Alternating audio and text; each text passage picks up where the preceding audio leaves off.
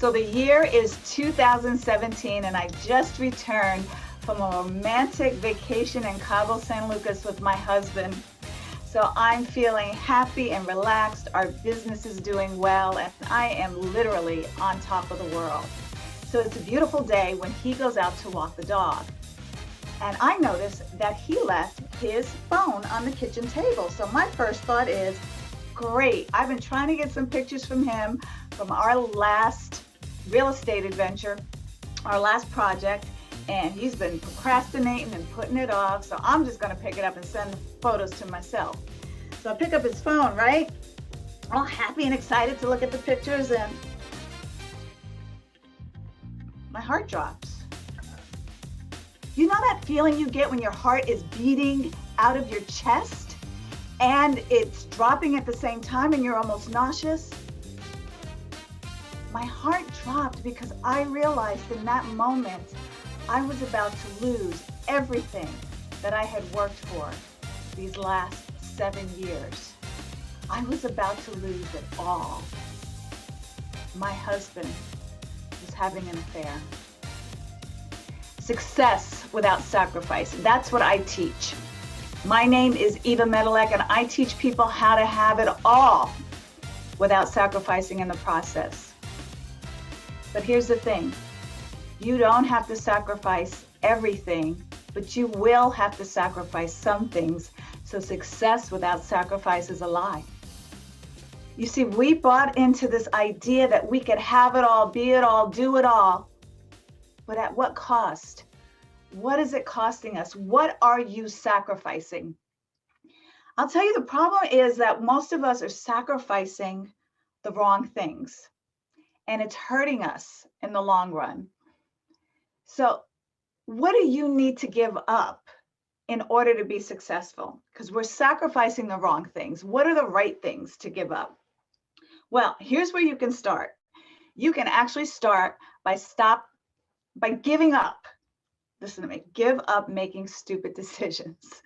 That's right, give up making stupid decisions. And while you're at it, I want you to give up the blame game. Stop blaming others for the results of your stupid decisions. Take responsibility for your choices. And how about giving up wasting time?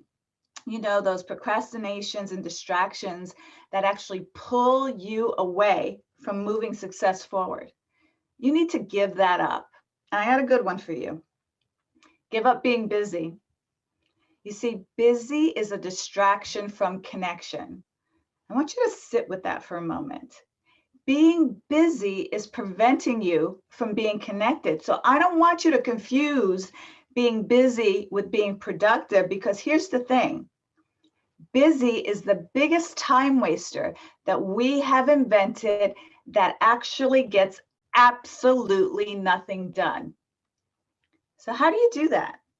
How do you give up the right things?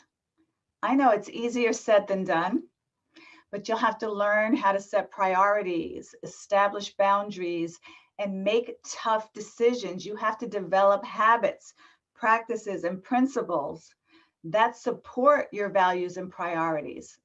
What do you think is harder? Becoming successful or staying successful? You have to take action on the right things, but also take action on giving up the wrong things in order not only to achieve, but maintain your success. So here's the thing. Most mindset coaches and motivational speakers will sell you on the idea that you can have it all. But let's be honest here. The truth is you can't. How many of you have pretty much worked yourselves to death trying to have it all? That was me. That was me. I bought into that idea that I could have it all, be it all, and do it all. And I nearly lost it all in the process. When I was building my business, I was working hard day and night so that I could have that dream life for me and my family. I was successful, but it nearly cost me everything that I had worked so hard for in the process. When I discovered my husband's infidelity, I knew that I had to own my part in it. I had to take responsibility for the choices that had left me burnt out, stressed out, and overwhelmed all of the time. I had very little energy left for my personal life because I was spending it all on building a business. But here's the irony of it all. I was building that business to support the dreams of my family and my personal life while it was costing me my personal life. I know you know what I'm talking about out there. That was the wake-up call that I needed to take responsibility, get my priorities straight, set my boundaries, and rebuild my relationship. I don't want this to happen to you. Don't let this happen to you. What's going to be your wake-up call? You know, we all want to find ways to have balance in our lives, right? We're striving for that work-life balance. We hear that all the time in the personal development space. We need to find balance. How do we balance it all? But let me tell you something. Balance does not mean equal. There is no balance. You've got to decide what you're going to give up, how you're going to give it up, and how much of it to give up. You want a successful career in business. You want more money. You want health, and you want happy relationships, right? But the irony is when you try to focus on one of those four things, the other three suffer. And when you try to focus on all of them at the same time, you suffer. And when you suffer, everybody around you suffer. And when mama ain't happy, ain't nobody happy. So look, all of those four things are important to you, right? I think we can all agree on that. We all want success, money, health, and relationships. And you don't want to give up any of them. You want to have it all. You've been sold that idea, I want to have it all. But here's the irony of it all. In your attempt to have it all and do whatever it takes to have it all, you end up sacrificing the very things that you don't want to sacrifice. And that's crazy. In your drive not to sacrifice, you are sacrificing. And high protein, keto, cabbage soup, bulletproof, and the lemonade fast. Who out there remembers the lemonade fast? I know you do. Raise your hand. I see you out there raising your hand. See, I did all of them in an effort to be healthy and skinny, and I always ended up cranky and miserable and desperate for a piece of cake or a cookie. You know, my family would basically roll their eyes at me when I was on that latest diet trend. And you've heard stories, right, of Hollywood actors and actresses trying to get in a particular shape for a role, you know, whether they're working out all the time or on a crazy diet to have a success in a role. But here's the thing, when you see them on interviews, what do you often hear them talking about? They talk about the effect that training for that role had on their families, whether it was spending time away from them or being moody because of the type of diet they were having. They were sacrificing for their success in those roles. I've watched people sacrifice their wealth in an effort to appear wealthy. What are you sacrificing in order to become rich?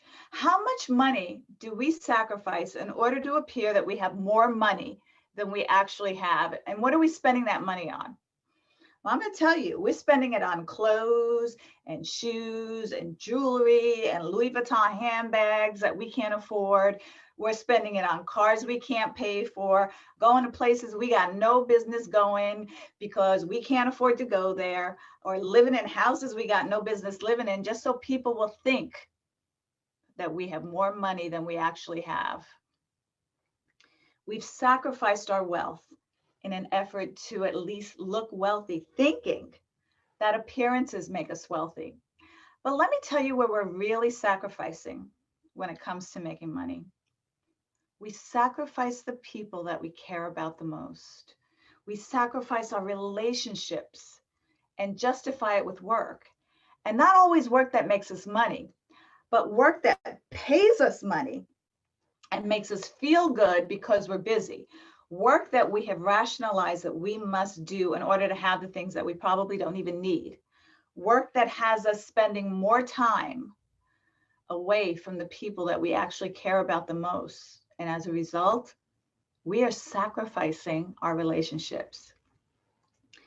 I've watched people sacrifice relationships in an effort to appear that they are in a really great relationship. So when we talk about relationships, we're talking about your significant other, your husband, your wife, your partner, and then we have parenting relationships, friends, siblings, family members, co-workers, colleagues, even our relationships online. But let's start with our family for a moment.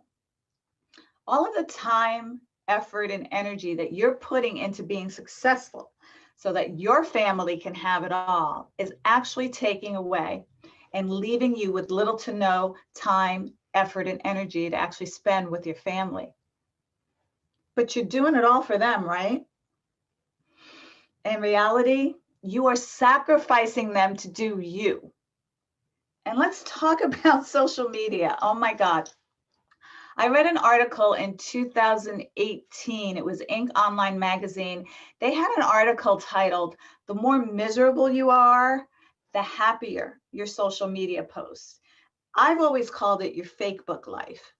Apparently, someone started a Twitter feed by asking folks to share a photo of themselves when they were going through a really tough time, but they appeared perfectly fine and happy in those photos.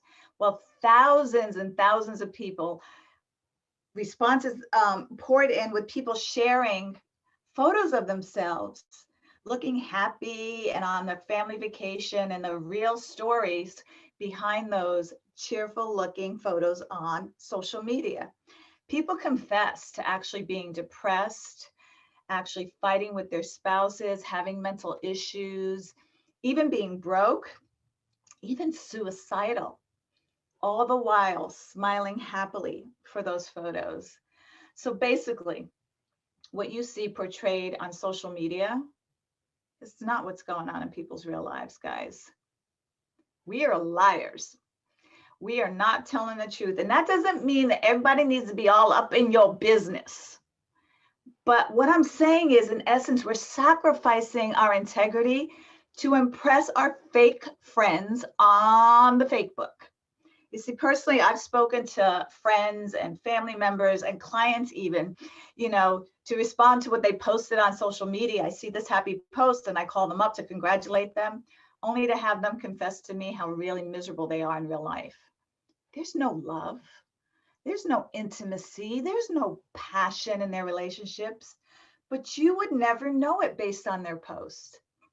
It's actually sad how we sacrifice our real happiness in order to appear happy to others. All right, so I've just spent some time talking to you about sacrificing and what those sacrifices are really costing you. Now, it's not that I'm against sacrifice. I'm actually for it, but I want you to sacrifice the right things. Everything that we just talked about, that's costing you your health, your wealth, your relationships, and your success, give all of that up, okay? Give that up so that you'll have time to do the right things, time that matters, time to do things that matter to you and the things that are important to you. Time, that thing we never have enough of. If I only had the time, I would. I need more time. I don't have the time. How much time is that going to take? That takes too much time. Ain't nobody got time for that. Sound familiar? We've all said that. Well, my favorite quote about time comes from the author Jen Sincero when she says, "Time comes to those who make it, not to those who try and find it." We all have the same 24 hours in the day. How are you spending yours? What are the right things that you should be spending your time on? What's really important?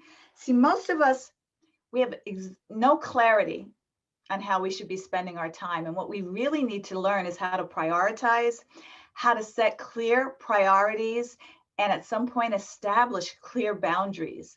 You see, when you're trying to have it all, do it all, and be it all, you've not set any clear boundaries. The non-negotiables, things you got to let go of, saying no, protecting your values no matter what. Roy Disney once has this quote that he famously said, "When your values are clear to you, making decisions become easier." Use your values to guide your decisions and guide your actions.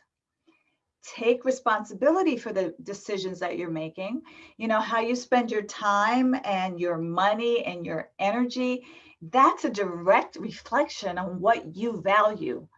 And when we base our decision making on our values, when we base it on our priorities, we're willing to sacrifice everything that doesn't support or forward our priorities and values. You see, when you don't have clear priorities, you're going to make stupid decisions. You are actually up to 30 times more likely to miss out on success. So I know that you're tired of sacrificing what's important to you. Your family's tired of you sacrificing what's important to you, especially when you feel you're doing everything you can. You are doing it all, but you can't do it all. So what should you be doing? Well, what are your priorities? What are your values? And what are the boundaries when you know your values and your boundaries? So I want you to write this down. Become clear on what makes you happy, and then ask yourself why you don't have more of that in your life.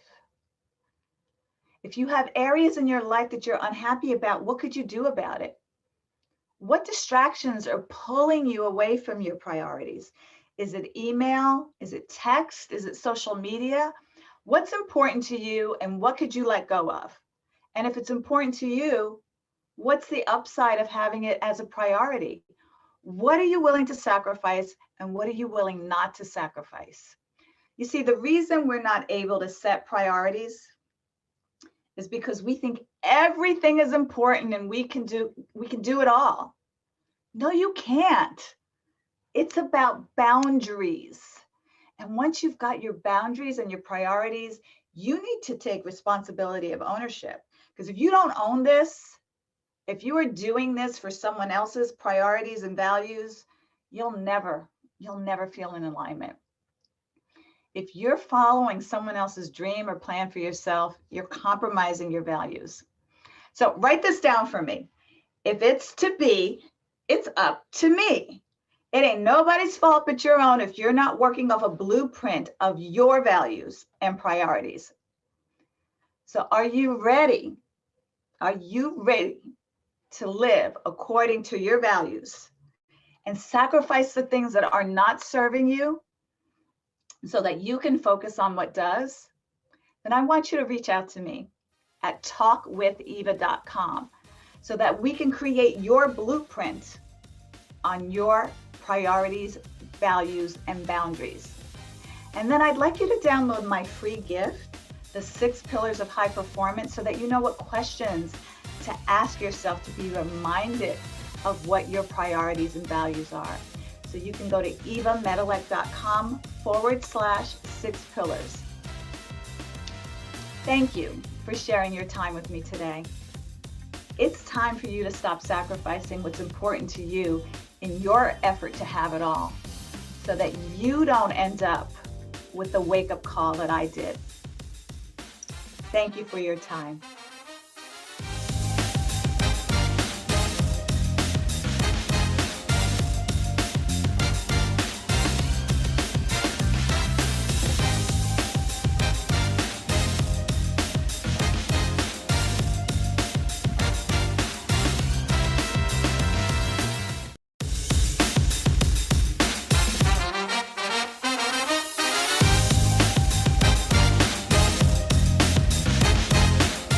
Hey everyone, this is Al Philip Neri, Mr. Undefeated, and I welcome you to the workshop for the Undefeated Entrepreneur. I hope all of you had a chance to watch the iconic talk that I did and learn some of the basic principles about my 3 buckets and the 9 principles and how they work synergistically together. So, what I want to do now is I want to spend this time where you guys can really learn the 9 principles and start to think about, where do you lie? Where do you lie? Where's your analysis? Because that's the first step, is where's your analysis within these 9 principles? So principle number 1 was about money. And I talked about how money makes a good man great, money makes a bad man evil. The other thing is money important? We all have beliefs around money. Every one of us has beliefs around money. And believe it or not, those beliefs, some of those are positive and some of those could be construed as negative. Now, what I want you to do is write down, what are your positive beliefs about money? So positive could be, I can buy nice things, I can help other people, money makes the world go around, money creates opportunity. Those are positive beliefs, right? Your negative beliefs about money could be, people with money are stuck up, people with money are bougie, I don't like people who have money, they act like they're better. Whatever those positive and negative beliefs are around money, I want you to put them down in the workbook. Put them down. Know exactly where you're coming from. Now, there is no right or wrong answer at all. There's no right or wrong answer at all. So once you have those down, we need to really look at, where are you at financially? Now, I have had the fortitude to circle around some very wealthy individuals in America through my real estate, through my network, through my coaching. And some of these guys are making an astronomical amount of money. But you know what the problem is? They spend more than they make. So it doesn't do you any good to make $100,000 a week if your outlay is $125,000 a week. Like, that doesn't help you, even though you are making a ton of money, and you should not have spending habits like that, right? So what I want you to do is analyze exactly how much you make, and I want you to take the time to break down a budget. You got to know where your money is going. Like, if you have no idea where it's going, how in the world can you embrace the concept of money creates opportunities? And you have to be able to somewhat control that outlay as well as increase that inflow, right? That's the way this works. The goal is to make more and then be very, very smart with what goes out and how to leverage that correctly. So step one in that sense is get that stuff down on paper and digest it. I know many people that track things in, QuickBooks, they have their accountants, they have bookkeepers, profit and loss, but it doesn't do you any good to track anything if you don't internalize it. Yes, you need that for taxes, but if you don't look at it, review it, and understand what changes you need to make, then that tracking is only for tax purposes, okay? And I want you to think deeper than that. So when you do that, I actually want you to start making some changes. And the changes I want you to make are, what can you really do in the next 90 days that will either yield you more money or control your spending, right? Just look at that. And then we'll take it 1 year out, and then we'll take it to your ultimate, what do you want your ultimate financial picture to look like? And all of those are very, very important. Now, the next questions, they might not seem like they're related to money, but they are. What I want you to take the time to write down is, what are you passionate about? What do you absolutely love doing? Not like, you love doing. What are you passionate about? So for me personally, I am very successful in real estate and I enjoy serving my clients. But when I get the opportunity to present like I am today, this is what ultimately fuels me. This is what fuels me. So this is the passion, right? Is the ability to inspire, the ability to teach, the ability to speak on stage. That's the passion. I want you to identify what your passions are. Next is, are you good at them? Or do you need to do things in order to be able to develop to be good at them? So I'll give you a quick example. I actually love to draw and paint, but I'm terrible at it. And I don't put a lot of time and effort into it. But I wish that was a skill set I had. So if I was going to talk about trying to make money from a passion of loving to be able to draw and paint, but I know I'm not good at it, then I would know I'd need to fix that hole, correct?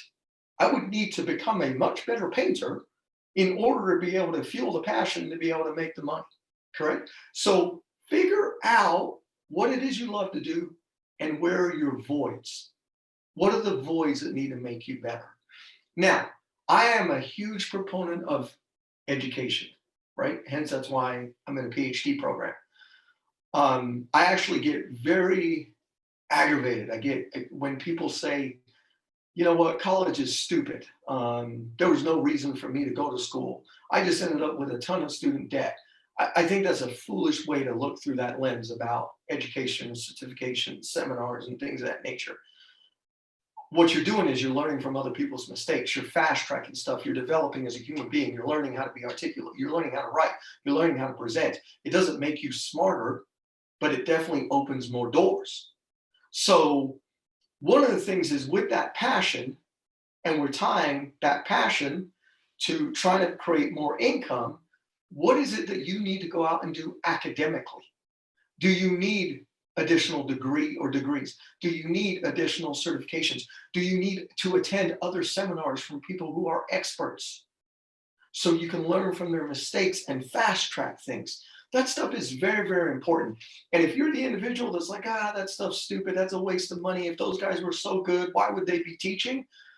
My friends, you are missing the whole boat show in regards to why people speak, why people teach, why people give back. You're missing the whole motivation between why guys do this kind of stuff. Okay, so figure out what it is that you can do to fuel that passion to make more money. Next thing is, this is an entrepreneurship conference. So is this your full-time gig? Is this a side hustle? Are you trying to figure it out? I truly believe everybody should have a side hustle. I truly believe you should have multiple streams of income. And if you can create multiple streams of income from that one avenue of entrepreneurship or from that side hustle, that's where you really start to leverage what you're good at, what you love to do, and how you make all those funnels work for you in your life. So I hope during this conference, if you don't have an established business, one of the reasons you're here is to figure out what triggers you and what excites you. And that is very, very important because that can change your financial future. And yes, there will be a learning curve, right? You can't make $1 million the week you get out of this conference if you're not used to making $1 million a week, right? There's going to be a learning curve. So just be patient and let it do its curve. Now, one of the other things I want you to really think about is what you're choosing or what you're doing. Is it recession proof? So it doesn't matter what the economy is doing. It doesn't matter what the markets are doing. You have a solution. So for example, one of the things I do and I've done very successfully is invest in real estate. And I've done that in 20 different markets. And our strategy changes depending on what's going on in the market, right? So I can't just be like just bullheaded and be like, well, I'm always going to do this strategy. No. And when I teach real estate investing, I tell people you do what the market tells you it's time to do. So if the market tells you it's great time to buy remodels, fix up and resell, then you know what? That's the strategy. If it tells you, hey, this would be a great time to pick up your lower dollar rentals and let them appreciate, let the cash flow come in, then that's what you do. You don't play against the market, you learn to play with the market. So look at your business and ask yourself, is it recession proof? Or are your multiple streams of income recession proof? Are you adding things? Maybe your mainframe thing, you need the economy to be thriving, the markets to be hot. So now your side hustle, put that in the back of your head and say, okay, can this work when maybe the market crashes or economics aren't that good or interest rates are super high? Those are the questions you need to start asking yourself when it comes to money. Okay, principle number 2, I'm going to move on about time. So time is precious and it's equal. And I talked about that in the iconic talk. It's equal. It's equal no matter who we are. It's equal. But my question for you is, do you respect your time? I do. So not only is it precious, but my time is valuable. My time is valuable for me. My time is valuable with my family. My time is valuable with the grandchild. My time is valuable with my real estate team. My time is valuable when I'm speaking and teaching. So my time is valuable. So what I want you to do is respect your time and let me help you get control of your time. One of the things I hear all the time, and I'm not trying to be funny, but one of the things I hear all the time is, I don't understand how you get so much done. Like, how do you do everything you do? And my simple answer is, I just do it. So yes, I have a schedule and I adhere to it, and it is disciplined and rigid, but not down to the minute. My brain doesn't function that way. But I know what I got to get done in a day, and I know what's non-negotiable in the day. So for me, for example, the gym is first thing every morning, 7 days a week. That's right, 7 days a week I work out. Now, I might not crush it 7 days a week. I'm a lot older than I think maybe I look, but I still get there. And even if it's doing some low level steady state cardio, doing dynamic stretching, foam rolling, things of that nature, I still get there to keep my body moving a little bit and let it recover. So for me, that is a non-negotiable. It doesn't matter where I'm at, what country I'm at, what time zone I'm in, how much I've slept the night before, I will be at the gym. That is non-negotiable because I know how it starts my day and it fuels me for success for the rest of the day. So one of the things I want you guys to do is I want you to come up with a morning routine. And there's lots and lots of books, there's lots of podcasts, there's lots of references in regards to morning routines and what they should look like. And here's the biggest thing, my takeaway in regards to a morning routine. Number one, you need it, even if you're not a morning person. Number two is you need to embrace it and adhere to it. So one of the things that in some of the readings, some of the studyings I've done is, as soon as that alarm clock goes off, most people are like, oh man, I got to get up. And that's your attitude, right? That's not a good way to start the day. Be appreciative that you woke up. Be appreciative that you're getting ready to go crush it today. Just change that mindset of your purpose for getting out of bed. So it's not like, oh man, I gotta get up, I'm tired, I didn't sleep that good. No. You are ready to attack the day. So change that mindset as soon as that alarm gets off. Now, what's weird is I did start implementing something at night that I actually don't even use an alarm clock. My body naturally will wake up around 4:30 a.m. every single day with no alarm clock. It's the weirdest thing. And the only thing I changed was one thing that I'm going to talk to you guys about at night. So come up with this morning routine. There's a lot of things about the first thing you should do is wash your face, brush your teeth, then go to the bathroom, and then exercise, right? And then when you exercise intently. Now, one of the things I have done in my exercise routine to make good use of my time is, and when I talk about enhancement, is when I'm doing cardio, I'm actually on Audible. And I'll save that for when I talk about it, personal enhancement. But that's one of the things I do within that morning routine is, so not only do I wake up energized and I'm ready to go, I hit the gym, I exercise, and I still do a lot of lifting. But then when it's cardio, I fuel my brain. And then that's when I come home and I shower up and get ready for the day. Okay, so come up with a morning routine. Come up with what you want your morning routine to look like. Now, just as important, you got to have a routine to shut down your workday. Whether that's at 6 p.m., 7 p.m., 8 p.m., you got to have a routine to shut down your workday where you calibrate what did I get accomplished, what needs to be done tomorrow, what can move on a calendar, what are the most important things, reflect back. That's very, very important so that you can enjoy your shutdown time. So shutdown time should not be you still on your phone answering emails when you're supposed to be eating dinner with your family, or even if it's hanging out watching TV. Yeah, believe it or not, I do think you should watch some brainless TV once in a while. Watch Netflix. It's good for you. It just lets your brain relax once in a while. You can't be go. So it's okay to have a favorite show or two. What's disastrous is when you watch 6 hours of television every single night. That is not good. Okay? So think through that workday shutdown so you can clean up that ritual. And the last time, and this is the one that was very impactful to me, was my bedtime ritual. So when I go to bed, I lay down, and I'm a guy, my wife will tell you, I'm a guy that my head hits the pillow and I'm almost asleep like as I'm hitting the pillow. But what I do is, and it might take 3 seconds, 5 seconds, 10 seconds, I'm appreciative for everything that occurred that day. And I play back my day until I fall asleep, which usually doesn't take that long. And I say, I'm appreciative for this meeting. I'm appreciative for this opportunity. I'm appreciative for this. And what it does is it just sets your state to be peaceful. So you're peaceful when you go to bed. And then if you wake up and you have that determination to want to crush it, do you see how just those two minuscule little changes in your life will help you moving forward with getting control of your time? Okay? So I want you to spend a little bit of time thinking about that stuff. Now, your health is very, very important. I talked about it. It doesn't do you any good to make multiple millions, but you don't have the health to enjoy the wealth or be able to create the opportunities or do whatever it is that you want to do. So you need to do something to regain your health. Quit with the excuse of once I get this business off the ground, once I do this, and I'm going to start exercising. No, my friend, start exercising and then get the business off the ground. The exercising will help you in any capacity. And it doesn't matter if you just walk around the neighborhood, walk around the lake, you go to a gym. I mean, gym memberships now are $10 a month at a lot of places. And I'm not sure what to do at the gym. You know what? Buy a magazine. Go to bodybuilding.com. I mean, follow some guy's podcast. There's tons of information.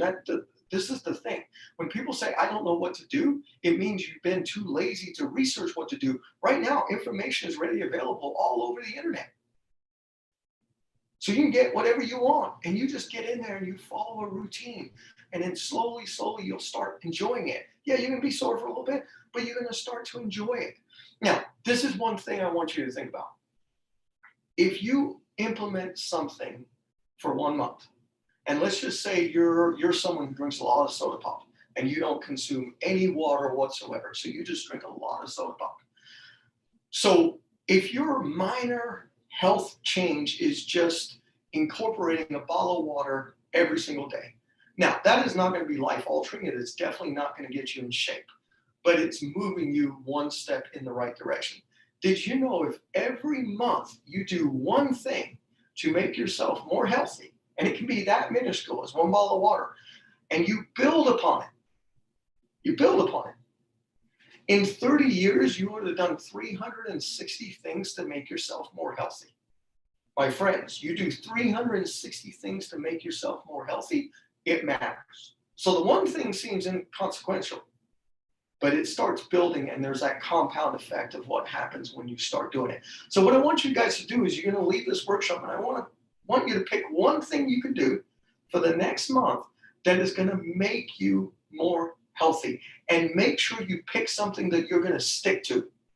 So don't shoot for the moon if you haven't done anything, unless you know your personality works that way, right? Pick something that you're going to be consistent with, that you can be proud of, that you can measure, and that you can say, I checked the box, I accomplished it. Let's build upon that. Got it? That's the health part. Okay, having fun. This is very important. You got to have a good time. You got to go on vacation. You got to go out with your friends. You go to dinner. You have some drinks. Whatever that looks like for you socially, right? You got to build in that fun time for you and your family. And if you need to schedule it, then it needs to be scheduled. But it is very important to reward yourself. Now, one of the things I like to teach people is we can take fun and we can build that into a reward system. So every time you earn money from your side hustle, from your business, put down what that fun reward is going to look like, right? So that could be a closing, that could be a sale. Now, fun can scale at many different levels, right? And I am going to take a couple minutes to tell the story.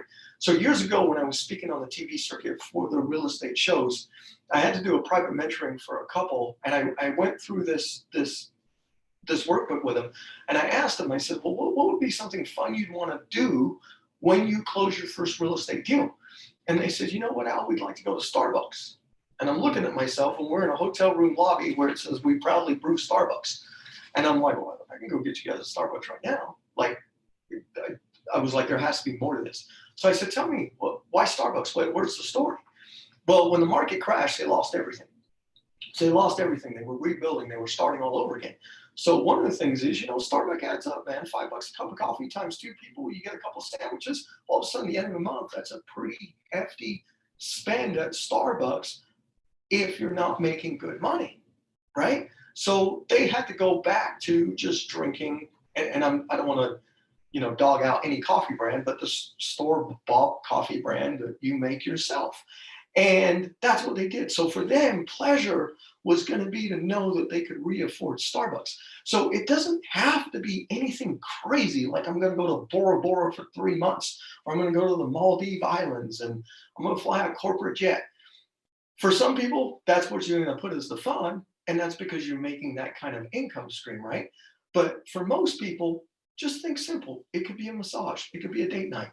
If your family has sacrificed a lot while you're building the business, maybe you guys are going to go to Disney World, or maybe you're just going to have a family night out and go to dinner, go bowling, or go to the movies, whatever the case is, and it's going to be quality time, right? So put something down for fun that you're going to do when you start implementing what you're learning here at this conference, okay? And you can make them small, and you can make them, annual. And then you can also make them like lifetime bucket list kind of things that you definitely want to check the box when money is no problem. You want to get these things done. Okay. Now, principle number 5 is protection.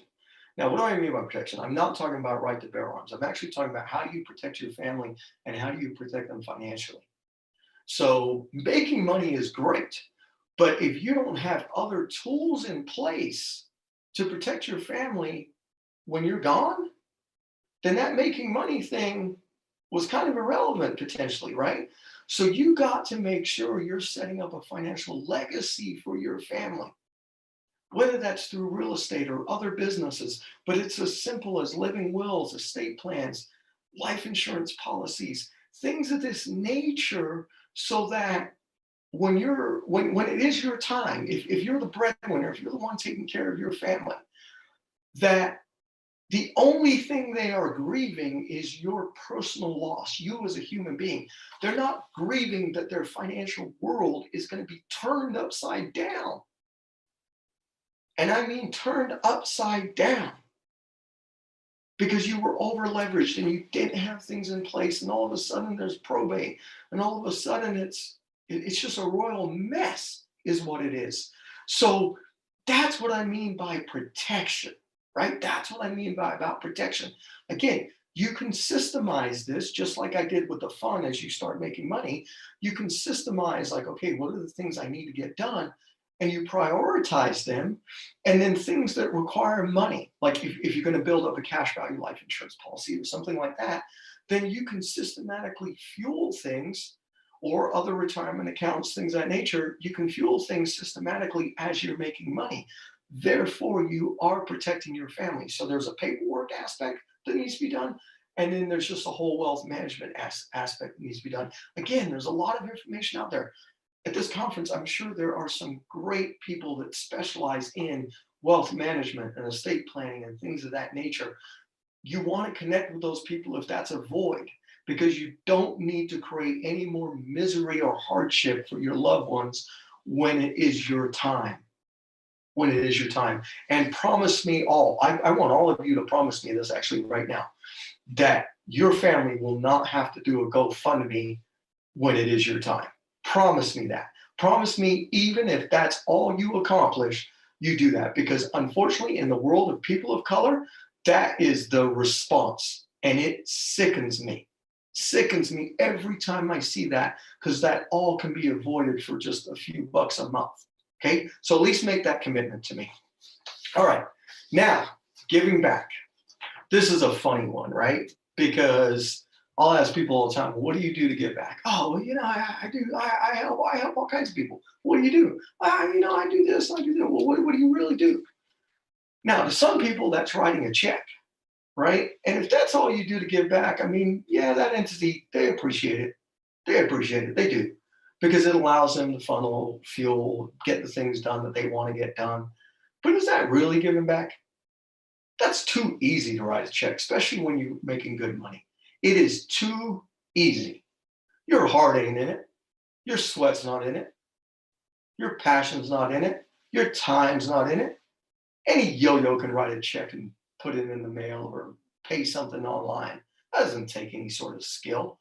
So I want you to pick something to give back that's meaningful. Now, even if you don't have a dollar to your name, you know what you do have? You have time. And sometimes time is what these charities need, these establishments need, they need time. They need hands. They need people. And that is actually more valuable than the money because they have so many big corporation sponsors that will fuel them on the money, but they don't have the humans, right? So get knee deep in your community, what means something to you, and do something to give back. Now, if you think about it, you can actually systematize having fun, protecting your family, and giving back. Again, if you put those three things as a top priority when you earn income, you now will build a very well-rounded life where you are having a good time, making sure your family's taken care of, and helping others in need. And I want to tell you a little story about giving back. So we were in Sri Lanka quite a few years ago. So Sri Lanka, I'm not even sure it's a third world country. It might be worse than a third world country, right? It has never recovered from the tsunami. But we were there, and one of the things we did is we visited an orphanage. And at the orphanage, I mean, there wasn't 10 kids, 20 kids, 50 kids. There was thousands of kids. And I mean thousands of kids. And we had taken, a ton of toothbrushes, toothpaste, rice, any other non-perishable foods we could find, coloring books, crayons, markers. I mean, you name it. We took a ton of stuff over there. Well, something happened. The people at the orphanage were very grateful. They walked us around. The kids were actually, the older kids were eating in a lunchroom. And the crazy thing is there was like snakes going everywhere. And yeah, they were just crazy. But one of the things is they said, yeah, we want to take you to the other building. So they took me and my family to the other building. And we go to the other building and it's nothing but newborns. So think about a basketball court sized building structure that is just filled with newborns, and it's crib after crib after crib after crib after crib after crib after crib after crib. And you can barely fit in between the cribs. And there are some kids that are severely handicapped. And there were 3 people working this entire floor of newborns. 3 people. And I asked the question, I said, how long does a child stay with a dirty diaper? And they were like, sometimes hours, but it's not because we don't care. We don't have enough hands. And I felt so bad. And I looked at my wife and I was like, we did not get anything for these children. We did not get diapers. We did not get formula. We did not get anything to be able to help. So the only thing we could do at that present time was help, right?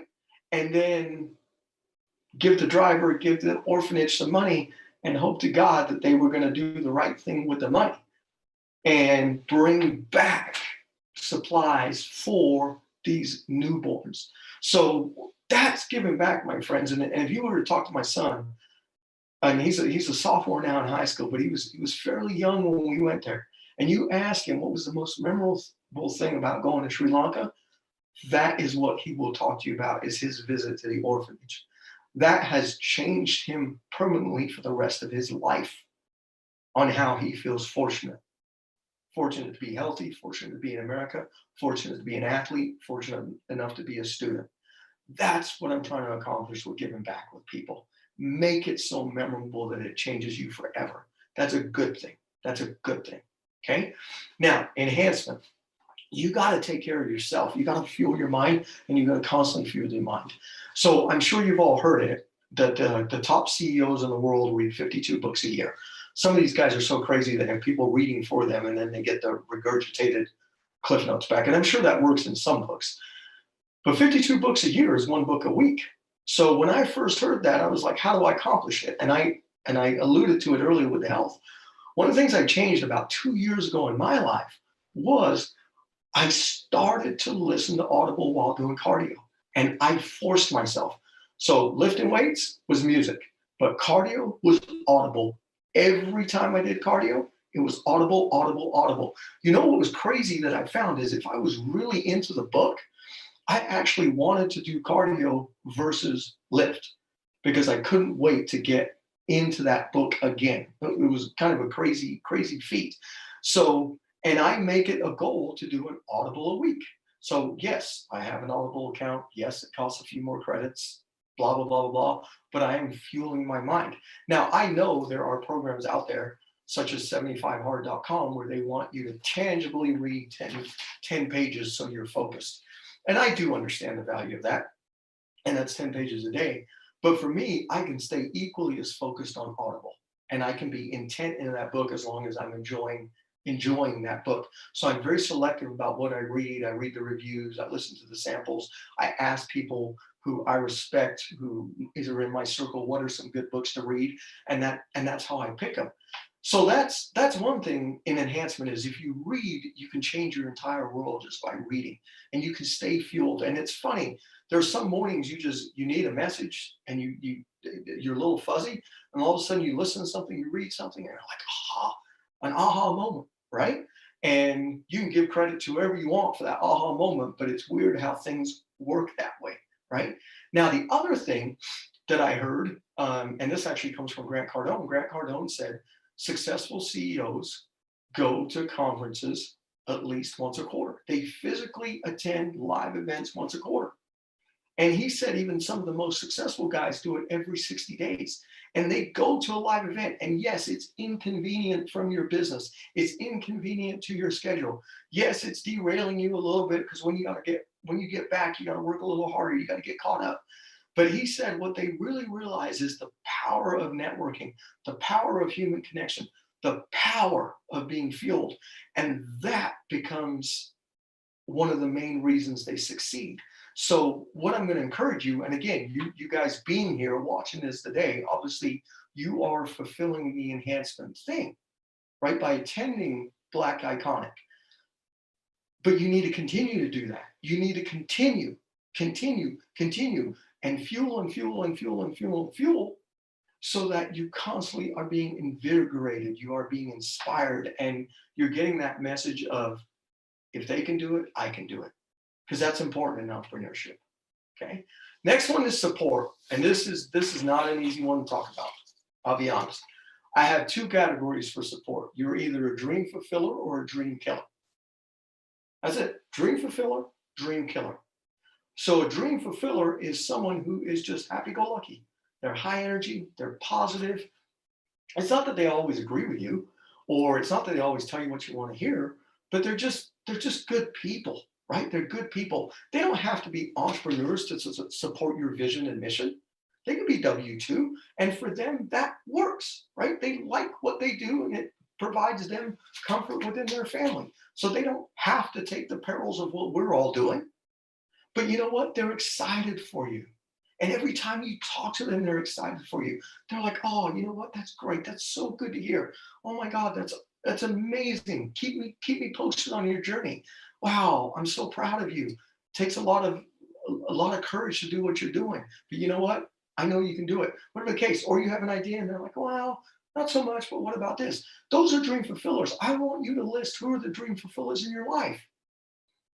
And guess what? It actually can be one of those people that you listen to on Audible. Did you know that they could be a dream fulfiller for you? They can be a role model. They can be a mentor. They can be a sounding block. Just by listening to their messages, they could check that box of being a dream fulfiller. They can. They can. And then you got the dream killer. And the dream killer is just your naysayer. Miss the negative. They're trapped. They're trapped in themselves. They're trapped in the system. They're trapped in society. They're just trapped. And nobody is immune from it. I'm not immune from it. There are people in my surroundings that are negative. They are naysayers. They probably hope that I will fail one day. They're envious. They're jealous, whatever the case may be. And here's the thing. You can't always just get rid of them. You can't always exclude them. You can't always just be like, well, I'm not going to be around them. The unfortunate truth is sometimes they're family. They're family members. You're going to see them at a minimum at barbecues, at the holidays, birthdays, things of that nature. So what you have to learn, and it is a skill set, what you have to learn is you've got to learn how to control the conversation with these people. So if they're a naysayer and they're negative and they hate the world and they hate everybody else and things of this nature, then when they ask you, how are things going? How's business? Oh, the world is crazy I'm sure you're struggling. Whatever the comment is they make, they want you to respond so they can latch on and just start beating you up. And it's not like beating you up physically, but just beating you up emotionally, beating you up mentally, right? So you got to learn, quit biting their cookie. That's what he's talking. Government service, in the world of law enforcement, corrections, criminal justice, we used to say sometimes people stay stuff because they want you to trigger. And you don't give them that opportunity to trigger. You never give them that opportunity to trigger because that's what they want. And then they got you. So when they say like, oh man, yeah, the world is rough. Yeah, I'm sure your business is struggling because nobody wants this or this or this. You say, you know what, man? Yeah, yeah, definitely. Times are tough out there, but you know what? We seem to be doing okay. We're staying afloat. And that's all you say, something like that. You don't give them anything to latch onto. You don't give them, oh no, yeah, you know what? Yeah, I've had to do this and change this and work this and do this. Or, oh my God, yeah, it's so amazing. They don't really want to hear any of that. They just want to hear something that can tear you down. So quit talking. So I just don't say much. I answer the question. I'm very civil. And I basically don't breed room for more conversation around business. Now, that doesn't mean you might not talk on a personal level. And I know that sounds super weird too, right? Like on a personal level, you might talk personal, family, kids, sports, whatever the case may be. You're just not letting them annihilate your vision about entrepreneurship. That's what you're protecting. Okay? Now, your last one is your why. And is it why what? Why do I want to be an entrepreneur? Why do I want to be wealthy? Why do I want to be a millionaire? Why do I want to do real estate? Why do I want to create a business? Why do I want to be a brand? Why? You know what the question is why in the world do you want to be free? You got to figure out why do you want to be free? That's got to be important to you. But in order to figure out why you want to be free, you got to define freedom. And what I know is if you take these 9 principles I just covered and you go through the little snippets I just went through with y'all and do the exercises I highly suggested you do, you're going to come up with a framework. And when you internalize that framework, it should mean something to you. And it should tell you why you want to be free. Because some of what I talked about was tangible. Some of what I talked about was very emotional. And you should have been highly connected to. Okay? So define what freedom means to you within these 9 principles. Figure out why it's so important to you. Now, I've read stuff that says, when you answer with your why, you ask why again and why again and why again, and you go to 7 levels. Maybe that's true. This is what I do. When you think deep enough, where your why really, really, really means something to you, it should bring tears to your eyes. And when I mean tears, you don't have to be bawling, but even all you alpha males out there, right?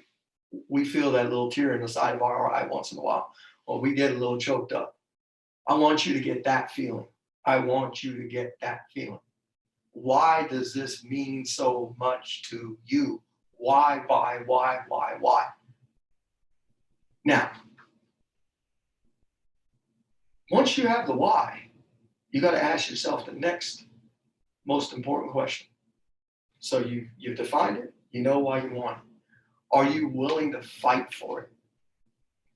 Now, what do I mean by fight? I'm going to give you a very graphic example. And I hope to God none of you have ever experienced this, but I think I will get my point across. So we're going to all go in a boat and we're going to go at least 10 miles out in the ocean. And the waves are going to get to 10 feet. And the water is going to be cold, like below 55 degrees. So we're at least 10 miles out. The waves are 10 foot high and the water is cold. And we all get capsized.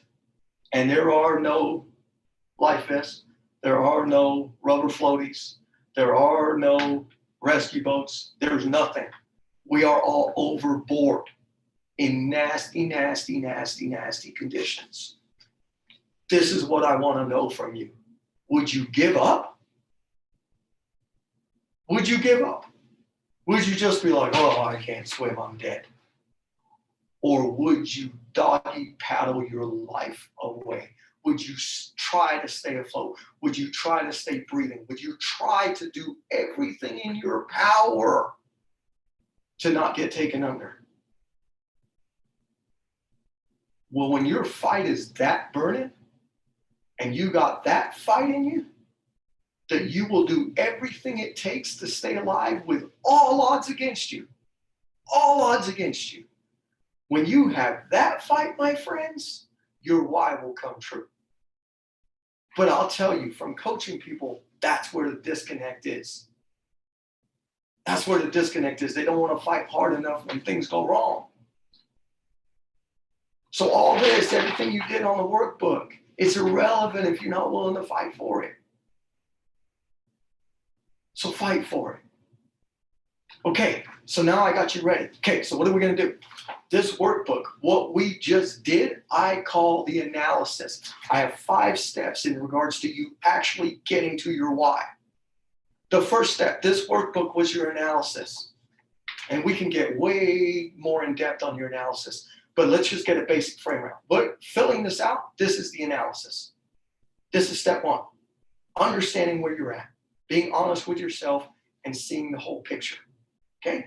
Step 2, what I need you to do with every principle, all 9 of them, money, time, health. I'm not going to repeat myself. All 9 principles.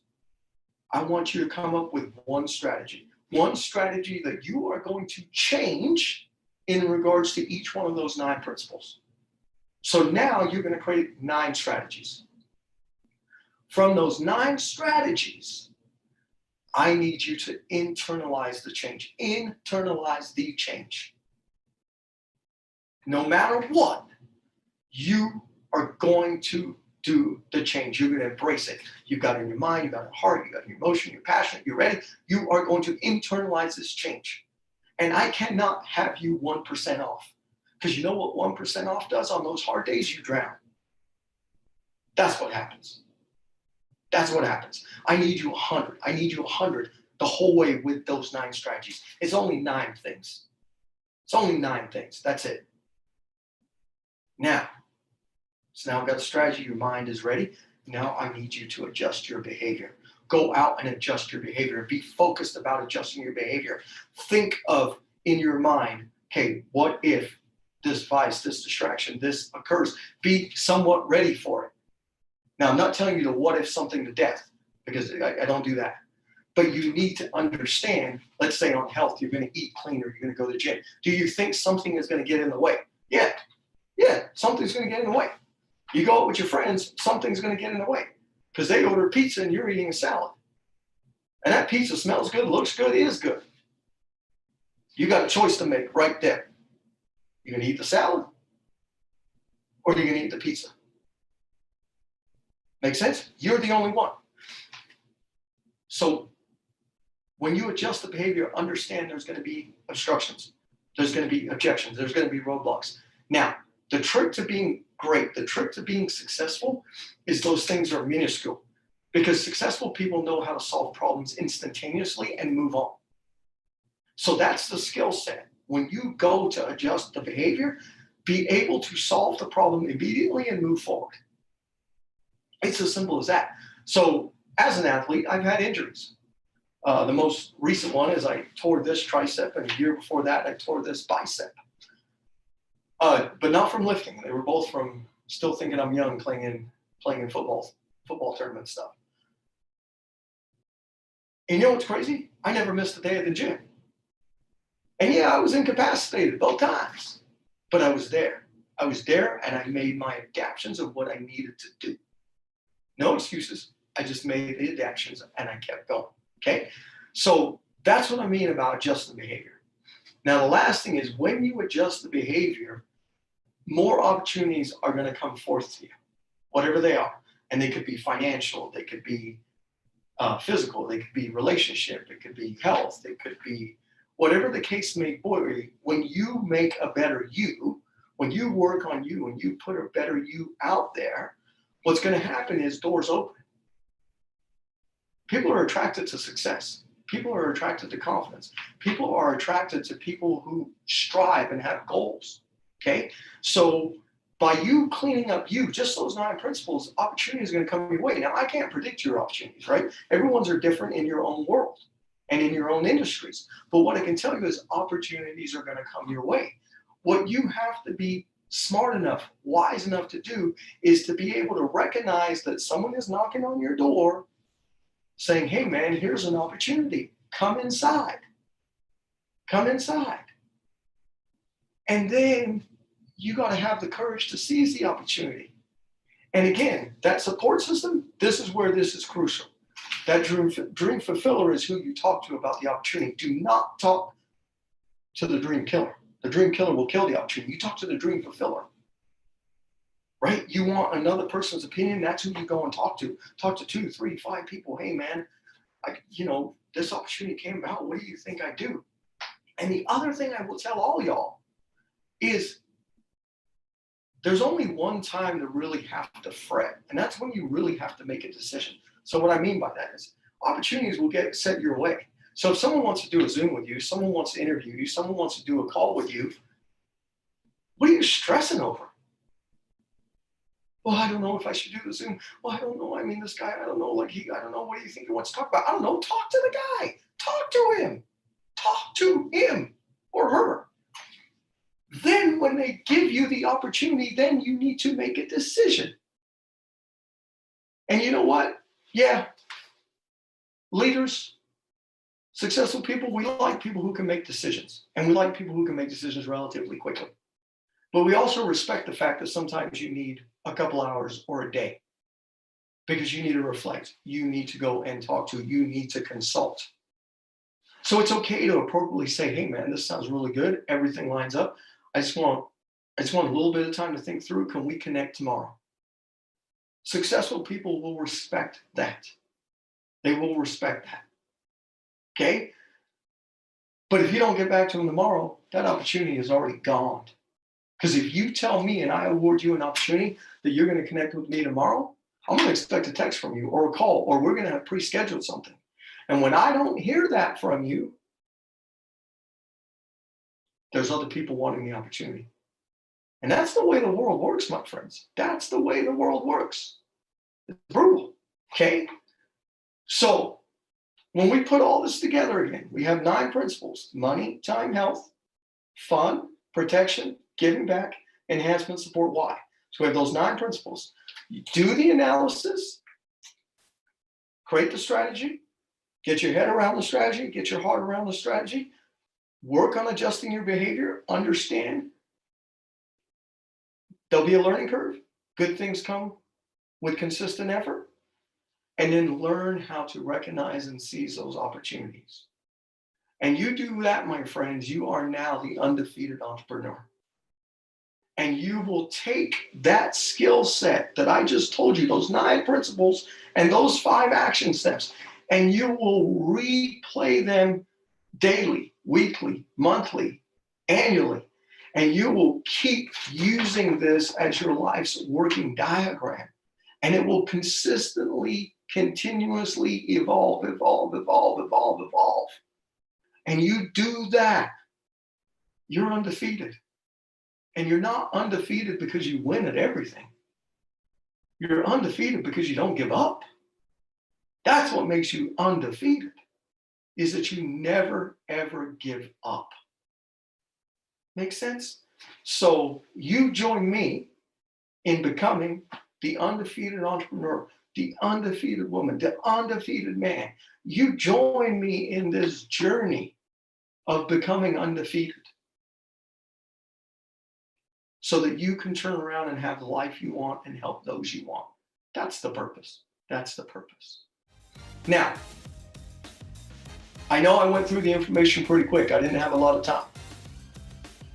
If you want further communication, if you want to touch base on more of what we did, at the end of this workshop, there will be a way, my contact information will be provided to you guys on how you get a hold of me.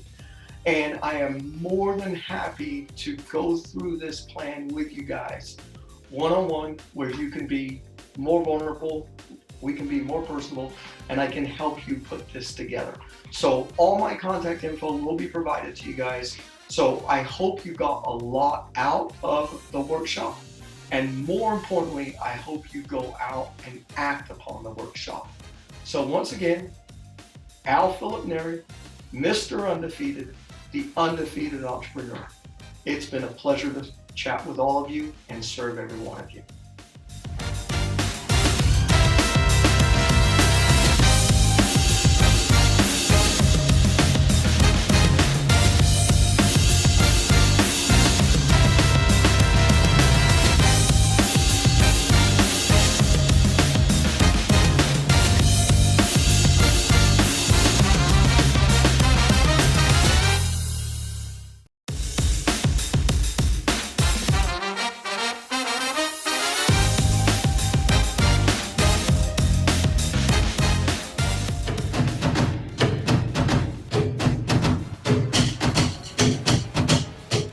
Hey everybody, Al Philip Neri, Mr. Undefeated.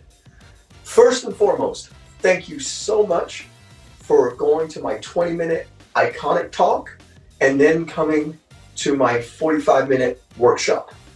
I hope that I have inspired you to make a difference in 2021. Now, what I haven't spent a lot of time doing is talking about Mr. Undefeated.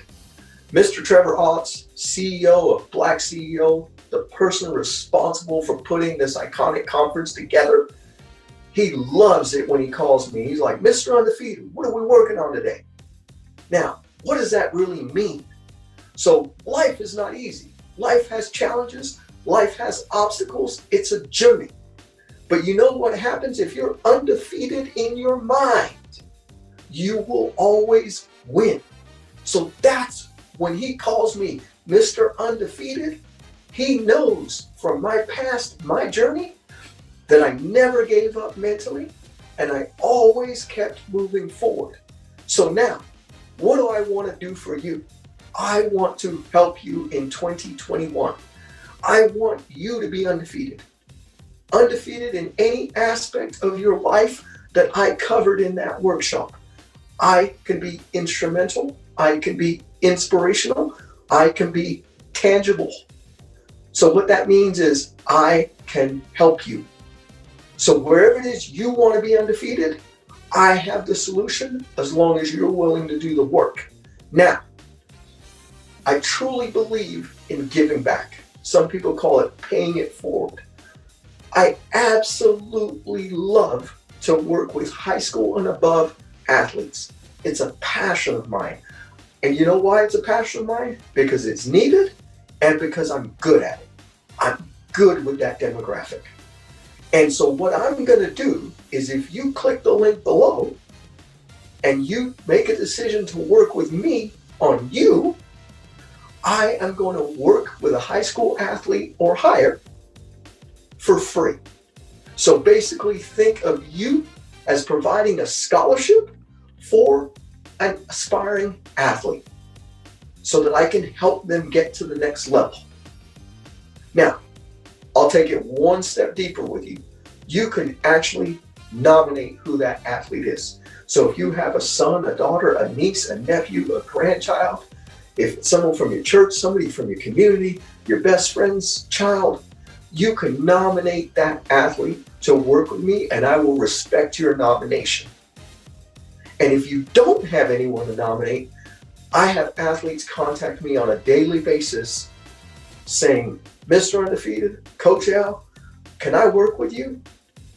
And I want to be able to offer those kids a scholarship so it's free of charge for them. So by you clicking the link, you not only help yourself get undefeated in 2021, I want you to know that you are providing an opportunity for a young man or a young lady to also be undefeated in 2021. So that's the power of us working collaboratively. So I hope again you enjoyed the workshops.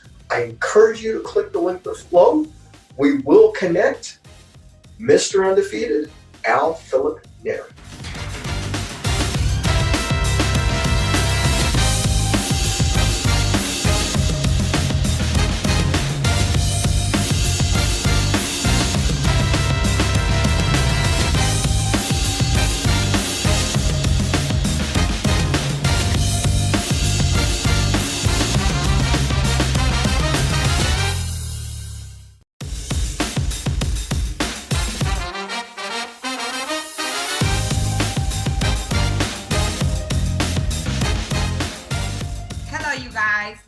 is Taina Anthony, and I'm excited to share something that's gonna help you evolve, right? Because we all wanna evolve. I wanna share my blueprint in executing your goals with the intention of helping you. So how many of us have set goals and have not accomplished them? We usually say, I'm gonna do this and I'm gonna do that and I'm gonna do this. And we write this list of goals and they don't get accomplished. Why? Because we don't attach the why of why we want to accomplish these goals, right? How many times have you written a goal and said, you know something, I'm gonna do that, but then you don't know where to start. You don't know where to start. Like, how do I accomplish that goal? What can I do? Well, I want to share on how I accomplished my ultimate goal that, as far as health and fitness, that completely changed my life. I lost over 95 pounds of fat. Can you imagine me being 95 pounds heavier? Can you imagine how I felt being inside of that body? Like, I'm a mother of 4 kids. And when we have kids, we, our body starts to change and something happens to our self-confidence. It starts to drift down. We just start to do a lot of self-sabotage, right? So for me, a little bit about me is that I've always been a high achiever. In everything that I've ever done, I've always went with so much passion, and I've always been resilient because of the childhood that I came from. My parents were foreigners. I was raised within racism, so I had to endure a lot of things, right? So let's go into this story, guys. So my mom, I can remember when I was 8 years old, my mom started selling corn out of the trunk, right? So she said, so I was always fascinated with numbers and money. So I always knew that I wanted to do something in that field. And so she started her business. She started selling corn and tamales out of the trunk. And so she would take me with her, and we were, you already know, those tamale cars, we're driving and we're screaming, tamales, tamales. And so we're pulling over and people are coming to the car. So at that point, my mom was like, collect the money. And so I pulled out a pad and I started tracking the money. And I started, she would tell me like, okay, well, how much did we make? And, she was just teaching me, right? She was teaching me these skills. So that was one point where I kind of learned how to track things from sales, right? So that was one point. Another point that I can, and just stay with me because I'm gonna bring you guys on. So another event that I remember in my life, what that was big was I used to sell candy in high school. So I sold candy in high school. We were we were a poor family, but I always say we were rich in love. So we didn't have all the materialistic that, that a lot of families are fortunate to have, but we had love, we had food, we had a warm home. And so my dad, he worked as an electrician. And so my dad will sometimes, when it rained, work would stop and he would be out of work. And so I started selling candy at school with a friend. And guess what? I started making a lot of money. To me, making $80 to $100, sometimes $120 as a high school kid was a lot of money. I fell in love with just making money and just like, oh my God, look what I can do. And I also fell in love with the transactions, right? I was gaining customer service skills. I was learning how to react to this type of personality, how to sell to this person, how to provide excellent service. I was imitating what my mom had taught me as a child. And I remember that one day my dad picked me up and he was like, he was sad. And I was like, Dad, what's wrong? And he was like, baby, I gotta make some money. And he will always encourage me in my sales and support me.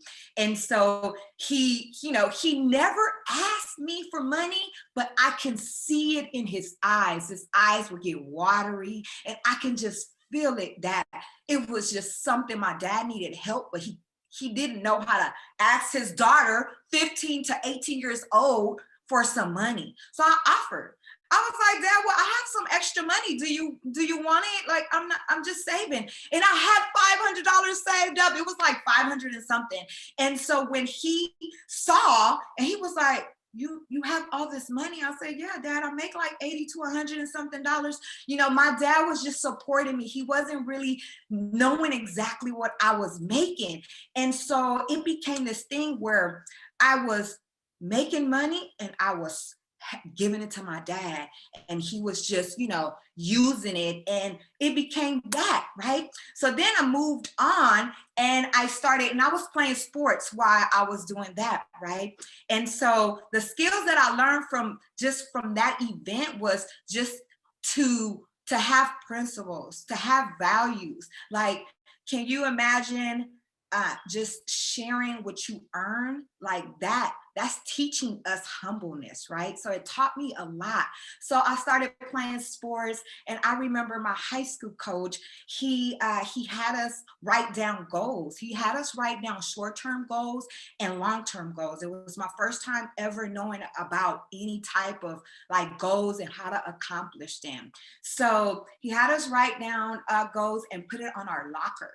So when we put it on a locker, of course, after practice or before practice, we will see those goals. So what he did was he made us attach a date. So it would be, and I loved it because sometimes the people in our childhood, as far as like teachers and coaches, they can have a big impact in our lives, right? And so he would just call us out after our practice, like, okay, I want to see everybody goes, or how are you guys? So he was teaching us accountability. He was teaching us accountability, and while we were playing sport, that passion of like wanting to go get this done or wanted to win was growing within me, right? And so that led on to me just always being a high achiever in everything that I ever did. I always wanted to be the best. And then so after that, I went off to college. I graduated. I got my degree in business because I always knew I wanted to open up a business, right? So I went on and opened up a fitness facility in the city of Gardena, California. I sustained that business for 5 years. And through that, I was able to share a lot of the things that as a leader, that I naturally gained as a child. I was able to share, but I was not able to duplicate. I was like, yo no sé qué pasó, no sé porque nadie, I just was frustrated. I was like, what is going on? Like, how come I'm not able to teach this person how to execute this goal? Well, I wasn't giving them structure. I was just saying, this is how I did it. This is what we're going to do. Let's go.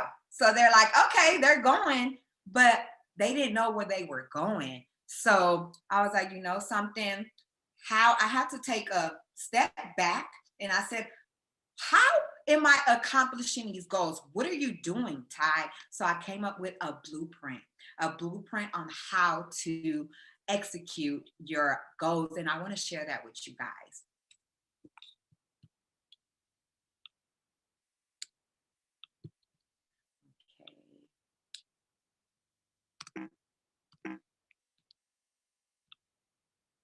Okay, so here, as you can see, so action plan. I hope you guys have your notes, so go get your books right now, your notebook and paper, or take a picture of this, because this is very powerful. So I didn't tell you guys that I set a goal last year in April, right? COVID hit. When COVID hit, I refused to let that bring me down or interrupt anything that I was doing. So I knew that I was on my healthy lifestyle journey, right? On transforming into the best version of myself. So I said, you know something, I've always wanted to do a bikini competition. Why don't I just train for it now? I have the time. I'm not, occupied by this, and I can really commit myself to doing this. So I said, you know something, this is going to require another level of discipline. And I love it. I'm always looking for things that are going to evolve me, right? So I said, okay, bikini competition 3 years ago. I entered, I got scared, and I did not do it. So this time I said, I'm going to write it down and I'm going to map everything out because this is going to be done. So along with this, I created a bucket list of other things that I wanted to cross out, right? But I started with this first one. So the first thing you want to do is determine what your goal is, right? Determine what your goal is. Mine was bikini competition. You write it down, right? You associate a value to it. So your values can be different. It can be, mine for this one, this is an example, was to inspire others. So whatever value you see in your goal, you want to write it down so that it can be attached to it. So then the next one is you want to associate your principle with it. Sometimes you can have multiple principles, but for me, I had only one, right? So I wanted to transform individuals into the best version of themselves to help align their mind, body, and spirit. So I made sure that I had my value and my principle present at all times with my goal, right? Because when you do that, it gives it more power. It makes it, you get more connected to it, right? And so then after that, you want to track your progress. You want to create deadlines. So as you can see towards the right, I added columns and I broke it down into months. So this could look different to you. Your goal may take, from year to year. It might be from week to week. So in these columns, you can create it the way you want it around your goal. So for me, I did it in increments of months. So I attached my deadlines to it. So and then I wrote the objectives of, okay, an objective is, okay, so this is the point. So in order to accomplish these goals, this has to get done, this has to get done, and this has to get done. You can have, in this example, I have 3 objectives. You can have however many objectives you want to have that's going to lay out your goals, right?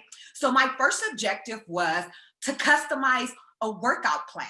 Right? So I'm entering a bikini competition. So I got to get into straight action. I got to seek out a trainer. I got to look for a competition date. I got to start logging in my weight progress every 2 days, whatever that looks like, right? So when I point out the objectives, I start to get more in depth with it. So I add tasks to it. And this is a short version to it, you guys.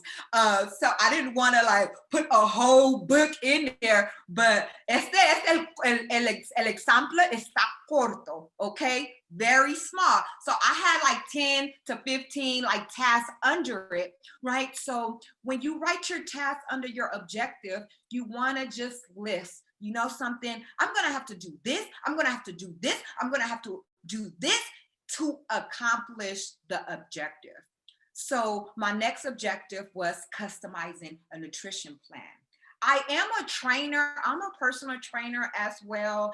And I am also a health coach. So I'm very knowledgeable of these things, right? But I know that even being a trainer, I still need help because I couldn't do this by myself. I needed someone to push me. So I seeked out help so that I can get that support. A lot of the times that's, and I want to just interject this because a lot of the times we think that we can accomplish these goals by ourselves and we can't. We need help. And I'm just sharing that from experience because in the past, I have wasted so much time trying to figure out how to do something. The Spanish is kicking in. How to do something, and I just wasted like 5 or 6 hours when I could have picked up the phone and called one of my mentors or someone and just, hey, I'm thinking about this. Can you share your insight on it? Bam. That 5 hours could have been condensed into like 10 minutes, right? So you make sure that you seek out accountability people that's going to help you get to that goal faster, right? So I seeked out a nutritionist, and then I cleaned out my refrigerator, and then I Googled healthy recipes. So I did that. Then the next objective is my self-work. I said, something, this is going to be a very intense preparation process. I got to get my mind right. And this should be added into everyone's action plan, because a lot of the times we write down these goals and we want to do them, but it's so many layers that's on top of us that are preventing us from even getting to that goal. So we have to work on ourselves. We have to feed our mind good food. We have to surround ourselves around people that are cheering us on, that are supporting us, that are teaching us. We're learning from them. We have to remove ourselves from certain environments in order for us to see results. I'm sorry, if you've been around a certain amount of people and you have not gone anywhere, then you need to leave that group. And that's just being straight up, okay? Because a lot of the times our loved ones are the ones that are stopping us from accomplishing our goals, okay? So for me, doing self-work looks like this. It may look different to everyone. So I will wake up and I will do my morning rituals before I went out in the world I kind of just grounded myself and said, something, I'm going to declare how this day is going to be. So I started to just take that time to be able to give all of the best version of myself when I come in contact with people, right? So, and then I would read 30 minutes every day. I just committed to reading anything that was inspiring, or even listening to a YouTube motivational speaker. So I would do these things, and I will also take time and go out to the nature and walk to just receive that groundness, right? And so the beach is actually my favorite place, you guys. But so I did that, and in doing that, I was able to accomplish my goal. I didn't win, so I did compete. I competed last year in September. Although I didn't win on stage, I won in my heart, because I felt so good that I had set out a goal and I accomplished it. And y'all, when I tell you my before and after picture, you got to go look at it at Get Thai Fit on Instagram. You can find me and you can see my transformational pictures.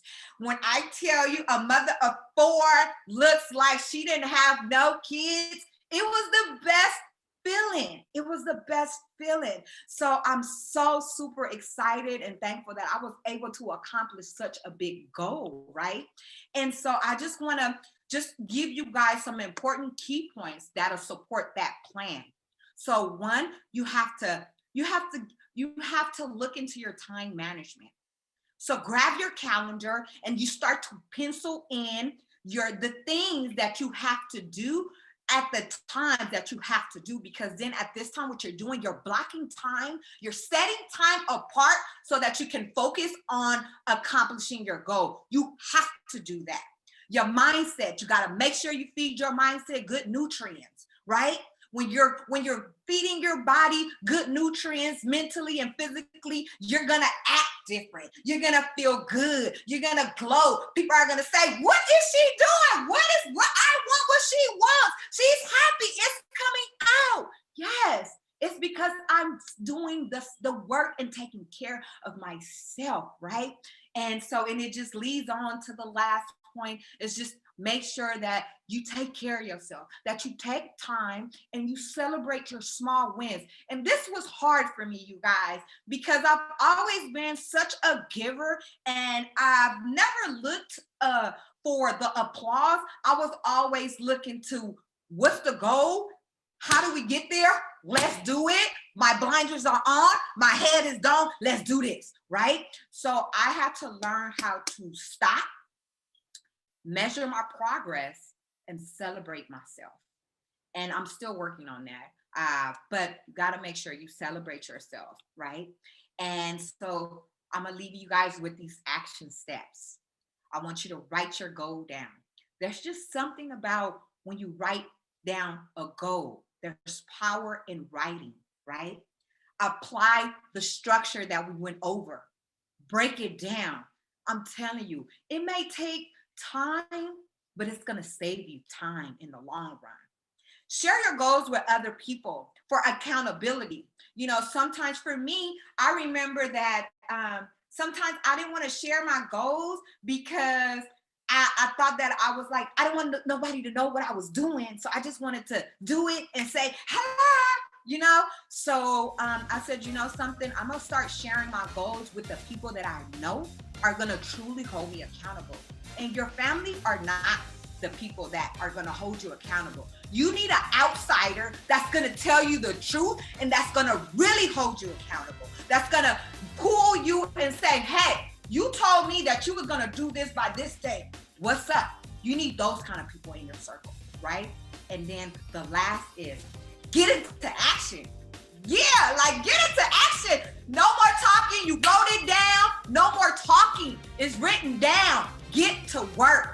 So I'm going to leave you that. I'm going to leave you guys with that. And I just want to say thank you so much for giving me the opportunity to share with you guys. I hope that I inspire you in any way. Also, you can visit my website and you can view all the services that I offer. You can follow me at Get Thai Fit. Thank you, thank you, thank you.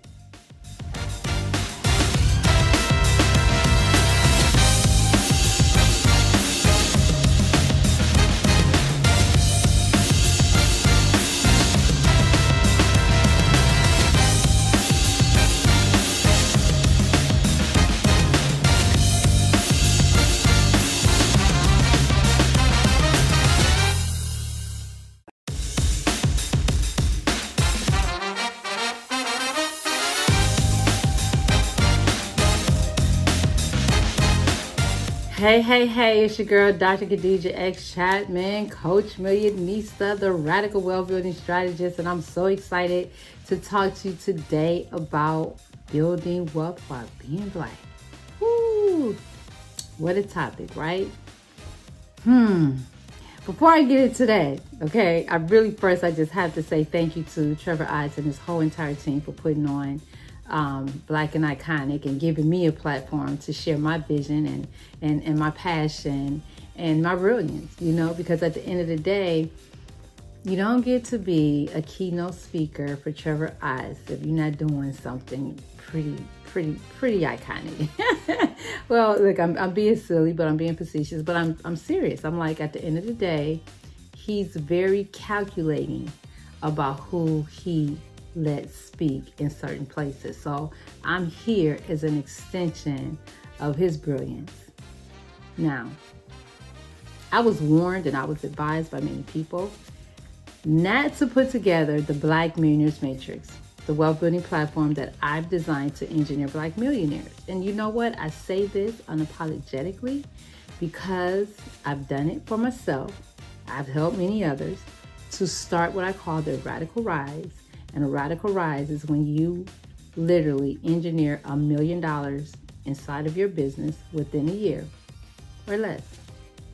And when I first started that journey, it kind of scared me because, you know, I probably started this journey when I was on with, no, it's not probably. Let me back up a little bit and tell you when I started this journey. My fiance at the time had been carted off to prison and unjustly. Okay, it took us 9 months. We got him out, but hey, he spent 9 months in prison. he was my financial lifeline. Even though I was an entrepreneur at the time and I was doing things, he made more money than me. He took our money, he invested our money. And that's really, was kind of the foundational principles of some of the wealth things that I do today. And I have to tell that story because I taught him how to do some of the investings that he did. So I gotta get my flowers, y'all. I can't just make y'all think I had a man just like taking care of me.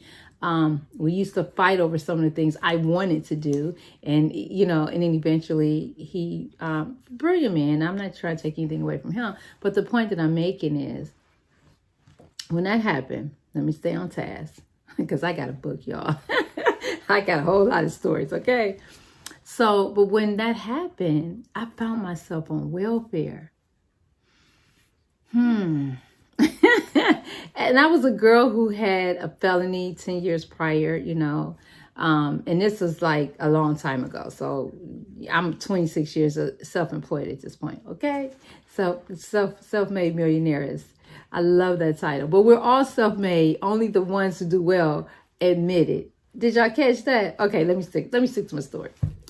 So during this time, I find myself on welfare. I'm getting evicted out of my house. I mean, it was all bad. It was just all bad. It was just all bad. It was like, God, is this happening? But they say nothing happens to you. It happens for you.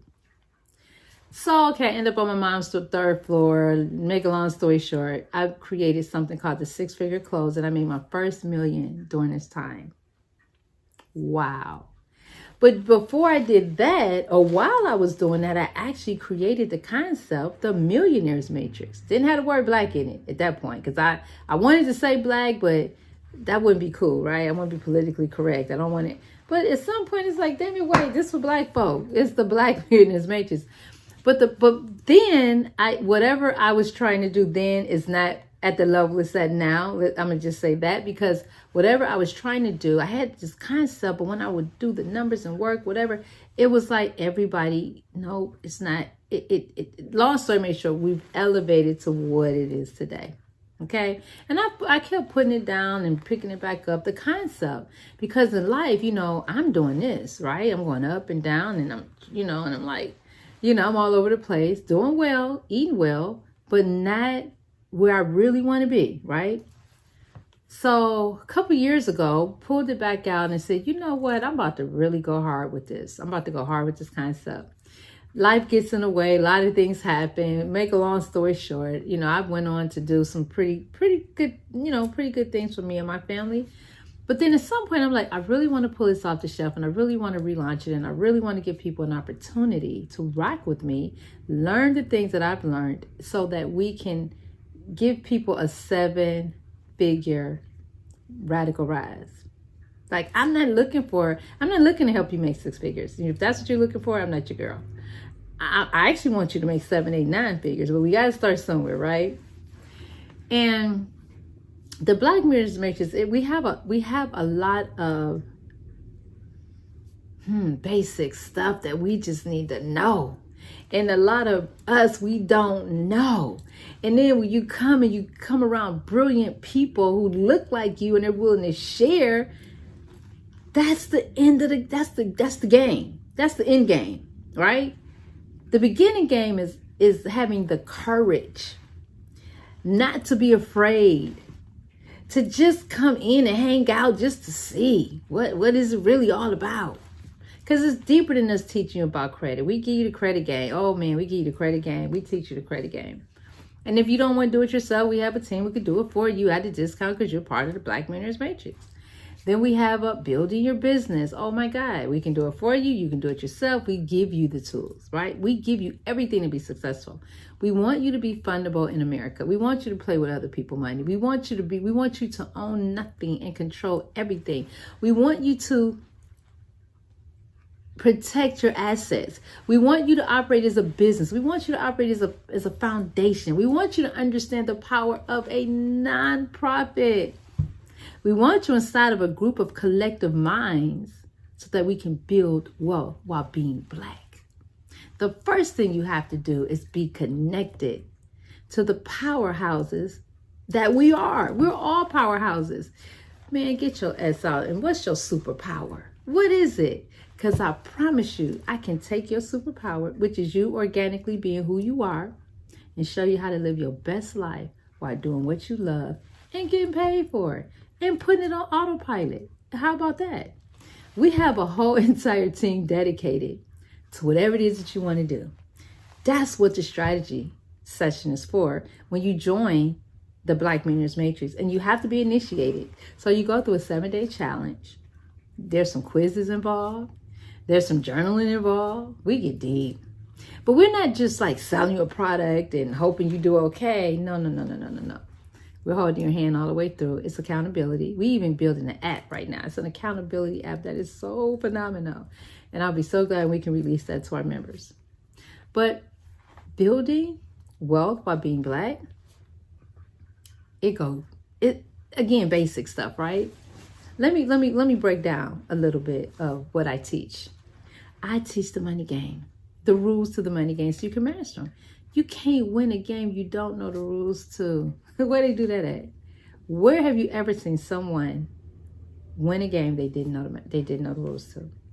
So building wealth while being Black, it takes people like you and I to come together with intention, with full intention to say, this is what I want, and this is how I'm going to do it.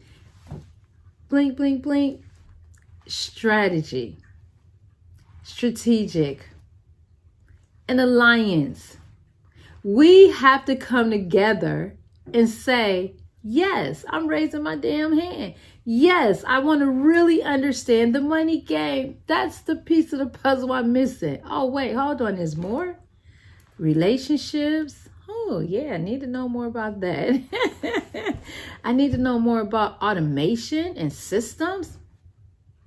Listen, I'm going to tell y'all a secret. Anybody can come to America and get wealthy. Anybody. Most people who come here from other countries, and you look up in 3 to 5 years and they have gas stations and malls and all kind of stuff, it's because they studied our money game. They know how to play it. You know, my white counterpart, one of my associates, affiliate, he said, Black people go into business to, build a business and pay their bills, and hopefully they can employ some people, but mostly they go in, be okay, have a business, right? Payroll, etc., including themselves. He said, but white people and other people, they go into business to get funded. Now, I hope that ain't too deep for y'all, but I'm looking for my leaders, because let me tell you what Black stands for in my world. It stands for Bold Leaders Acquiring Cash with Khadijah. Y'all better say it. Yes, yes, yes. Okay. I think that's really cute. But Black actually stands for, in my world, Bold Leaders Acquiring Cash and Knowledge while kicking it with Khadijah. Okay. So at the end of the day, you could take either or. But at the end, listen, I could give you so many concepts right now that will give you $1 million, but will give us billions if we collectively come together with some of these basic strategies. I was inside of a clubhouse the other day, and there was a white man who made $20 billion because he's moving inside of the opportunity zones. Guess why they've created the opportunity zones? For people like us to have an opportunity to make some real money. And there's so many layers to that. Like, I can't get into it in this speech, but I'm going to tell you like this. If you want to change the game, you don't change the rules, you don't change the players, you understand the rules. You suit up the players. So now when they go in, they have everything that they need. One of the foundational principles of building wealth is to have a foundation. One of the things that I teach is how to use other people's money. Flip it 2 or 3 times, give it back. It is what it is. Everybody makes money. It's a win-win. Too many of us are looking to work for other people. We traded one plantation for another plantation, and I am not taking away anything from anybody who has a job, okay? I promise you I'm not, because you do what you got to do until you can do better. Use your job as an investment strategy to fund whatever else it is that we could come up with. I really like to give strategy, but for the sake of time, I'm going to just say this. You don't really have to understand what the Black Millionaires Matrix is to be a part of it, to take the 7-day challenge to see if it resonates with your core values and your soul, right? It's a very nominal fee. You pay attention. We ain't playing. We ain't looking for everybody. We don't want Pookie now unless Pookie now ready to level up. If Pookie now ready to level up, I'm your girl. You know, I don't know if I said it. I've been on welfare. I think I did. I have a felony. I think I said that. You know, I done been through some things. Toxic relationships. Yeah, all that stuff. But I am, at heart, I'm an investor. I'm an investor of time. I'm an investor of knowledge. I'm an investor of people. And I'm an investor of money. And I'm really good at it. I have a really good, I have a keen sense of how to take some money and make some more money with it. And I'm really good at connecting people. I just don't do nonsense. I'm not your girl. Like, I'm a straight shooter, real talk. I like to have fun, but I am really about this life. I am really about us funding our own school system. I'm really about, no. I have a strategy. I have a platform that I built that the pillars of what we're building is education. Baby, listen, we have to educate our own. We have to fund our own school system. The school system that's set up is not for our children to win. It's not to develop leaders. And the few charter schools that pop up here and there, that's great. I applaud them. Oh my gosh. But we need to fund our own school system, and we can. We create trillions of dollars every year. 1.2, 1.3. Do you know how much a trillion is? If it's just a group of us got together and just decided, you know, we're going to move with intention, and this is the strategy. I can give you a real quick example.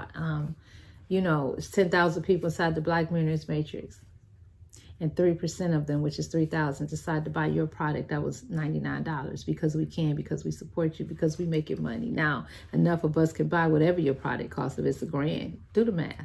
Just do the math. If I show you how to take $1,000, you get 3% every single day on your money. That $1,000 becomes over $1 million in a year. You know, some of you may think, what is she talking about? How can you get 3% every day on some money? Let me tell you something. I get about 2 to 3% right now on some of my money that's being, and I'm not, pie in the sky. I'm not a scamster. I'm a real life person who've done a lot of research, and I've connected to a lot of resources. And I want to share those resources with people who look like me. I want to give them the game on a whole nother level, things you ain't going to learn in nobody's school. The first thing you have to do is you have to be willing to be unafraid and unapologetic.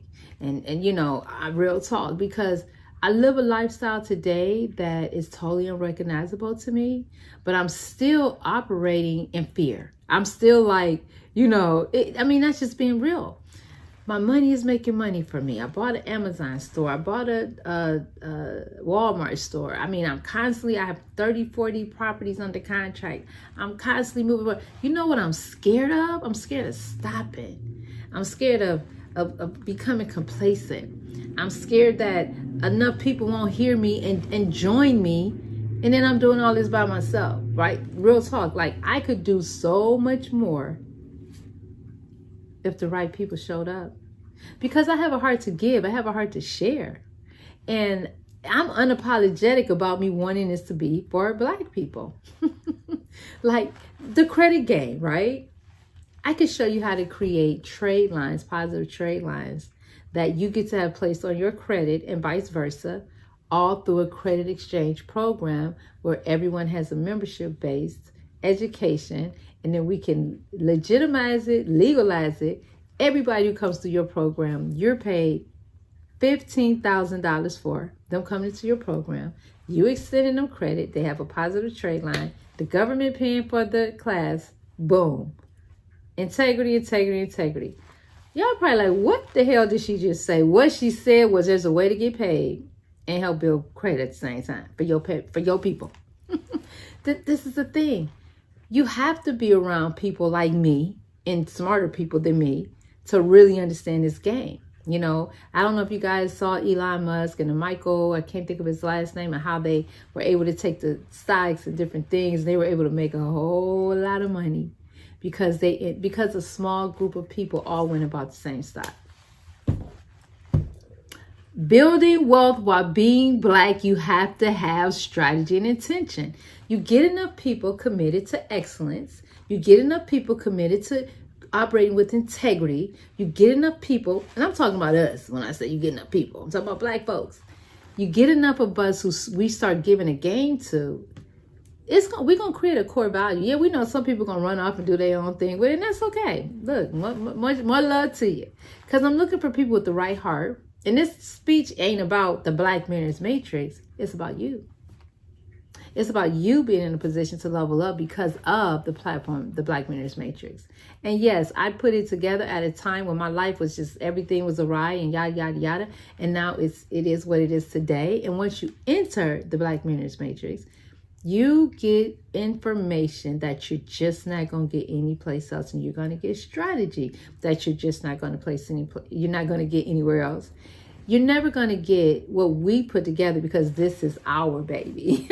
And it's just like any business entity, right? Your business entity is whatever it is. I don't know. Maybe you're helping Black people to really understand the credit game and the money game and the financial world. And you're really helping them to understand relationship building and sales and marketing, real estate, Forex, cryptocurrency. Oh my God, the new kid in town.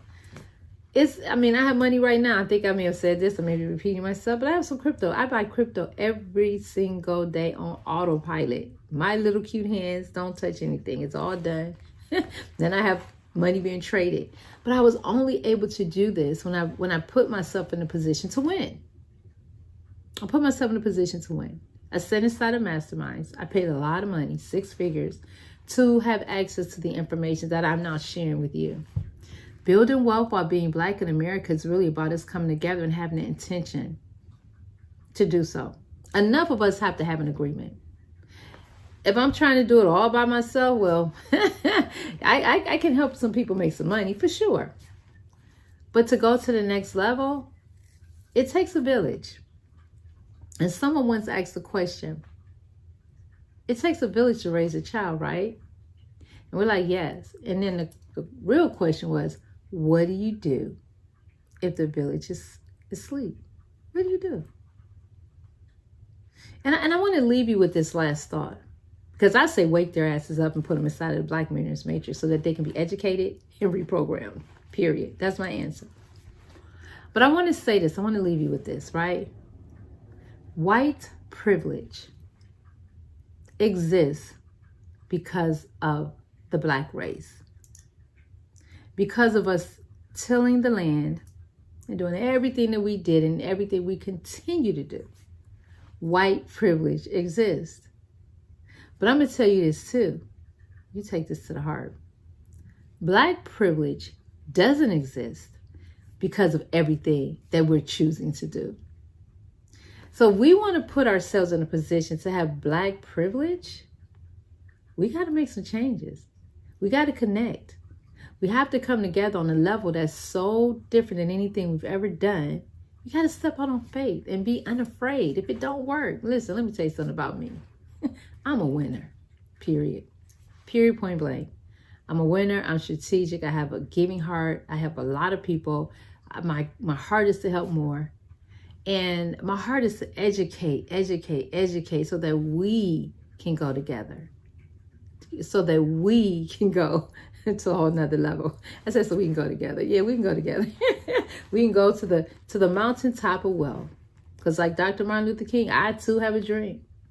And like Harriet Tubman, I like to say this. I'm the new Harriet Tubman. And I know a lot of freedom fighters are saying that, and I hear that from a lot of Black women. I'm the new Harriet Tubman. And look, we all are the new Harriet Tubmans. I love it, right? There is no competition in my world. I embrace all excellence, okay? If you for Black excellence, I'm your girl. I'm on your team too, right?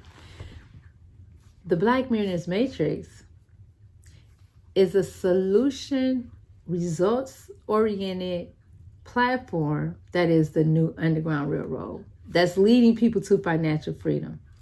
How about that? So with that, guys, I just really want to say I know I said a lot. I didn't have a whole lot of time. In order to really rock with what we're rocking with, honestly, get radical ready. Get radical.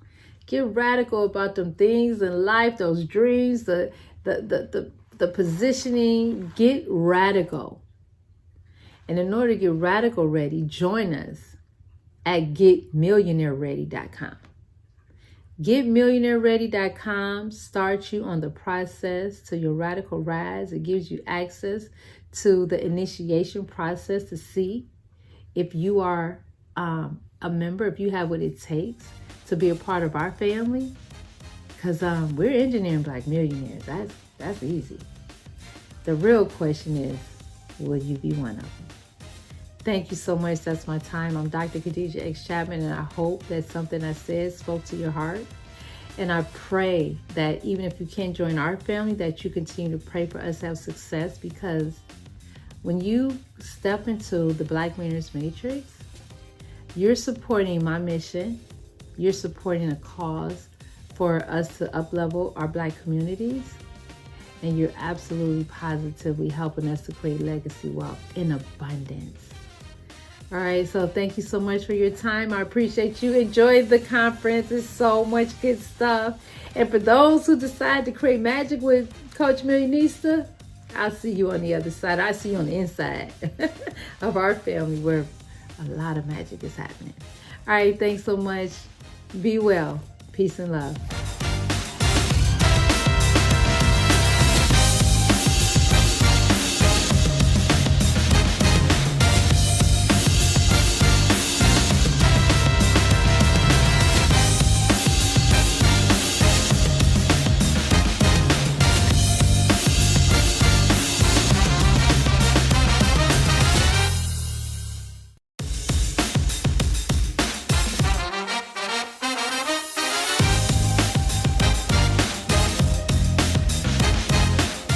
Everyone, it's JJ Conway, and I want to welcome you to today's workshop. When I decided to retire from the military and go full-time entrepreneur, I wasn't making this as a financial decision.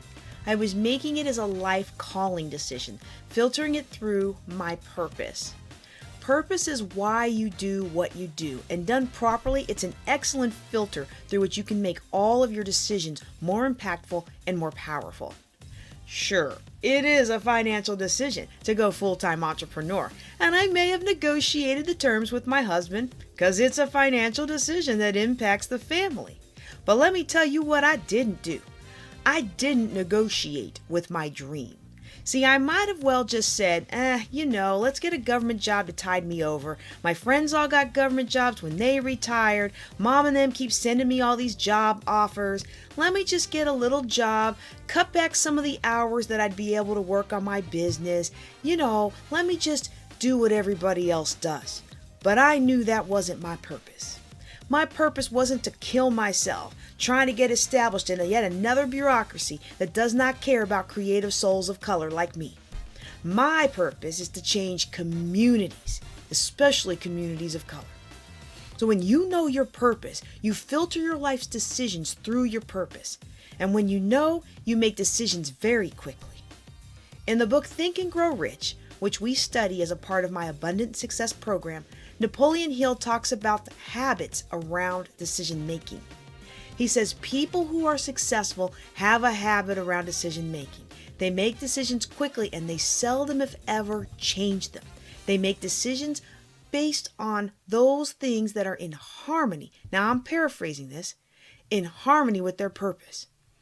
He also said that people who are not successful or do not stay successful for very long have a habit around decision making. They make decisions very slowly. They have to think about them for a very long time. They make their decisions filtered through the current conditions and circumstances of their life and not through purpose. Wow, that's really powerful when you get it. See, making the decision to go full-time entrepreneur was a decision based on my purpose, not my current conditions and circumstances. To take your company to the next level, you must be very intentional about how you share your energy, your time, your resources, and other areas of your life that are all competing for your attention. So let's talk about that for a bit. What we're really talking about here is living in harmony with all of the areas of our life. So I'm going to go through with you the 5 different areas of our life. And you may want to consider having a purpose statement in all of these areas. And then at the end, I'll show you how we can blend them together into one really powerful purpose statement. My goal for all of you today is that at the end of our session, you will be able to have an understanding of how to create a really powerful purpose statement. Now, this isn't a purpose statement for your company. Most of us already have that. This is a purpose statement for your life. And your company is just one of the ways that you live out your life's purpose. So what is your purpose? Maybe you don't know. Maybe it's some cliche you were taught. You know, for years, I went around parroting what my ex-husband wanted my purpose to be, what my church said the right purpose was, what the Air Force taught me the patriotic purpose would be. But each of us, in order to grow our wealth and take our lives to the next level, we have to do the work to uncover what truly is our purpose. Let me calibrate it with you. Oftentimes, when we use words that we choose, the words we choose for our purpose statement, they are defining words. They are creative words. And if our purpose statement is a statement of why we're doing what we're doing in our life and how we're going to live our life, then because this purpose statement is the filter through which we make all of our decisions, then we want to know that we got the purpose statement right. This is about identifying these 5 areas of abundance that we're going to talk about today. They are the 5 fibers of your life. And then we blend them together into one purpose statement. So the purpose statement from each of these areas will combine to serve as the foundation of what we do in regards to vision and goals. Now, for those of you who are new to me and my body of work, I'm going to briefly review these 5 areas. They're in no special order. Each are equally as important in the context of this process. Now, there may be one area of your life that is more important right now, sure, but in the context and the process of writing the statement, they're in no special order. Does that make sense? All right, so first one I'm going to cover is spiritual. I think we should have a spiritual purpose. And I say this as someone who was a physicist in the Air Force for 23 years. And when we think about a spiritual purpose, what I'm talking about today is our awareness of oneness with God and a relationship with God. What is your purpose spiritually? Why do you do what you do in your spiritual practice? And how do you do what you do? How do you make decisions in your spiritual walk? For me, I choose to pray every single day, and I set aside time for me to pray. It's a priority for me. It's non-negotiable. I pray so that I can have a relationship with God. I also pray when I wake, at noon, and before bed, at least a total hour as part of my spiritual purpose and practice. I also give 10% of my time, talent, and my treasure, which means money. And so whenever I earn money, I have already pre-made the decision that I'm going to tithe 10% of that. Why? Because it's part of my spiritual purpose. And when I enter into that tithing practice, I'm fulfilling that purpose. So I allow my spiritual purpose to be one of the filters through which I make all of my money decisions. Remember, purpose is why you do what you do and the filter through which you make all of your decisions. I find myself praying almost every day, and my kind of prayers are pretty straightforward. I'm real with God, and He is real with me. Like the other day, I fell asleep with the baby, and I was late on my assignment. So I was going to skip my workout and do my doctoral assignment, only I know from past experience, when I get off kilter in my schedule, the best thing to do is to get back on schedule. But I really didn't want to get a late penalty on this paper, okay? I had been on my son about turning in his assignments late, and I didn't want to be a hypocrite. I knew if I didn't do it now, by the time I work out and such, it would be so late that I was going to get hit with that penalty. So I decided to pray and ask the Lord. And yes, I was flustered and tired, but as soon as I got down and thought the words, the Lord immediately chastised me. You know you're not going to do that assignment anyway. You might as well work out. Oh, I'll do it, Lord, I'll do it. You know what? 10 minutes later, I had gotten all kinds of stuff done on my Facebook for my business. Isn't it interesting how we can get so much done for something else when we're procrastinating from what we really need to do? So 10 minutes, I'm knocking out all sorts of posts and emails for my business, and I look at the clock and I remember what the Spirit said, and I jumped into the rest of Anthony Walker's Camp Gladiator workout. It was a good one too, y'all. My body really needed it. And so I find myself being more grateful in prayer for all of the wonderful things and wonderful people, or even the problems that are going to help me grow. And being grateful and then also asking for help. This prayer, ultimately, the purpose is having the better relationship with God. And I know for some of you today, you're like, she's talking about God. I'm here to learn about profit. But I'm telling you right now, having a spiritual component will elevate your profit. I think this is really important. And this isn't about preaching at you, okay? Anyone, regardless of your religion, can walk in gratitude and thankfulness and seeking wisdom from your higher power. I just think the ideal of such relationship is with my God. And look, I think anybody can have a really good life, get a really good life if they don't have a spiritual purpose, right?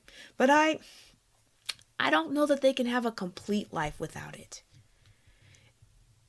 And this particular iteration of my Purpose Vision Goals seminar is geared towards CEOs. You are at the top of your food chain. And I really think this is the missing dimension in many of our lives. I don't think any of us wakes up ever. I don't think anybody with me today wakes up one day and says, you know what, today what I really want to do, I want to create an average life. Now, I'm not saying there aren't moments when we're overwhelmed, and if we can just get through one more day without bringing any more drama or retribution on ourselves, right? That would be great. But in our heart of hearts, I think what we want to do every single day as agents of change and as people committed to being lifelong learners, we want to create extraordinary lives of impact and significance, lives of adding value to other people and being well compensated for doing it, right? And look, there's lots of really good programs out there. There's lots of programs you can go get certified in, lots of things you can learn how to speak and do better, lots of programs out there that help you sell and market yourself, and they're very good programs. But if they don't have a component to the spiritual walk that is in alignment with my vision for building wealth together, then I'm not interested. We're not a faith-based organization, but certainly faith is one of our core values. And so we live that out. And I really do believe we would be incomplete in living a purposeful life without having that spiritual dimension. Now, I know I just lost a lot of CEOs there by talking about the spiritual first, but that's okay. It's kind of a filter. It's kind of a weeding out, y'all. Those of you who stayed, who get this, you're going to get this, and it's going to bear 100-fold fruit in your life. So the second area of abundance is having purpose in our primary love relationship. So think of the relationship with your family, your closest friends, and for those of you who are married, your relationship with your spouse. How do I spend time with them? How do I prioritize my time with them? Do I pick my kids up from school and work all night, or do I actually play with them? Do I set aside time every couple of days to call my mom, right? I probably shouldn't use that example because I think that would bother my mom. But whatever it takes to maintain your primary love relationships. And I'm a busy gal, just like you're busy, I know everybody's busy, but we're pretty busy. And I just launched a program that is spread across the world. I got 8 hours of live video content that I got to prepare for on top of just my normal daily schedule. But the other day when my son said he needed his mom to spend extra time with him, I made the time. I made the extra time to play with him. Why? Because it's in harmony with my purpose in the area of my primary love relationships. And he's at this stage now. He's beginning to experience fear. He's realizing that not everybody in the world is nice, and it's a normal phase that kids go through at this age. I've made a commitment to being a part of his life. I made a commitment to rearing confident, productive children who will be millionaires by their 30s. Not only that, but when I invite him home from the holidays, I want him to want to come home, not just come home out of obligation. Sure, it's harder on my schedule because, I still have all those responsibilities, right? But I'm not going to hold to that. I'm going to let go of things of a lesser value for the attainment of things of a greater value. And that's really what the law of sacrifice is all about.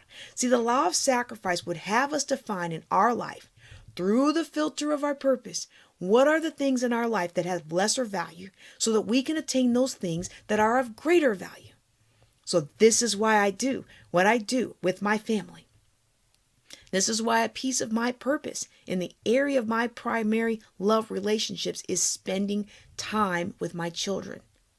And as I shared before, as you gain more understanding of this, and as you begin your true work of your life and begin to apply these lessons in your life, you will develop more dexterity with these principles. And you'll not only have a purpose statement in each area, but you're going to bring them all together into one kind of all-encompassing purpose statement. Now, for those of you who want to know more about this, I would love to help you purpose statement your life.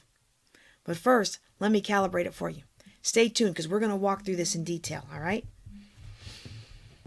The last 2 times I saw my dad, 2 Christmases before he passed, I flew him out to see the Steelers beat Houston. I had to invest in his room, food. I had to take my whole family. Well, I didn't have to, but I chose to. Take my whole family. You get the tickets, the hotels, the Airbnb, all the things. And the time. Time is the biggest commitment, isn't it? Especially for CEOs, busy CEOs like us. And I just had a bad car accident, and my military career was in jeopardy because of that accident. And our savings went to a lot of things about medical care. And the last thing my boss felt like I should do was take a week off. But I felt strongly led to. So I did. The next year, we all drove out to California, all the way out to California with a potty training toddler, y'all. And when you're building a business, it is difficult to fit that time in, I know. But again, I felt led to, and it was consistent with my purpose. Y'all, those were 2 of the 5 times I've seen my dad in the 23 years of my military career. And the next Christmas, we were outside of Pittsburgh, burying him in the National Cemetery of the Alleghenies. We never got to build houses together after I retired. We never got to travel to the Super Bowl together after I retired. All those things we were saving for after I retired from the Air Force, they never happened. And I'm so glad I maximized the time that I had in the moment that I was called to make the decision. You've been promising your family a lot later. But if they're important to you, I'm encouraging you right now to prioritize them by crafting a purpose that includes them in your life as a priority right now. If you're thinking about your primary relationships and you're feeling like, how am I going to fit all this in? How am I going to afford the time? I'm going to tell you, when you have a strong purpose, it is simple for you to make the decision. I didn't have to think about the decisions to spend time with my father. I didn't wrestle with it. I didn't wrestle with the decision about the money, the time. And so often we hear people say they're overwhelmed. You know, when somebody's overwhelmed, I think it's actually because they're under-purposed. When we find ourselves overwhelmed, it's because we're under-purposed. And so when I find myself second-guessing myself, all I got to do is ask myself, were these decision points in harmony with my purpose? And since they were, I make it happen. I get it on my calendar. I move my agenda around. I move the money around. And once the opportunity, once the decision is placed in front of me, now look, I don't always know how I'm going to do it. I didn't ask if I should do it, you know. I asked if it was in harmony with my purpose and vision. Think about all the mental energy it takes to reconsider every time, thinking about everything over and over again and redeciding. That's exhausting. When you've got clarity in advance, you have already made those decisions. You don't need to spend all that mental energy working it out all over again. I love it because having this defined purpose frees up my energy to do what I do best, which is building wealth and changing communities. Having a strong purpose frees up your energy to tackle other, grander things. Let me get even more personal here. Some of you can really identify with this, okay? My husband and I, we're still crazy about each other, and we really enjoy spending time together. But we still have to plan it, especially when we're busy. He's at the top of his game, and I'm at the top of mine. And even though we're good partners, we still got a plan to find time together. Sometimes it's as simple as every Sunday after church, we plan our meals for the next week and go shopping together. And there's other things we do to honor our choice to grow together. See, if you don't make the choice to grow together, you will naturally grow apart. People say, oh, we grew apart, we grew apart. It's because you didn't choose to grow together. You didn't make choices that will allow you to grow together. You didn't find things to do together. You went your separate ways instead of making the choice to grow together. We have decided we're going to spend more quality time with our children, and some of you hear me on this. You've been busy building your empire, and you know in your heart of heart, you really need to spend more quality time with your children. I mean, really, really spending quality time with the children. And we made that decision because they sacrificed a lot for my military career. Little man's on his 8th school, and Cubby spent his first 5 years with only one parent at a time. And we say things like, oh, kids are resilient.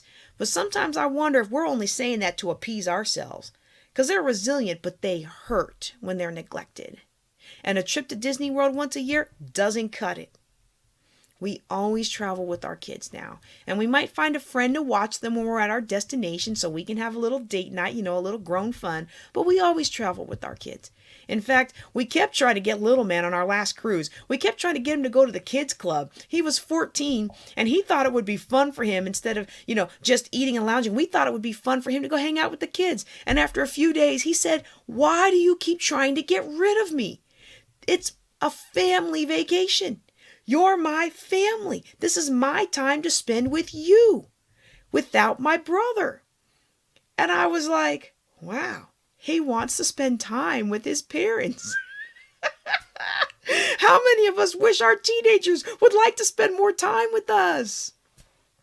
We love to give our kids experiences. It's part of my purpose, to create memories for them that they're going to treasure and that we can treasure as well. This is such a powerful concept. Now let's go to the third one. This is the area of our personal growth and development. You have already made an investment in your personal growth and development just by being a part of this conference. Now, for those of you who, have been with me for a while, I say that these 5 areas of abundance: health, wealth, spiritual growth, relationships, and self-expression. That's true, okay? And this is a little bit different, okay? Because this is about our overarching purpose, which feeds into walking in abundance, okay? So a piece of my purpose in this area of personal growth and development is to be a continual, lifelong learner, to be a student of life through travel, to study deep on the things that I'm interested in rather than broad, to go deep rather than broad. I purpose myself to be continually growing and developing. So when I make decisions about, well, you know what? Here's an example. Right before I filmed this, I had personal workshop time set aside in my day, scheduled for me to study and read on my own personal growth. It's a priority for me. Been a busy week, And I would love to just, put my feet up, but I also know that I'm starving for this time in this area of my life, for my purpose, a part of my purpose. So it was an easy decision for me to make when I was sitting down with my scheduling. Unlike everybody else, I had a competing offer and another opportunity for today. And so if I wanted to accept, I had this invitation. I've been going back and forth between Texas, Louisiana, and DC, back to Pittsburgh when I can. And I'm here in Louisiana and here in Texas, and I have this invitation to go to an event. And the person who invited me, y'all, was a VIP. Ooh, I'm sure it was a lovely event. I'm sure it was a lovely event, empowering, exciting, with great people. But it wasn't in harmony with my purpose. It wasn't in harmony with my purpose. I really wanted to do it, but the event itself, despite being with all the great people, was not in harmony with my purpose. And again, I've already made the decision. Otherwise, I would have probably wasted a lot of good time wrestling with, should I do this? Should I do this? Should I do this? Should I do that? But I conserve my energy and save my time, strength, health, treasure for the things that I do best by deciding in advance that for me, this is something, personal growth is something I'm really going to focus on. And what I realize is I do so much work in different areas, mainly as a speaker and coach, that I've found that my personal growth and spiritual growth, they overlap a little bit, which is nice. I also find that my personal growth has been driven by the business, right? The business areas were largely where I was focusing, and that's great too. But there's nothing like preparing to teach something to really understand it yourself, right? So let me just throw this in. One of the best ways to learn is to teach. Maybe that's why I teach this stuff. But there's other areas, and I'm going to be so much more intentional about it. I set aside time to do that, literally scheduling it in. And I was doing that before I retired from the military, and I was growing. Anyone who knows me and has followed me through the last 2 car accidents, you can see that, right? But I decided to be more strategic, and it's made a huge difference in my personal growth. So I updated my purpose to include this intentional time of personal growth. Now, don't get me wrong. I would certainly flex my schedule if it was an opportunity that was aligned with the other areas of my purpose. But there's always a cost. And too many of us have been setting aside our personal growth, and we chase after this money, and we chase after these connections, and we chase after this dream. And at the end of the day, we have sacrificed our spirituality, our family, our personal growth, and especially this area that I'm about to talk about right here, the area of health and fitness. Number 4 in our purpose statements is the stewardship of our body temple that has been gifted to us. What is my purpose in the area of health and fitness? Well, again, this is a piece of my purpose, and my own personal purpose is to honor God through proper care of my body temple, to live in a healthy body capable of taking care of myself physically, and that includes eating healthy, having good sleep habits, and good health habits. So I make decisions every day around the food that I eat. I make sure that I exercise every day for about 30 minutes a day, and I do seriously hardcore workouts now. Now, I know most people don't do this, and certainly most people with my age and all these injuries that I'm recovering from, most adults particularly don't do this because we haven't made that commitment. And we use, some of us use scripture, bodily exercise profiteth little. Now, let me tell you, I do have one thing in common with people who don't take care of their body. And the one thing I have in common with people who don't take care of their body is that I don't have the time to do it either. I don't have the time either. I'm busy. You're busy. And I can assure you, if working out every single day were not part of my purpose, if I'm living my life through some other filter, like maybe the filter of how I feel every given morning, how many of us live in our lives through the filter of how we feel any given morning, huh? We need to live our life through our purpose, because if we live our life through how we feel, we wouldn't have the time either. I certainly wouldn't do it. But I do it as a part of my purpose. Therefore, it makes the schedule every day. Not sometimes, not anytime. It's built into my day. And that's why I'm finally able to see progress back to where I used to be before the emergency C-section and 2 car accidents, all within 18 months of each other, all right? Now look, I'm going to talk about this for just a little bit longer, but let me tell you, there are 3 reasons why I would miss a workout, okay? 3 reasons that I wouldn't work out. And of these 3, there's not one that's any higher importance than any one day of working out, okay?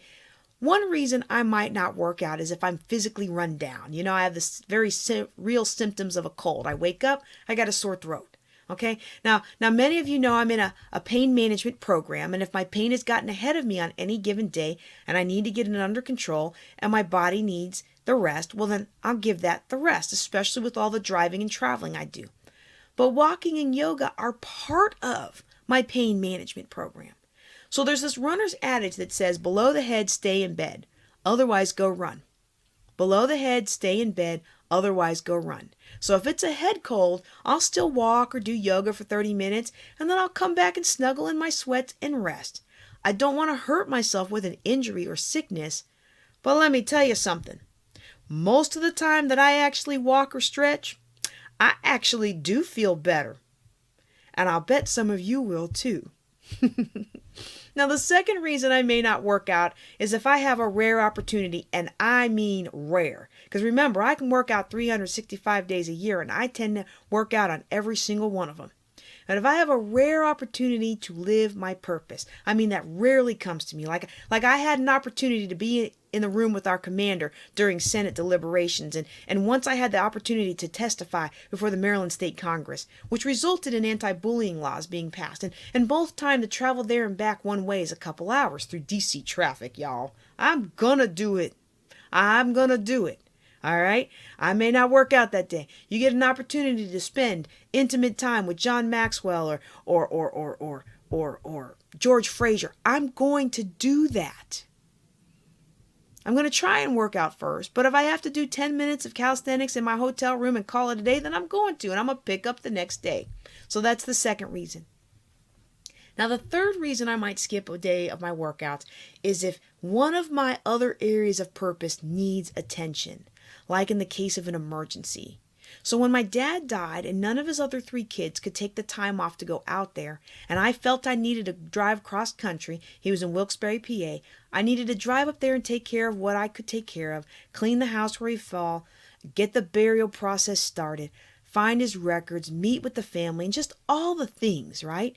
You know, I actually feel like my examples aren't that great today. Because one, they're sad, and even with handling Dad's affairs, sometimes I couldn't do more than just sit there and cry. But I actually did walk most days because he was a huge proponent of fitness and a powerlifting champion, and I knew that he would want me to keep taking care of myself. Plus, it cleared my head for a bit, and I knew my back and neck would be in too much pain if I didn't walk and stretch. Okay, but if it's an emergency that requires all of my focus, then I probably won't work out. So those are the 3 reasons. All right, but Rarely will I let those reasons compound one on top of the other and cause me to not work out for more than 2 days back to back, and almost never for more than 3 days in a row. I still remember the last day of my last appointment to the neurologist who was caretaking me after the second car accident. I sat there in that hospital with all those dying people and declared health over my life. I was at my best health ever 5 years ago, and I declared that day that I will be at my best health again 4 years from now. I'm on my way, y'all. I declared I'd be in even better health from then. I declared that I'll be running circles around young bucks laughing that 65 is the new 35. These are the visions that I'm holding for my health. How about you? What vision are you holding for your health? Time out for this whole thing of we all have to take pills every day and we all don't have any choice in our healing and there's nothing the doctors can do. We are called to righteousness, prosperity, and health. It is our destiny. Beloved, I wish above all things that thou mayest prosper and be in health, even as thy soul prospereth. And I understand, don't I understand? Sometimes things happen or things change, or sometimes you can be making progress and boom, you get hit in the rear end. Sometimes you just get disappointed and you have no choice but to recognize it, address it, and reallocate time. I get it. 2 car accidents later, I get it. But you have to address it, and you have to purpose in yourself that you are going to spend your energy and intention in the areas that are important to you. It's about harmony, not this balance thing everybody's chasing after that they can never get. All right. Number 5, flow of freedom for both time and money. So this is the last area of purpose, and I call this the flow of freedom. So this is the flow of freedom for both time and money. So my purpose is to be able to generate enough wealth that my wealth earns enough money to provide all my living expenses without my physical or mental involvement. Those of you who have heard me talk about financial independence versus financial freedom, this is at minimum financial independence. I have enough passive income to meet my needs, and I want to have enough money invested in real estate, stocks, bonds, gold, silver, cryptocurrency, in these kinds of assets that appreciate in value now and then rolls off enough income that it covers what it costs us to live every single year. And notice what I'm saying about appreciating. And I especially want my retired military members to pay attention. Today's pension will be frittered away by inflation unless you take action now to invest some of what you have. So financial independence, my money creates freedom for me so that I have the time to do the things that I want to do and can be with the people that I want to be with. Now, a part of my purpose in this area is to also create moments of significant impact in the lives of people, organization, and communities around the world. That I feel called and purpose to be free enough to leverage my money and time for the things that reflect my values, my beliefs, my agenda in the world as an agent of change. And this is when you are financially free. And you know what? It doesn't actually take much financially to be able to change someone's life. You know, it's about $800 or $900 to pay a single mom's water bill for a year. 2 mentors of mine discovered all the kids in a Guatemalan village were dying because of unclean drinking water and insufficient immunity. They gave an entire village clean drinking water for something like $20,000. I don't know why Flint doesn't have no clean water. Anyway, they were able to create a clean water system that solved the problem of an entire generation dying off in a region of Guatemala. So living your purpose in this area allows you to contribute to changing lives, to being the person who matches other people's donations. For example, enough to buy 100 prosthetic hands for children. Think about that. There are 100 kids that didn't have either a right hand or a left hand, and someone was resourced. Imagine the impact of you being resourced to have the same flow of freedom, money, and time in your life that you could lead a campaign and impact kids' lives for years and years. All because you were intentional about first defining a purpose and then living into that intention. So when we look at our entire life, our purpose statement in each of these areas, and we allow these things to define our daily agenda as much as possible, and then we make decisions that are in harmony with these purpose statements, then we begin to have true power, impact, significance. And once you've tasted significance, success is never enough.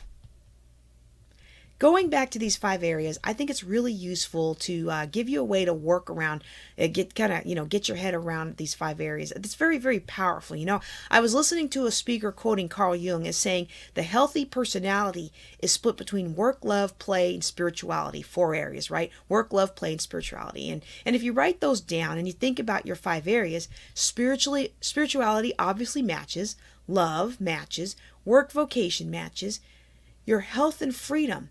Isn't that really play? The money to be able to do what you want, the time, strength, and health to be able to do the things that you want for play. Alexander Pope said, "Order is heaven's first law." Your purpose introduces such order into your life. It introduces purpose and order that drive the decisions you make, and those decisions give you clarity. Clarity of what we're focusing on and what we're not. Being real clear about what it is you want and what it is you don't. Now, goals introduce order, of course, but purpose introduces more order over a longer period of time. It is strategic. And the reason many of our amazing efforts fail to have strategic longevity is because we are so focused on individual goals instead of our overarching purpose. Now, I don't have my command the time to really dig into the vision and goals and how they extract from the purpose today, but you can contact me offline. I'll walk you through it. And when you're born, you have life. When you find purpose, you start living. We're going to wrap up with how to blend these 5 areas into one powerful purpose, and I invite you to think about how you would craft your own purpose blended as you hear mine. Don't be afraid to get it wrong, y'all. Sometimes we think our purpose is one thing, but as we live into it, we discover that it's really something else. Sometimes a purpose is with you for 3 years, 5 years, 10 years, 20 years. Maybe it changes with the seasons of life, and that's okay. Also, don't be afraid to get it right, but not have it resonate with everyone. This isn't a one chance kind of thing, okay? A lot of times we grow into it, and I encourage you to write down a purpose that works for you. Meditate and pray on it and try it on. And again, it doesn't have to resonate with anybody else but you. My purpose is equipping God's people. That's what I'm put here to do. That's my short version of my purpose. But let me tell you, that's a very poor purpose for a financial planning business. It resonated with absolutely no one, not even the pastors. So that is not on the front page of my website, but it is written on the tablet of my heart and written in the lines of everything I do and say. And it's okay if your purpose is that way as well. Remember, your purpose does two things for you. Understanding your purpose and what drives you behind it pushes you through the discomfort of doing something new. And it also helps you filter out all of your competing distractions. Remember, if you keep doing what you've been doing, you'll keep getting what you've been getting. So we've identified our purpose in each of these 5 areas, and then we blend the 5 into one statement. And I've shared with you as we went along today a piece of my purpose in each of these 5 areas. So now we're going to take those pieces and blend them into one statement. Now look, words mean things. Words have an energy charge to them, right? There's energy. You tell yourself you're the greatest of all time, you begin to walk in that energy. You tell yourself you're stupid and dumb and ridiculous and no one's ever going to see you, no one's ever going to love you. You're going to believe it. There's energy there. So we want to make sure we're picking the right words that have the energy that's at the highest frequency of our energy, okay? So here's what it sounds like, okay? And you're going to hear all 5 of these and you'll hear the shift as I flow through. And I'm not going to tell you when I'm shifting, but you'll hear it, okay? It is my purpose to live my life in the full presence and awareness of my oneness with God. In my spiritual walk, I'm intentional with my daily agenda, making private time to commune with God, and I express my faith that He is guiding my steps to equip His people through my practice of tithing my time, treasure, and talent. As I live out my spiritual beliefs, I also spend quality time with the people I love and prioritize my yearly agenda so I'm intentional and congruent with this value. I'm a lifelong learner and invest my time and money in myself. I travel around the world to learn and experience new cultures, people, history. I go deep on my study in the things that I'm interested in and serve those I impact and influence. I honor God through proper care of my body temple, and I'm intentional to take care of my physical body. I eat healthy foods, exercise daily, and have good sleeping habits. And all of these daily decisions support my good health habits. I conduct my business in a way that allows me to be able to generate enough wealth so that my wealth earns enough money to provide all of my living expenses without my physical or mental involvement. I'm diversified in my investments, so I'm financially secure no matter what the world's market conditions are. My work in the world allows me to create moments of significant impact in the lives of people, organizations, and communities around the world, and to be free enough to leverage my money and time in and on the things that reflect my values, beliefs, and agenda in the world as a servant of the Most High. Now, don't worry if you haven't been able to live into your purpose just yet. Write it out, and you will eventually live into it. And that's just an example of a purpose that includes all 5 areas of a life. And I make all of my doing and being decisions through this filter of this statement. And when I become aware that I'm straying off course, as we all do, right, I'm going to be gentle on myself rather than judgmental. When I get off course, I quickly make the necessary decision to get myself right back on track. It's so easy to beat yourself up and be really mean to yourself, but I'm going to ask you today to give yourself grace, accept what happened, get back up, and get back on it. One thing I hope really comes through, and again, every time you hear this, is that making these decisions in advance are so important for us as CEOs because many of us have procrastinated on decisions in the past. Maybe that's why this really resonated with me. I am like the #1 procrastinator before these principles became powerful in my life.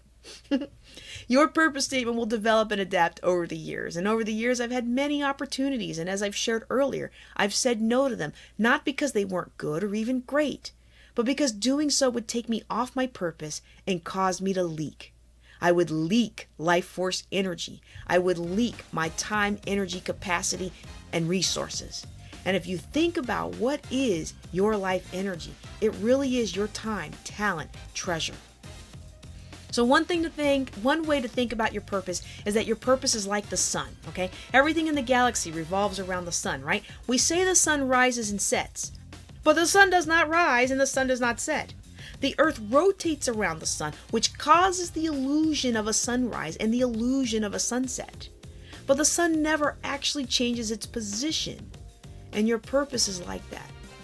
Those of us flying by the seat of our pants, we're under the illusion that we're doing all we can do. And I'm telling you today, by establishing a purpose in your life and then living your life according to that purpose, will not only allow you to accomplish more, it will multiply abundance in all areas of your life. I'm JJ Conway. I want to thank you for being here with me today. Y'all take care and be blessed.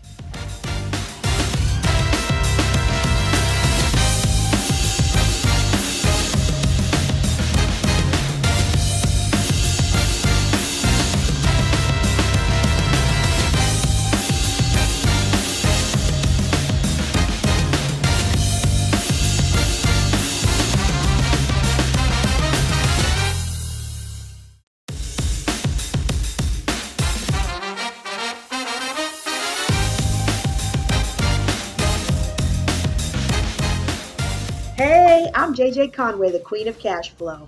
Let me tell you, I came home from a military trip to find my house sold, stuff thrown out, and divorce papers in my face. When the dust settled, I was a single military mom with over $845,000 of debt. I had to learn how to hustle in a hurry.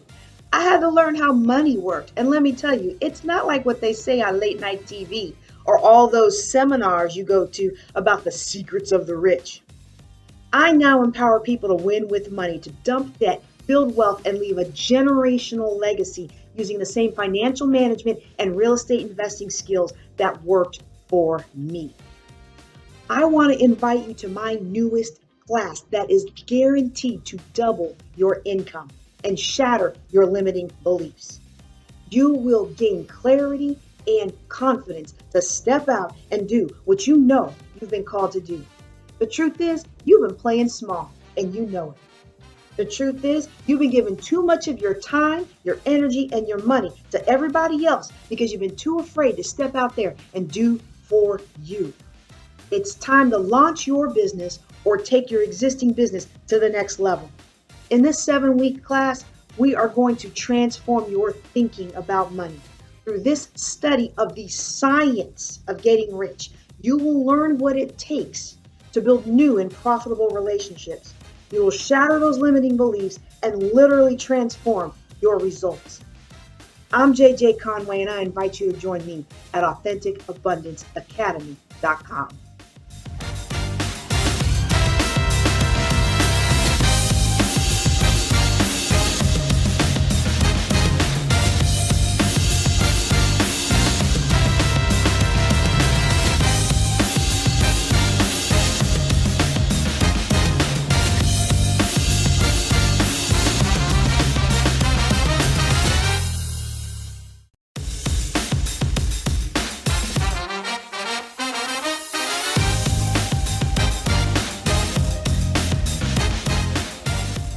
People, I am Miss Keisha. How are you? Before I get into my talk, I want you to relax your shoulders, relax your feet, play your favorite sound. Close your eyes. Inhale and exhale. I see you out there. You're not doing it. Inhale. Exhale. I'm walking through this with you because I know that your life is busy. I know that your life can be hectic. I know you have some exciting things going on, but I need for you to take a break. Relax your shoulders. Relax your feet. Just breathe.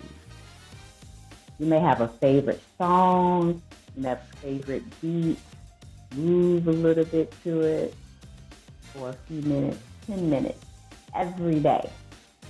Start your day, end your day, and just relax. Give your heart a chance to catch up with you. Give your heart a chance to slow down. Okay. Inhale.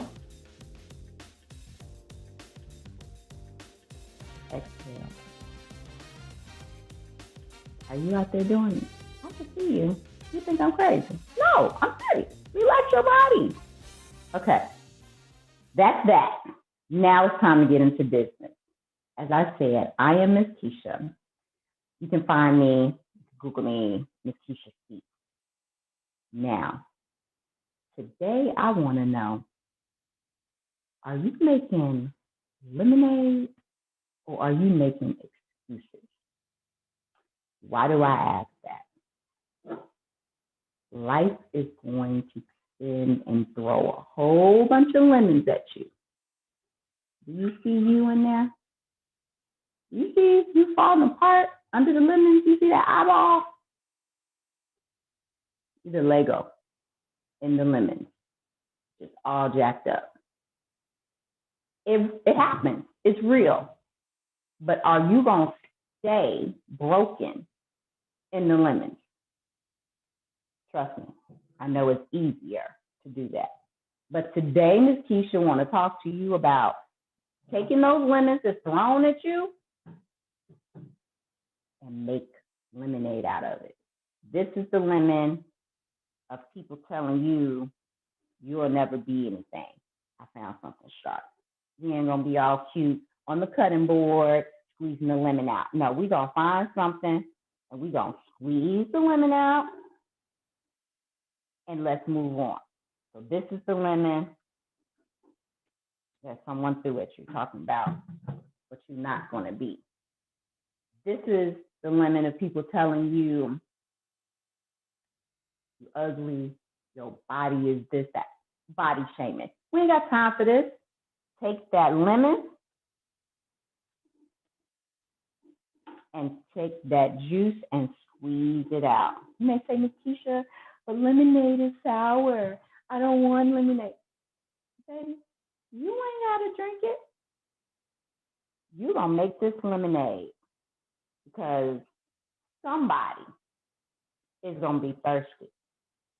Somebody is going to call on you. And this is what you're going to serve them. It even may be your haters. Your haters are going to come to you asking for help. Your haters are going to come to you asking for advice. That advice you give them is lemonade. You made it from the horrible things that have been thrown your way. You made it from the terrible situations that life has put you in. Let me tell you a little secret. Ask me how I know that it's not just people outside your house. Ask me how I know it's not just people outside in the community that's going to be throwing these lemons at you. Ask me how I know. It ain't just the people outside. It's not. So, you catch that lemon. They're in the background talking about how you never gonna be anything. Make your lemonade. No smacking your tongue against your teeth. No rolling of your eyes. Just catch that lemon. And squeeze the juice out. I'm saying, Miss Keisha, I can't take it. It's just too much. I hate being in this house. Trust and believe. I know. But now what are you going to do about it? As you're in the situation, as you're in all situations, because life ain't going to be perfect just because you're an adult. Trust and believe. It's not. So while you're in the situation at home, work through it. Get to the point where you're out, you're on your own. What does that look like? How about graduating, going off to college? This is your college isn't for me. Here you go with excuses. We are making lemonade. We are not making excuses. So, college is not for you, then let's be iconic. You are a youngpreneur. Get your business going and move out into your own apartment. The lemons are going to come wherever you are. They're going to come in your parents' home. They're going to come as an adult. So you need to start now making lemonade out of all the drama that's come in your life. No excuses. Trust me, I understand the excuses are so much easier. It is so much easier to be stuck and in this pile of lemons broken. You're already broken, so nobody gonna say nothing to you. You're right. But this is not it. You are striving to be iconic. Get up, put your eyeballs back on your body, and make lemonade out of the lemons that are thrown at you. That is my only request. That is my only request. Because these excuses, not going to work. You are the next generation. We need you to step up. We need you to stand strong. We need you to walk into your destiny. So as you are meditating, as you are praying, ask for direction on your calling, and also ask for positive people to walk into your life. Now, you may not know what they look like. You can't trust everybody. Yes, I know. As you're relaxing, as you're listening, you should hear a voice that is leading you to meeting as you're shopping. As you're shopping for lemons, you may meet your next mentor. It may be the weirdest situation, but you never know where your next blessing is coming. So young people, I need you to stand strong. We need you to stand strong and to stay focused on your goals. Let's get started. Make lemonade out of the lemons that are thrown at you, not excuses. I am Miss Keisha. You can Google me, Miss Keisha Speaks, and we'll talk soon.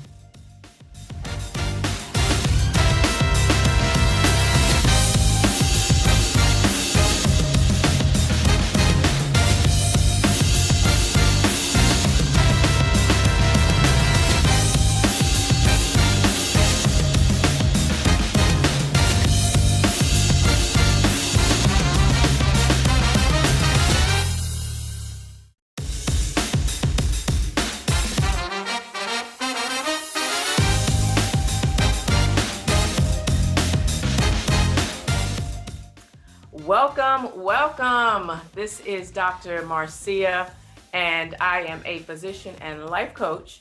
And this workshop is called Finding Your X Factor Within. And you may be coming over from my keynote. Whether you are or whether you aren't, it is fine. Come on in. So what I wanted to just share with you is that in the keynote, we talked about becoming the X factor. And so when we talk about the X factor, I want to just stay here just for a second. I want you to go get your notebook, go get your pen, and meet me right back. Okay? So, I want to talk about the X factor. What do you think is the X factor? When someone says, oh yeah, they have that X factor. What do you think it is? I want you to just jot down in your notebook what you think the X factor is. And when I went to Google, right? That's where we get all our information from. I looked up what the X factor is, some of the definitions. And the first one is that it is some kind of unknown or hard to find trait.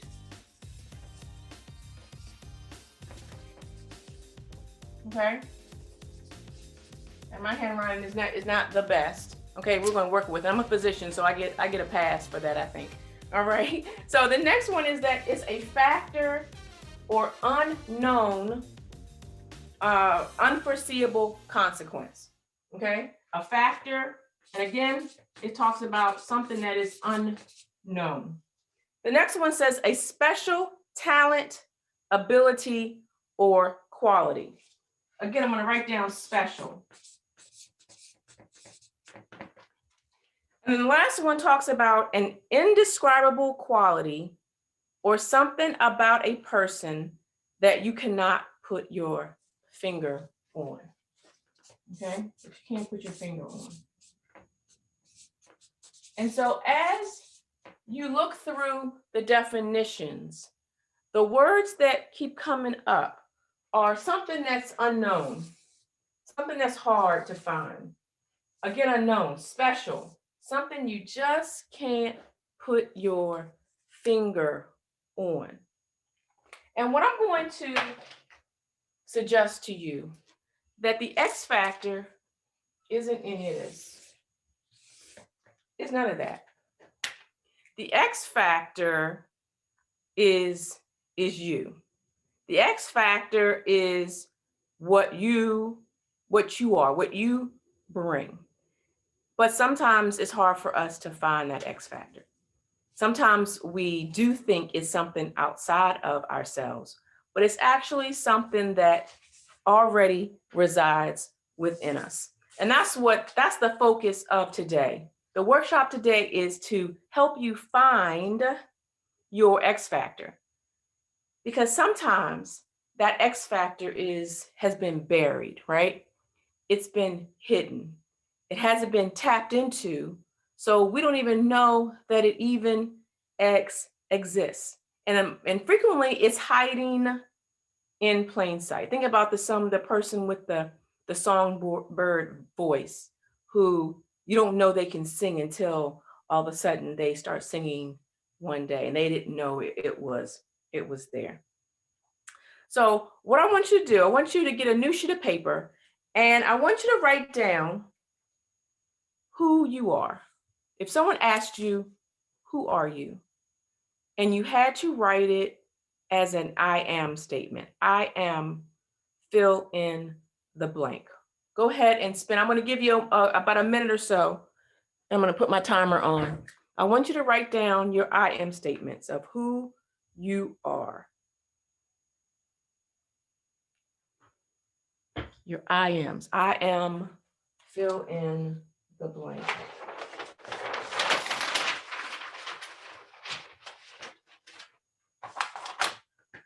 Who are you? And if you're just joining in, we're talking about your I am statements. Who are you? If you had to tell somebody. We have about another 30 seconds. Just write down as many as you can come up with. All right, we're at the 20-second point. Who are you? What would you say if someone asked you that question? All right, go ahead and finish up. We're down to the 10-second mark.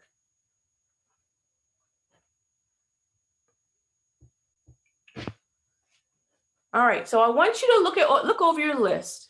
And if you have at least 5, I want you to raise your hand. If you have 10, go ahead and raise your hand if it's 10. If you are over there getting it in and you have 20, I want to see if you have 20.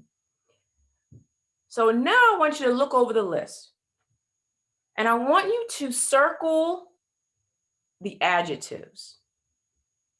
Circle the words that are adjectives and then cross out the ones that are nouns. Okay, nouns meaning mom, employee, bus driver, cook, wife. Okay, so those you're going to cross out the nouns and you're going to circle the adjectives. Adjectives like maybe loved, courageous. Okay, now if I had, and I want you to give yourself a score, count the number of adjectives you have. And then I want you to count the number of nouns. if I had to guess, most of your responses are nouns,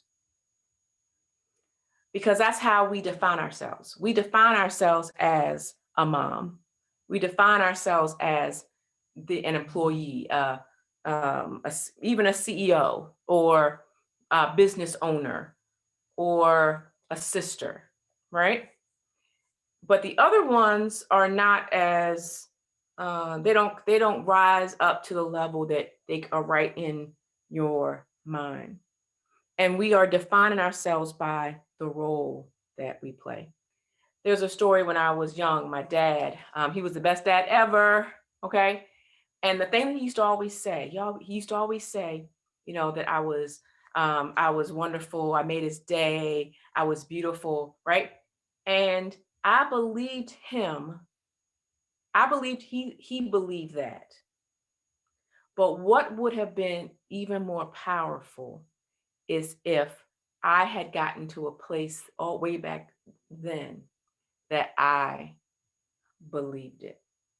And so I had gone to a workshop about a year or so ago, and it was for adolescents who had been under domestic abuse, but there were no adolescents in the room. And so some of the adults had gone to the session, and she puts up a slide, the very first one, and it blew me away because I had never been asked the question, who am I?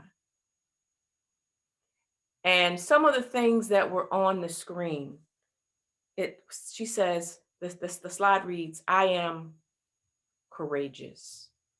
I am unstoppable. I am victorious.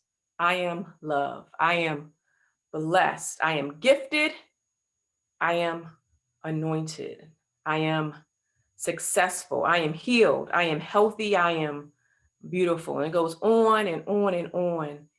And one of the problems that we face is that we don't know who we are. And so we live based off of what other people decide who we are. And when they start treating us any kind of way, because we haven't had a firm foundation in who we were, who we thought we were, who we wanted to be, we stay in situations too long, or we allow things to happen that are not in alignment with who we are. All right. So I want you at this point now, I want you to rewrite your I am statements, and I want you to use adjectives. Okay. So we're rewriting your I am statements using powerful adjectives, whether they are who you are right now and or who you want to become. Again, I'm giving you about a minute and a half to write down those new I am statements. Okay, go ahead and start. I am. Who are you? Who are you? Who do you want to be? This is the process of finding your X factor within.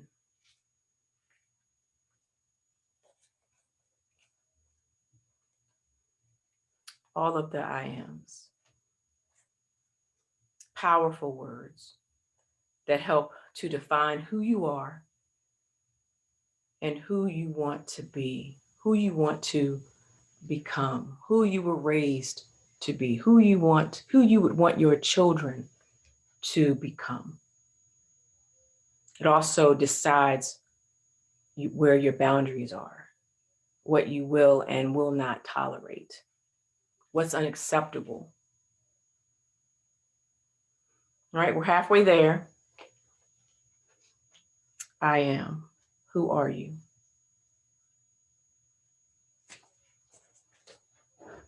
Who are you? All right, you have about 15 more seconds left.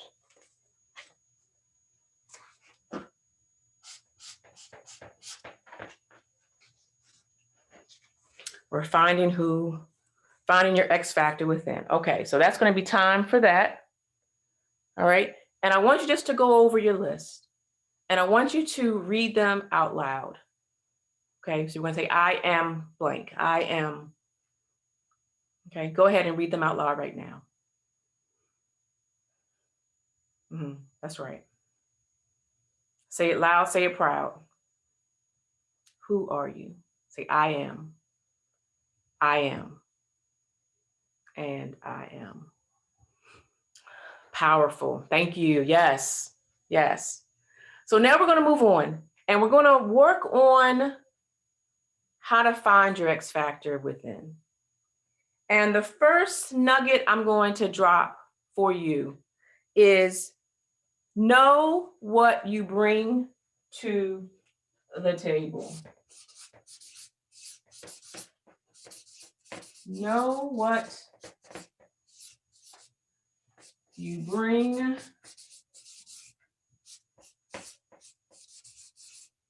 to the table.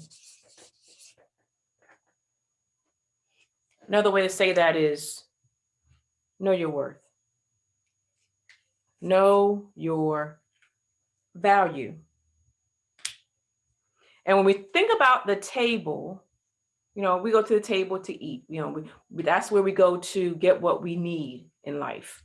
That's where we go to get, you know, the encouragement. That's where we go to get to the next level, right? And when we are talking about the table, it talks about, you know, do you know what you bring? And I want to illustrate this. I want you to turn to a new sheet in your notebook. And I want you to write down your 10, the 10 flaws, your 10 weaknesses, the 10 things that you need to, you're working on. Okay, and just write those down. Number 1 to 10, and go ahead and write what those flaws are. Those things that you're struggling with. Maybe it's organization. Maybe it's being disciplined. Maybe it is, you know, following through. Maybe it's exercise. Maybe it's planning your meals. Maybe it's holding your tongue. Maybe it's all the other things that are just are sitting right here, or should I say right here? They're at the tip of your tongue. You already know the things that you need to work on. Okay, do you have those 10 things down? Okay, I think someone needs a little bit more time. Okay, if you have your 10, let me see you. Okay, great. So now what I want you to do is turn the page, and I want you to write down your 10 strengths. Okay, the things that you're good at. Write 10 things right now. 10 things, 1 to 10, and just write them all down. Get them all out.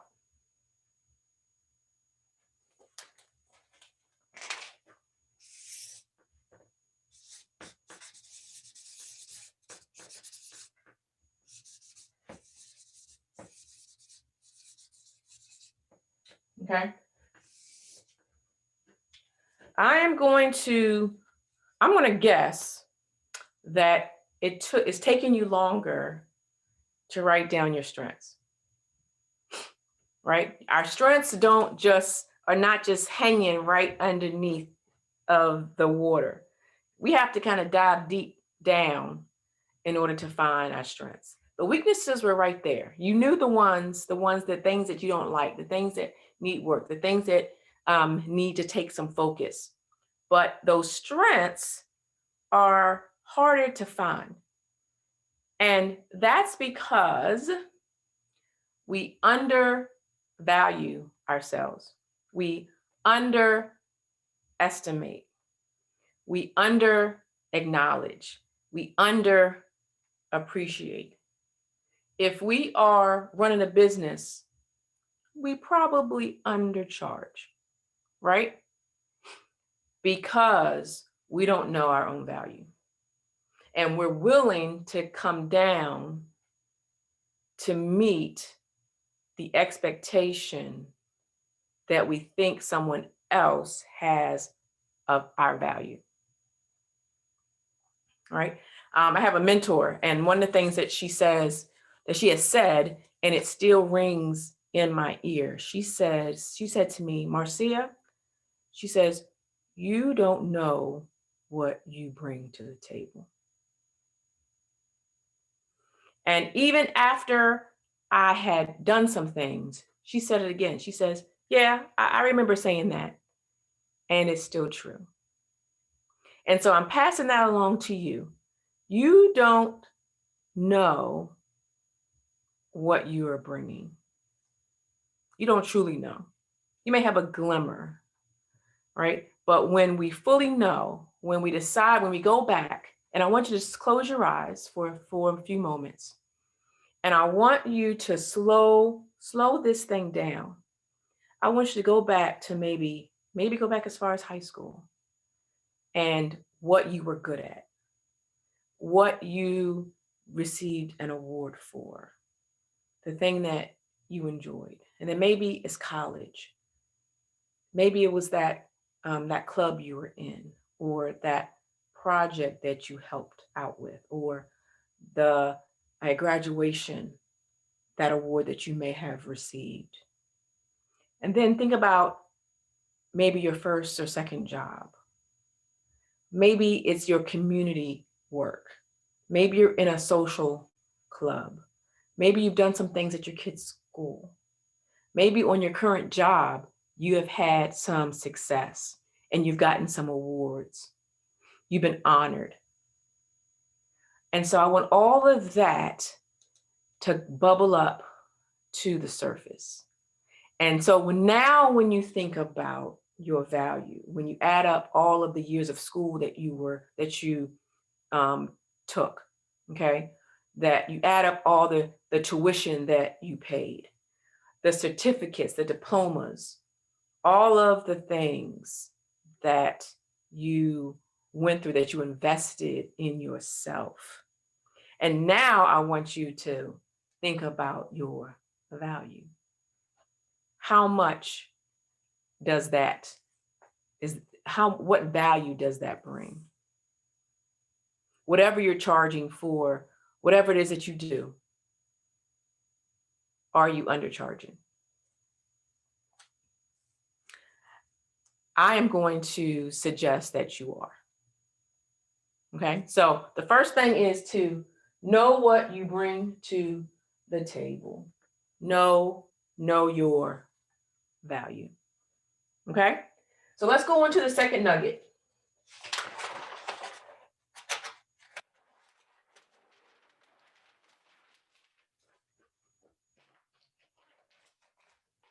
The second nugget is decide that you deserve a seat at the table. And this green isn't showing up so well, so I'm going to switch to different color. I'm going to go with black. Okay. Decide you deserve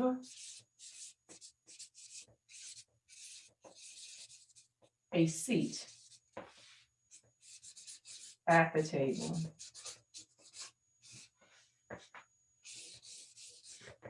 Who has sat at the kiddie table at Thanksgiving?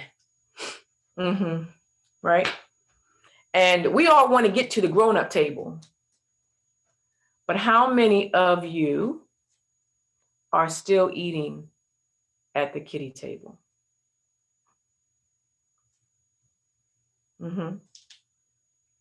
Still eating at the kiddie table. And I want to tell you that you deserve to be at the grown-up table. But it's up to you to decide. That's where the decision tree is. It's up to you to decide. You're over there waiting. You've been at the kiddie table for decades, and you're waiting for an invitation. You're waiting for Big Mama to invite you to come to the table, to the grown-up table, right? And we to get to decide that we belong there. We give ourselves permission to go to the grown-up table.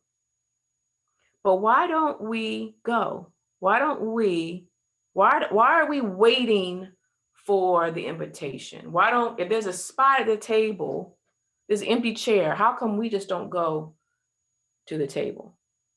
And I want you to write down what you think is the reason why we don't get up and go to the table. Why don't we go to the table? Why do we sit back and wait for the invite? And if I could guess, if we're talking about the adult table and the kiddie table, one of it is because we don't want to get in trouble because Big Mama didn't tell us we could go to the table, right? And that's the problem. The problem is that we have been raised in a Simon Says culture. Simon Says, Mother, may I? We are waiting for someone to give us permission, someone to say it's okay. We spend our time coloring inside of the lines. We're playing Monopoly and we don't collect $200 unless we do what? We pass go. The problem is, it's hard for us to think outside the box. And so we trap ourselves in. We're in this thing. Okay, well, we can't go to the table because Big Mama's we're gonna get in trouble. And the getting in trouble is worse than the positive of getting to the table. Okay, because there's always something better at the grown-up table. They got the desserts, they got the gravy, they got the biscuits, they got the hot mac and cheese, right? But we settle for what's at the kiddie table, the cut up turkey, or the peas or whatever there is at the kiddie table. It's safe at the kiddie table, but what we really want to be is at the grown-up table. And so I wanted to share a little bit about my story, if I can. So I was born with this birthmark, and what it did is that it affected my self-esteem. It affected how I thought about myself and what I thought I was capable of. And so what I did is I hid, and I stayed trapped in this prison, and I didn't feel like I was allowed, right? And that took me 10 years to get over, through middle school, high school, and sometime in college, I was like, you know what, this is for the birds. I can't keep worrying about this thing. This thing, if you're gonna like me, whether I have the birthmark or whether I don't, and it's just time to get over it, okay? But a lot of us are trapped by other flaws, by things that prevent us from fully coming into who we're supposed to be, right? And so, but it's up to us to decide that we are done fooling around with what other people think. And it's a mindset shift. It's going from changing your belief, because it's all in your head, okay? I'm no different than I was back then. It's just now I am resolved within myself. I am more confident now. I know that I get to decide whether or not it's a big deal or not. And so do you. You get to decide where you want to be, where you want to go in life. And so how do you get untrapped? All right. Sometimes we have some fears. And so I want you to just write down what you think are some of the things that keep you trapped at the kiddie table, that keep you trapped, underachieving. that keep you from where you say you want to be? Okay, just write down one or two things. What keeps us trapped? Some of that is, the big mama thing. Okay, what other people are going to say? Who had big mama? Right? But there's also maybe you don't think you know how. Okay, write that down. I'm going to say know how. You don't think you know how to get from point A to point B. Well, I'm going to tell you a secret. The secret is you have all the answers. You know better than anybody else how you get from point A to point B. And a lot of times we are looking for someone else to come in and tell us, but you already know. And when you start to ask yourself the questions, instead of looking for someone else to answer them, the answer is going to come. I'm going to give an example. Let's just say, okay, say you want to go to college, but you don't have the money to go. And so the question is, should I still go to college? And when you ask yourself the question, well, what do I really want to go? How am I going to pay? And then you sit there for a minute, like, well, I could get a scholarship. I could get a grant.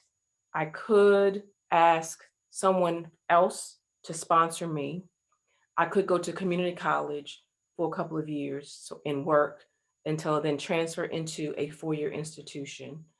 I could, maybe I don't really want to go to college. Maybe the reason why I wanted to go was because I wanted to, buy a house, okay, or whatever. And, you don't really have to go to college to buy a house, but you're kind of in between. My point is that you have all the answers. If there's a question you may have that you may want to get some additional input, you come up with the question, and then you can go and ask a couple of experts what it is they think. But you're just not giving it all to them and having someone else make the full decision for you. Okay, so the second way, after sometimes we don't know how, sometimes we don't have the confidence.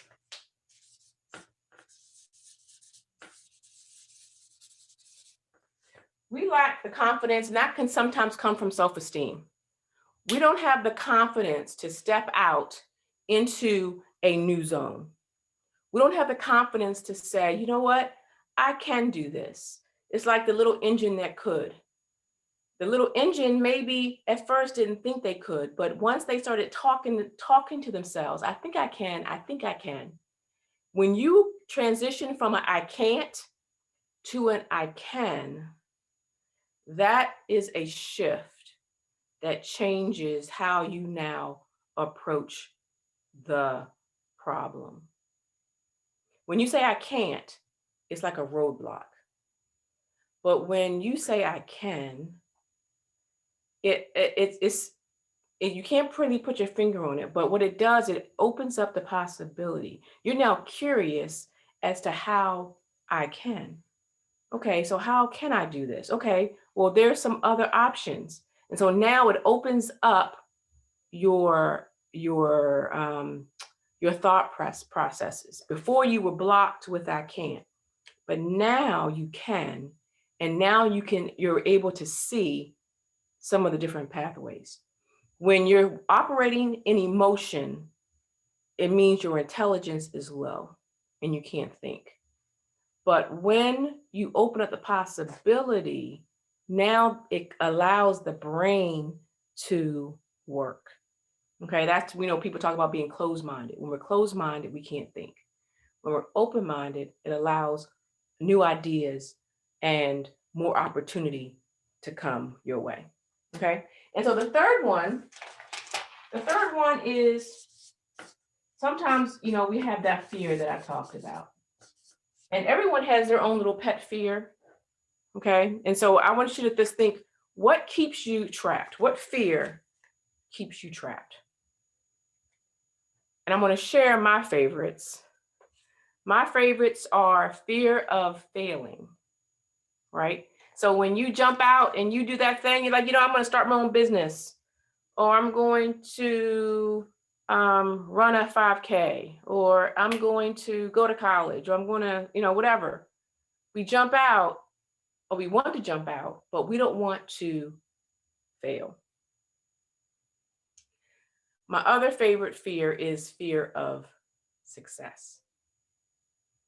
What happens now when we get out there? Now we've had some success, and now we have to continue to produce. Now we have to continue moving forward.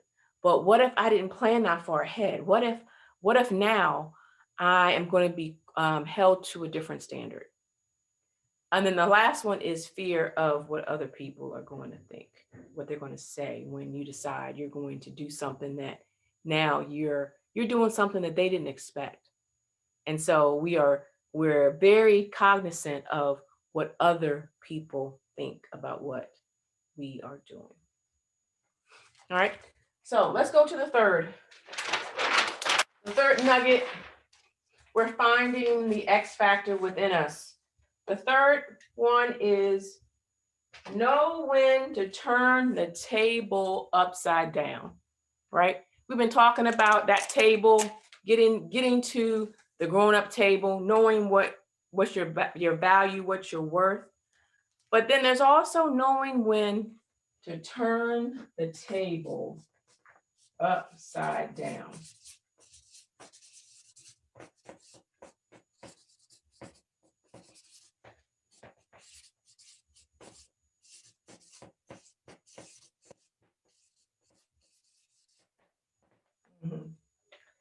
And so I want you to be careful not to be content with just being at the table, being in the room.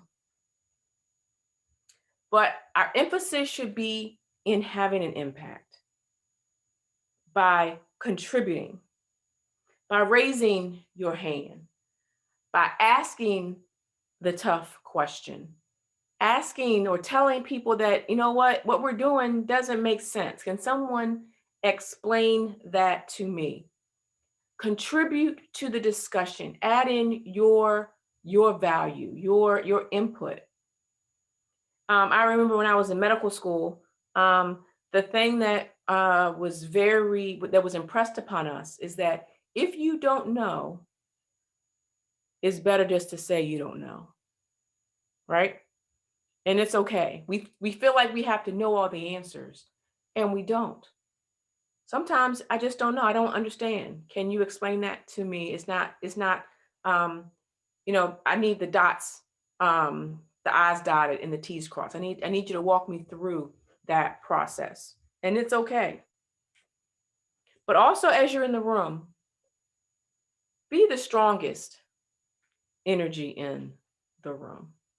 And what I mean by that is bring your confidence, bring your A game. And some of that we're grown up with. Some things we know. It's kind of like when you shake someone's hand. Okay, we don't give them the loosey-goosey shake. Okay, we make sure we're giving eye contact. You watch your voice inflection. Instead of saying, hi, how you doing? It's hi, how are you? Because it exudes confidence. There's also body language. We know about being closed versus being open.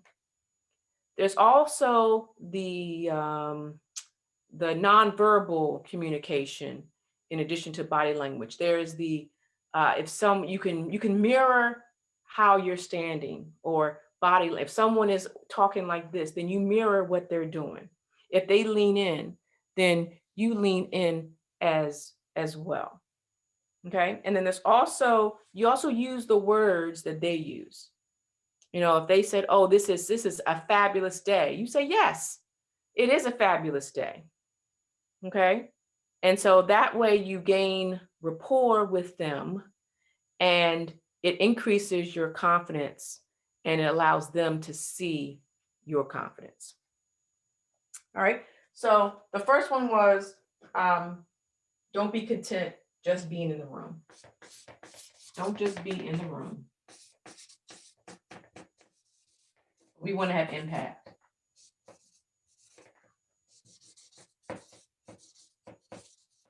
Okay. The second one is be okay doing it differently.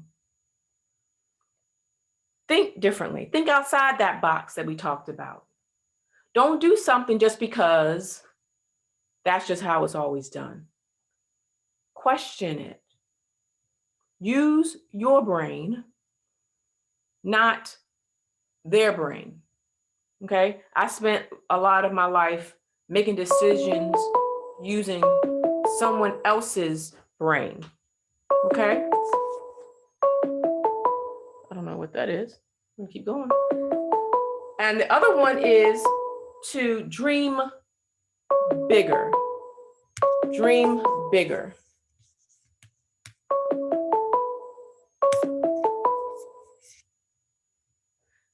Not only dream big, but dream bigger. If your dream isn't big enough, it doesn't scare you. Right?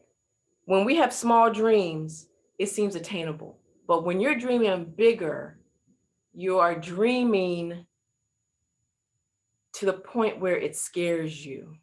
And that's the sweet spot. That's the spot where you start to break through. You know, we talk about the glass ceiling all the time. When you start dreaming above where the ceiling is, that's now where you get a chance to break the ceiling.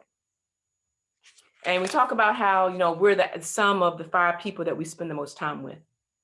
And when we realize that the people around us at this table, we're actually still sitting at the kiddie table. And it's time for us to dream bigger and to get to the next level.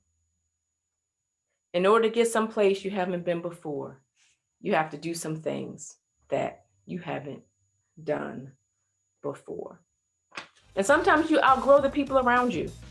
Sometimes you need a different mentor. Sometimes you need a different coach. Sometimes you need something else because you've done a great job getting to where you are.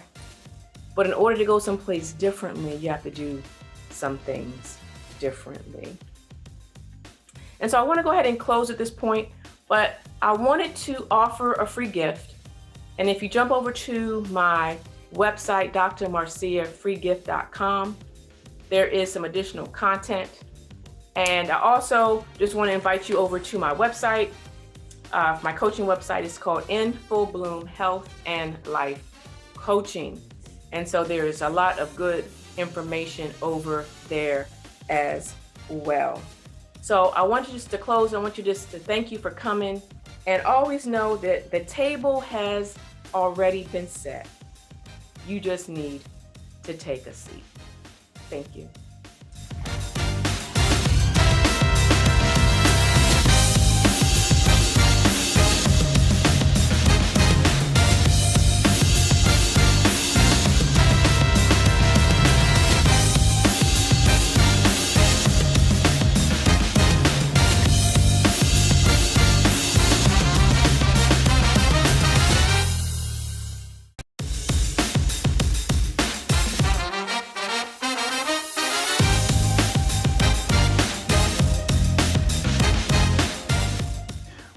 Welcome everybody. Thank you for joining. Thank you for tuning in. This workshop is going to be designed for folks who are looking to take some practical steps on their work journey. My name is Toni Robinson. I'm an investor, author, and entrepreneur from Cleveland, Ohio. For those folks who joined us earlier, my talk was the power of generational wealth. We're going to take that same talk, that same conversation today, and move it a little forward with our workshop presentation here. You may see my laptop off to your right on the screen here. I'll be referencing that during our talk. But the title of this workshop is going to be Pathways to Building Wealth. And so like I mentioned, I'm going to offer some practical tips and resources to folks that are really ready to get started today, ready to get moving forward, ready to take that next step. And so that's the point of the workshop, what we're doing here today.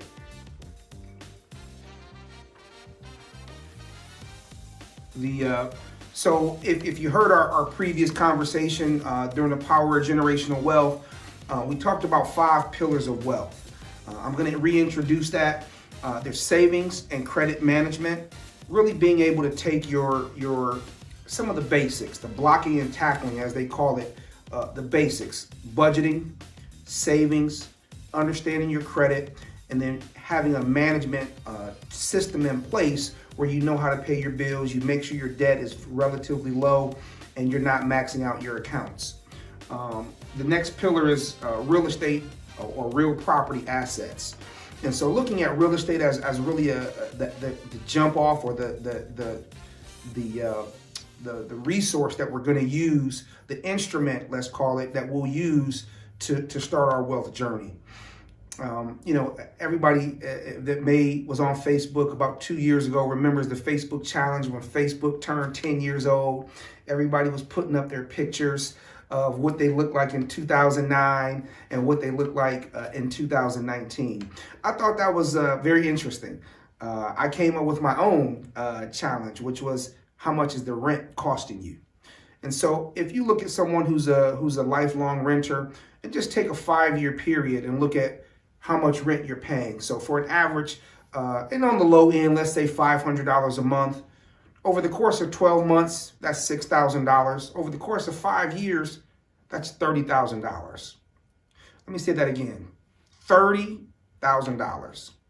Your landlord and his family certainly thank you for helping them with their wealth journey. And so really we want to take some of those practical steps today to really look at shifting the paradigm, shifting your mindset just a little bit to be able to put some of that wealth back in your own pocket. The next, obviously, pillar of wealth is investments. And so real estate investing is certainly part of that, but also looking at better ways to manage your 401k, better ways to manage your self-directed IRAs. A lot of folks are into cryptocurrency and foreign exchange currencies. And so how are those platforms working for you? What is your overall investment strategy? Are you using a portion of that to do something else? And so we're going to talk a little bit about that today. Entrepreneurship. What steps are you taking to put in place your passion? For most of us, turning your passion into a viable business is a pipe dream. I did it. And so I left a 6-figure banking job to work for myself.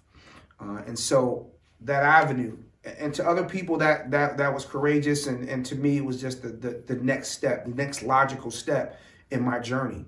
And so everybody's not ready to do that, okay? Everybody's not ready to be an entrepreneur, and that's certainly okay.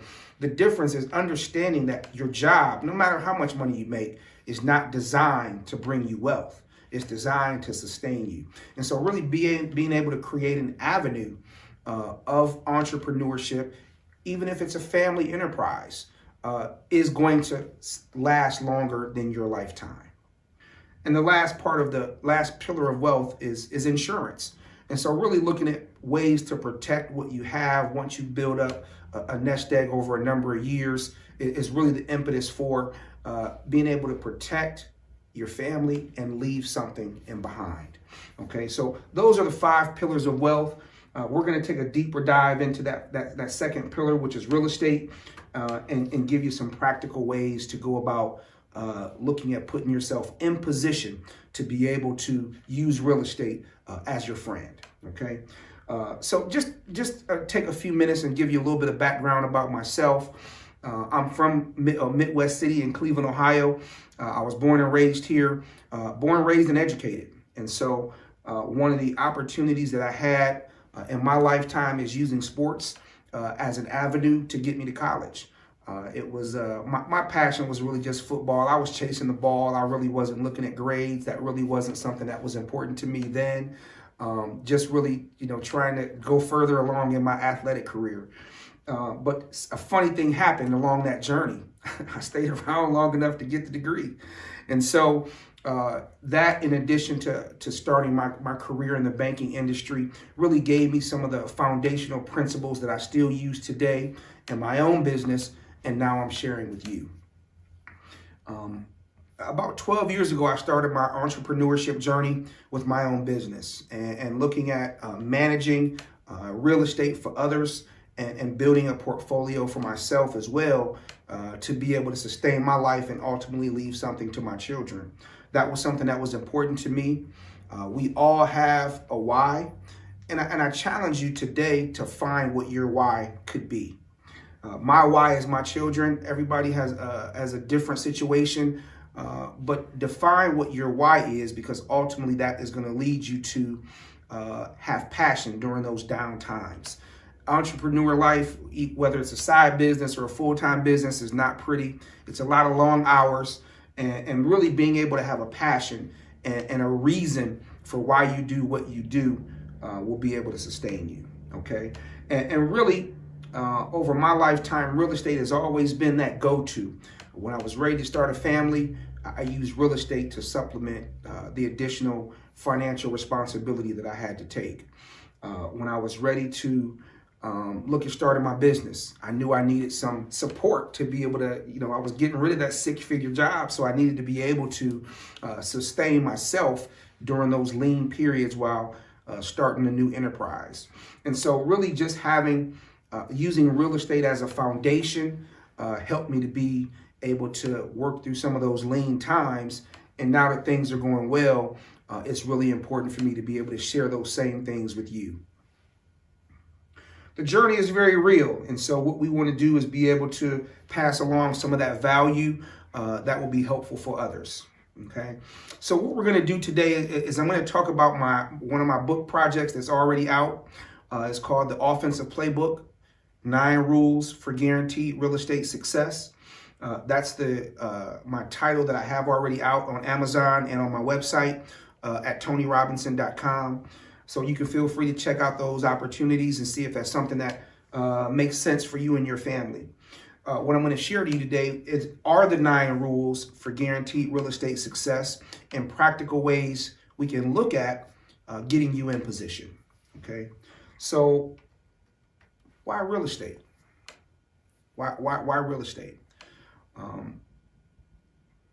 Over the last 100 years, real estate outside of the stock market has been the most sustainable investment instrument in the world.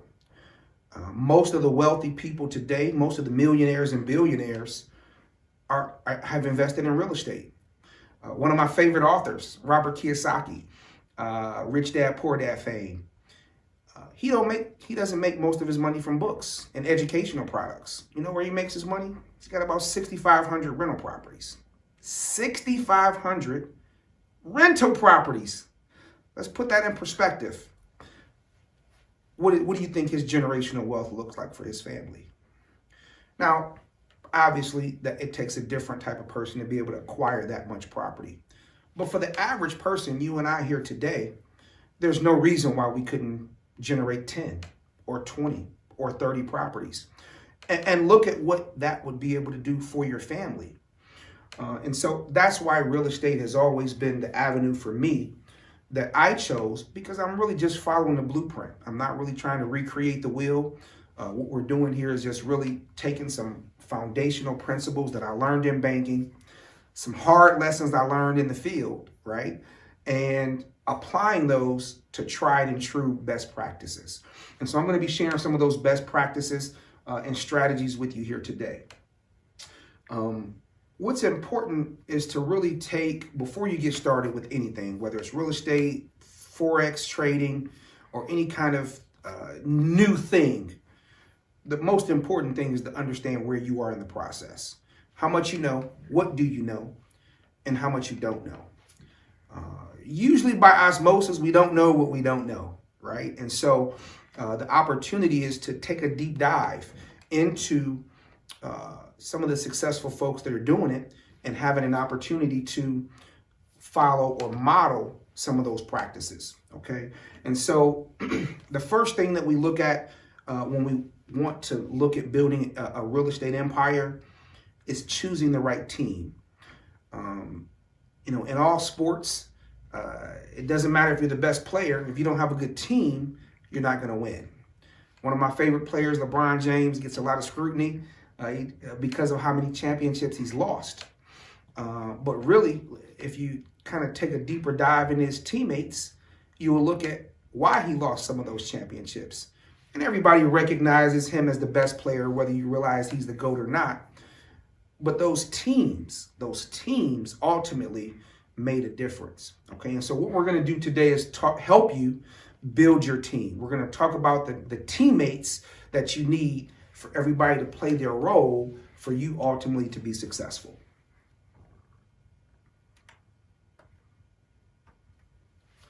So rule number one, and looking at the 9 rules, is to really take a self-assessment and look at your own situation and what you bring to the marketplace. What's going to make you different?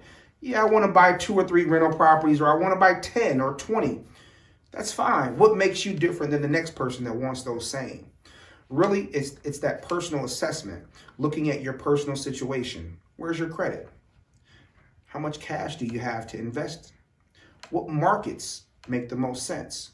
What type of properties are going to make sense for your portfolio? What type of return can you expect?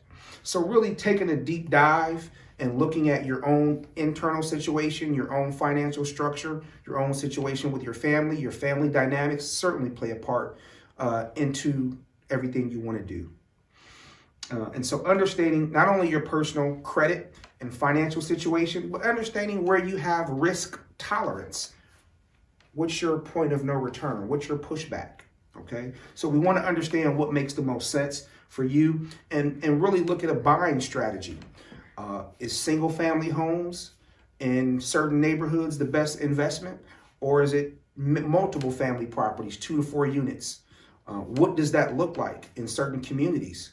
Where is the most profit? Where is the best return on your investment? And so my program that I offer coaching for, separate from all these other things, helps you to understand what a buying strategy looks like. And we really try and hone in and target some of the markets that make the most sense for the properties that you're looking for your portfolio. Okay. Transitioning to step number 2, I'm going to help you set up your real estate business. Okay. Whenever you're looking at an enterprise, it's important from a tax perspective to make sure that you're set up the proper way. And obviously, whether it's an LLC or an S Corp or a C Corp, certainly matters depending on what type of enterprise you're looking to run. For real estate, the most common is an LLC. At the same time, there are some tax advantages that have an S Corp. So you really want to take some time to look at the structure of the type of business that makes sense. And again, ultimately where you want to end up. There are 5 advantages to incorporating your business. Okay. Number 1, we already talked about the tax advantages. Number 2, the expenses. Most people who run a business take advantage of the opportunity to write off all of the expenses that you use in your business. Now, what does that do for you? It allows your taxable income. Let's say you made $100,000 this year. You had a great year. What you're going to do is bring that income down based on the expenses you spend in the business, and what's left over is your taxable income. That's the major difference in the tax code. Our former president made some changes to the tax code that are advantageous for the business owner. If you own real estate and you have an entity or an enterprise or an LLC, you can write off mortgage interest. You used to be able to do that for your primary home. You can't do that anymore. But if you have a business and you're an investor, you can write off the mortgage interest. So understanding the advantages of having a business, the tax advantages, the expenses, and all those other factors that play into having a corporation. You also are taxed less as a corporation than for personal income. Personal business taxes are around 23%, 21 or 23% right now. And so most of us who have regular jobs are paying more taxes than that already. And so really being able to understand and structure your situation so that the taxes make the most sense. Now, I'm not a tax expert. I certainly suggest you look at working with the CPA to set up your enterprise, but having a strategy in place and in mind, more importantly, ultimately is going to lead you to where you want to go. When you're setting up your real estate business, whether you're going to do wholesale or buy and hold or fix and flip, really doesn't matter. What matters is that you have the structure in place for the organization. You also have professional marketing.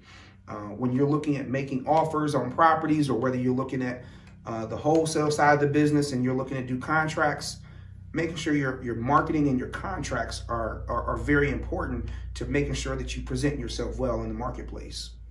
One of the other things is looking at how you want to own the business, or how you want to own the asset itself. Are you going to put it in your personal name, or are you going to put it in your business name? And there is no right or wrong answer there, okay? What matters is what you're doing from a tax perspective. So having that conversation first with your CPA, not after you make the money, before you make the money, is going to be really critical to setting up your situation for long-term success. Everything we talk about here today is really setting you up for long-term success. We really want to put you in position to be able to have sustainability, okay? And lastly, I would do you a disservice if I didn't talk about having an exit strategy. Now, what does that mean? You want to get more property, you want to build wealth. Why are we talking about getting out? Well, every successful business has an exit strategy. If we look at what happened in 2008, there were a lot of investors that had lots of property, and most of it was overvalued. And so what happened is a lot of people lost their homes during that time period. Why? Because they didn't have a proper exit strategy. They were over leveraged on the loans. They owed more than the houses were worth. And without having a proper exit strategy, all those homes went back to the bank. Now, there is some good there to be able to get those properties cheap. At the same time, for the homeowner who lost that property, it was because there wasn't a proper exit strategy in place. So what I do in working with my folks and clients that are students in my consulting program is we help them to set up not only a strategy, but an exit strategy as well. If you're not able to get out of a situation, it's more than likely detrimental to you. Going to the next slide, we're going to look at rule number 3, which is buy, flip, or hold strategy. One of the things I try and impress to all of my students that I work with is there is no right or wrong way to buy real estate. The best way to do it is buy it and wait. The appreciation comes along with that. And so having an opportunity to take a deep dive into your personal situation, your family dynamics, your current income, your current cash position, helps me to work with you to get you to understand what the best strategy is for you. I just talked to a student the other day who is really looking to get into the business, and they want to flip first. They want to buy and flip first, and then they want to buy and hold for long-term success. And ultimately, there's nothing wrong with that strategy, but most people do it the opposite way. Most people buy and hold, build up their reserves, and then start to flip. And so just being able to calibrate, not change, calibrate what she's already doing is going to set her up sustainably for a long term, okay? So we want to make sure that we do that. We want to define what your target property or target market is. Are you comfortable having conversations with tenants? Are you comfortable dealing with tenants? If you're not, it's probably best to hire a property manager. I suggest that anyway. At the same time, that may not work for every person in every situation. So ultimately, we'll define what your target market is, what type of properties make the most sense for your portfolio, and then we're going to look at the property market options. There's a number of places to acquire property in the market, whether it be the Community Development Corporation or the local land bank, the tax liens, wholesalers, retail, bank owned. There's a number of ways you can acquire property. And so ultimately what we work with each individual on is looking at ways that we can filter properties to them that make sense for their portfolio. And then we help you understand the numbers. Look, at the end of the day, real estate is a numbers business. And myself, in my time in banking, I learned the numbers side of it first. So ultimately, one of the lessons that I impress upon most people is you never fall in love with the house. You fall in love with the deal. The deal makes the most sense. When you fall in love with the property, it's like getting that car that ultimately ends up being a lemon. You wanted that Mercedes so bad, but you didn't realize the rust on the bottom and all the extra maintenance that came with it. Okay. And so ultimately, we help you understand the numbers. What is a cap rate? What is a return on investment or ROI? What's your front ratio? What's your back ratio? Those are things that banks and lenders are going to be looking for. And so we help you understand that process so that you are more attractive to your lenders if you're using a lender to acquire your properties. And so ultimately making sure that you're in the best position possible for sustainable success. And then we're going to teach you how to negotiate. At the end of the day, your property and acquisition is only as good as what you can get it for. If you're always paying top price, you're never going to have any equity. Okay, so we work with you to understand how to negotiate, where there's room to negotiate based on the house, and ultimately how to get what you want out of the deal. You know, they say if it's a fair negotiation, if both people give up something. And so we want to make sure that we put you in a position to be able to get something out of the property, not just the property itself. Okay, moving along to rule number 4, market analysis and evaluation.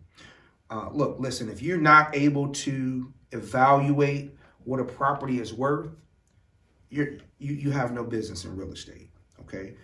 Yeah, you can talk to your local realtor and find out what homes are selling for and things of that nature. But your experience in the marketplace, understanding this community sells for this price. This community sells for this price. These type of homes have more value than these type of homes. And so ultimately, understanding and evaluating property will help you to be able to make sure you get a property that has some value long term. One of the most important costs or things to understand in the real estate business is understanding what it costs to repair and fix your maladies or your problems. How much is that roof costing you? How much does drywall cost? How much does paint cost? So ultimately, what we want to do is help you to understand where you have opportunities to cut back, whether it's with a contractor or with materials. And ultimately, we all want a great home and a great product for yourself and for your tenants, but it takes understanding what rehab costs are to be able to get to that point. I've got a student in Atlanta who it took me a lot of years to get her to understand that all of your A-grade neighborhoods are not great rental properties. Your high net worth areas are not always great rental properties. And so we had to get her to understand some of those B and C grade neighborhoods offer better return than some of those higher net worth areas. And so just being able to understand how to enter into the marketplace in a smart way with the proper strategy and understanding all of the variables involved will help you. Local property values and understanding how you can reach the hot buttons of the people that you're working with by asking open-ended questions will help get you to a point where you can acquire a property that makes the most sense for you. And lastly, spending expectations. One of the biggest challenges in real estate is knowing how much to pay for what. Your realtor's got his goal and how much he wants to sell the property for. The seller has their goal and how much they want to sell the property for. Ultimately, the appraiser and the inspector are going to get paid regardless. And so what is your expectation? What do you want to spend? How is your comfort level spending that on this property. And so we'll help you kind of understand some of those basics, some of those, how to have the proper expectations for what's going on in the marketplace.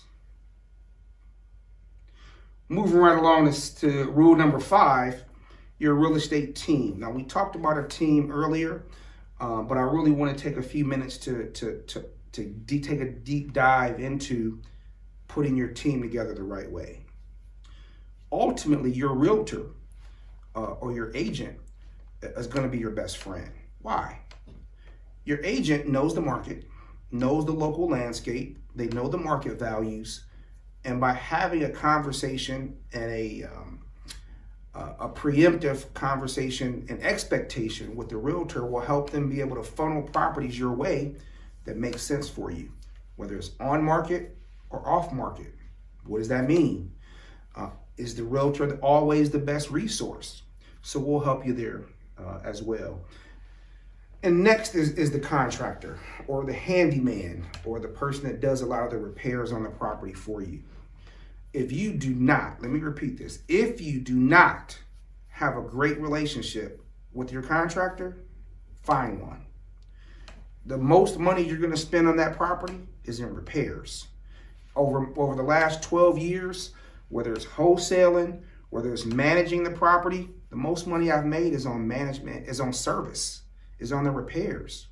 And so being able to manage and understand those repairs will ultimately help you keep more money in your pocket.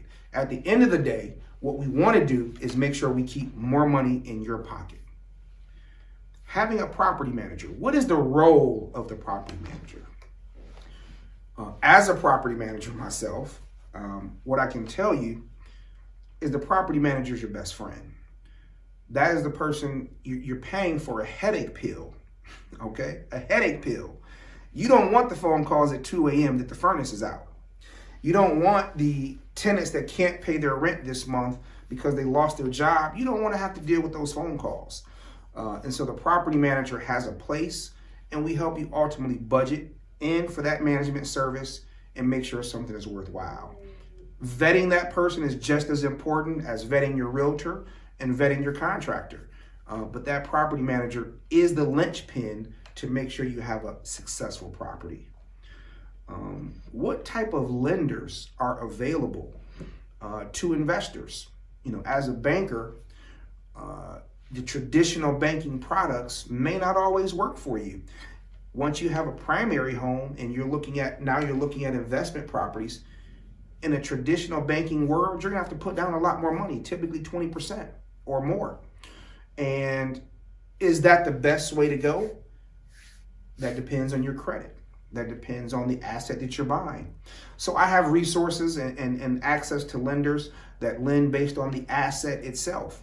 And so ultimately it's a little more expensive for that type of loan, but it's the cost of doing business. And ultimately what we want you to do is be able to use those products to your best advantage so that you're not taken advantage of, but also that you can get in the game. The goal is to get you into the game. And lastly, we talked about vetting each of the prospective folks that you deal with. Look, in real estate, you have several moving parts. You got the appraisal process, you got the application process, the inspection process, the underwriting process. And all those people got their hands out. They got their hands out for your money, okay? And so you're gonna pay. The question is, are you vetting and making the proper, asking the proper questions of these professionals to make sure that you get what you want? They're gonna get what they want because the house is gonna sell regardless if you buy it or somebody else buys it, okay? So the goal is to make sure that you get what you want in a way that makes sense for your family. And so helping you through that process is our main objective. Rule number 6 is looking at property forecasting. Now, what does that mean? That means we're taking the best, one of the best ways, not the best, but one of the best ways to really get into the marketplace is to put a little bit of elbow grease or sweat equity into the property, meaning you buy it inexpensively, you put the repairs into it yourself, and then you take advantage of the equity that you've built up with those repairs, okay? And so being able to forecast and understand what this property could be, not what it is today. Once it's cleaned up, what could this property be? A lot of that is understanding the local landscape, the local marketplace. Your realtors can help you with some of that, but having that firsthand knowledge is immeasurable. And so forecasting not only what the current market is doing, but what this house looks like and what does this home bring to the community and to the marketplace. So we'll help you understand the difference between the interior maintenance versus the exterior maintenance. The number one challenge I have, to be quite honest, when working with clients and students who are looking to get into the real estate business is understanding that your primary home and what you would do to your home is not what you do to your rental property. Why is that? Well, if you don't live there, you're not going to take care of it the same way. Everybody lives differently, and your tenants, if you have them, are going to live different from you. And so are you going to put in those nice granite countertops for a tenant that you don't know how they live? Or can we look at a Home Depot grade option? Or is there a middle ground that we want to consider? And so some of the biggest challenges is looking at those fixtures and those higher end type of materials that make the property worthwhile.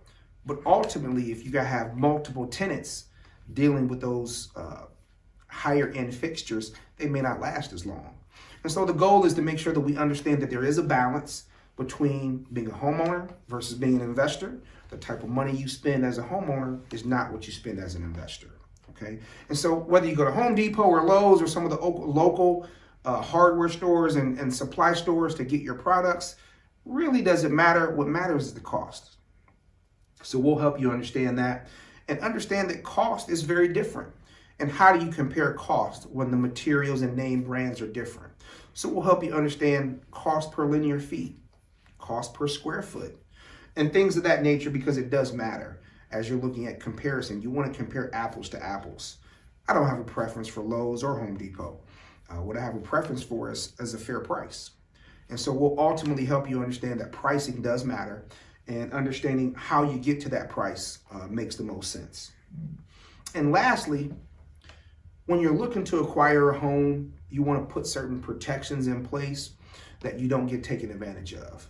Some of the ways that you're able to do that is working with your real estate professional to be able to have contingencies. In most cases, contingencies are outlets, things that help you get out of the deal. So let's say you find a home, it's a great property, it's a cute little investment, it doesn't take much money, it's almost turnkey, you're ready to move right in and get a tenant in there. You do an inspection, you pay an inspector to go out and make sure the money that you're about to spend, you're spending it in the proper way. You come back and you find out, hey, this property's got a leaky roof. You couldn't see it from the street or from the ground, but the inspector found it. What type of contingencies do you have in your agreement or in your purchase contract that allow you to get out of that deal? Maybe you don't want to spend $5,000 on the roof. Maybe you don't want to get the foundation repaired. So by having contingencies in place, we'll be able to help you understand how to manage that process to be able to protect yourself. Again, it's only a good property if you can get it at the right price.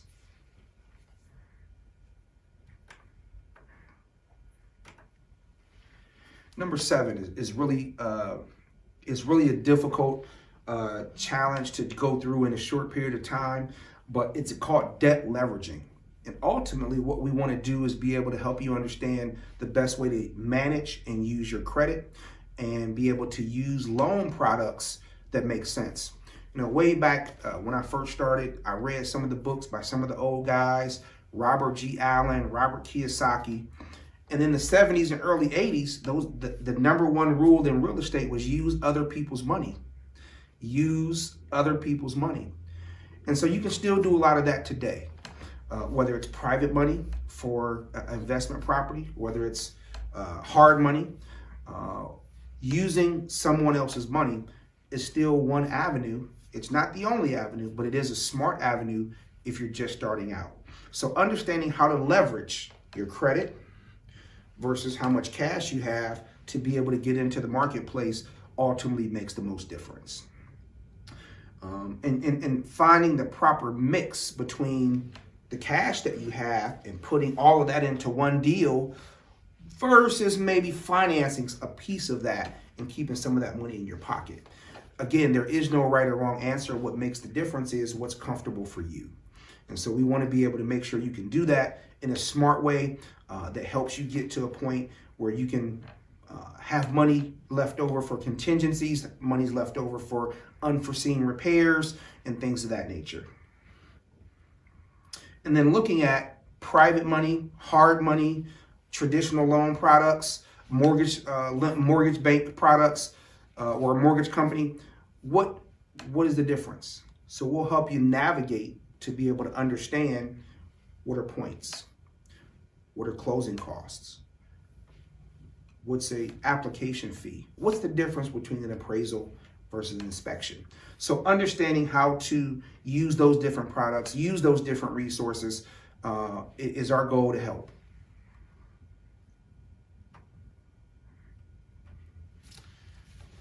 Where one of the best avenues that I bring as far as value to the marketplace is I help all of my clients find the best deals on the market.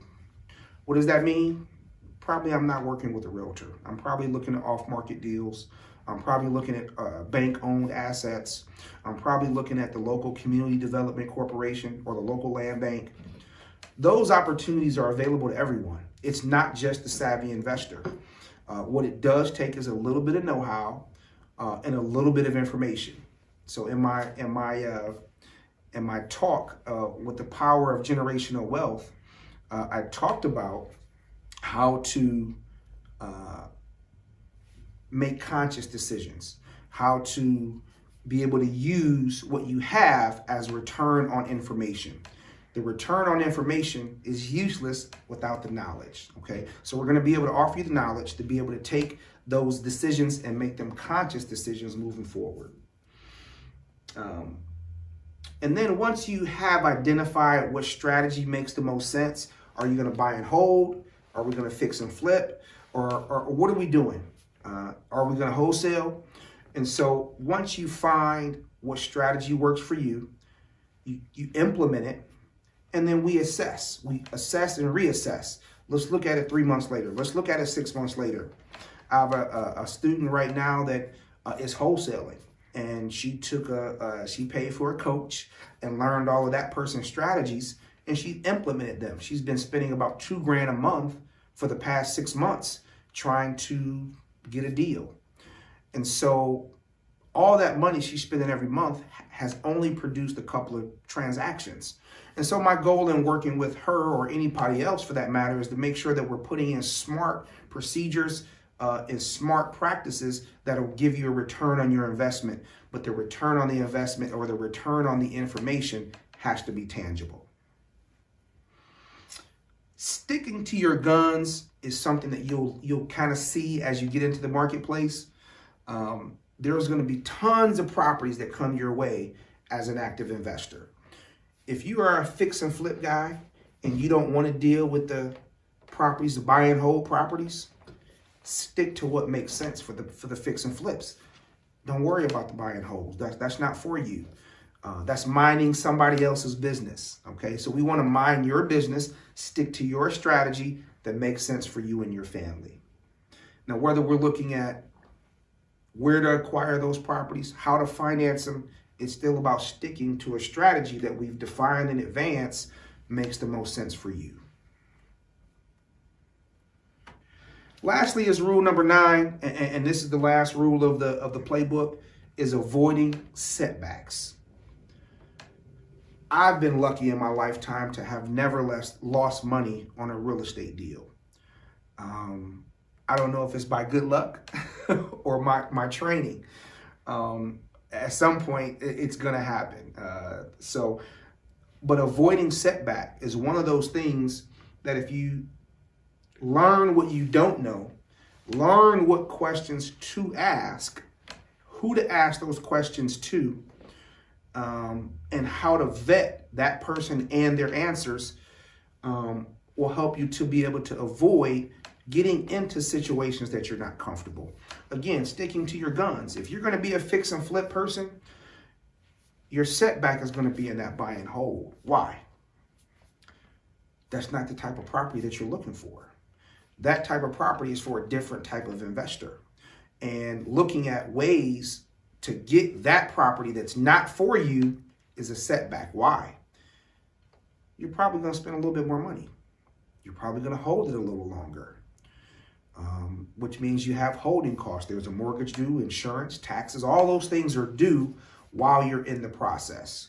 And so being able to avoid setback is very critical in the real estate business. The better your team is, will allow you not to have to get into situations that don't make the most sense. You'll be able to ask some of those professionals, hey, is this the right situation? Does this sound right to you? A lot of times, sometimes we feel it in our gut, but we don't know how to ask, or we don't know what to ask. And so being able to have a comfort level with your team that you personally vetted gets you into a situation where you can avoid some of the pitfalls that I've been through myself. And then lastly, one of the 9 rules is find yourself a coach or a mentor for whatever you're doing. If you're going to sell hair, you're going to sell bundles of hair, find out who in your marketplace is already doing that. If you're going to sell clothes, who in your marketplace is doing that already? Where are they getting their clothes from? How are they marking their clothes up?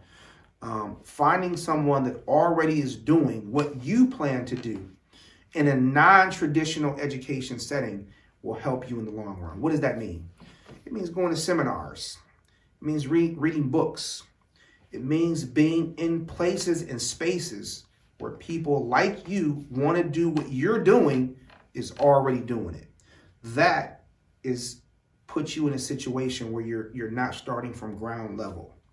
If the return on information is only possible with the knowledge.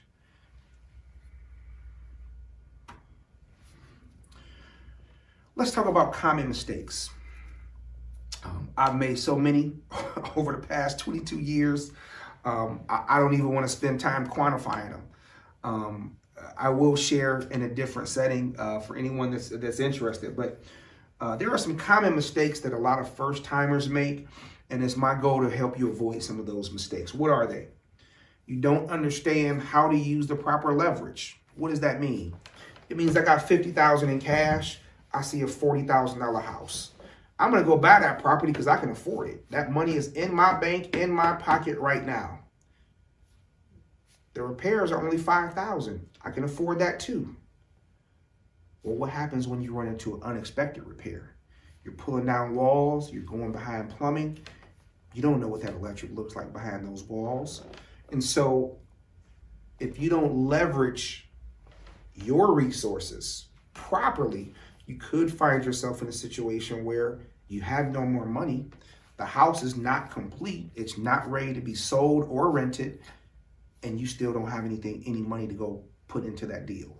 What's important is using the proper leverage, whether it's a combination of financing versus your cash or all cash, if that's your situation, but being able to use that in a smart way that you still have reserves and you still have money for unexpected things that are always going to come. They're always coming.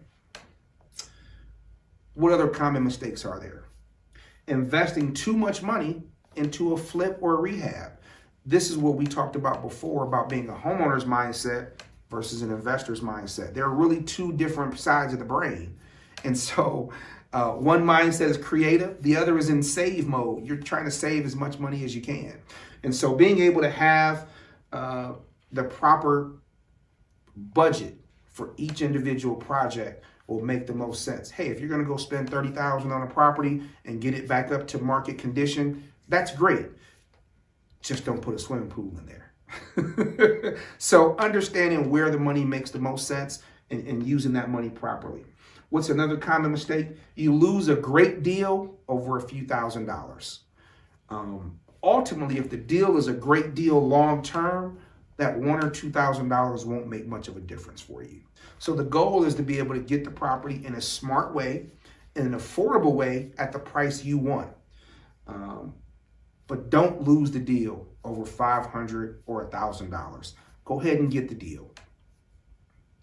Lastly, the number one mistake, and I should put this first, the number one mistake a lot of investors, especially first timers, make is they have way too much emotion, way too much passion. Again, you fall in love with the deal, you don't fall in love with the house. And so if you're too much invested, you've seen this house, you've been back to this house 2, 3, 4 times, you took your mom, you took your husband, you took your wife, you took the kids, everybody loves the house. Until you get that inspection back and the roof is bad. Now everybody loves the house. What are you going to do? So being able to have too much emotion into a property is a bad thing. There's always going to be houses. If I can impress one thing upon you today, is fall in love with the numbers. Don't fall in love with the deal. I mean, fall in love with the deal. Don't fall in love with the house. So what are the keys to being able to take some of these strategies and put them in place? Number one, I would say is confidence.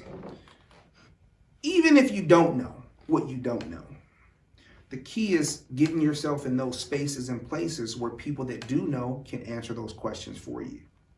And so being able to have the information, trust that you're in the proper spaces. There's no substitute for reading. Pick up some books.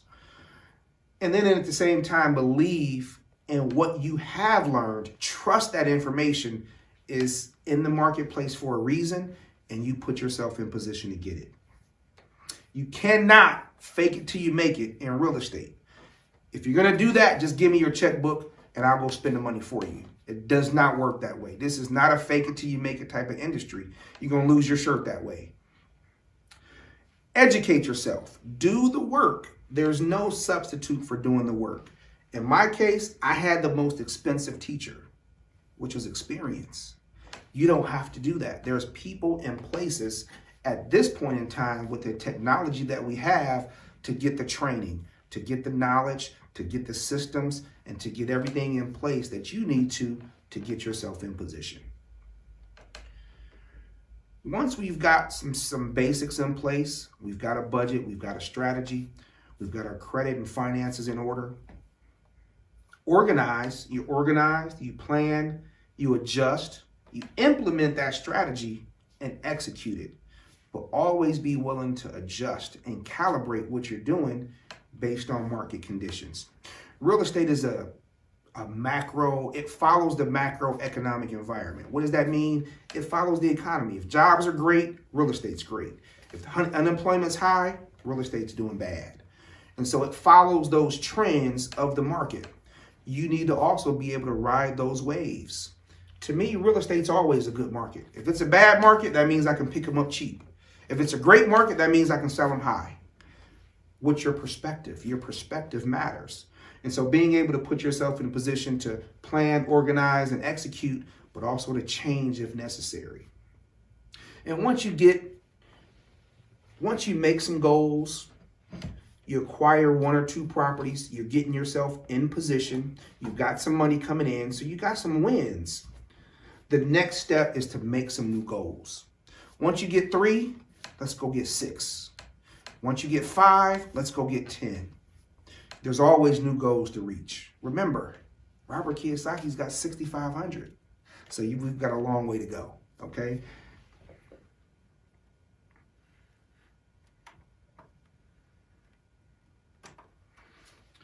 So I want to make sure that you have a way to connect with us after this workshop because ultimately this information here is just a paperweight if we don't use it. And so it's just a PowerPoint presentation if it's not executed upon. And so I'm sure this information you've heard several times in several different places by several different people. What makes this different? It's how you execute. It's your mindset. It is taking that information and applying the knowledge to put it in place. This workshop, this event, this virtual opportunity is only going to be as effective as you can implement it. My goal for you is to implement 1 or 2 of these things that we talked about today, because what happens? Now it's going to put you on your journey. Once you get into the mindset of being on that journey, you'll see that your other habits start to change too. And so connecting with us, I want to make sure you guys have an opportunity to do that. You can find me on all of the social platforms, on Instagram, on Facebook, on LinkedIn, as Toni Robinson Consulting. Toni with an E, Tone, Robinson Consulting. And so you can connect with us on Instagram, on Facebook, and LinkedIn on those platforms. My personal website is ToniRobinson.com, spelled the same way with the E, ToniRobinson.com. You can check out our store where we've got our books, and our wealth building toolkit is also there as well. For all the members, for everybody attending this virtual workshop and my TED Talk earlier, there's a free gift, and that gift is a wealth building toolkit. Now, if you go to the website, you'll need a code to get that. That code is BlackCEO. So once you enter the website, enter BlackCEO, and you'll see that free gift come your way. Now, it'll be a download. The hard copy is, you have to purchase that, but the download and the information is still the same, and it is free. So BlackCEO is the code. You can check out ToniRobinson.com/store, and our information will be there. Finally, you can reach us by text. You can text 216-832-3675. Text BlackCEO to 216-832-3675. And that'll be a way that we can connect, and I'll be able to share some resources, information your way. And also, one of the things we haven't talked about, one of the other gifts that we have going on with this workshop is we do offer a free one-on-one session. So if you go to ToniRobinson.com, there's an assessment. You can take the 6-question assessment, and with that assessment, we'll reach out to you within 48 hours and be able to have a one-on-one with you. That one-on-one is 30 to 45 minutes, and we'll get you in position to take those next steps. So that's how you can connect with us. And then finally, I mentioned the free offer. Please take advantage of the Wealth Toolkit. There was a lot of love and care put into putting this toolkit together. I guarantee it'll be some value for you and your family. It'll get you guys to having some conversations you probably didn't have before. Let's face it, in our community, when someone passes, it's GoFundMe and fish dinners, and we need to fix that. It is very selfish of any adult to not have insurance and leave the cost of their transition to their family. That's selfish. That's very selfish. We all gonna die one day. And so the point at this point is to make sure that you have some type of policy in place to be able to take care of your transition. Now, if you are in a different situation and you have the opportunity to leave some wealth to your family, great. But let's make sure we're at least doing the basics. The blocking and tackling is the basics, okay? So let's make sure that we take advantage of that wealth toolkit. It's there for a reason. That's our free gift today. And we look forward to connecting with you down the line. ToniRobinson.com. I look forward to seeing you guys soon.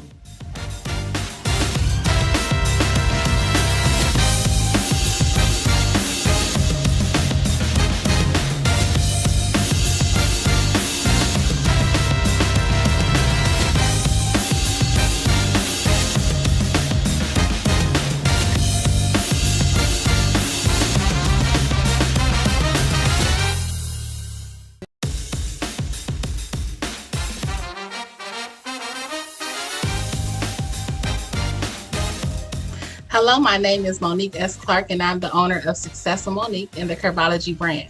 Successful Monique coaches clients to become successful in many areas of their life, from personal to business. Now, Curvology is the movement to help promote self-love and confidence in curvy women through our workshops and through fashion. So again, I want to say thank you to BlackCEO for this opportunity. I am so super excited to be here to talk to you guys about something that's near and dear to my heart. And that's about being an unapologetic CEO. Now, I have not always been that unapologetic CEO. When I tell you, there have been times when I wanted to give up. There have been times when I've doubted my abilities. There are times when I just said, you know what, this is just not for me. And then at times, I believe we have a tendency to kind of listen to those negative talks that people may have about us and their opinions about us and our business. So But I'm also here to let you know that those opinions, those are self-sabotaging thoughts sometimes, and you just have to be able to not think about that.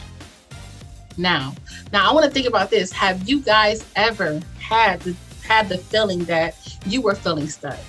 Have you ever had the time that you were thinking about those things and said, you know what, it's time for me to quit, or this is not for me? Because I do know that when I talk to people and I hear these different things, these are some of the things that I hear about when people say that I want to become a business owner, I want to do something different, and they're kind of stuck by what other people are saying. And we're kind of going to talk about some of those things today to kind of help you to be unapologetic with the way that you're feeling. Now I'm sure that a lot of us have been through some traumatic situations. We have been through issues within our business and in our personal life. So that's why I'm passionate today to share this message with you. So let's just get started. So first, let's just talk about what unapologetic means. So unapologetic basically just is going to talk about you just not acknowledging or showing regret for the decision that you made. So Monique was unapologetic about the decision that she made. So just like you, when you decided to go into business, you was unapologetic about that decision. I know people that have been to school for different things and they took a U-turn or they took a right and said, I want to add this to what I'm doing. And you have to be unapologetic about that, because that's the choice and the decision that you decided to do, just to go out and take that risk and see what you want to do. But let's get into some of the things. I got a couple steps that I definitely want to share with you, and I hope they kind of help you out. So I'm going to start off with the first one, which I want you guys to understand is that, where do I start? To become an entrepreneur or the CEO, I say it this way. When you are the CEO of your life and you are the CEO of your business, so depending on how this fits for you and helps you, I hope that it helps you in either way. But where do I start? So now you got to think about those things as far as what do you want to do? How do you want to do that? And exactly what do you want to do? But the first thing you have to do is just get started. Now, the second one, is this my passion or is this my hobby? Now, I hear that a lot with people. Sometimes they saying, this is my passion of the things that I want to do. And then some people saying, okay, is this, I just really like doing this. Now, I tell people, why not turn your passion into a profit, which you can with a business opportunity. If it's something that somebody who loves to cook, then you decided to take that and you turned it into a business. Somebody who likes to sew. Now, these are type of things that you can do. So those are some type of things as being unapologetic again about the decision that you chose to make, right? Now, 3 for me is, what is my why? What is your why? I know when I got started, my why was typically because I grew up and I remember seeing a lot of women who were nurses and teachers. And I have a lot of nurses and teachers in my family, and I love to teach. I love to teach and train. I do. But when I seen a woman in business, I said, wait a minute, this is different. And so that to me, let me understand that I too can be business. I can be the owner of something. So for me, my why is to leave a legacy for not just me, but for generations to come, and to show other women and young men that, hey, you can do this. So for my why is a little different, right? So find out what your why is, why you're getting started, and why you're going to do this, why you're doing this, because guess what? Your why is what's going to keep you going when you decide to say, you know what? I'm tired. I don't feel like I can do this. I'm ready to quit. Your why will help you continue to keep moving forward.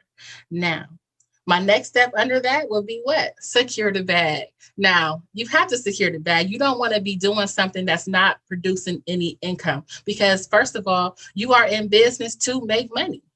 I do understand there's a lot of services that we may do, or services that we can do, that we may not charge the full exact price what we need to or what we should. But if you are in business to make money, you definitely want to secure the bag, and you'll know the right opportunities for what you need to do and what you can do and what you should do. But don't forget to secure the bag. Now, blue or red, cheese or no cheese. That's make a decision.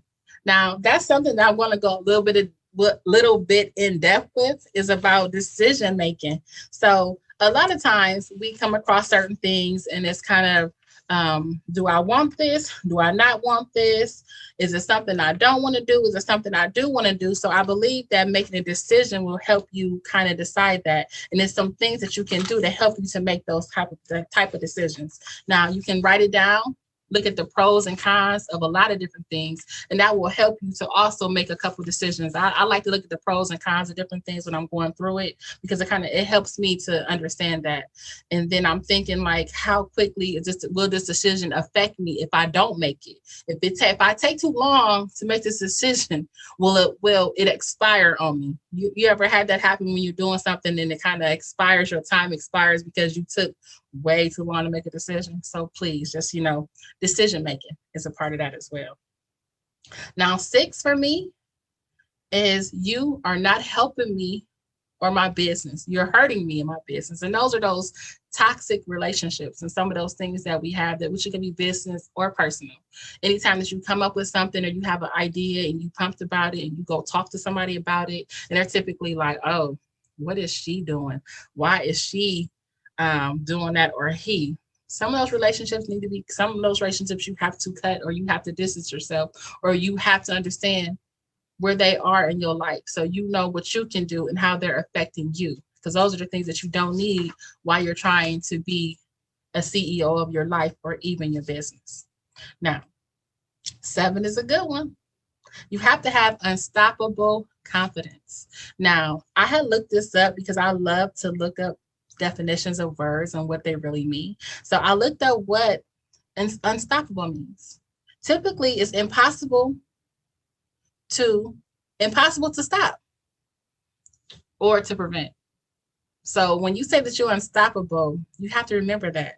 Impossible to stop or to prevent, because that's what you want. And then when you go to confidence, is having that self-confidence, is having trust in oneself. So do you trust yourself enough to get you to where you need to be? So having unstoppable confidence is something that you too can have. And that's every day with these different steps that can help you, or whatever may help you, but definitely have unstoppable confidence. And it comes daily. You have to remember to do this daily. This is not something that's going to happen overnight. This is a daily process with you to have that unstoppable confidence.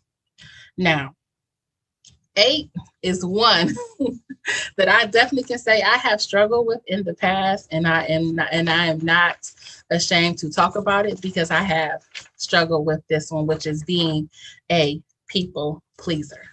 Yes, being a people pleaser. Yes, I said it. You can definitely stop being a people pleaser. Now, the characteristics of a people pleaser is somebody who has a hard time saying, who's always saying yes all the time. Pretty much it's like, yes, okay, yes, no problem. Yes, yes, yes. But when the real answer probably should have been no, not right now, maybe later. So those are the things that I can say that you want to make sure that being a people pleaser, you have to, make time for what you have to make time for as well. Now, another thing with being a people pleaser and the characteristics is somebody who definitely wants to make everybody happy. They want to be, regardless of if it's going to cause you stress, because the thing about it is, being a people pleaser, if you did not know that, it can cause you stress and pressure. It can do that. So those are some of the things that you do not want to happen to you, because that's something that typically can happen from doing that. And also some of the things that you can do from being a people pleaser is, I want you to think about it, is having some steps that can help you, which is setting your priorities. You ever think about that? Like, so your business, what it takes to run your business. So I really just want you to kind of like set some priorities up from, if you have to break it down from Monday, Tuesday, Wednesday, this is what I'm doing from A to B, or whatever time schedule you make it a priority. And when things come up for you to kind of interject with that, your priority, then you have to say, you know what? You have to make that decision to make that choice to say, not right now. That you may can get to it later, but if you keep doing that, when you have things that need to be done for you, you're going to keep pushing the things back that you are supposed to do. And you're going to look at the end of the day and realize that everything that you were supposed to do for you, you didn't touch not one of it. And that could be for you or your business. So another one, I like is setting time restraints. What I mean by that is, let's say you do have some time. You've decided, hey, I got a couple of time for you. I can meet with you probably from maybe 2 to 3. And then you go in there and you have your meeting and you do that. And then you realize that they're going to let this time go over. But at 3 o'clock, you have a tight schedule today. So you just got to let them know, hey, it's about 3 o'clock, 3:01 to be exact. And I do have a tight schedule, but we can kind of set some more stuff up. And that's okay to set those priorities for what you're doing. And it is perfectly fine. And I also want you to know saying no is okay. Again, saying no is okay. Don't be afraid of the fallout from when you tell somebody no, because if they fall out, then you let them fall out. So those are the type of things that I know about being a people pleaser. It's one of those that I just, that I do know that is very important to me. And then I do have one last one that I know is pretty much the topic. Is sorry, not sorry. It's being really unapologetic for the decisions and the choices that you decide to make in your business and your life. Nobody can predict how you feel on a day-to-day. Nobody can predict how you feel from that hour to hour. So making those decisions and being unapologetic about what you decide to do is okay. If you do like to get other people's opinions and stuff like that, sometimes some people's opinions are not the opinions that you need. I know if I'm in the room and I know that I'm a CEO, but I want to be, I want to go to the next level, then you go to the next level with other people that are at a different level than you, because that's what that means by you want to level up, right? So sometimes you have to do that. But one thing I want to say is that when it comes to being unapologetic, you have to stop worrying what people have to say about you. Just don't have to worry about that, because half the time they're not even thinking about that, and most of the people are in their own world, in their own zone, so they have their own issues going on, and they probably not even thinking how you think they're thinking. Remember that too.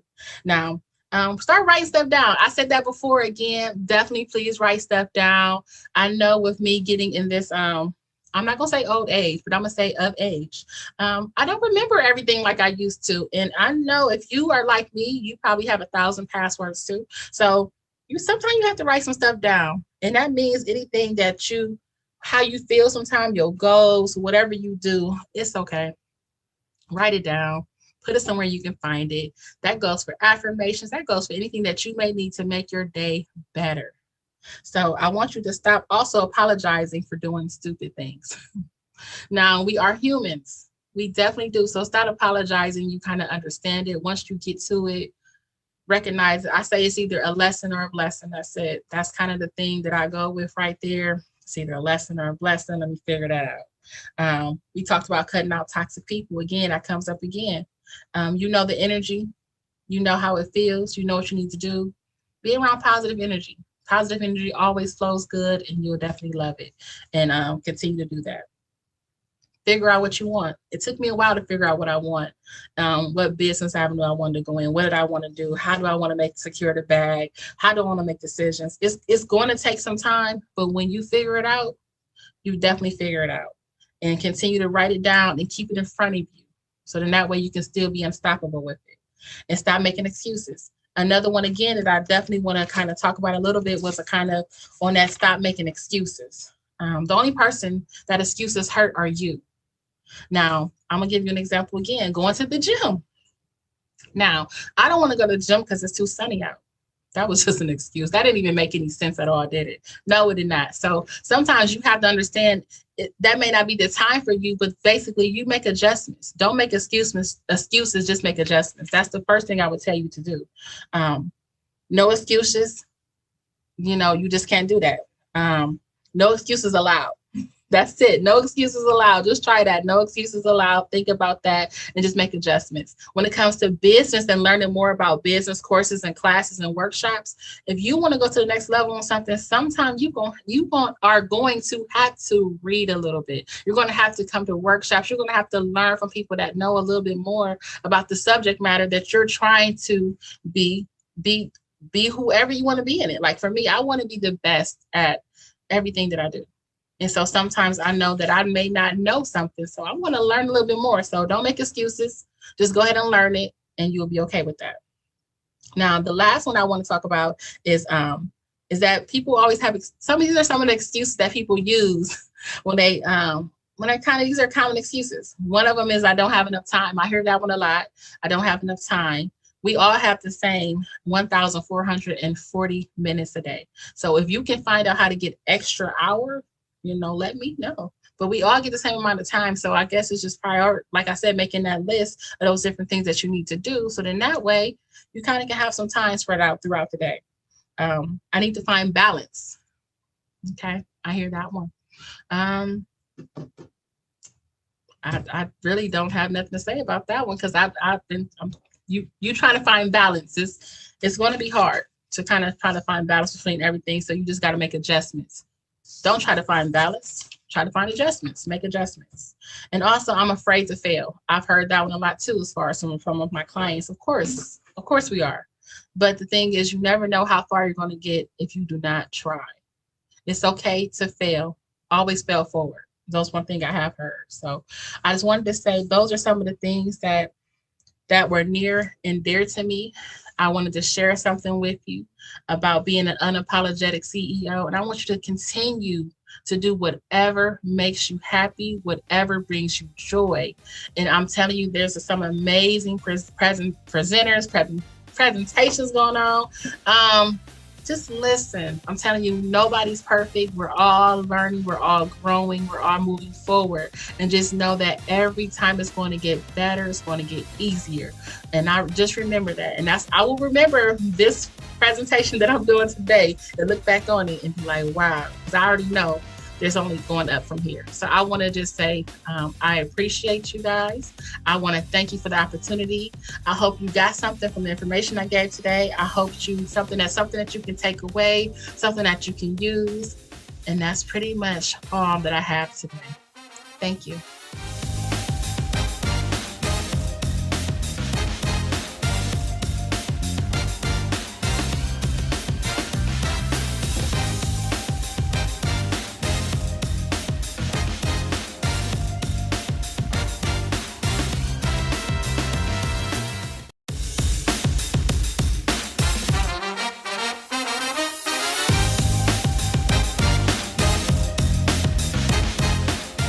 Greetings. My name is Danielle Gilbert, your virtual HR strategist and owner of Manifesting You Consulting. We service small to medium-sized companies by elevating, evaluating, and equipping them with human resources tools to minimize risk, avoid lawsuits, and save thousands of dollars. So today, I have the honor and privilege to be before you to discuss how to disrupt human resources and become a disruptor. But first, did you know that disruption is trendy? It's everywhere, even in human resources. But what makes it really matter and to understand what it really means? What is disruptive in HR? Who's the judge of what truly is a game changer and what's not? So today, I'm going to share with each of you exactly what being a disruptor is and how to totally disrupt human resources. Disruption in HR means staying relevant. HR is like any other life force. It needs to evolve to remain relevant and effective. But HR trends have a lot of disinterest and resistance to changes due to legal and compliance requirements, systems, and processes that are all hard to change. Disruption is an organic force that can introduce change. It can empower HR professionals to stay relevant and leap over all of the reasons not to change. See, disruption in HR is not about HR. Disruptive HR is primarily about what service HR. It is about what services the organizational success and provides the best experience for people working in the organization. Disruptive in HR requires new solutions to old problems.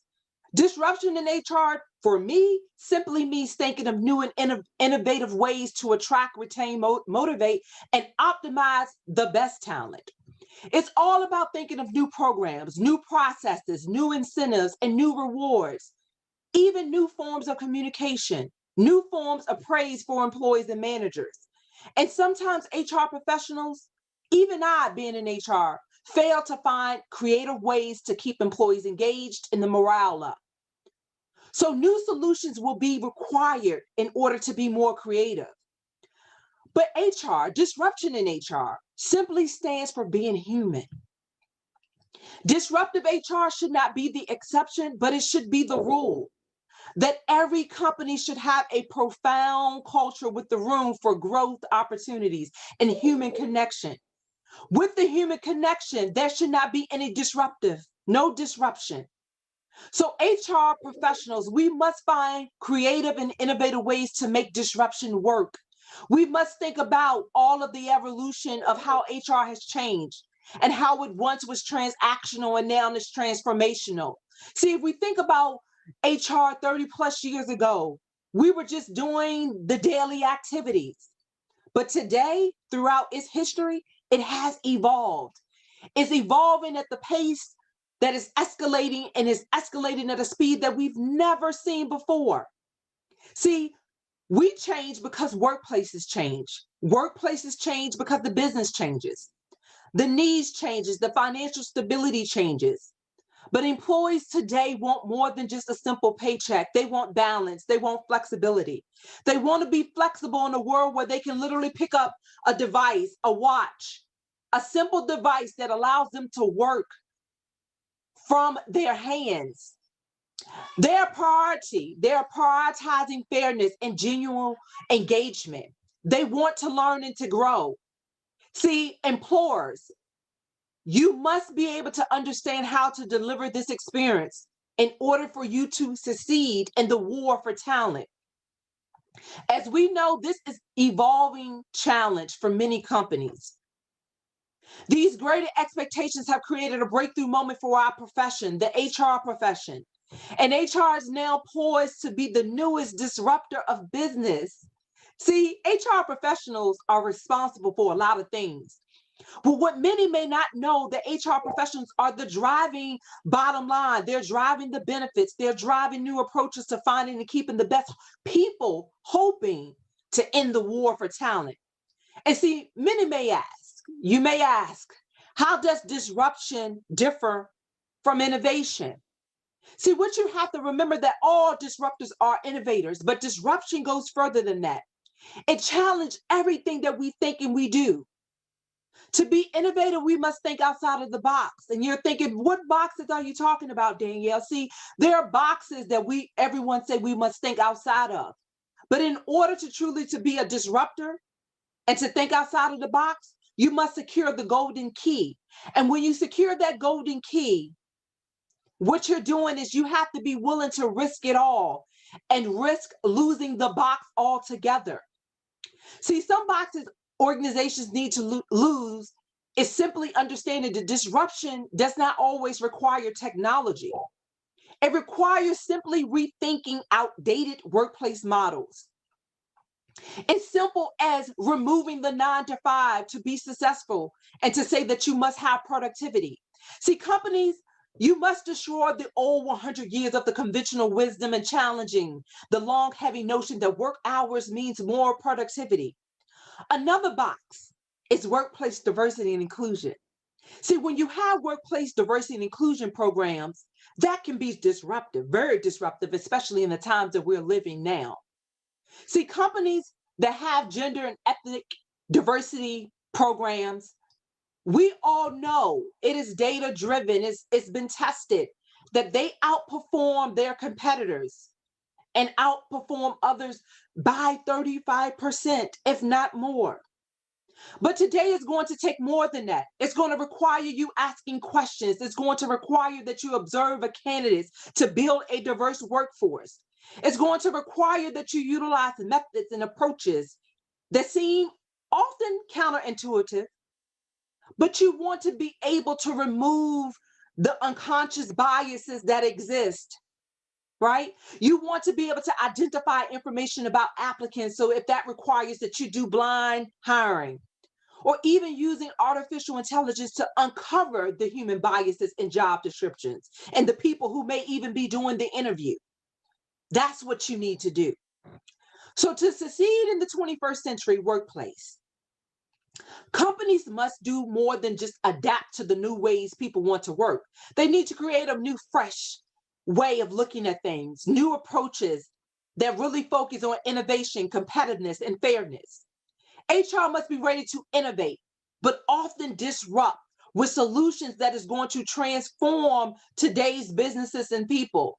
See, HRs as disruptors may be able and willing to walk into the next stage of the evolution of the HR profession by becoming a disruptor. And there's 5 simple ways that I want to leave you with on how to become an HR disruptor. See, the first way is you want to look outside the HR industry for inspiration in order to move into the market of disruption. You got to understand how you want to move. Do you want to go right? Do you want to go left? Do you want to go forward? But you got to find that inspiration to understand what it truly means to be able to be a disruptor. Number 2, you want to keep abreast of the external trends. See, in HR, our world is constantly being disrupted by the external forces such as technology, such as the data, the analytics, the compliances, the requirements that we all have to deal with the laws ever changing. And even the demands of the millennium generation are just a few. So the HR professionals, we need to become students of the external trends to determine how the functions, needs are wanting to be able to adapt to today and in the future. The third way is simply make the switch from talent management to the talent experience. See, the talent experience means that you're giving people the red carpet experience. See, when you go into Hollywood and you're on the red carpet, you got a special experience that happens. So when candidates and you're onboarding, they want to feel the same exact treatment. Number 4, enable your managers to be disruptive talent leaders. See, that means that we're going to come from the grassroots efforts where individual has tied a new approach that was a new way of managing or developing talent. But what's going to happen is that when you do that, you create that new approach, you're going to put it out there that allows others to emulate you and your processes because it's so effective. And number 5, and not lastly, you're going to join a community of HR innovators and find your voice. See, disruption does not happen in a vacuum. See, remember when we vacuum, it stays in that vacuum until we empty it. So in order to innovate, you need to be able to test your ideas with like-minded people. Those are your 5 ways on how you become a disruptive and you totally disrupt HR. So I challenge each of you to go out into the world and become a disruptor. But I want you to do it with all the greatness in your body, because that's how you're going to change the world of HR in your organization. So I leave you today to say, I am Danielle M. Gilbert, your virtual HR strategist. Thank you.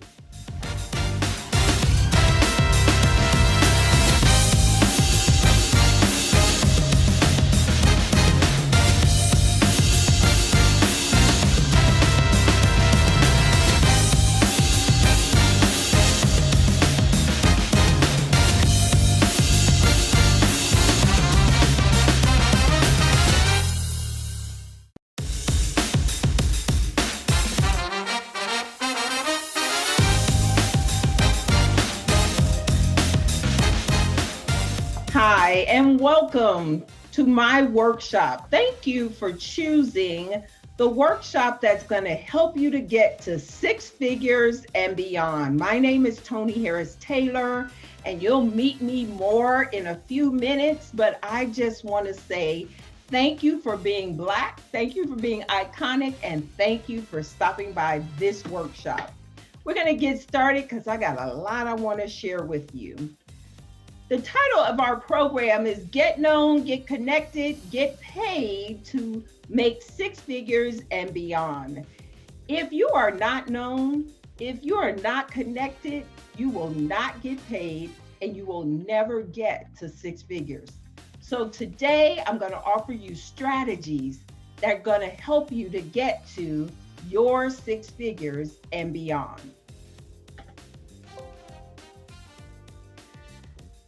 Every entrepreneur, in order to have true success, must get known, must get connected, must get paid. And so I want to introduce you to the world's #1 results, keyword there, results driven platform for entrepreneurs who are seeking real success. So now what you need to know for today is there's a workbook that accompanies this program. Make sure you print the workbook, you complete the answers, and we're going to implement these strategies. I want to encourage you to pause your video and complete the answers for each section so that when you leave here with a completed action plan based on what you've learned here today. Now, here's the problem. You have all the talents, all of the skills, all the experience, and all the education, but you are still invisible to your ideal clients, and you know you're ready to take a drastic step and you need a change. You know that you are undercharging, your products are underdeveloped, you know that you are underachieving, and you know you need to take, and you are ready to take drastic steps to get the drastic results that you deserve. So imagine what it would look like if your business could easily attract your ideal clients to fill your pipeline so that you could close more sales. I want you to pause and seriously consider, what does it look like if people were coming to you, if they were hearing your name, knowing your brand, and raising their hand to say, hey, let's talk about how I can work with you? What would that look like? How would you feel? So let me tell you a little bit more about who I am. My moniker is the coach that connects. So I'm not only a sales and marketing coach, I connect my clients. And I help speakers, coaches, authors, and experts who hate sales. They want more clients, they want more income, more security, and to sell without being salesy. They're unknown. They feel overwhelmed by the whole marketing and sales process. They're feeling invisible, and they're not charging what they're worth. Now, I can relate, and it's not your fault. I felt the same way, but through coaching, I was able to drastically turn my business around. And now I have the privilege of helping my clients do the same thing. What I teach is I teach you how to speak more, to sell more, how to attract clients through networking, how to follow up like a champ, where the fortune is lost and found in the follow-up. Now, what some of my clients say about me is I'm an awesome mentor, that I share my network, my resources, my connections. I am known as the coach that connects. The #1 thing that is important to me is not only that you get the knowledge and that you take the action steps, but that you meet the people, places, and things that you need to develop your business. And then also, I'm going to refer you to the people that, or I refer my clients to the people that need their services. And then people say they were inspired to take drastic steps. I'm an international speaker and an international coach. I have had clients in Canada. I currently have clients in Canada. I also have clients in Paris, and I have had clients in various states across the United States. I've run several six-figure businesses, and I'm a small business TV talk show host, so excited about that. And I am certified as a Facebook community builder. I have a gift for you, and I want to make sure that you get it. So this is a good place to hit the pause button. I want to give you my video series called Networking Strategies to Turn Contacts to Contracts. The way you are going to get that is you're going to take your cell phone. Yep, right now, hit pause, take your cell phone, open your text messages, text the phone number 22828, which is a short code, and then type the word drastic. Hit send. It's going to come back and ask you for your email address. Go ahead and put in your email address, check it twice, make sure your phone doesn't autocorrect, and hit send. Before I'm done, you'll have video number 1 in the video series, Networking Strategies to Turn Your Contacts to Contracts. So let's talk about the business failure rate. It's not one that we are proud of. So in the first year, 21.5% of business owners fail. The second year, 30%. The fifth year, half of small business owners fail. And by the 10th year, 70%. I'm proud to say that this is my 10th year being in business, and I am still standing. Now, I believe, and it must be true, that most businesses fail for lack of marketing and sales. There are a lot of entrepreneurs out there who hate the sales process. They love what they do. They love being a speaker. They love being a coach. They love being an author. They love helping people. I just want to help people. But guess what? You have to be able to sell that. And if you can't convince people why they should hire you versus someone else, then you will go out of business.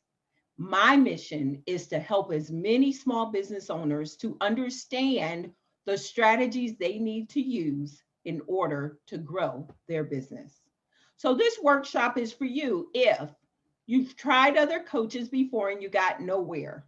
You bought programs and didn't do the work. You need help because you don't have time to do it all on your own, and you want to grow your business nationally and internationally. If any of these bullets, you check off any of these bullets, sit up, get your workbook, start taking notes, and pay attention. So you're going to discover through this presentation my proven strategies to help drastically increase your visibility, your credibility, and ultimately your income.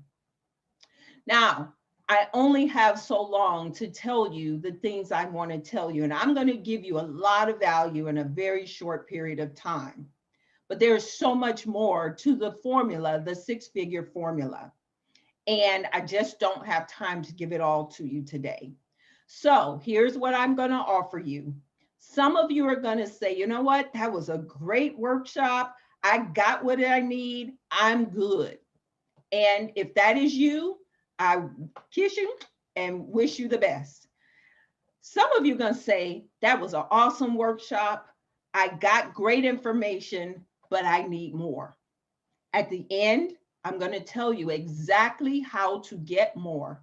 But right now, I'm going to give you all the value I can in this time that I'm allotted. So I'm going to introduce you to 5 proven strategies to get known, get connected, and get paid to drastically increase your revenue and get you to your 6 figures and beyond. Strategy number 1 is know your target market. Target market, I've heard that before. I need a niche. You need a target market. But I know what you're thinking. I can sell to everybody. Everybody needs what I offer: life insurance, retirement planning, coaching, life coaching, etc. Here's what I'm going to tell you. If your target market has the word body in it, then you have nobody, and you will not be able to sell and attract your people. So let's look at the problem. A lack of target market means there's no direction for you. Which way do I go? Which way do I go? I remember that cartoon from when I was a kid. We don't know which way to go. And more importantly, the people we need to serve don't know where we are because we're not in front of them. You're not focused on, and you're trying to serve too many people. And I get the question all the time, but Toni, Won't I miss out on money if I'm so targeted that other people won't think I can help them? That's just not the case. I get it all the time. People want me to help them. They're not speakers, coaches, authors, and experts. But if it's right for me, I do a lot of work with realtors, a lot of work with realtors.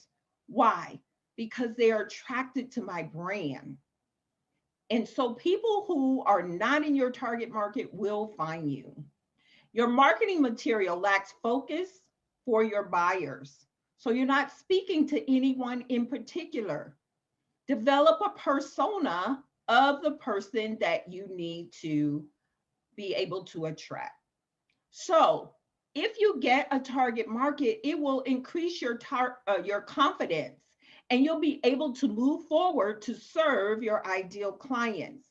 You'll be able to sell more at your price because you build relationships with your target market, and you will become the expert in your area so that people know to go to you for their help.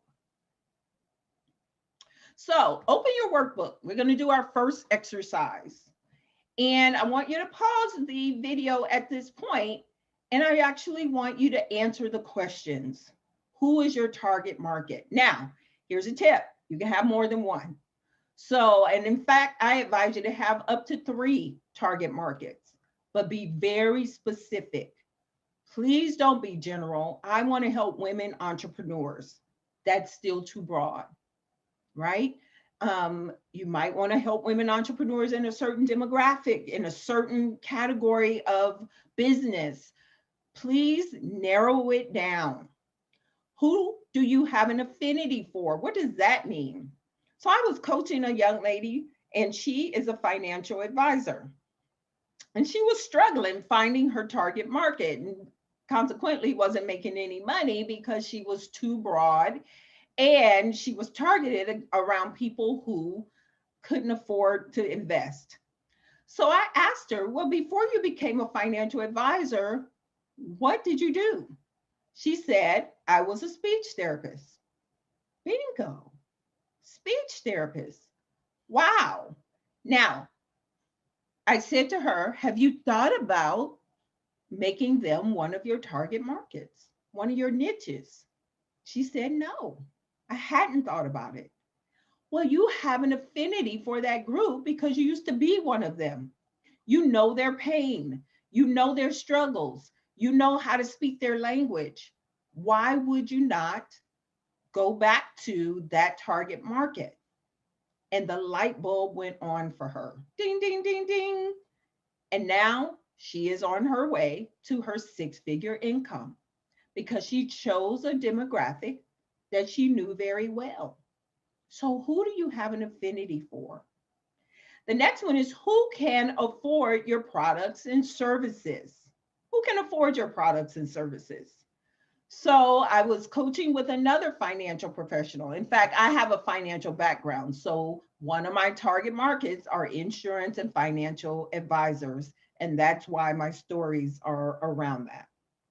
So I was coaching another financial advisor, and her target market was single moms, and especially Black single moms. And I know that a lot of you listening are in that demographic, but let's keep it 100. Can Black single or single moms, period, can they afford extra money to invest?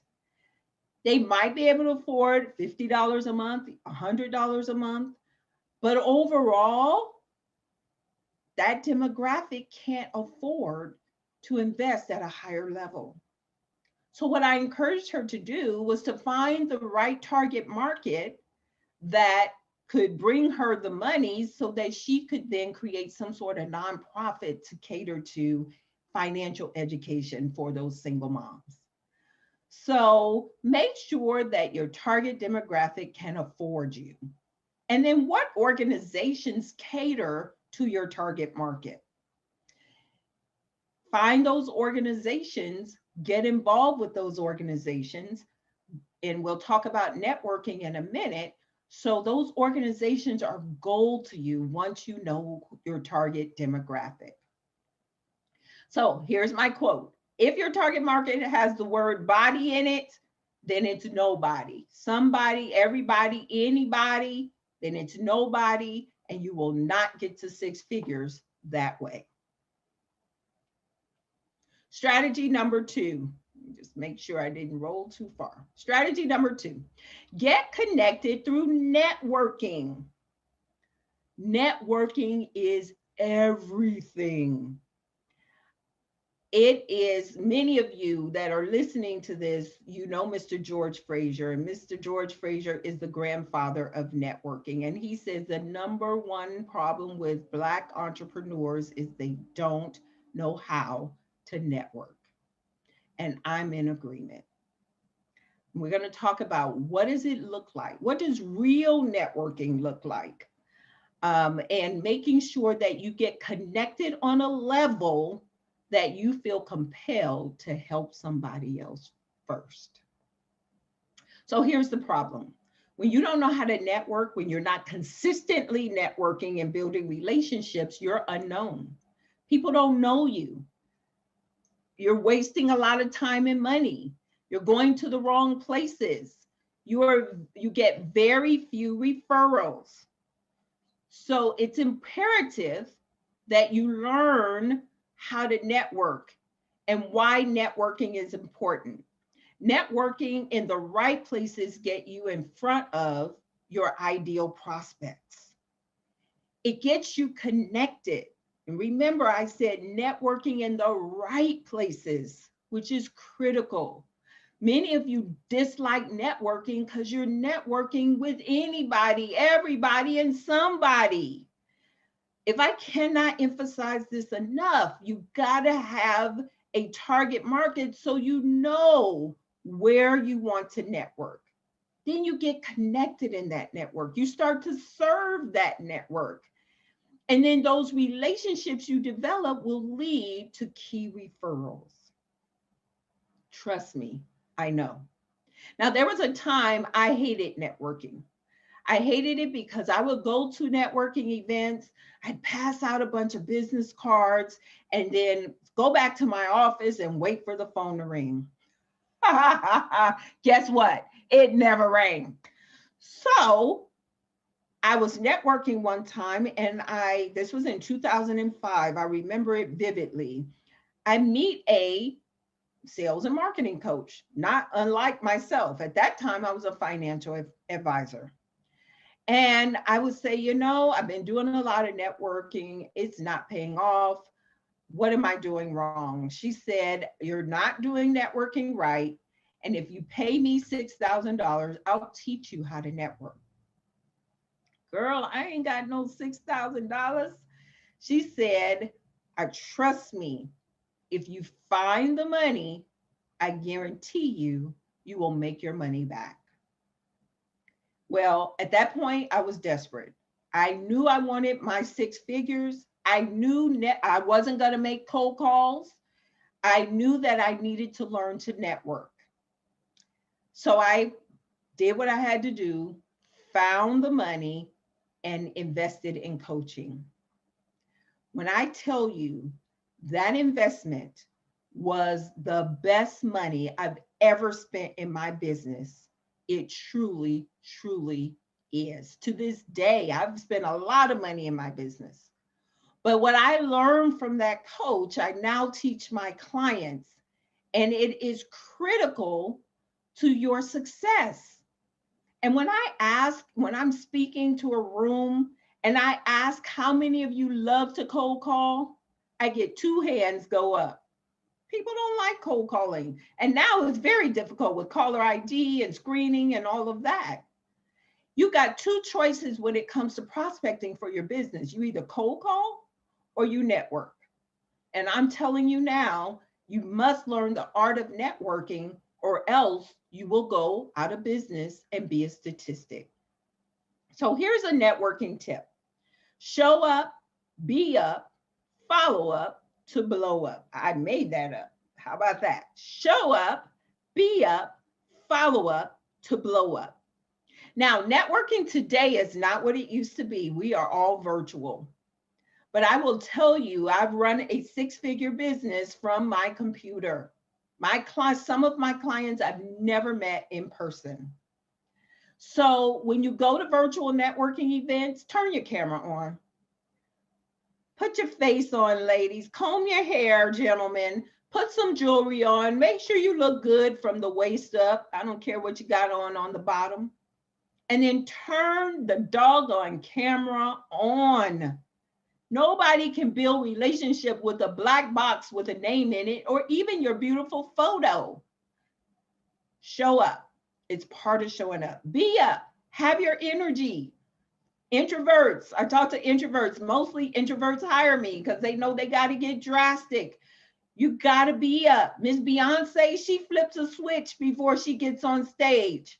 When you see her in an interview, she's all soft-spoken and demure. It's like, who is that? Well, you must flip on your inner Sasha, with whoever you want to name them, and be up, and especially virtually, because it's easy to fade into the background on a virtual networking. And then the fortune is in the follow-up. You must have electronic tools to connect immediately while you're at a virtual networking event, or else the opportunity will be lost. So, and I don't have time, those are one of those things I don't have time to go into, but you must show up, you must be up, you must follow up to blow up, and it's critical. This is Jamise. Jamise is my client. Jamise showed up. Her mother, she's an event planner, and her mother told her, Jamise, if you want to turn this hobby into a business, you got to network. She said, Mom, I don't want to network. She said, Jamise, find an event in your area. We happen to live in the same area. Jamise found it on Eventbrite and showed up. She sat in the back of the room, and I remember she was back there and she had her arms crossed like this. And when, she had a great time, because this is when we met in person. My networking is highly interactive. So I could tell she had a great time, but when it was over, when we said amen, she was out the door. Next day, I get a text from her on Messenger, and she said, oh my God, that was the best networking event ever. And I actually own a networking organization called Network in Action. I didn't mention that earlier. And so she's like, I think my mom needs to do this in Oklahoma. And long story short, she went from not liking networking, not understanding the power of networking, to now she's a networking queen. She's doing her business virtually, and she moved out of her home office into a co-working space with me and several other members, all because she showed up. So here's your networking exercise. How many events will you attend a week? Virtual. I suggest, if you're not willing to make cold calls, you need to do 2 virtual events a week. You need to ask for 5 dates at each event, one-to-ones. How many one-to-ones? So one-to-one dates, 5 per event. That's 10 that you're going to schedule the week after the event. And then how are you going to stay connected and follow up with this new network that you are building? The other thing is what do you have to offer your network? You have to be a giver. You have to give sometimes before you receive when it comes to networking. So don't neglect the networking. It is everything for your business. And my quote here says, don't be mad at the good old boys, be like the good old boys. Whenever I'm speaking, and I speak to a lot of white audiences, I say exactly this. People are mad at the good old boys because they share the deals amongst themselves. But you know what happened? They met at some capacity. They started hunting, they started fishing, they started golfing, they started doing family barbecues. And when the deals came, they started sharing the deals with each other. The problem with us as African Americans and small business owners in general is we don't spend enough time in the beginning with the figurative hunting, fishing, golfing, and really spending time connecting. You need to do that up front, because then when the deals come, We know who we're going to refer and who we're going to share it with. Don't be mad at the good old boys. Create your own network. Be a good old boy. Build relationships, build affinities, and your business will get to six figures. You can pause and do the exercise. Number 3, speak more to sell more. Speaking, I know a lot of you want to be speakers. You want to share your message. You want to touch, move, and inspire people to have a better life in a various way. When I first started my business, I thought I was going to be an international keynote speaker for financial companies. What I quickly found out is those gigs are far and few between to come by, and the financial world did not really want Black and women on their stages. So I had to adapt and pivot. I was pivoting long before COVID came. So I learned the art of using speaking as marketing. Now, if you look at this picture in the background, this is a national conference. I am the speaker in this conference, and there's about 60 people in that room. This is a wonderful way for you to get a one-to-many relationship, and the people who are in the room will raise their hand if they are attracted to you. So here's the problem. You're invisible, you don't have credibility, and you feel salesy. Speaking relieves all of these problems. So why is speaking important? Number 1, it's instant credibility. If the organizer of that event found enough in you to put you in front of their people, you don't have to do a lot of hard selling because you got instant credibility because they trust that organizer. You can educate without being salesy. You can turn your mess into your message. You can become the go-to expert. So speaking alleviates a lot of the problems that we have as entrepreneurs when it comes to attracting people to our business. You must learn the art of speak to sell, not speaking for fee. And now I don't really want to speak for fee because usually when you speak for fee, they won't let you sell. And one of my programs outweighs any speaker fee I would get. So it just makes more sense if I use speaking to sell. So where can you speak? Organizations and associations, local networking groups, conferences, videos is speaking, even on social media, be a podcast guest, radio interviews. These are just a few areas where speaking is beneficial to attract people to you and your business. Here's a speaking tip. Develop a signature talk that helps the audience to see that they need you. So speaking is not just about you going out, educating people, throwing up on them, telling them everything that you know, and then they clap, yay, and take no action. I've had that happen. I got sick and tired of that happening, and I had to get my own coaching and training to learn how to develop a signature talk that brought me revenue. I delivered a signature talk late last year. It was free in front of a free-minded audience, by the way. So I questioned that. Do I get in front of this free-minded audience? Am I going to get anything from that? I will tell you from that one talk, I had about 30 people there. 6 people scheduled a discovery session. 2 of them became clients, and I made $12,000 from those 2 clients. They would never have paid me a $12,000 speaking fee. But it is not just about developing a talk and educating people. It's about giving them the right structure, having the right structure of your talk. This beautiful woman here is Muncie, and Muncie is a financial credit restoration person. And Muncie, when I first met her, she was like, Toni, are you telling me I have to speak? Yes, ma'am. Are you telling me I have to network? Yes, ma'am. Are you telling me I have to do social media? Yes, ma'am. She was like, I don't want to do any of that. I'm an introvert. I'm private. I'm private. All you private people out there are missing out. I said, I know you're private. I didn't tell you to put you had a fight with your husband on social media, right? Please don't do that. I didn't tell you to share your meals on social media. I told you to share value with your network. Okay, Toni, I'm going to get drastic. I'm going to do it.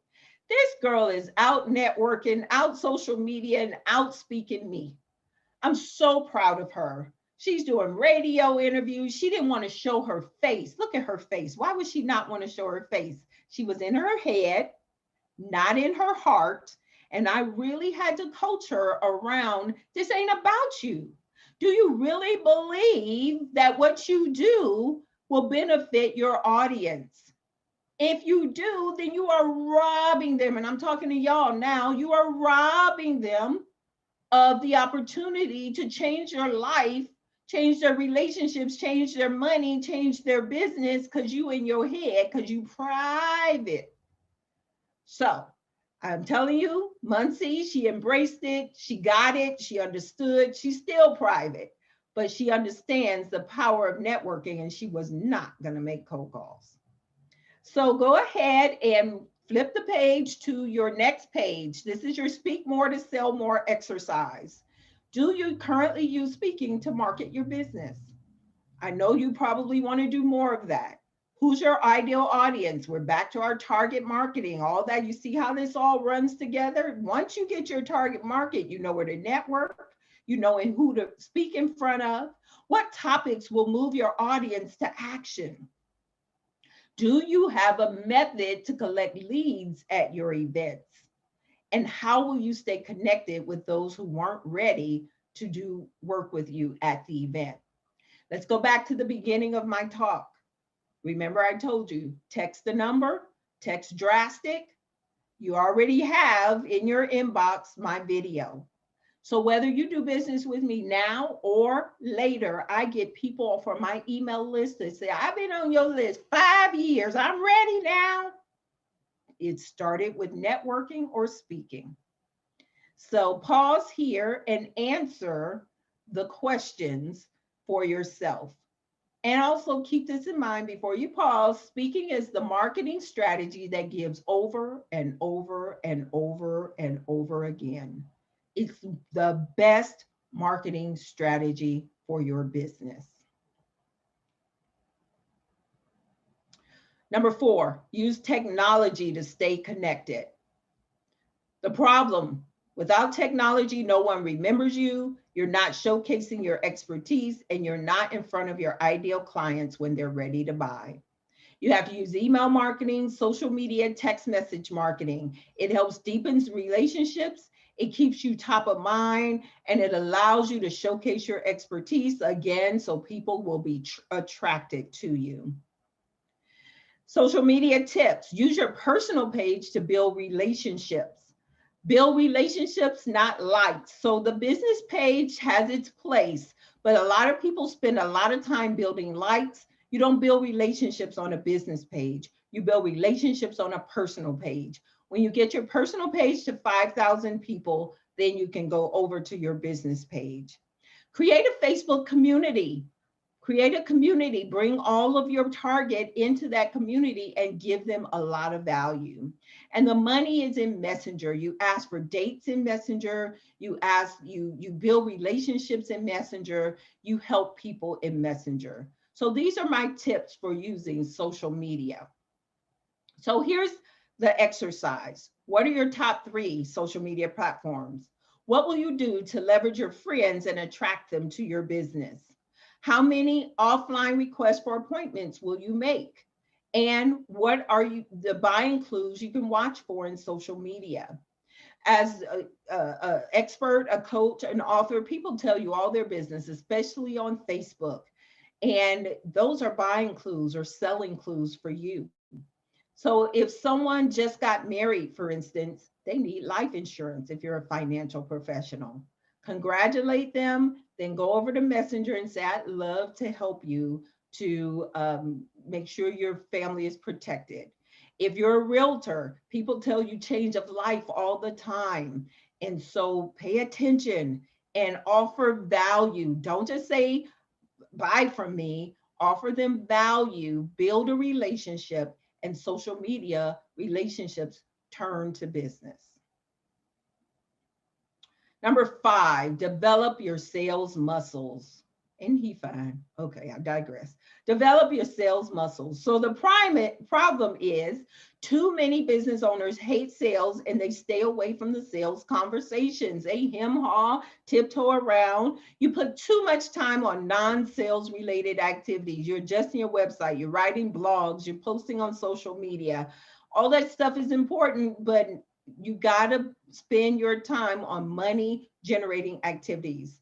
You don't want to be salesy and you are not following up.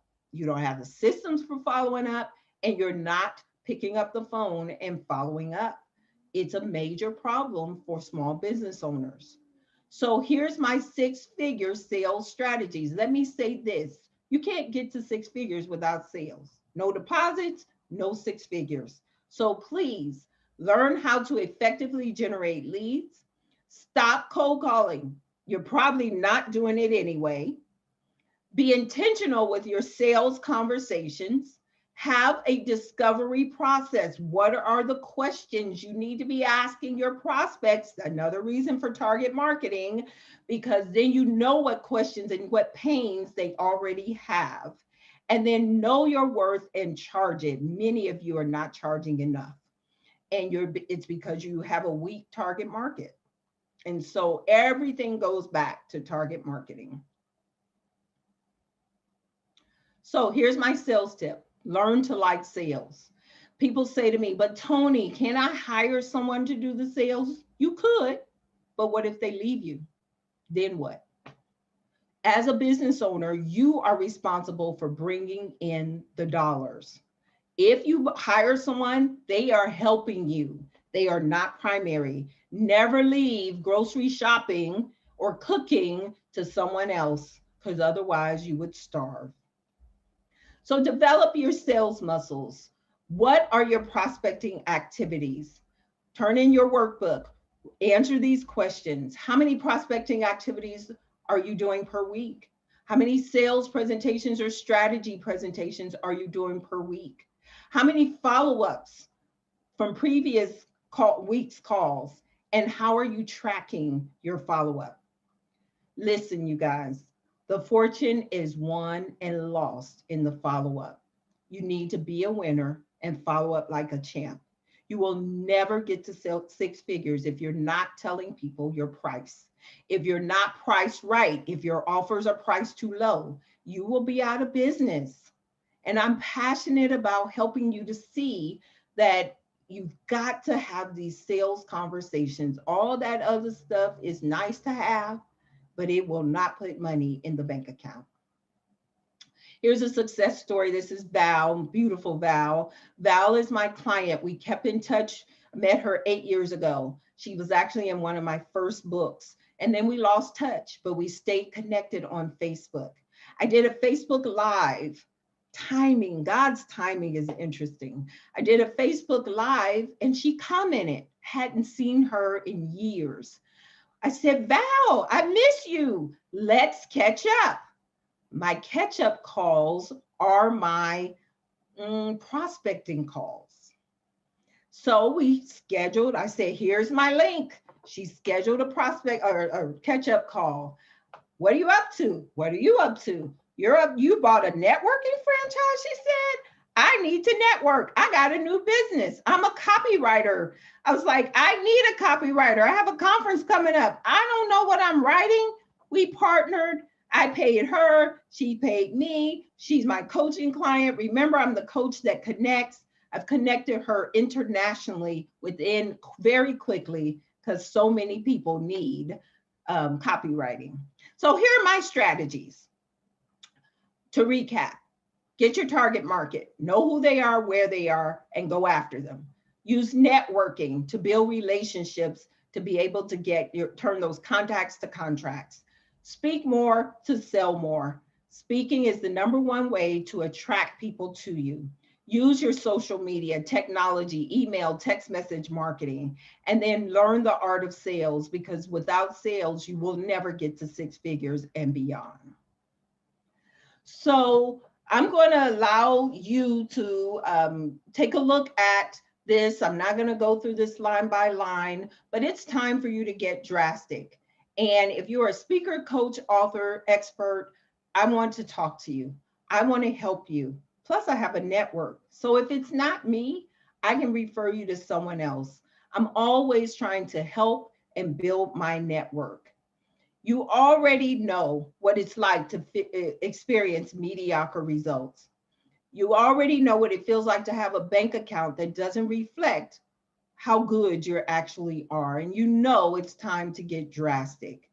So we have a program. I have a program that matches exactly how you feel. Here are some of the details of the program, but there are even more. So I'll let you go back to the recording and pause and read each of these.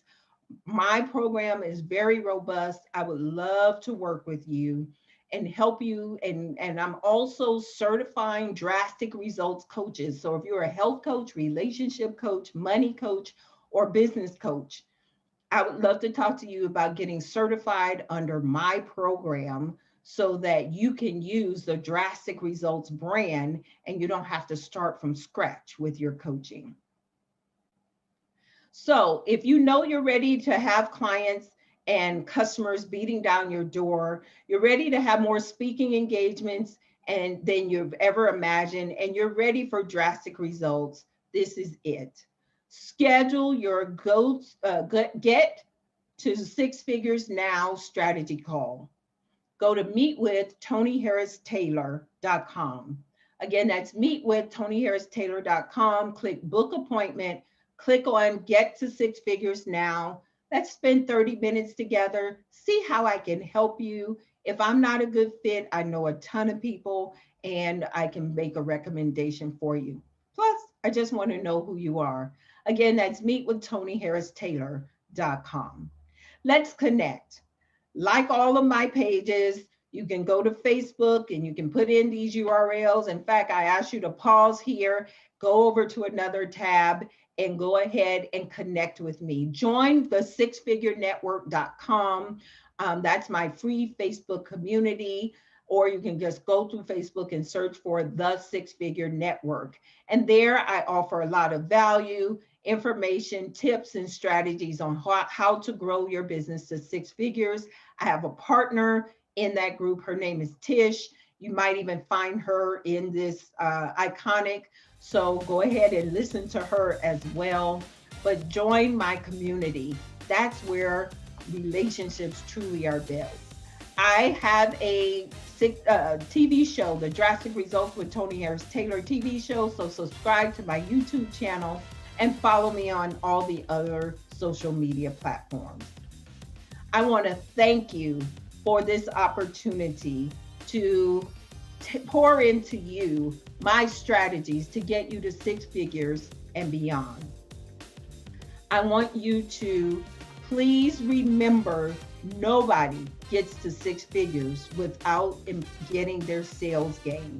You must learn how to network, how to have a target market that will pay you your price, how to connect through technology, and how to generate more sales. Remember, meetwithtoniharristaylor.com, and I look forward to hearing from you. Bye.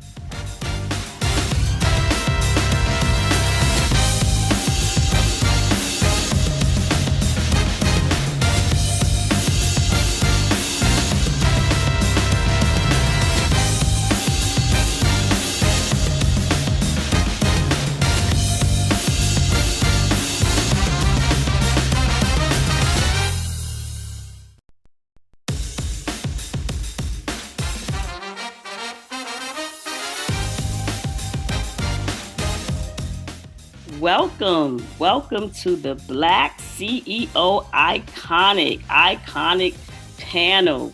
I am so excited. I am Donna Hicks Izzard, and I am your moderator for tonight for an awesome and amazing panel. This panel, we have some beautiful women, and who's going to introduce themselves to you. But I am Donna Hicks-Izard, and I am the founder of the Unstoppable Black Woman, and I am your moderator for tonight. And what we are going to be talking about tonight is now is the time. Why is now? Right now. Now is the time. Now is the time. And so we're going to get started. And so I have some questions for these beautiful women. And I'm going to start with, first, before we start with the questions, we need you to introduce yourselves. Tell us who you are, what you do, and why is the time? Why is now the time? So we're going to start with you, Miss Tiffany. Hi, I'm Tiffany R. Easley, the SOAR strategist. I teach others how to soar beyond the trauma of a terminal or chronic diagnosis.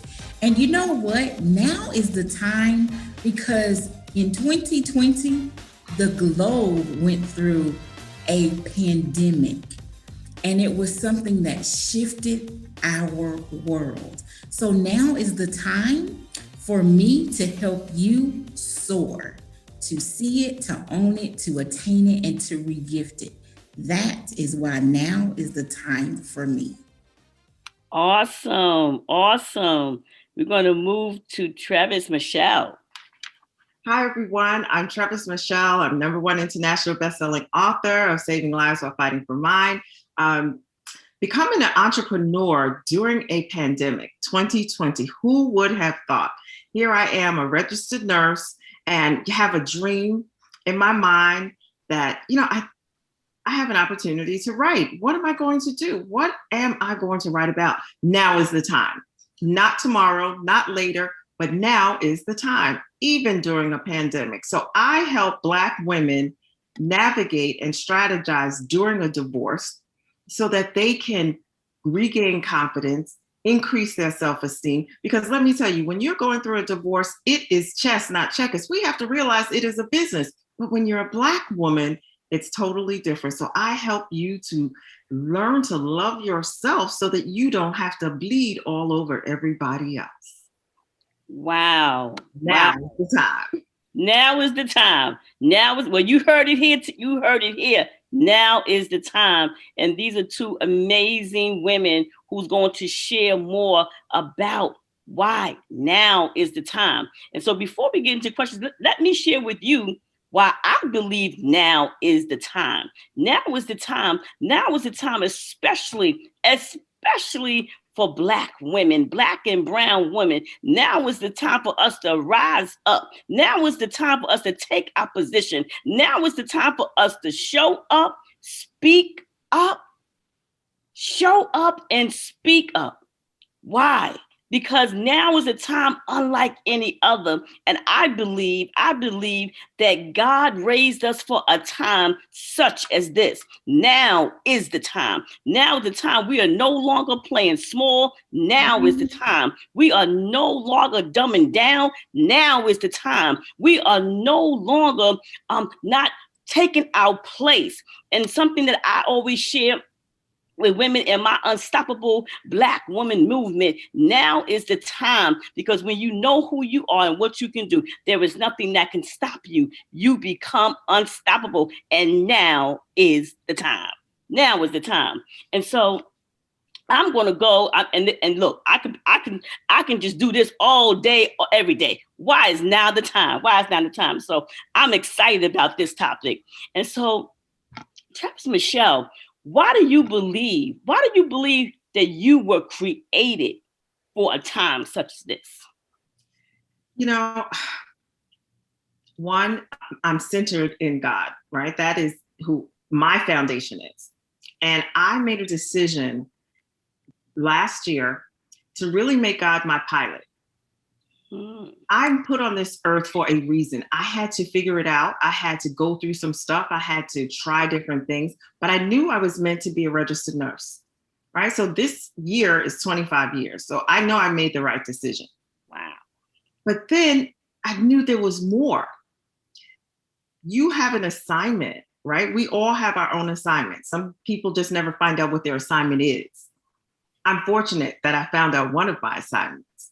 The other was, I have gone through some traumas. I have a story to tell. I have a testimony. I can't hold it to myself. That's robbery. I am supposed to share it so that other women can heal, so other women can see that you can overcome, you can achieve. There is nothing that you can't do. And guess what? You don't have to look torn down and broke down doing it. Come on now. Smile, you can have that inner glow. You can walk in your power. So that meant, everything I went through, God, it's not going to be in vain. I'm not going to be stingy. I'm going to share it. And that's when I realized, well, now is the time. Now is the time for me to glow. Now is the time for me to shine. You are glowing all day long. So other Black women and brown women, can glow and grow. Oh, yes. We can do this thing because Black women, my grandparents told me, Black women are Mother Earth. Black women are the most powerful beings on this earth, but we have to learn to lift our voice, come from our gut. Don't hold back. All right, so I might have an attitude. Yes. Oh, you want to call me the angry Black woman? No, I'm just not going to allow you to talk to me, do to me, say to me what you choose to. I know my value. So that's why now is the time. That's why I know my purpose. I love it. I love it. I love it.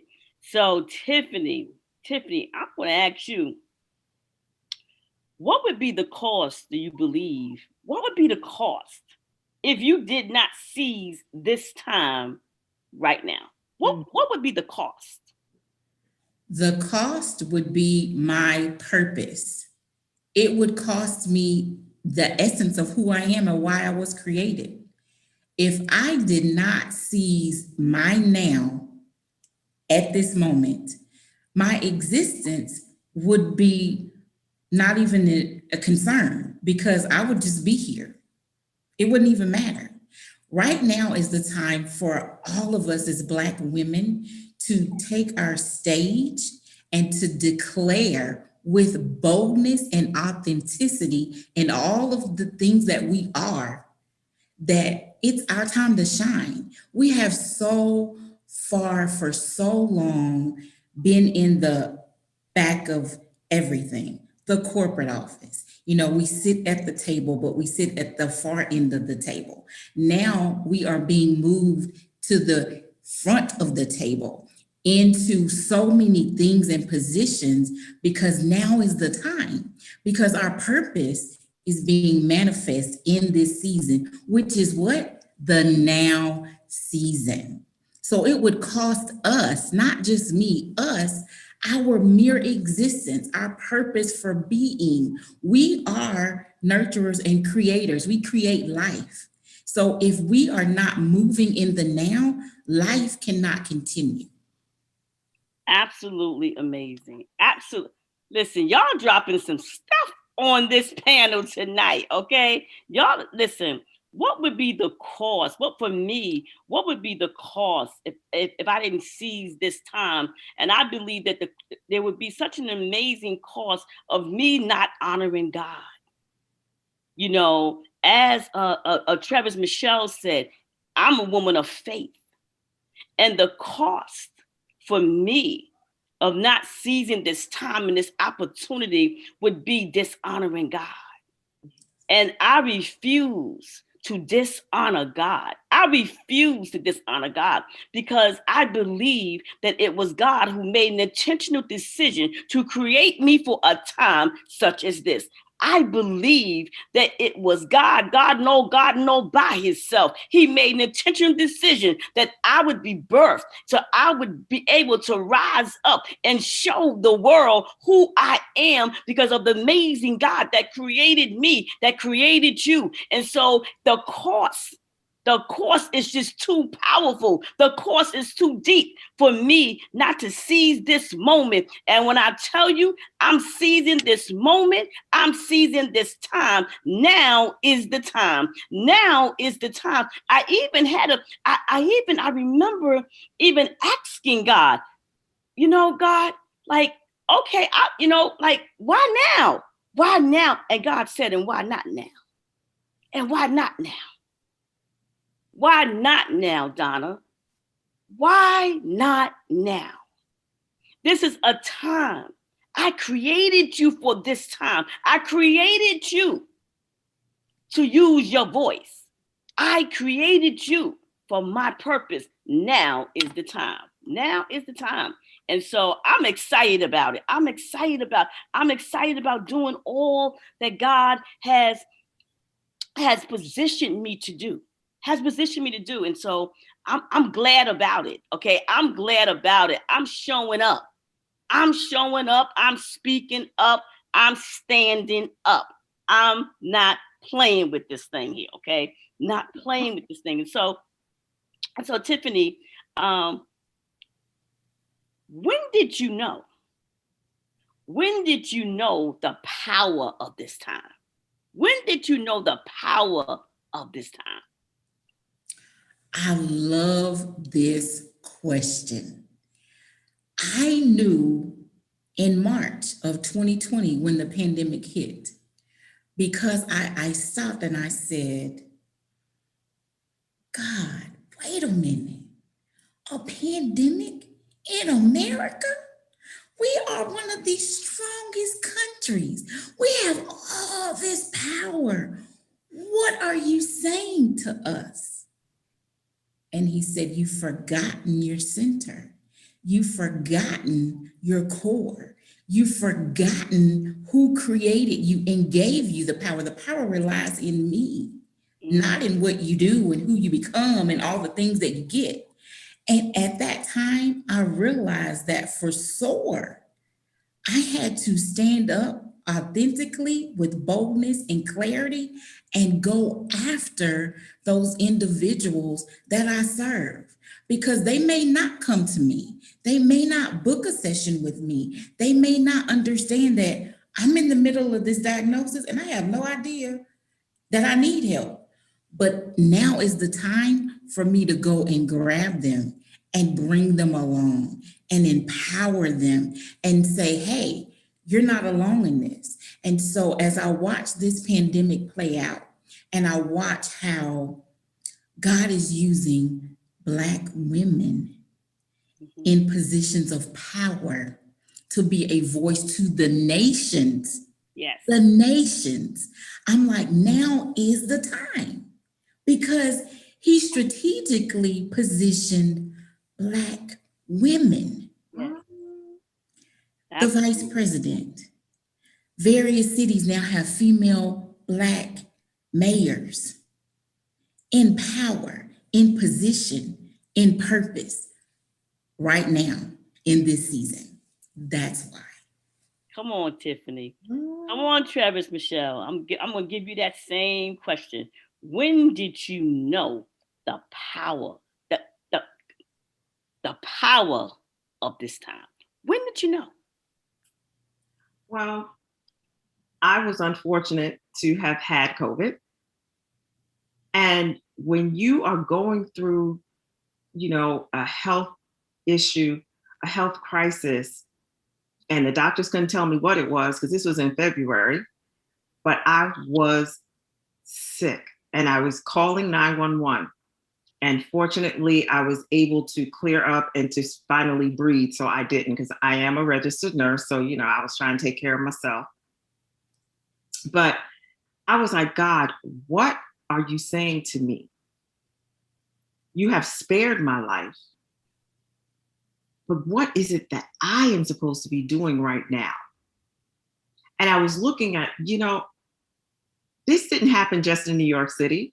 It didn't just happen in another country. This happened globally.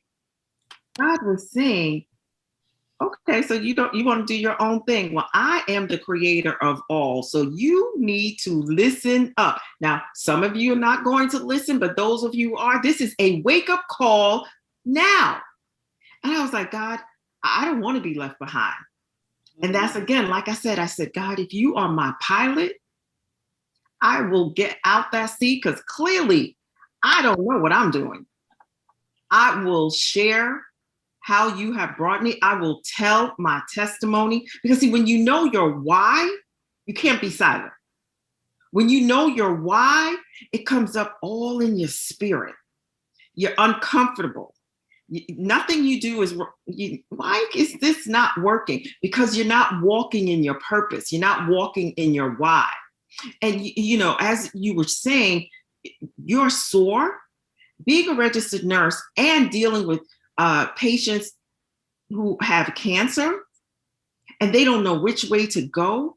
And my being able to be there to give them guidance, sometimes just to listen, to understand, instead of listening to tell them, well, you need to do this and give you a plan. I was like, God, you have given me a certain responsibility, and I'm now going to walk in it. I'm now listening. You have my full attention. So you guide me and tell me where and what I have to do, how I can reach other women, especially Black women. This occurrence with our social unrest, and it wasn't social unrest like it's new. It's always been there. We're Black. We live it every day. But now the rest of the world can see it. There's a responsibility. You have to hearken. You have to listen. You have to get there and shout from the mountaintops, right? I have a dream.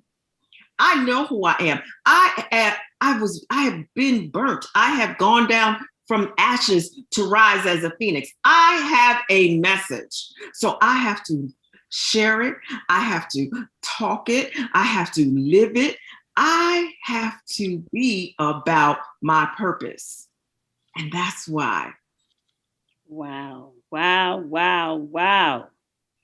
Woo. Listen. It's just, when did I know the power of this time? When did I know that? And I want to say about 4 months in, I work in New York City. I live in New Jersey, so I was commuting, door to door. Mm-hmm. My commute door to door is 2 hours. Okay, so, and although I still work with the silent investor, AKA my job, that's what I call it, the silent investor, and while I create, and also manage the different revenue streams that God has given me to do. When I realized that, so we stopped working, going to the city to work, I'm working from home. And I realized that this was different. The churches were shut down. The job was shut down. Every week, someone that I knew or had acquaintance with had passed away. All different ages. And I said, God wants to get our attention. Mm-hmm. God, there's something going on. There's something going on in the earth. God wants to get our attention. And I realized that the movement that I had started, the Unstoppable Black Woman, that this was the time that for those of us that continue to breathe, we continue to live. So we continue to have an opportunity to do all that God had created us to do. Now was the time, because there were many who did not wake up. There were many who were afflicted. And so the power of the time that we are in, I realized that I had a responsibility. I realized that I had a responsibility to seize this powerful moment, because it was full of power. Because what I believe, God said I could show you better than I could tell you. That's right. Let me show you who is God. Let me show you this time. This is a powerful time. Now, there may be some who are, looking at this, and I don't know who you follow. But let me tell you who I follow, okay? And I'm the panel moderator. Okay, so the God that I follow, that I can show you better than I can tell you. And I believe that God wants to get our attention. And I believe he got our attention. So there is power in this time. There was power. I believe we had an opportunity to rise up in such a way that we may have been shucking and jiving with the vision that God had given us. We may have been, procrastinating. That's right. We may have been being fearful. We may have been not forgiving someone. We may have been, I left that church, but you know what? They offended me, so I ain't going back to church. We may have been all of these things, but now we had the time to stop, seize the moment that now is the time. Now is the time for us to forgive. Now is the time to start that business. Now is the time to ask for that promotion. Now is the time to stop being fearful. Now is the time to reconcile with your spouse. Now is the time to make a decision on what you will do, where you would go, and who you would be. Now is the time. So for me, it became something totally different. I understood it for what it was. Mm-hmm. And I said, okay, God, I hear you. Okay, I got it. So now we talked about why did we believe that we were created for this time. We talked about what would be the cost. What would be the cost if we did not seize this time? And we just talked about, when do we recognize the power of this time? So now I'm going to ask you, Travis, Michelle, what example will you leave to your legacy as it relates to this time? That's a really good question. Yeah, because, I have my children and I have my grandchildren. I have my friends and I have people who don't know me yet. My legacy is that I never gave up. My legacy will be that I did it scared, but I didn't stay stuck. My legacy will be, and is, because, we say our legacy as though it doesn't occur until after we're gone. No, that's not true. We are walking in our legacy. We are building our legacy. We are creating our legacy. We are living our legacy. My legacy will be that you saw her smiling, but you don't know where she came from, but she kept smiling anyway. She had blocks in her way, people in her way who didn't want her to do, who said she couldn't be, but she did it anyway. No matter what was going on, she was a woman of God. They'll know that God is my pilot. God is my foundation. I did not give up because God did not give up on me. Come on now. My legacy will be that no matter how hard, how many tears I shed, no matter how angry I became, no matter how difficult the path was, I was able to forgive and still love. My legacy will be that with everything that happened, she learned to love herself.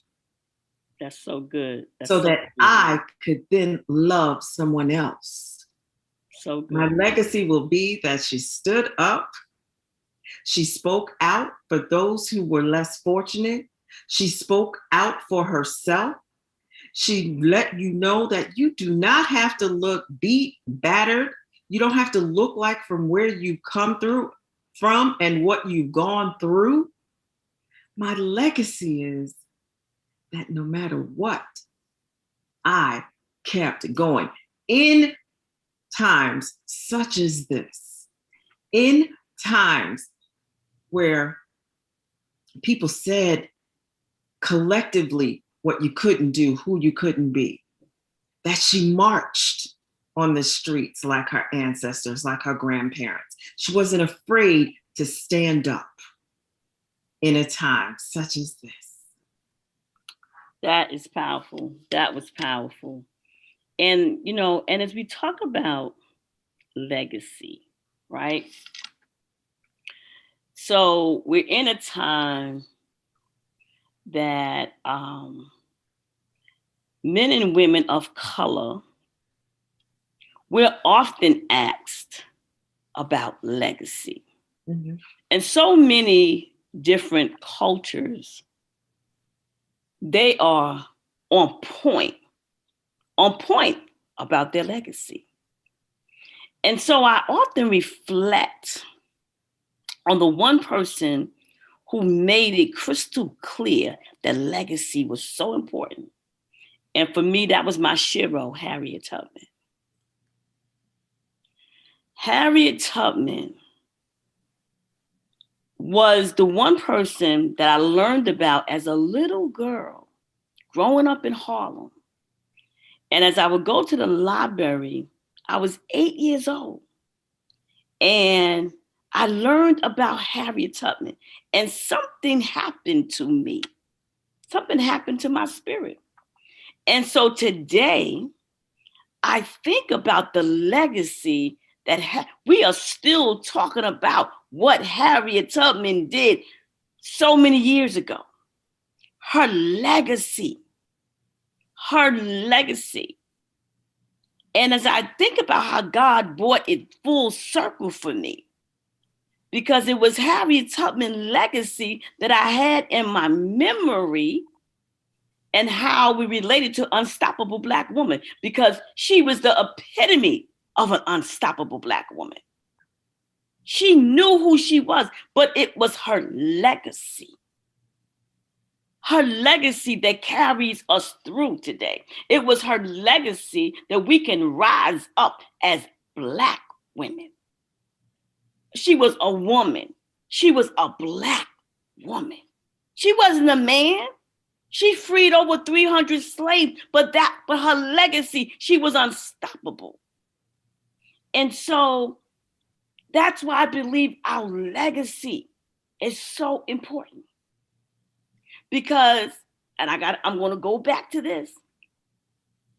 I believe that when we make an intentional decision to focus on what will our legacy be. And as you said, Travis Michelle, our legacy doesn't have to happen when we're dead and gone. Mm-hmm. Okay, see, my legacy, I've already started my legacy. Everybody knows who knows. Listen, when you deal with the Donna Izard, the D.I, disruptive innovator, divine instigator, that is an unstoppable Black woman. That's me. I'm not playing no games. I'm not playing, I ain't playing small. Because I got Harriet in my, what? I'm the modern day Harriet Tubman. I'm walking in my legacy now. And so, Tiffany, I ask you the same question. What example will you leave to your legacy as it relates to this time, that now, this time? You and Travis Michelle both hit on such nuggets, just juicy nuggets. I was eating it up. I was so excited. But the one thing I want to add to that is that the passion that is in us leaves clues for the journey that we'll travel. And I think that just exudes what you were showing in the Harriet Tubman example and what Travis Michelle was sharing with, why she's here and why she was created to walk the path that she walked. Our passion gives us clues to our purpose. So as we are walking out our purpose in earth, it's important for us to understand we are designing our destiny and designing what we're going to leave behind. We're writing it out as we move strategically. We're not building businesses for when we die. We're building businesses for the legacy that we're creating for our daughters and our sons and our grandchildren and their children. And the thing is, it all starts with the purpose that was put in us at birth. Yeah. And we begin to feed it with the passions that drive and fuel that purpose. So I'm going to leave the legacy of understanding that your purpose leaves clues. Your passion and all of that is connected. I call it the triple P, the purpose, the passion, and the productivity. And if you want to add a fourth P, is that the money comes in, I should say PPM, purpose, passion, productivity, and money. Let's just be real. You're productive, you're making money because guess what? As you're leaving that legacy, you're able to feed and fuel the future. You better say that again. That last part, say that again. Say that again. Because the background needs to hear it. Say it again. Say it again. You're leaving a legacy to feed and fuel the future. We get so like Travis Michelle, she literally said it. She said many of us, and I think it's the African American community, we think legacy, we think, oh, when I die. Right. No, you have to start that thing now. Right now, because you have to feed and fuel all of the people coming behind you. Our Harriet Tubmans, our grandmothers, our great grandmothers, they didn't think about when they died. They were like, what am I going to build now? What am I going to teach them now so that when I am gone, they can stand up on their own? You know, they taught us how to, I think back to my grandmother, she would take me to the farm and I would say, I'm not playing in no dirt. I'm not, that's not what I want to do. I'm a girly girl, I'm not playing in no dirt. But what she was teaching me was how to cultivate the soil, how to grow my own food, how to be able to enjoy nature, how to recognize that, hey, if time get hard, guess what? You know how to grow some potatoes. You know how to get some tomatoes. You know how to grow some corn. You know how to go over here and get this cow. You know what it does. See, that's what legacy is. It's bringing that thing to life and letting it live before you die. We got it twisted. We got it completely twisted. I mean, you know, you both of you ladies are just dropping there's so many just gems, and I'm also mindful of, so as I said, I work in corporate America. I work in the legal industry, right, in New York City. So put that all together. New York City industry, the legal industry, and in my role, I'm a training development professional. I'm the only African American in my role in the legal industry. Okay, I've been doing this a little bit over 30 years. Okay, so I know what I do and I do it well. However, the reason why it's so important, you know, even as it relates to legacy, that now is the time, because I'm in a space. So, you know, when the situation happened with when George Floyd, the racial issues that were going on in the world, because the whole entire world was affected, right? It wasn't just the United States. They were protesting all around the country. And so, and as it relates to, you know, being in corporate America, I have, like I said, now, I've always had the spirit of Harriet Tubman, okay? So I'm gonna keep it real, okay? So I've always been fighting the good fight, okay? I've always been speaking up, okay? Oh yeah, I've been freeing my people, okay? And I remember there would be so many of my Black sisters, okay, who would be in the workplace and they would be saying to me, DI, you got to stop that. You can't be, writing those memos. They're going to fire you. And I said, they're going to have to do what they're going to have to do.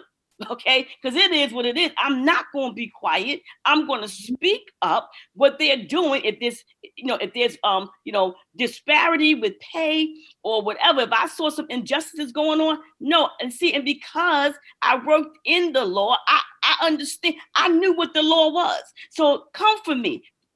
They didn't want to do that. Come for me. I wasn't an attorney, but I knew the law. Okay, and so as I think about legacy.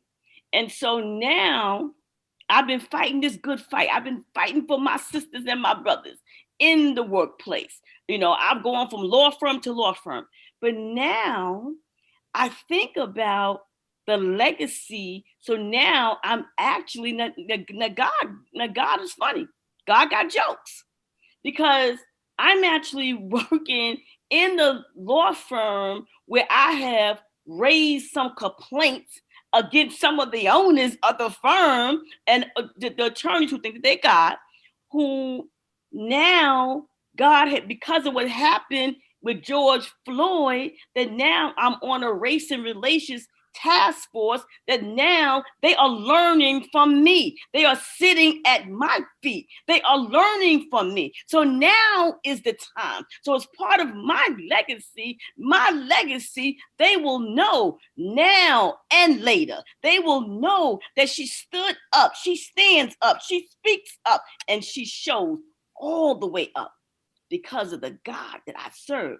And so I know that God raised me up for a time such as this, and even as it relates to legacy, because I never thought that I would ever be in a position in corporate America that they would be listening to me, that I would have the opportunity to change their minds because of conversation. Because I was bold enough to stand up and speak up and say, I need you to look through my eyes. I need you to understand why I perceive what you're saying to me is offensive. Mm-hmm. I need you to understand that I believe that you're no better than me. Now, you may be an attorney and I may be in technology, but guess what? You need me to do what you do. I know my value. I know my worth. And so when I think about now is the time and about legacy, I'm living my legacy. And we all have to take stock. We all have a responsibility to live this legacy. Now is the time. Those words are so powerful. Now is the time. It's our time.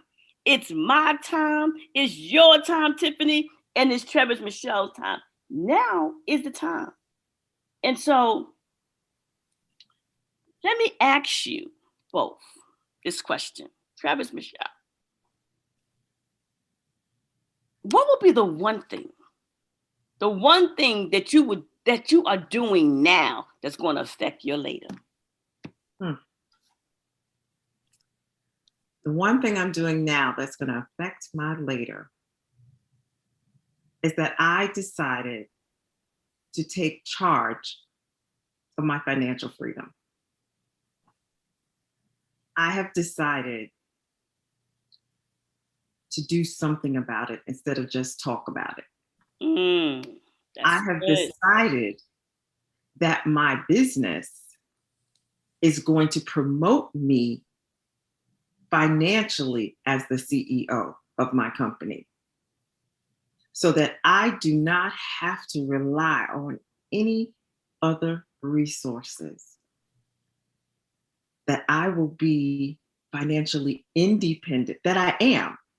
Because we have to manifest. Come on, you gotta Sometimes speak talk it. about what I want, right? I said 2021 is no more about, well, when will I, and I'm going to. I am. Speak it. I am speaking it into existence now. It has already occurred. That's something that my grandparents taught me. Speak what it is that you want. See it, even if you don't know how you're going to get there. But see, I know that since God is my pilot, he has my back, he has my side, my top, my bottom. So I don't have to worry how I'm going to get there because it's already done. He said, it's already done. He said, I will set a table before your enemies, right?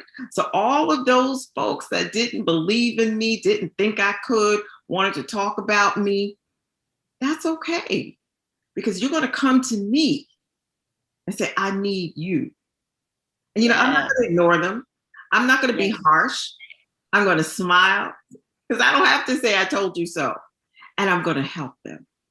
Because the more you give, the more you receive.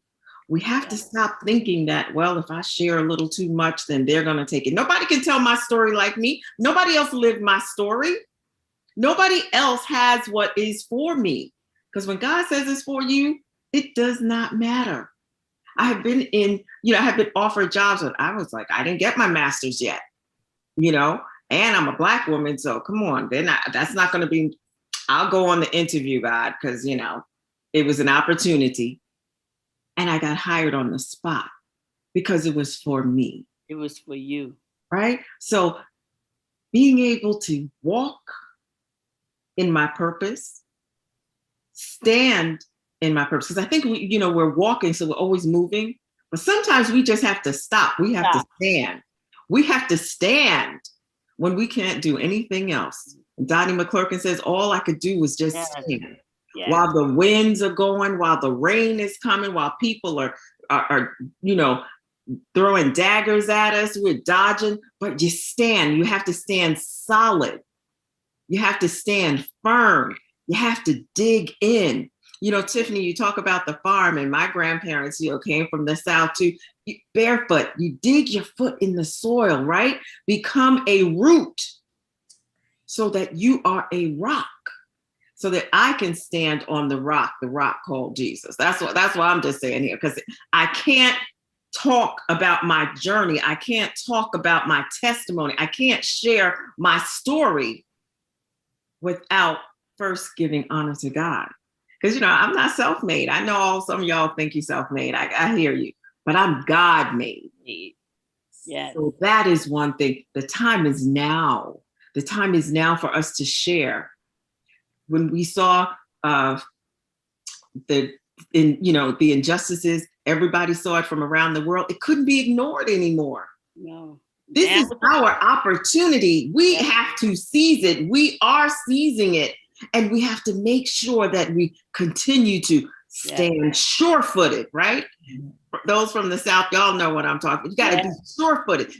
Not, let me see what the latest shoes are and slide in my red bottoms. No. You need to have your foot planted solid so that your legacy grows out from you, that you're able to help other people, your branches, so that you can bear that fruit. Because once you can give someone a fish and they'll eat, right? Listen. But if you teach them how to fish, they will eat for a lifetime. Teach them. Come on. So I am able to leave generational wealth for my family and their family and their family. Oh, don't get me started now, because now is the time. Now is the time. Come on, Travis, Michelle, come on, Tiffany. Now is the time. So what will be the one thing that you will do now that will affect your later? This is the one thing that I've been challenged to do since taking that entrepreneurial journey. And it's just one that I think we all can attest to. And that is to show up. Even if I'm shaking, even if I'm not sure, even if the finances aren't there, even if the cheerleaders aren't there, even if the family's not there, even if the business contacts aren't there, I'm going to show up. I'm going to teach people the importance of showing up, because there's something about when you show up. They understand when you show up that you mean business and that you are seizing that very moment. They understand when you show up that you saying, oh, this is my time right now. Like, I don't care what I did to get here.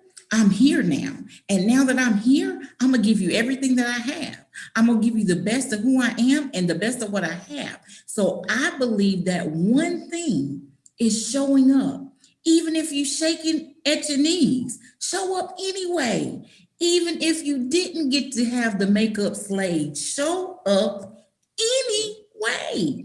Even if in the back of your mind, the little minions are talking, show up anyway, because I guarantee you, because you are God's daughters, are God's sons, he's with you. And all he wants you to do is take that one step of faith and show up, because he's already there. And the victory's already given to us. See, that's the thing. The enemy wants to stop us from showing up, because he's like, if they don't show up, the game is out. The game is over. But once we show up and God meets us at the show up, game is victorious. The opponents can leave the building. You have been dismissed at that point. So I'm going to teach people, when you show up, you declare that the time is now, because you're saying, you know what? It's my moment. I'm showing up. God is with me. He's for me. He's already given me the victory. I don't even care what comes in the midst of it. I'm here. Now what? Listen.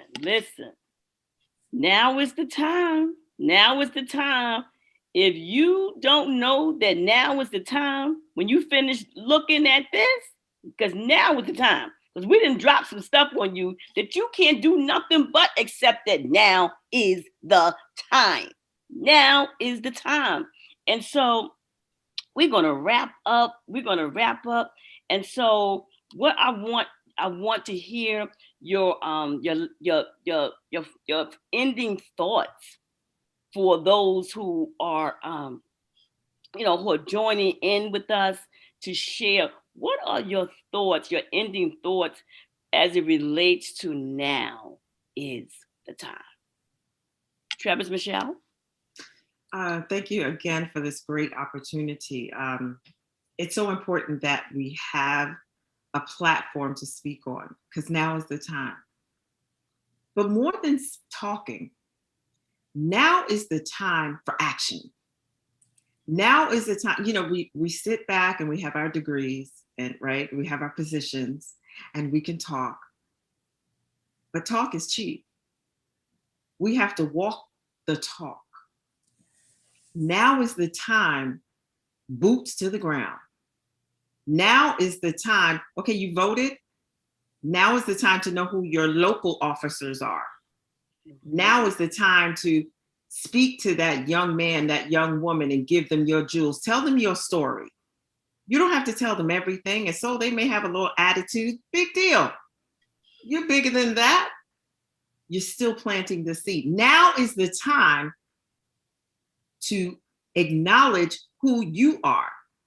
Now is the time to stop looking over in somebody else's garden and see what they're growing and start fertilizing you. Self-care, your mental well-being, because hurt people.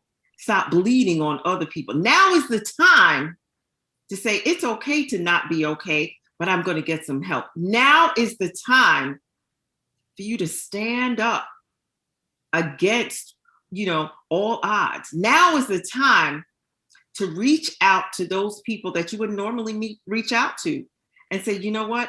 I have some information for you. I can help you. Now is the time to stop listening to what everybody is saying in society, that we don't stick together as a Black community. Now is the time to change that narrative. But that narrative starts with you. So you can go out and we can be all of these things, but if your house is messy, how can you really help someone else? Now is the time for self-evaluation. And then the next step, to work on it, to put it into action. Now is the time for action. We saw last year what was going on. It hasn't stopped. We can't stop. Don't get tired. Take some protein shakes, get some exercise in, but we can't stop. You have to continue. Now is the time for your future. Now is the time, because we're laying the groundwork. Our ancestors, they put the work in. They gave us the roadmap. Yes. We forgot what the roadmap was because we wanted to be like other people, because we want, oh, let me look over there and see what they have. When we have so much, we have everything that we need. Black woman, Black man. Yes. You have purpose. Even if you don't think you have purpose, you are alive, you are here. Now is the time. Yes. To dream bigger than your thoughts and let your thoughts be bigger than your dreams. Thank you so much. Now is the time. Travis Michelle, now is the time. Come on, Tiffany, bring us home. Now is the time. Give us your ending thoughts. Now is the time. Now is the time for us to do 3 things. To show up, which I talked about previously.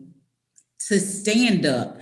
Travis Michelle talked about that. She talked about that in a couple of questions. You know, we need to stand up for what's right. Right. We know what's been done wrong. Now it's brought to the light on a global scale. We need to stand up for that and not back down. People may not understand it. They may not receive it, but we still need to stand up. And then the third thing we need to do is we need to serve. Jesus served. You know, I had to challenge myself as an entrepreneur and understand that even when I make it, as I've made it, I still need to serve. I need to give back. I need to pour into where I came from. Because, you know, I came from this little country town and I was so ready to leave and go to the big city. And now I run back to that place where I get my grounding and my footing and I serve. You know, it's a running joke. Don't tell people I'm home because they'll ask me to do something. But I serve because it's important. So I need people to understand. You have to show up. You have to stand up and you have to serve. And how you do these things is with authenticity. Stop trying to be somebody else. God created you uniquely. He designed your DNA just for you. You don't have to look like anybody else. You don't have to sound like anybody else. Your platform doesn't have to align like everybody else's, because what he has for you is for you. So you need to be authentic and you need to be bold. God says he hasn't given us a spirit of fear, but of love, peace, and a sound mind. So let's be bold as we're doing the showing up, the standing up, and the serving. And then the final way to do that thing and bring it home is with clarity. Get you some quiet time. Get you a journal.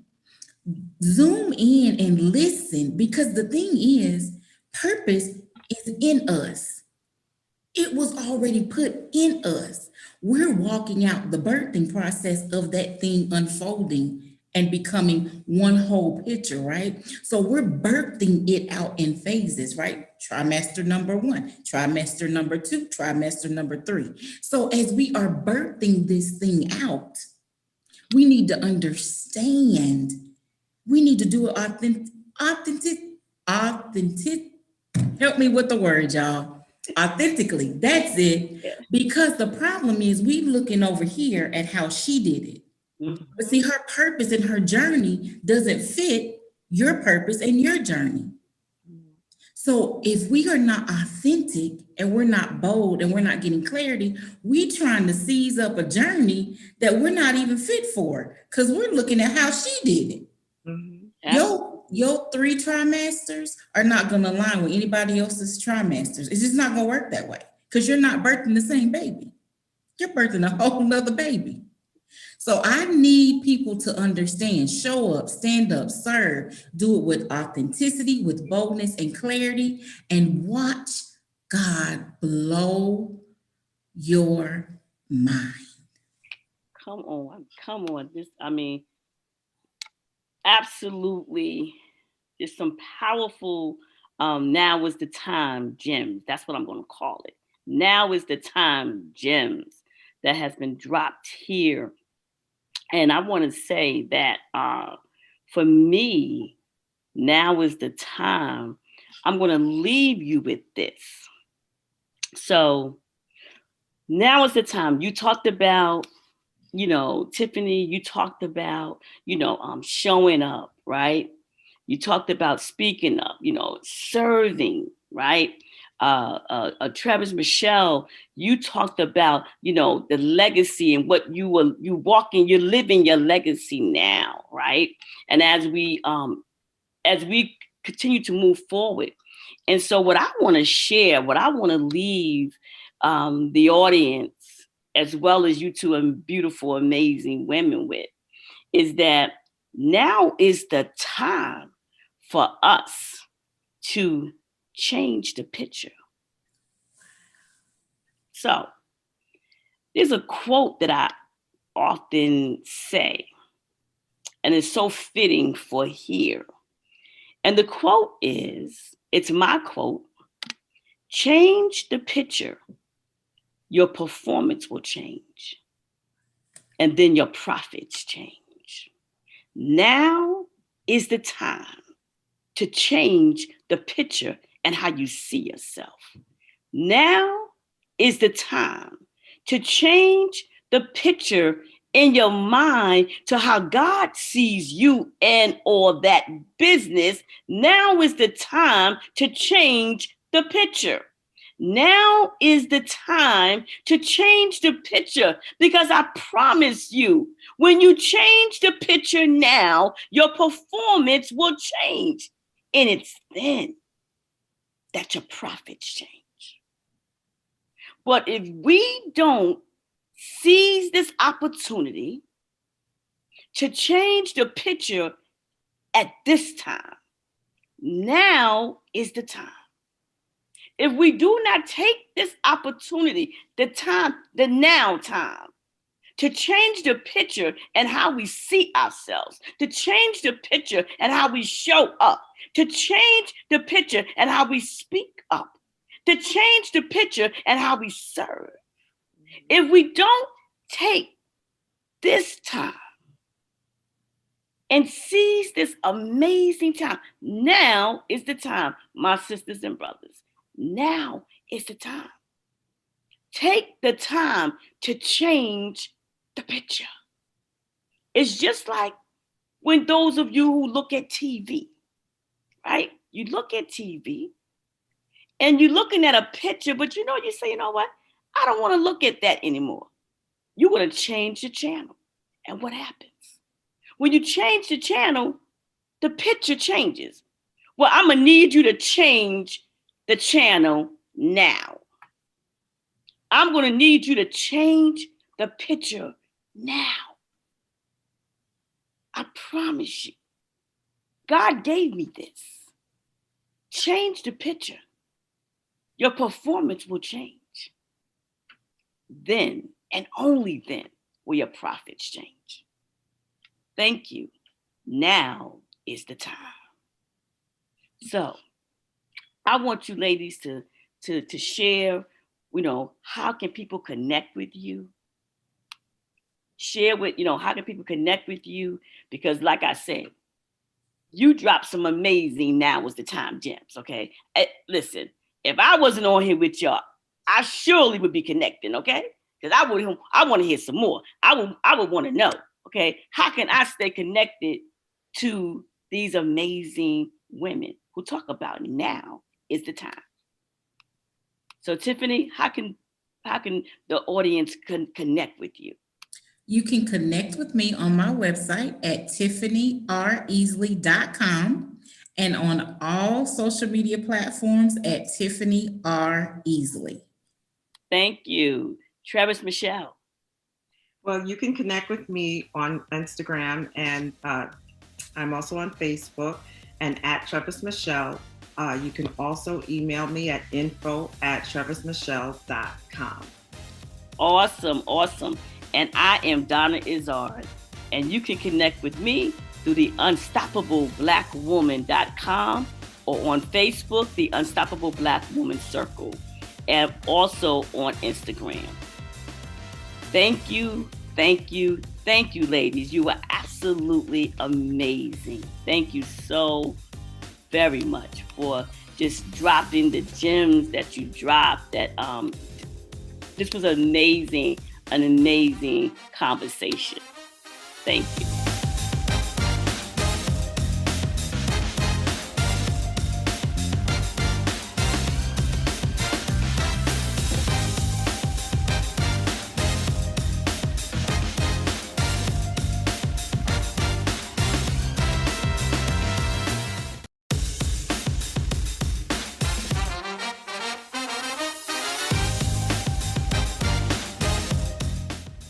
Hi, everybody. Welcome to the BU Butterfly Effect Room.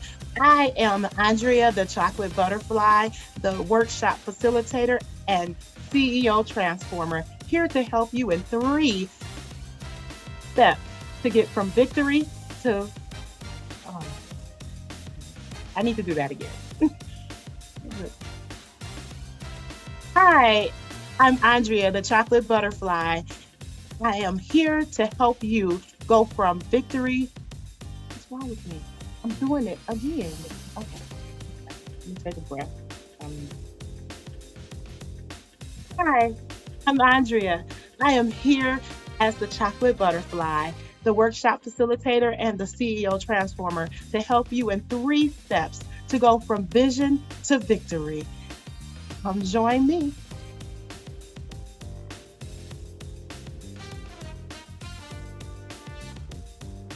So I want to tell you a story about me. I was the person who achieved at being normal. I achieved at being okay. So I was going through life and everything was okay. My world was literally okay. I had a wonderful job. I had a wonderful family, a wonderful life. My rent was paid, my car note was paid. Everything was okay. And so I stayed in that boat and I stayed afloat in my world of being okay. But inside, I wanted more. I watched other people literally. I watched them go from dreams coming true and visions being realized and helping them share their victories. And I realized I was not sharing my victories. I was just being okay. Have you been in that state? Are you in that state? I believe that we've all been there where our family is okay, our spouse is okay, our children are okay, our jobs are okay. But it came to the point where I got overwhelmed at work. It was like one of those weeks where you've worked overtime, you had to do other people's work, you had to just appease a lot of people and still make sure my family was okay, my lifestyle was okay. And I literally wanted to be able to tell people when they ask me, how you doing, Andrea? To say, I'm okay. And I got so good at it that I achieved it. I achieved being mediocre. So today I am calling you out because I know you want more. I see that you have these big dreams because you're here today. You're here at a Black Iconic virtual conference. That takes a lot because if you clicked on here today, that means you wanted to see what is it about this BU butterfly that will help me. So I'm here to get you through. But I don't want you to be sitting there saying, but I see other people celebrating and I'm just achieving. Okay. I see you. So today I'm here as the chocolate butterfly to let you know your caterpillar stage is over. See, everybody wants to become the beautiful butterfly, but nobody wants to be that caterpillar.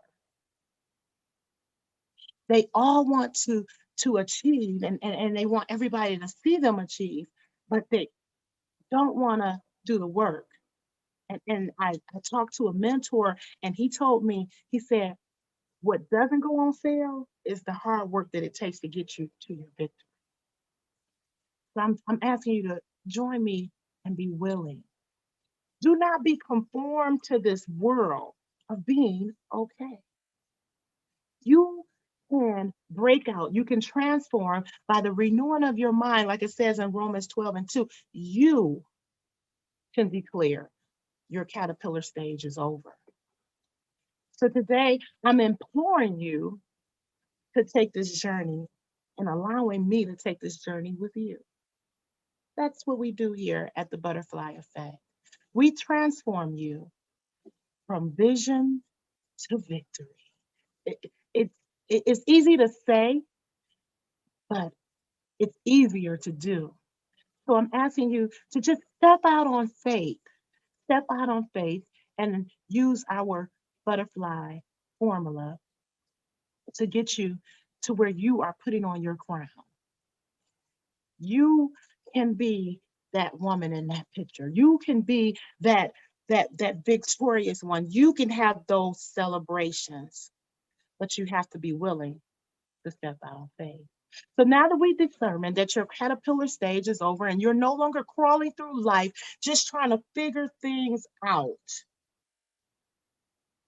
you're no longer at that stage. But when you were at that crawling stage, before you learned how to walk as a child, as a toddler, you had to learn. You crawled, you got where you needed to go. I remember my daughter literally scooting up the steps because she couldn't walk up the steps. I know you get it. So she would scoot backwards up the steps. And that's what we do through life. We are scooting up backwards. So I'm going to tell you to turn around, face me, and let's walk this together. So now that you're no longer crawling, how do we get from crawling to walking, right? So crawling is a stage where you learn. You get your ABCs and your 1, 2, 3s down. So I want to go back to that time when you learned those things. So when you were 6, 7, and 8, what did you want to be? Well, I'm gonna give you a chance to get a piece of paper and I want you to write down at least 2 things that you can think of. Because I know I had like 2 or 3 things that I wanted to be when I was 6, 7, and 8, right? I wanted to be a lawyer. I wanted to be a singer, and I wanted to be like a screenwriter. I wanted to write big. I had these big aspirations, right? So I did not become a lawyer, but I did go to law school, and I found out that was not my path. But there was reasons why for each one of those things that I wanted to be, or one of those occupations that I wanted to obtain, what it was about them that attracted Andrea. So before I became the butterfly, I was Andrea. So Andrea at 6, 7, and 8, she wanted to be an attorney because she wanted to be able to advocate for others and be knowledgeable. So, like I said, I went to law school, so I have the knowledge. I also still advocate for others. I advocate for others and making sure that they understand that their dreams can come true. That is what I do. And that's why I wanted to be that. The other part of being an attorney that I liked, which is goes into the other areas and the other 2 occupations that wanted to be when I grew up, was that I wanted to perform. I love singing. I love going, like I told you, that road of just being okay, that ordinary you just won't do. That is what I like doing. I like taking words and using them to help others. So there is something about those, whether you wanted to be a superhero, you wanted to be a superhero because you wanted to be there to help someone else in their time of need. You may have wanted to be a doctor and you didn't become a doctor because you wanted to heal people. So you can pray for people and they can get healed. So there are different reasons why you wanted to be what you wanted to be at age 6, 7, and 8. That is how you establish crawling. Because now you have a focus. Because the first step, the first secret that I'm going to share you, tell nobody, but the first secret I'm going to share with you is you have to have a vision. So before I created the BU butterfly effect, I had to have a vision. What does this look like? What is it that I want to accomplish with this? So it may be that you do want to be that lawyer. So you need to know the steps to get there. You need to know that you need to finish your high school diploma. Then you need to go to go to college for 4 years, graduate, and then you need to take the LSAT. Then you need to go apply for law school. Then you need to graduate from law school. It seems obvious, but these are the things that people don't think about. And then you take your bar examination, and bam, in 7 steps, you are a lawyer. 7, that is godly completion. 7. And that's the steps it takes to get to be an attorney. And so you need to be able to do that with each project, each goal, each occupation, each dream, and each vision. So we're going to go back to dreaming, because I don't want you to keep being a dreamer. I want you to be a visionary. The first step is to have a vision. See, dreamers, they dream and they dream and they dream, and they want things to come true, but they never do the work. They just keep dreaming. I'm not going to tell you how many times I sat there watching other people do what they do and go where they go and accomplish what they're accomplishing while I sat there dreaming. I literally sat there that same week I was talking about, sat there dreaming. That weekend before that, I had wrote down all my dreams, all my visions, and I said, I'm going to work my plan. But you guessed it, Monday morning, I was back at work and I was exhausted. But I was okay because all my bills was paid. My family was okay. You know the drill. We just went through it. And so I got to that Friday and I thought my supervisor, she called me in her office. I thought she was calling me in there for, a pat on the back. Good job, Andrea. Good job. And she, instead of giving me a promotion, I got a termination. I used that as my motivation to push past my circumstances. My circumstances was I didn't have my stable paycheck. I did not know where uh, what my next job was. So I was now not okay. You guessed it. But it was one thing that she said to me. She said, "We see the leader in you, and you're such an awesome leader. And unfortunately, we have to release you so that you can be more than okay. So today, I'm going to release you from being okay." So now that you have a vision, now you can walk the vision. So to walk the vision is where you learn all of the things. So you do those other 6 steps and you transform into what everybody is trying to obtain, that beauty of being the butterfly. And this is the way I create a butterfly. If I don't want to draw it, or I want people to get there. So this is the butterfly sign. This is our sign that we're okay. Notice that there's 2 okays put it together, and it's the butterfly. So you have that opportunity to now connect with a network of people that can help you and push you to where you're trying to go. So today you walk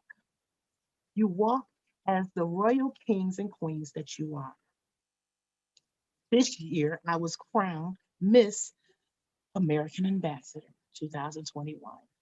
And I received all of these beautiful crowns. And that's part of the picture that you saw a few months ago, where I literally put my crown on for everyone to see. I want you to walk around like your crown is on and everyone can see it. So I'm calling you to be you butterfly, because you sometimes you have to crawl before you walk. And then before you can fly, you have to learn. And that takes time. So I have the flight plan for you. So in the flight plan, it's our special butterfly effect. It's just a special gift. I'm not selling it. It's free. You can have it. You can use it. You can throw it in the trash, but I'm going to provide it. So BU butterfly effect will give you those steps to take you from vision to vision. Because God is calling you to be the Black iconic king and queen that you are. And today I'm offering you the opportunity to crawl before you walk and walk before you fly. Because you have something in you. And if you notice in this picture, I chose this as one of my symbols of the butterfly effect because it shows different colors. We all bring something different to the table. We all have that in us to make sure that the next person will be okay. So in our network, what we do is we offer something that we can do for somebody else. It could be read a story to their child because they need an hour break. But I always encourage everybody, each one teach one, each one reach one. So it's something that you have that somebody else needs, and it's something that they have that you need. So I need you to connect with people.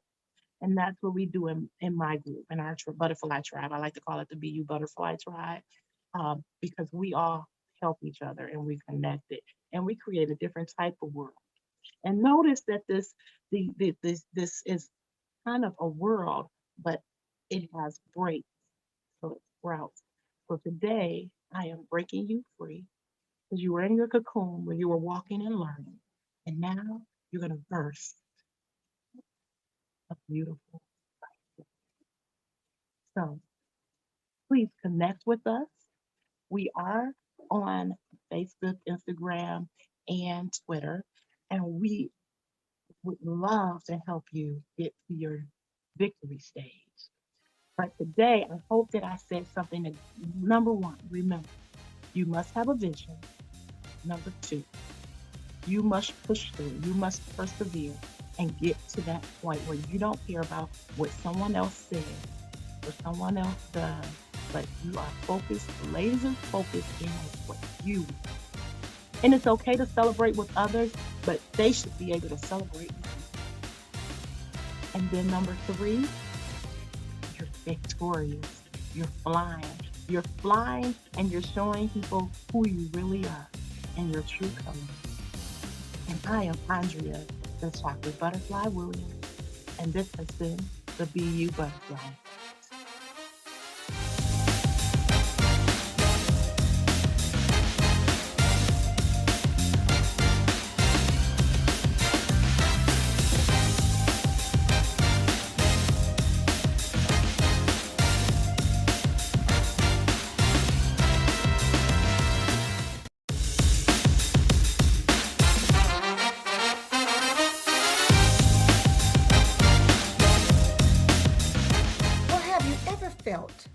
Like there was more to your life or there was something holding you back?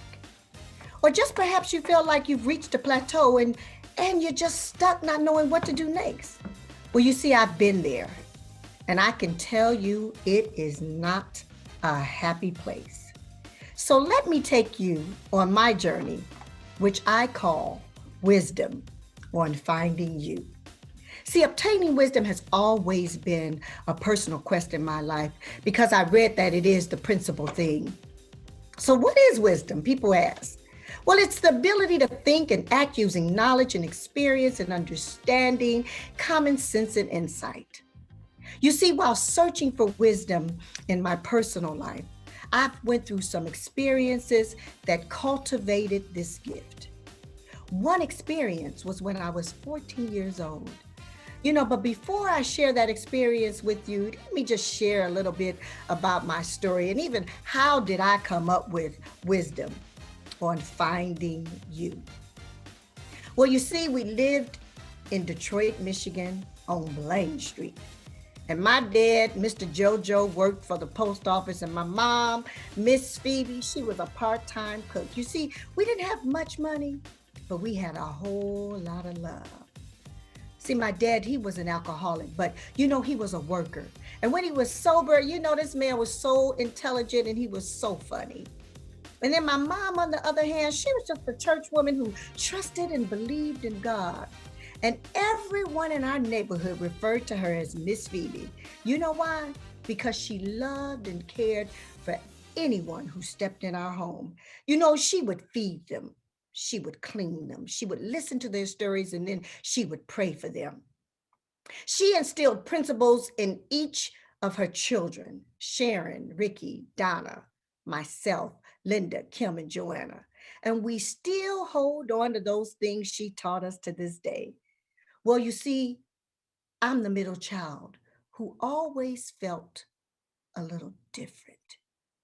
Have you ever felt a little different from the people you were surrounded by? Well, then my story, it's your story. You see, I was a reader and I lost myself in the books that I read. I would go to the library and sit and read for hours and hours. You know, it was my happy place. I dreamt of places I had never been. I dreamt of living in a beautiful home with matching towels and washcloths and matching sheet sets and comforter sets, eating off of china and drinking from a real glass and not a jelly jar. I hope somebody know what I'm talking about. I dreamt of wanting more than what I saw on Blaine Street. And even though I appreciate growing up on Blaine Street, my neighborhood was filled with people who, what I would say, not accepted in our societal community. But I had a drive in me. And I was not sure that it was even realistic, but it didn't stop me from dreaming. You see, even though I felt a little different, I really did love my brothers and sisters. And, you know, we had a lot of fun together. We had principles and standards of living that bonded us forever. My family has always been a great support system for me. Well, you see, one year, my mother purchased a Chatty Cathy doll for me. Chatty Cathy, she was my best friend. See, I could tell her all about my dreams and she believed them. She believed them with me. And I didn't have to worry about her stepping on my dreams or even speaking anything negative about them. You know how it feels when you share your dreams and your goals with people you care about and they just don't get it. Well, my Chatty Cathy doll, she was my go-to. I could rehearse my speech and tell my dreams to her, my goals freely without any interruptions from her. You know, we all need a space like that. I'm sure you do. Well, one day I was walking to school by myself and halfway there, someone shot me in the head with a BB gun and it hit me right above my right eye. Well, I didn't pass out then. And I was able to get to school and I was able to get to our school nurse and she called my dad and my mom and they came to get me. But it was at that point that my mom made a decision about my life that would pivot me into my dreams. My mom decided to relocate me to her oldest sister, my Aunt Claire and her husband, my Uncle Lewis, that lived in Los Angeles, California.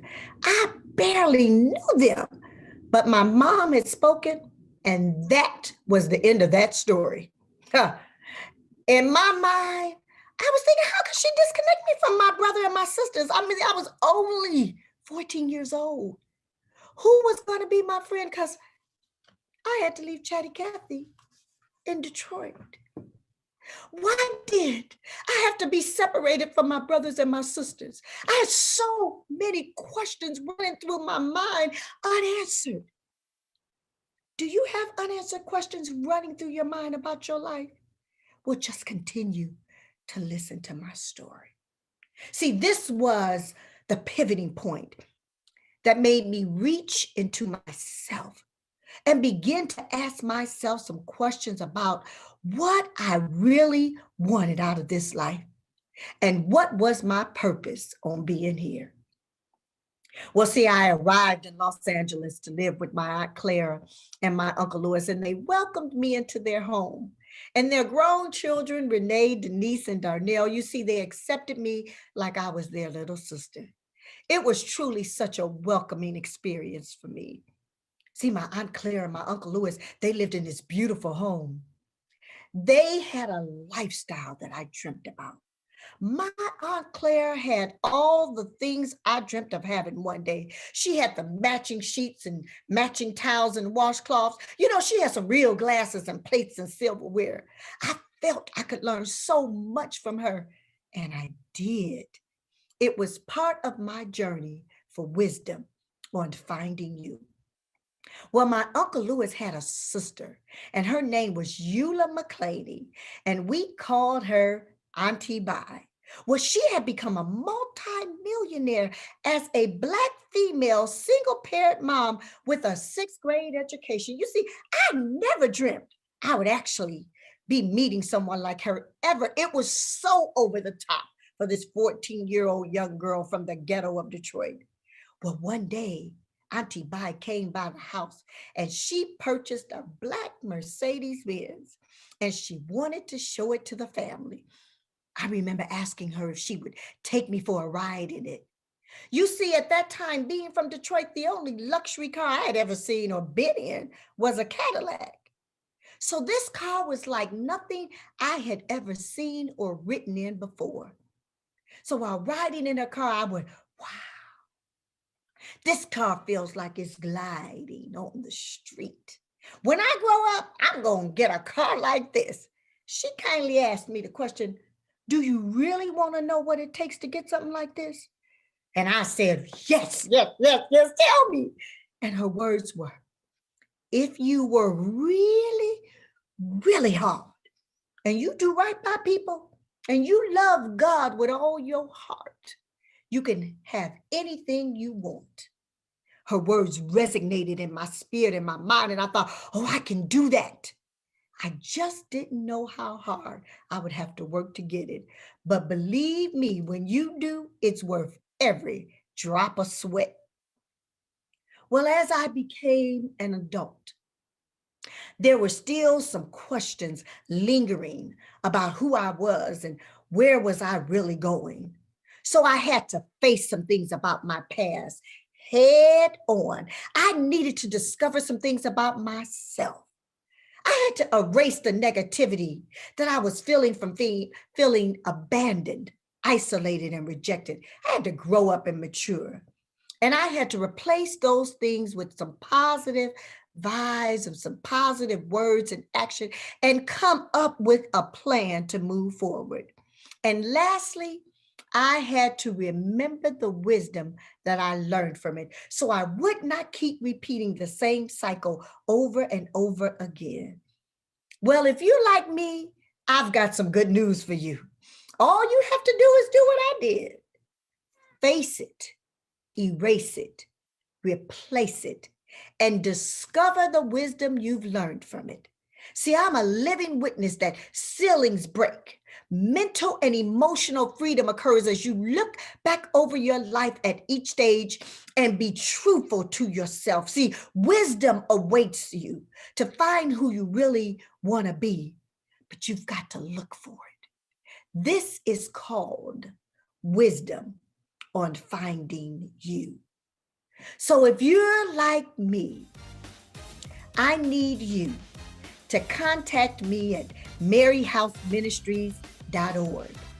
And you can find out more information on wisdom on finding you. For the ladies in the house, I have a phenomenal workshop that's called Esther's Court.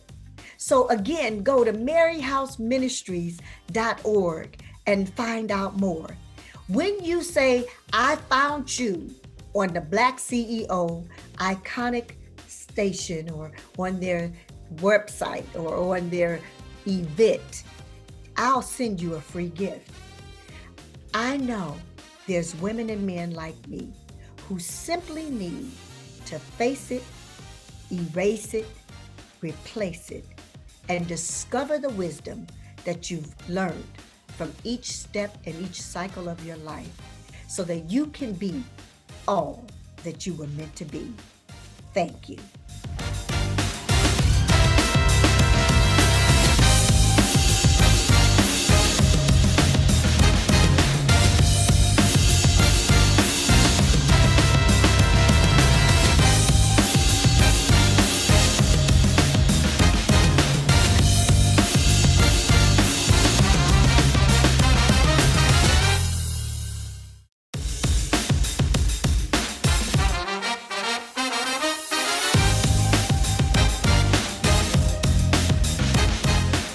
What's going on, Black and Iconic? This is Ritchie Thomas, a soldier's coach, America's #1 military speaker, and these are your final marching orders.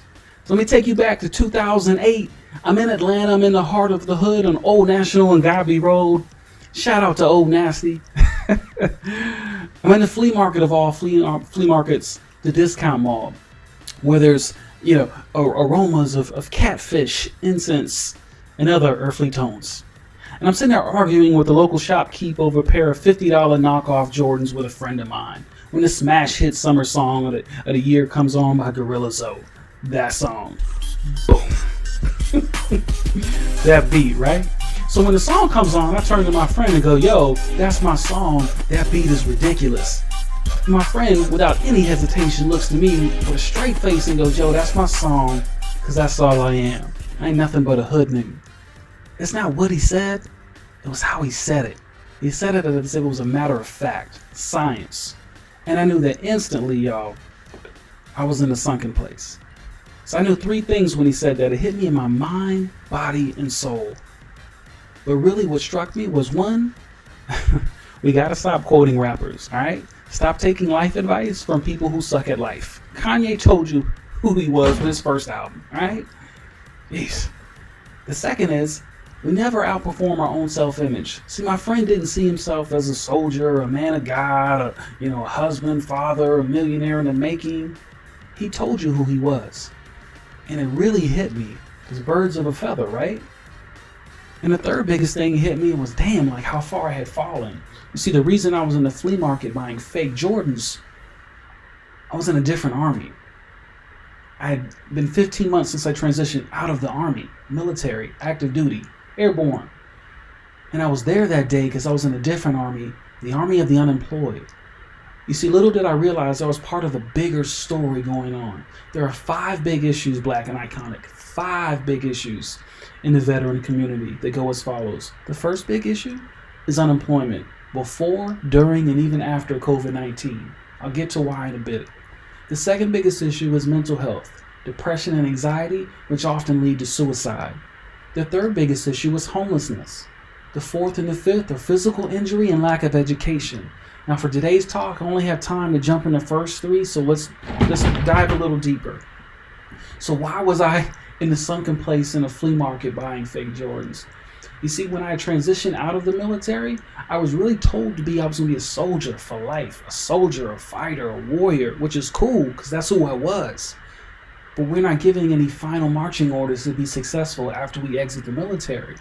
And soldiers was like, yo, you give orders or you follow orders. You giving orders or you follow orders. But there's no final marching orders. And we're trained to see ourselves and sell ourselves and brand ourselves to the marketplace as soldiers. And soldiers don't get hired. Business professionals do. Hence why when we go to a business owner or a CEO, we say, hey, business, help me hire me. It wasn't until I changed the way I think. Like I had to stop listening to, Dr. Dre and started listening to Dr. Dennis Kimbrough. Like, yo, stop asking the business to help you hire you and switch it up and say, hey, how can I help this business? I had to mentally transition from seeing myself and selling myself and branding myself as a soldier to mentally transition to see myself and sell myself and brand myself as a business professional that I really am. You're not a soldier, you're a business professional. But we were trained for the combat battlefield. We were not trained for the economic battlefield. That's why this issue will go on for a long time, even after COVID, because we are trained for one area, but not the real area outside of the uniform. You can't wear the uniform forever, soldier. The second biggest issue is the hardest one. But let me pause on that one. Let me go to number 3. I'm going to go to number 3 is the homeless issue. See, homelessness blows me away because literally every soldier who exits the military has rights to a VA home loan. You can literally take a home loan, veterans, and no money down and buy a house. No one told me, yo, why don't you buy a rental property? Why don't you buy a place that has a duplex, a triplex, or a quadplex? I didn't even know this was a thing when I got out. You can't be what you can't see. It's like, yo, you might lose your job, but you won't lose your home because you could live in one unit and rent out the others. How do I know this? Black and Iconic, I just bought an apartment complex in America for not even $90,000 a year using my VA home loan. It's not a flex. It's not for me. It's for my great-grandchildren. And I was like, damn, why doesn't every veteran house hack before they exit the military? It's genius. Live in one unit, rent out the others. It's called house hack. Use your VA home loan. It's there for a reason. The second biggest issue I'm going to go back to, kind of reverse order, is the hardest one. So they literally say that half the country is mental illness. They said that half the country suffers from depression, the other half suffers from anxiety, both which can lead to suicide. So we have a fear of the past and a fear of the future. Tomorrow ain't even got here yet, and you're already worried about it. You can't let go of what happened last childhood, last decade, last week, last month, last deployment, last marriage. We can't let it go. We're not trained to. They literally say in America, the 3 hardest things for adults to say is I love you, I'm sorry, and I need help. Those are all signs of weakness. So when we have stress and struggle, we're not taught how to deal with them. So we're self-taught how to self-soothe. Give you a great story, great point here. When I was 18, the Army sent an 18-year-old boy into a man's war. I was sent to Bagram, Afghanistan, the heart of the war on terror. And after 6 months of deployment, I get back. They had us all speak with the chaplain. He hit us with the Lord's Prayer, gave us his business card, said, y'all feeling any type of way, emotional distress? Give me a call. We say, cool. Not even an hour after meeting with him, me and a group of guys go to the nearest on-base liquor store. Someone bought us a bottle of Hennessy and a 12-pack of Miller High Life, the champagne and beers, and said, I know y'all just got back from a war zone. Walk it off, soldier, but also drink it off. You in the Army now, you be all right. Hit us with the wink and the gun. I was like, yo, what is it with America and just like pacifying poison? Like, it's amazing to me. Like, there's this issues of like, we're all addicted to something like TV or cigarettes or drinks or whatever, escapism, right? Like, little did I know, like, at that time, but as I look back and reflect, I was like, wow, mental illness leads to suicide, but I'm like, well, why?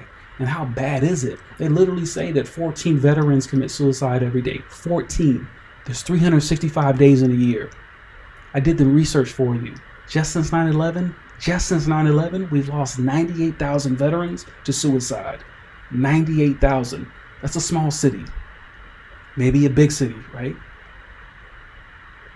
In the last 5 wars, y'all, going back to Vietnam, both wars in Iraq, war in Afghanistan, and invasion of Panama, we've lost 68,000 in troops in combat. 68,000 in combat, 98,000 to suicide. So the enemy is in Iraq. No, the enemy is in Afghanistan. No, the enemy is south of the border. Build the wall, keep the enemy out. Enemy's out there.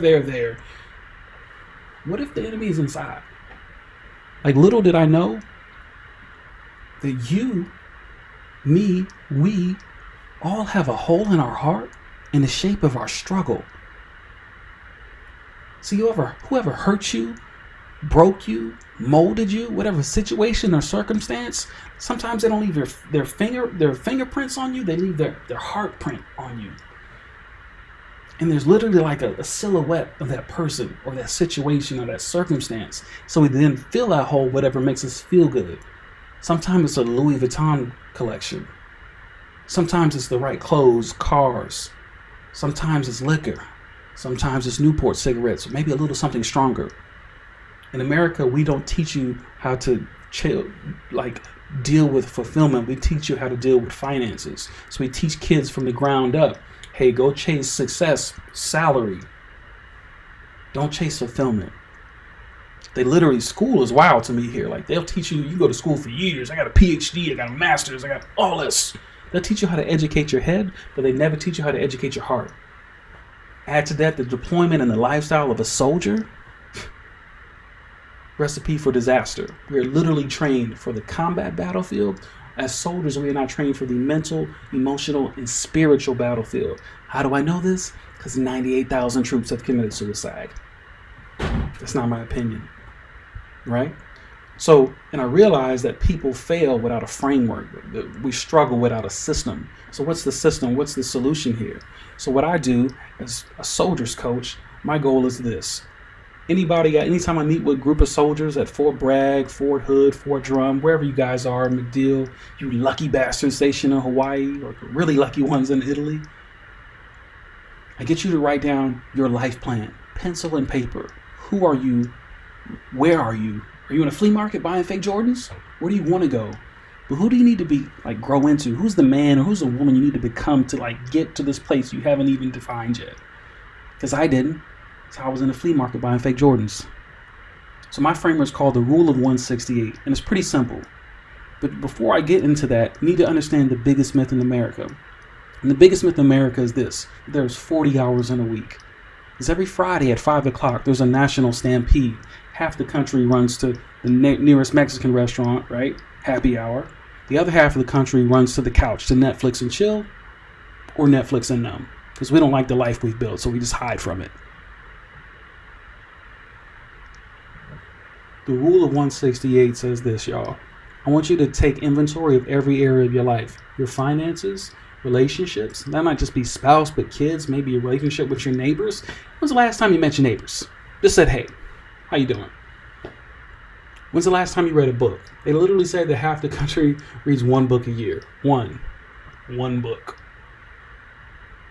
Can we go back to school, formal education? Like, there's so many areas of life that we're not taught to focus on. So I teach soldiers how to write down what is fulfillment, success, happiness for you in your life. The Rule of 168. I need you to manage your 168 hours in a week and stop focusing on the 40 hours.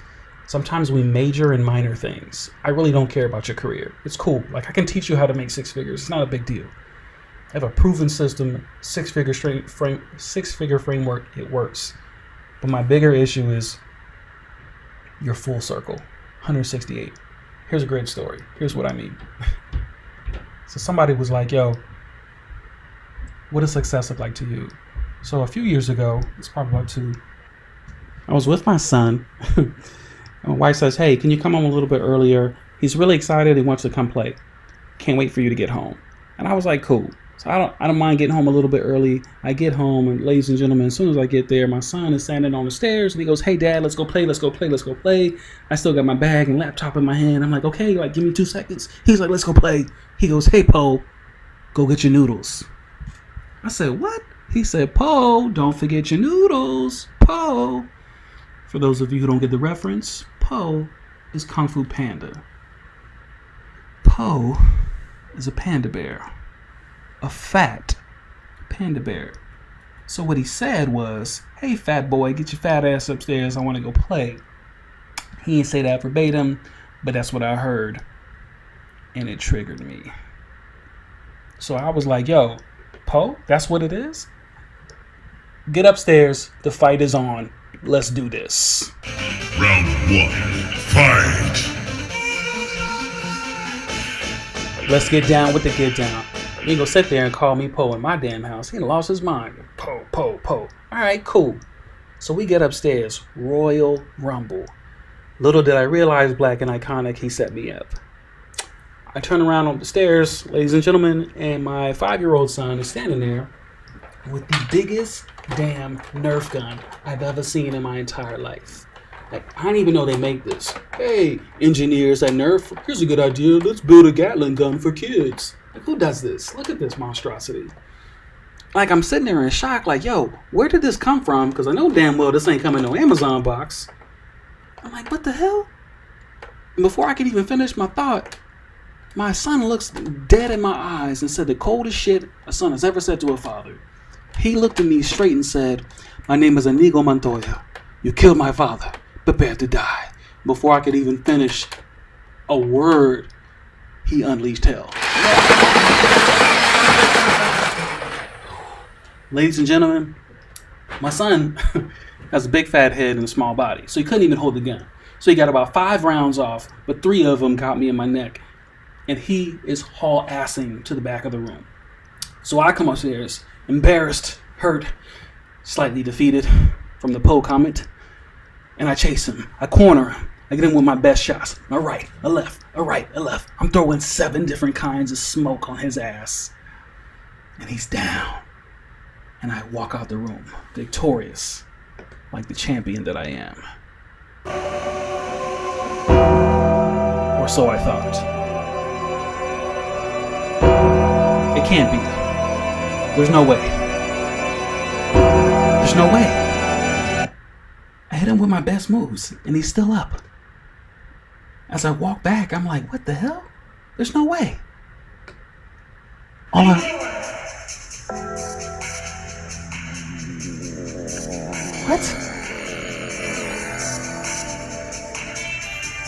We going Last Dragon on me? Last Dragon?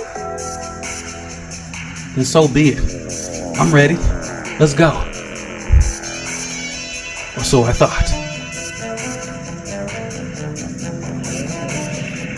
Oh shit.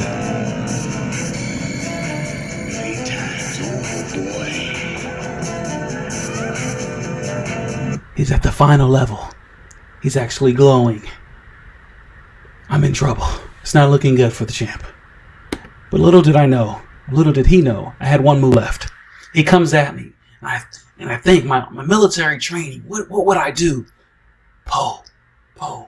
What is Poe? What is his signature move? What is he known for? My son charges at me like a bull. I hit him with my stomach. Bow! He's down. Kung Fu Panda is a champion. I'm victorious. Crowd goes crazy. Relax. I'm married. Calm down. Embarrassing yourself. Why do I tell you this story?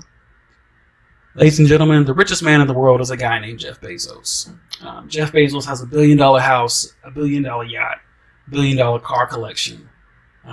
He also had $1 billion divorce. And the part that the newspapers left out of the story with Jeff Bezos was Jeff Bezos has 4 kids, 3 teenage sons and a daughter. And they're all old enough to know what dad did to mom and how he broke up the family. And something I really think about a lot is, if Jeff Bezos comes home to the $1 billion house and the $1 billion yacht and it's empty, is he really successful? See, in America, we teach people, chase finance is not fulfillment. Your success is strictly tied to your salary. So what do we tell people? If they lose their salary, well, you're not successful. And then soldiers do, and other people commit suicide. I don't have no salary, so fuck it.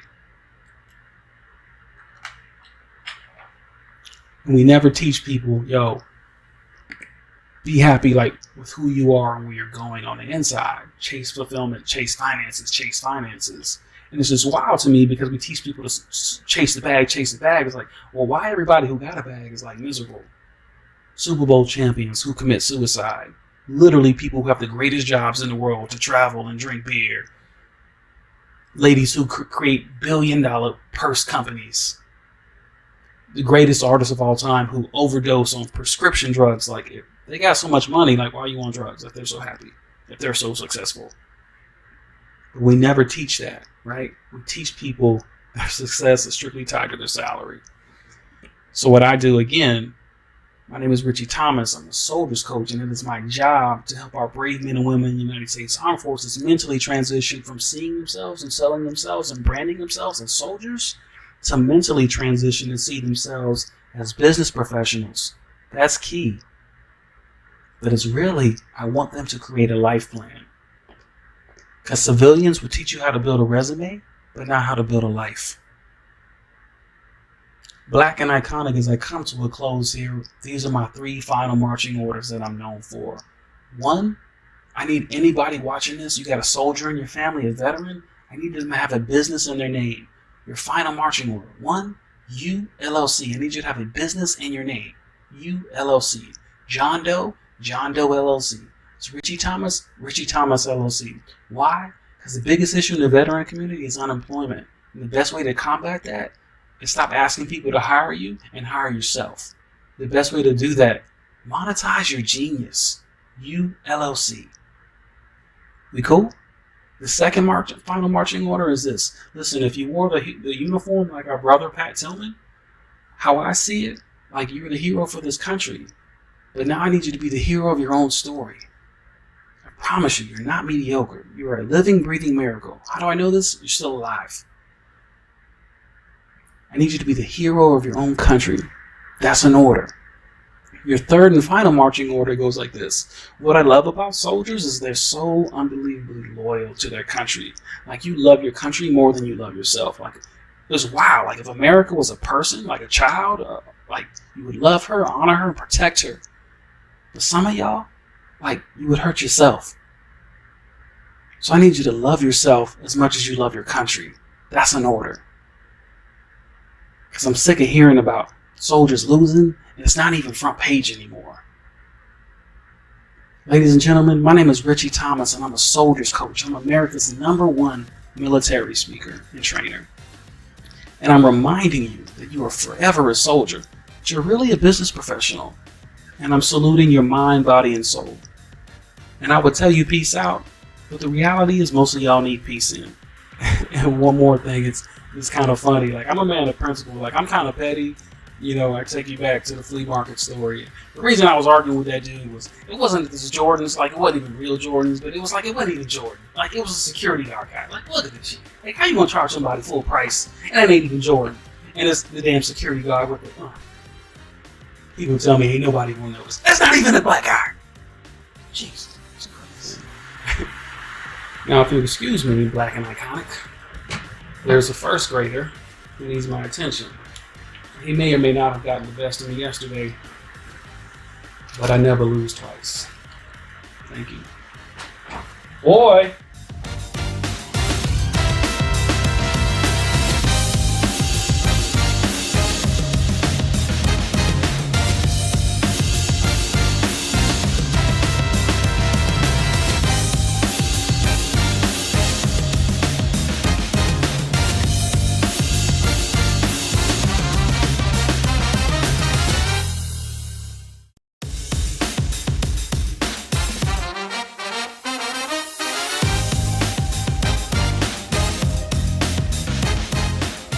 Hey there, how are you? I would love it if you could become very present in this moment, because it's a big moment for you and for me. And wherever you are as you're listening to this, I want you to relax into this conversation, just like we're just two old friends chatting and sharing. I am Daithia Garnes. I am the mother of 2, not including my fur babies. I am the author of 7 books, the host of 1 award-winning podcast called the She's About Business Show, and I'm also known as the Impact Coach. Why?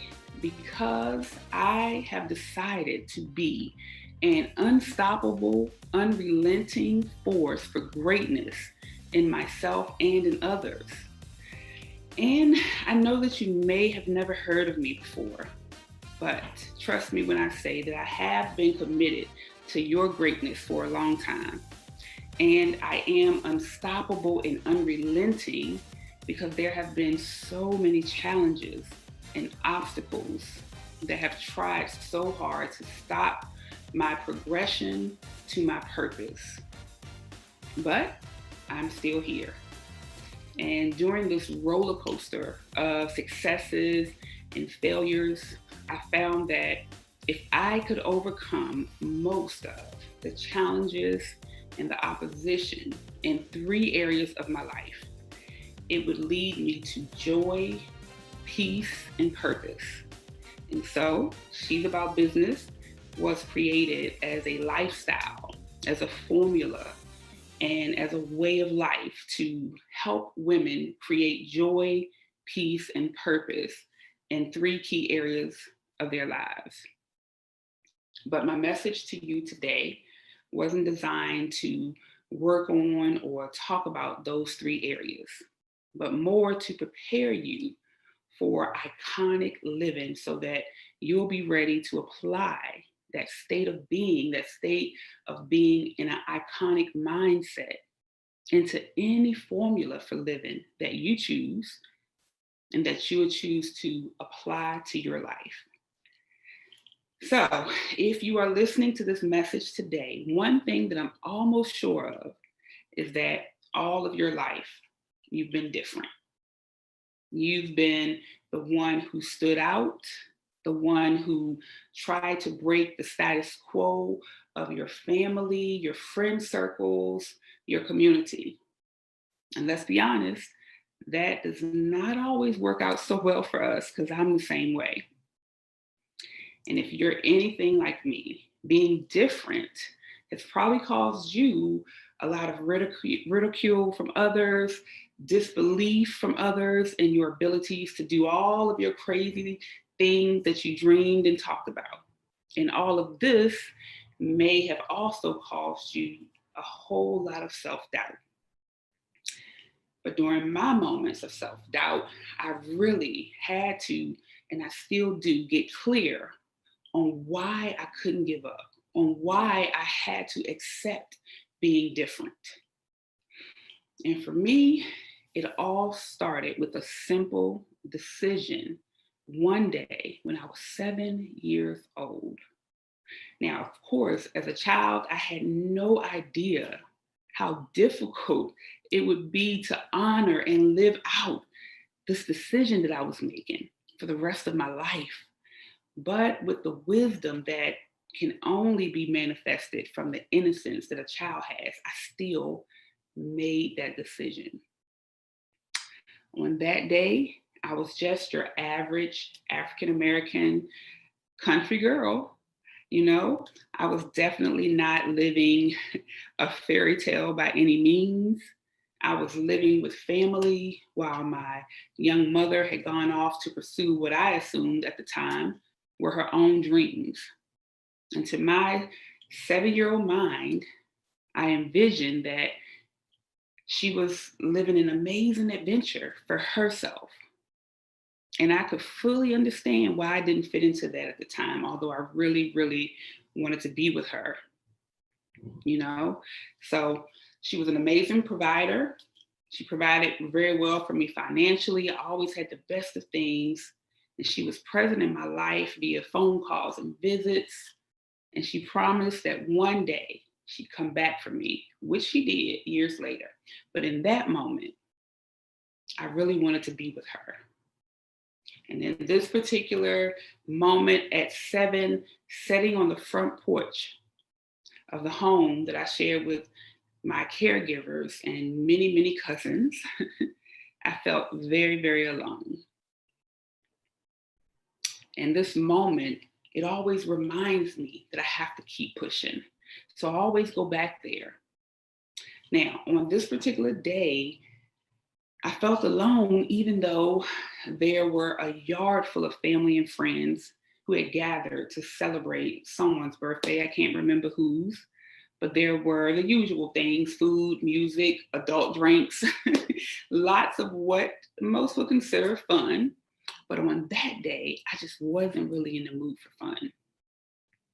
You see, earlier that morning, my aunt, who was raising me, had told me that my daddy was coming to see me. And she had asked me to get dressed in one of my nicest outfits, and my hair was done up really cute. And I was ready to, face the man that I had never in my whole 7 years gotten a visit from. Our interactions up until that point had been solely surrounding my mother, to be honest. When she would come for a visit, she would take me to try to find my dad. And spotting him would be as special to me, as like seeing a Loch Ness monster or Bigfoot. I mean, really, because I didn't see him that often. And most times we would not find him. But today, my aunt said that he was coming to see me. My mom wasn't even in town, so he was actually coming to see me. And my mom had called to encourage me and to get me excited over the phone. And I had worked really hard all day to not get my clothes dirty. So I've been really careful not to play too much or too rough with my cousins, because maybe if I made a good impression on him, he would visit me all the time. And I was so hopeful. And here I was, still sitting there and waiting. But as the day went on, I started to notice that, some people had already left the party, and most of the regular culprits who were known for having one too many were already turned up. And so I knew that before long, we children would be sent inside to bed so that the party could actually be elevated to the grown-up party, right? We all know how that works. So at this time, at this moment, as I sat there, I had to accept that my daddy wasn't coming. Today would not be a day of a special once in a lifetime encounter with that elusive creature called the Father. At one point, I put my hands on my cheeks with my elbows down on my legs, and I just sat there in that position that usually symbolizes and tells you that a child is in deep thought. And I just watched as my family was having a great time at this party. I observed some of the little, intricacies that exist, like within families, the little things that a lot of people don't catch, right? The things that I would later understand were signals of like secrets and scandals amongst my family, amongst the group. And I didn't know all of that, back then. I didn't know all about the messiness and all of that stuff. But what I did know is that something wasn't right. Something didn't feel right. And I knew that after being stood up by my father, I wasn't okay. But it didn't seem like anybody else even noticed or cared. Everyone at the party, my father, wherever he was, they all simply went on with their chaos, right? Went on with their dysfunction. But something changed for me on that day because of that one decision made in all of my childlike wisdom and innocence. And now one of the biggest lessons that I use when coaching and mentoring the young women that I work with is that real women make decisions, and the quality of decisions make real women. And of course, the same is true for men. I'm not gonna leave you fellas out. I didn't know or care about that at the time, but still in that moment, I made a very grown-up decision. That was my moment when I knew that I would be different than all that I saw around me. And even now, like to this day, it's making me tear up because I knew that there had to be a better way of living. I knew that this could not be all that there was. And I decided to be different than the dysfunction and the chaos and the poverty and the sadness. And I instinctively knew that I would be willing to die trying to do so. I knew it. And trust me when I tell you that many times it has felt like I was dying. All the times that I felt misunderstood, all the times that I was rejected, abandoned, disliked, judged, all for being different than the drama, dysfunction, and chaos around me. And maybe you felt that way too. Maybe it's just always been something different about you and your beliefs and the things that you wanted to achieve. And I've even been told that I was too positive, too motivational. I've had people tell me that they abandoned me or left my life simply because they didn't want to be around my light at the time, because they were in a place in their lives when it irritated them. True story. And it irritated and it shook up the things that they were involved in. They didn't care if it hurt me. They just knew they didn't need my motivation and my uplifting attitude. So trust me, I know how hard it can be to be different. But I want to ask you today to go back to your moment, to that time, that place, or that incident when you made up your mind. You made a decision to be different. And I want you to ask yourself, is it still worth it? And when you get your yes, which I believe all of you watching this will get, I then want you to hold yourself accountable for the greatness that's still locked within you. You have always been different. Now it's time to be iconic. Yeah, listen, last year, December, I was working on what concept I would be focusing on for the next season of my podcast, the She's About Business show. I had prayed about it. I journaled about it. I explored, how life had been for me and for others since COVID. And I knew that this season would require me to go all in. I knew that my messages, my mindset had to be epic. I decided that they had to be iconic. So I decided that season 4 of the She's About Business show would be called Living Iconically and with Purpose. And I scheduled what I called my most iconic photo shoot.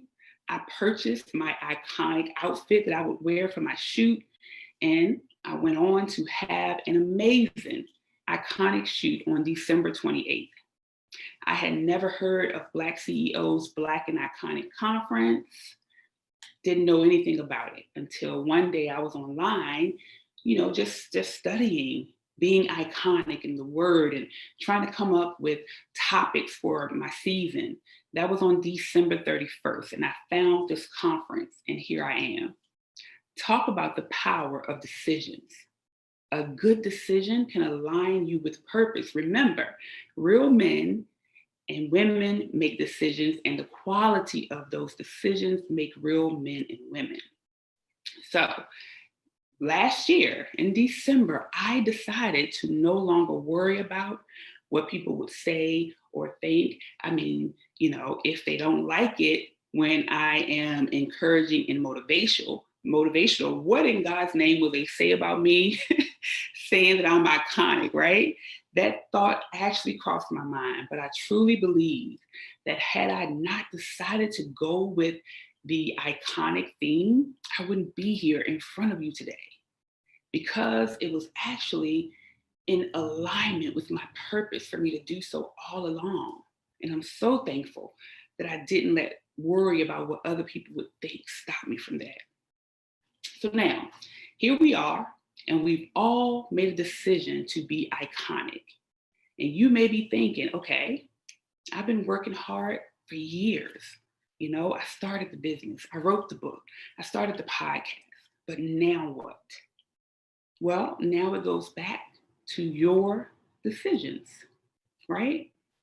And I want to give you 5 questions that you need to ask yourself so that based on your answers, you can make decisions that will help you get in tune with and be aligned with your iconic purpose.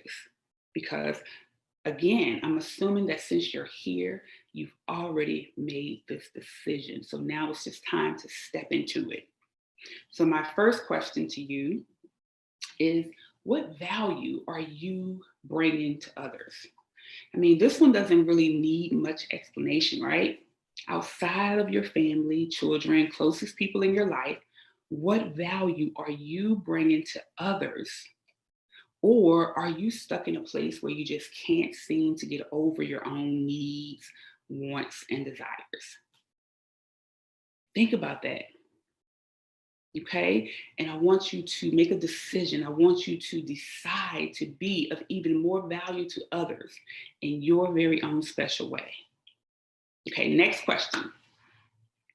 If you died today, what gifts meant for the world would go with you to your grave?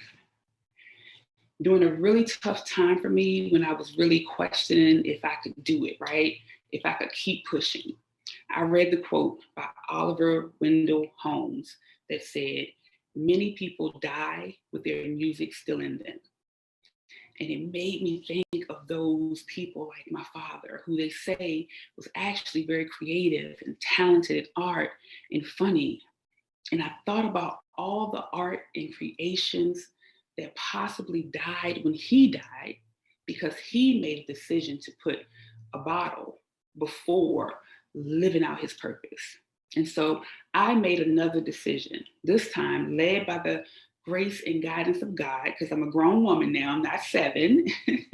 And that decision was that I would make every attempt to get this music, this work, these books, these words, and everything that is meant for others out of me, because they were never meant to go to my grave. They were meant for the world. What's locked inside of you that we all need? Third question. Who are you becoming?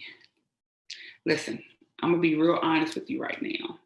Sometimes I get so frustrated with people and their behaviors and how they affect me and how they affect those that I love and others and even themselves, that I really want so bad to be less holy and so much more hood. And there's even this t-shirt that says something to that effect, and I was so close to getting it and wearing it proudly, right? But I had to ask myself, who is it that you're becoming? And would you like her if you met her on the street? I know you often feel like spazzing out, going off, giving up, telling people how you really feel. And sometimes, we may have to go there because, hey, we're not perfect. And if that is a part of who you are and you feel that it's also an important part of who you are becoming, it's okay. But let's not forget that whatever we do and whoever we're becoming, it has to line up with becoming something great and iconic. And we must hold ourselves accountable to that, and our behaviors and our actions and our words have to line up, right? Because it all has to line up with our ability to carry out our purpose and to, be the person that we say we are. And the answer is going to be different for each of us. Just make sure you are clear about who you are becoming. So this leads me to my next question. What are you a symbol of, and are you pretending? Okay, so an icon is just a symbol of something, right? So the Statue of Liberty is an icon. It's a symbol for freedom. But if we were to crack the Statue of Liberty open, we would not find freedom inside, right? It's just hollowness and probably a lot of dust and spiders and webs, right? Living creatures, though, are special in the fact that we actually have the ability to embody what we symbolize, not in a tangible way, but in our characteristics. So a bull, for instance, is a symbol of fierceness, and an elephant for intelligence, right? These creatures, they actually embody these characteristics. They are not faking it, right? If you mess with the bull, you will get the horns, right? They are not faking, they are not hollow. They actually have inside of them what they portray, what they symbolize. Do you? A former mentor gave me the name Impact Coach. I didn't want to use it. At the time, I was like, I just didn't see, even though I was coaching people around the world and I was really committed to the people I was working with, I just didn't see how truly committed that I had been and I was to helping others be great. But she saw it because I was actually doing things that were impactful. So she said, this is who you are, right? So whatever you say that you stand for, whatever you want to be iconic at, make sure you make it a way of life so that other people can see it, and you will be a true symbol and beacon to them in that area. Don't be hollow, right? All right, my last question, question 5 is, what environments are you forcing yourself to be a part of? Listen, let me tell you a secret, okay? You are just not going to be it for everyone or every place. Stop trying to force it. Man, listen, if I would have actually listened to my inner voice, which I accept as God's spirit, if I would have listened every time it said to me, daughter, Daithia, it's time to leave this job. It's time to leave this relationship, for God's sake. It's time to leave this inner circle, this position within your family, whatever. I would have saved myself a lifetime of hurts, tears, setbacks, and devastating heartbreaks. Sometimes we try to force ourselves on people and situations because we are seeking validation acceptance, right? Especially someone coming from the background that I had, right? Where I didn't get that from my father. Or, we tell ourselves it's the right thing to do, even though if we look to the big book of how to make decisions, which is how I see the Bible, we are actually under no scriptural obligation to stay in relationships that break us and destroy us, or situations. Why do we force it? And regardless of what your spiritual beliefs or background is, you have to know that making covenants with the wrong folks, aligning yourself with the wrong fight, or placing yourself in the wrong environment will not work out well for you. So I end with saying, you have always been different. Now it's time to be iconic. The world needs you. I need you. The little girls and boys in other countries who may be inspired by your book here in America, we need you. We need your show, your story, right? It's time to decide. Remember, our decisions are usually not based on the facts that we know, but on what we believe, regardless of the facts. So what do you believe about you? You're here listening to this message, but now what? If this message has resonated with you, I thank God for that. If there is something else that I can offer you, I'll be more than happy to. That's why I'm here. I would love to make a bigger impact on your life. Please listen in to the She's About Business show. It's available wherever you listen to podcasts and even on YouTube. And of course, you can always visit she'saboutbusiness.com to get the She's About Business book series and to connect with me for some coaching or mentoring or whatever I can do to impact your life.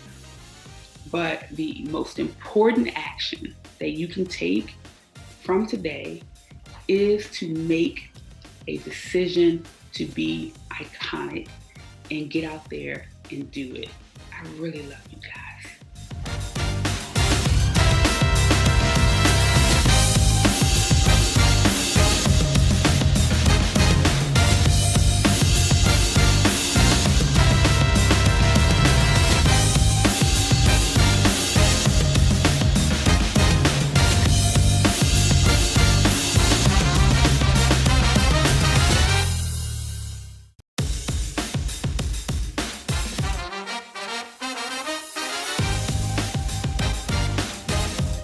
Thank you, everyone, for joining me for Embracing Genesis.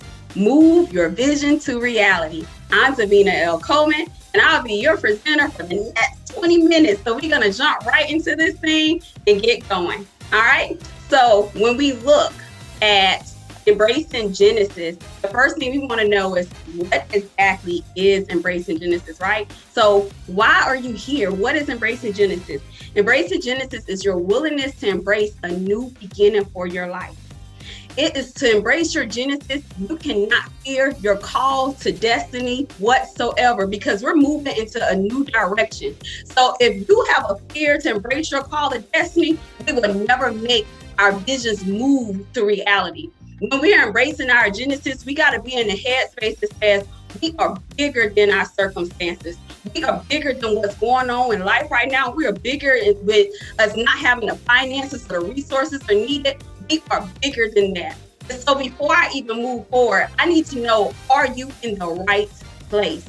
Right? Are you in the right place? Because this might not be for you. So I'm going to tell you if this is for you. Y'all ready? Lean a little bit closer. Let me tell you. You ready?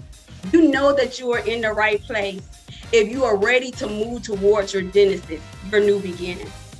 You know you are in the right place if you are tired of traveling the familiar road of starting a vision and never finishing. You know that you are in the right place when you are tired of the disappointment of never putting yourself first. You are tired of being afraid of failing. You are tired of spending more time listening to self-doubt than acting out on what you really know that you're capable of doing.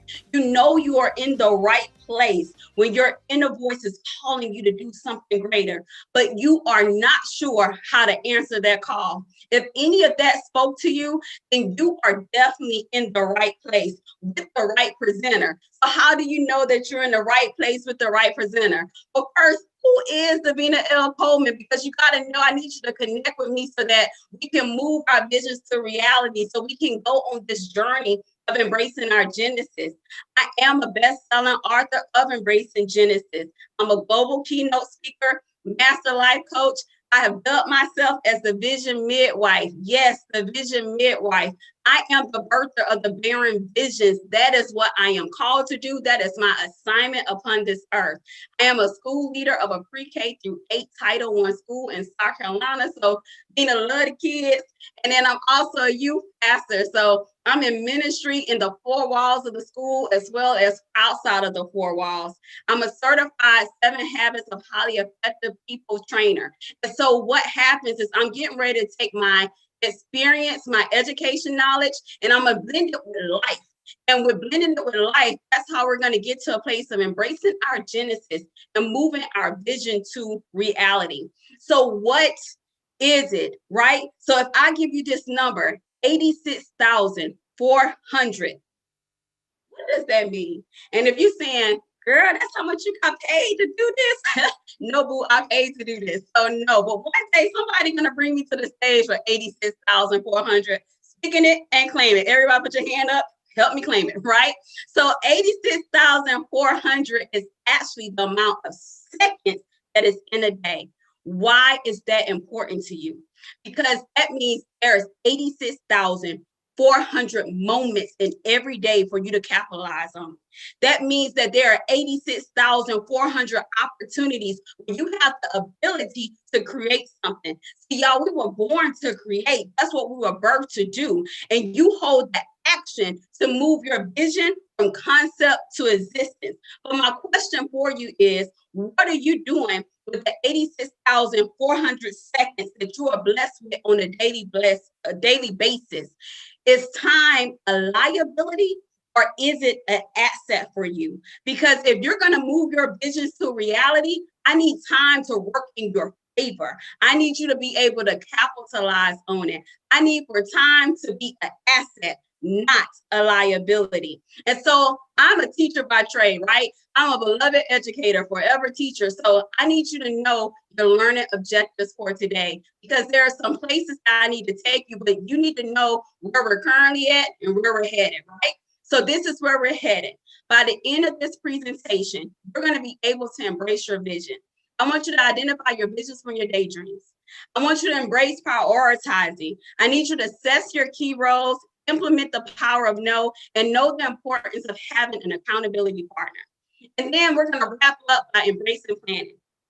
I need you to identify your planning style and categorize how you manage your time. And then we're going to grow in our network and knowledge, and we're going to move on. So let's start embracing visions. There's a quote, and it says, if you're working on something exciting that you really care about, you don't have to be pushed because the vision is going to pull you, right? So you know that you're operating your true visions because they're pulling you in the midnight hour. It's pulling you when you wake up. It's pulling you when you go to work. Every second that you think about it, that vision is pulling you. So in order to embrace our visions, we first got to know, well, what is a vision? I'm so glad you asked. Let me tell you, because a lot of people get stuck with vision being what we see, right? You go to sleep at night and you see it, you dream. You wake up in the morning and you move upon this earth and you have open visions. But vision is not just based upon sight. It's also based upon what you hear.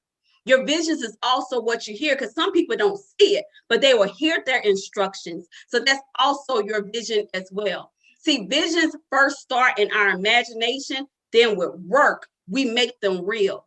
You must have the belief that what you see and the action behind the belief in order to make it happen. So you can't just believe that your visions are going to happen. You got to put action to it. And if you don't put no action to it, then baby, your visions are not going anywhere, because you got to know where you are in order to figure out where you're headed.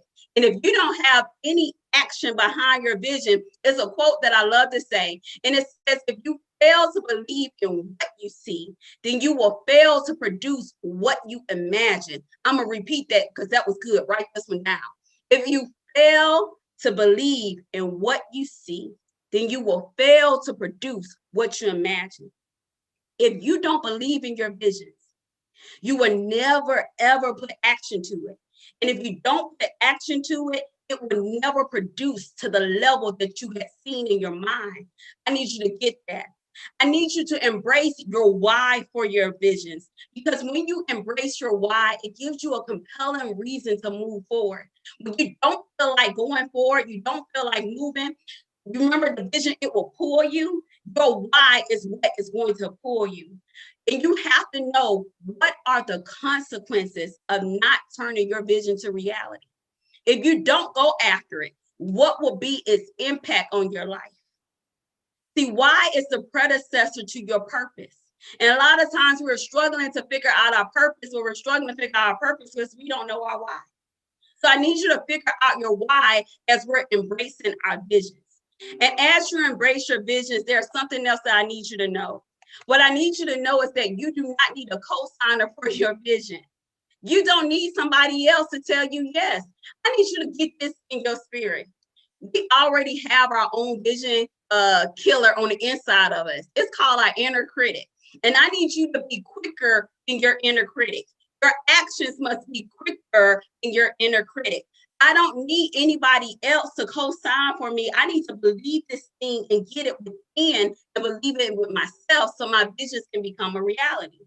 If you don't chase after your visions, get this in your, what is the consequences? I said it earlier, what's going to be the consequences of you not chasing after your visions? You got to know what's the impact it's going to be on your life. See, visions is everything that you control, but your daydream is things that you have limited control over. Let me give you an example of a daydream. And this is really going to hit hard for the women. You know, as women, we say, by the age of 30, I want to be married and I want to have kids and be in this house with this picket fence. And then you wake up 36, you don't got no man and you don't got no kids either. And so because your daydream can become a reality, you believe that none of your visions are going to happen too. But no, see what happens is your daydream, you have limited control over, just like promotion. Promotion is real good, but you can't control if man is going to say yes and move you to another level in your promotion. You can't control that. But what you can control is your ability to do professional development, to learn, to get your degrees, to work hard, come to work on time. You possess the ability to work on your positioning for promotion. And see, that part of promotion is the vision. And if you don't get promoted, I don't need you to feel like none of your business is going to happen because you don't have complete control over that. That's a daydream. And what happens is daydreams are a killer of our vision. See, when daydreams do not become a reality, you are tricked into believing that other things that we aspire to do in life, that it won't happen either. Do not let your visions become victim to your daydreams. So I need you to identify your daydreams from your true visions. And next, we're going to embrace prioritizing. Embracing prioritizing, there's a quote that says, things which matter most must never be at the mercy of things that matter the least. See, when you truly embrace prioritizing, you keep the main thing. And your main thing are the key roles that you play in your life. See, each role that you have comes with its own set of responsibilities. And here's one thing that I know about responsibilities. Each of those responsibilities naturally have competing priorities. And so in order for you to embrace prioritizing, you have to get to this place that you find balance. You say, well, how can I find balance, Davina? You find balance by planning. You plan out those things that's important to your life. What are they? Your overall health, emotional, spiritual, mental, and physical. It's the roles that you play, and it's the vision that you have. Every week, you intentionally put focus in your overall health, invest in quality time in the roles that you play, and invest in quality time in your vision. You will never embrace your genesis. You will never move your vision to reality by not investing quality time. And see, in order to invest quality time, you got to implement something I call the power of no. And I need you to be like Auntie Maxine Waters, and you need to get in your spirit, reclaiming my time, right? Reclaiming my time, because when you're on my time, I can reclaim it. But you cannot reclaim your time if you don't know the power of no. So when we have the power of no, we have the ability to stay true to the decisions that we make. And see, you don't need an explanation. Sometimes, think about this. You ever explain to people why you say yes? So why is it that we explain to people why we say no? Your no does not need an explanation. And you saying no does not mean that you're selfish. It does not mean that you're mean. You're not being rude. But what you're saying is, in this moment, I have decided to do something for myself. Something that's going to change and impact my life. It's going to impact my generation. And so right now, I got to focus on me. I got to be selfish in this moment. I have to tell you no, because if I don't say no, and if I don't stay true to my moment of choice, then I'm going to run the risk of sabotaging the plans that I have for my vision. So be okay with telling people no. It is all right. They will be able to pick up the pieces. But we spend so much time supporting other people's vision by always saying yes, that our visions are becoming victims to the yes of somebody else's vision. No more. That's not what we're doing. Implement the power of no. And where you implement the power of no, and where you can't implement the power of no, I need you to get an accountability partner. That is so key in your vision becoming a reality. As you embrace your genesis, your new beginning, I need you to get an accountability partner. And how do you determine that person? You determine that person because they have the ability to balance pressure with support. And see, let me talk about that pressure. So you need that pressure to get stuff done, but too much pressure will cause you to break, and you can't afford to break in this season. So you got to have somebody who can balance it with support, but they can't be too supportive, because what happens is people who are too supportive, they become a crutch, and you don't need a crutch. So you got to have somebody who got that balance. They can balance that pressure and support in your life. They got to be trustworthy to be honest with you.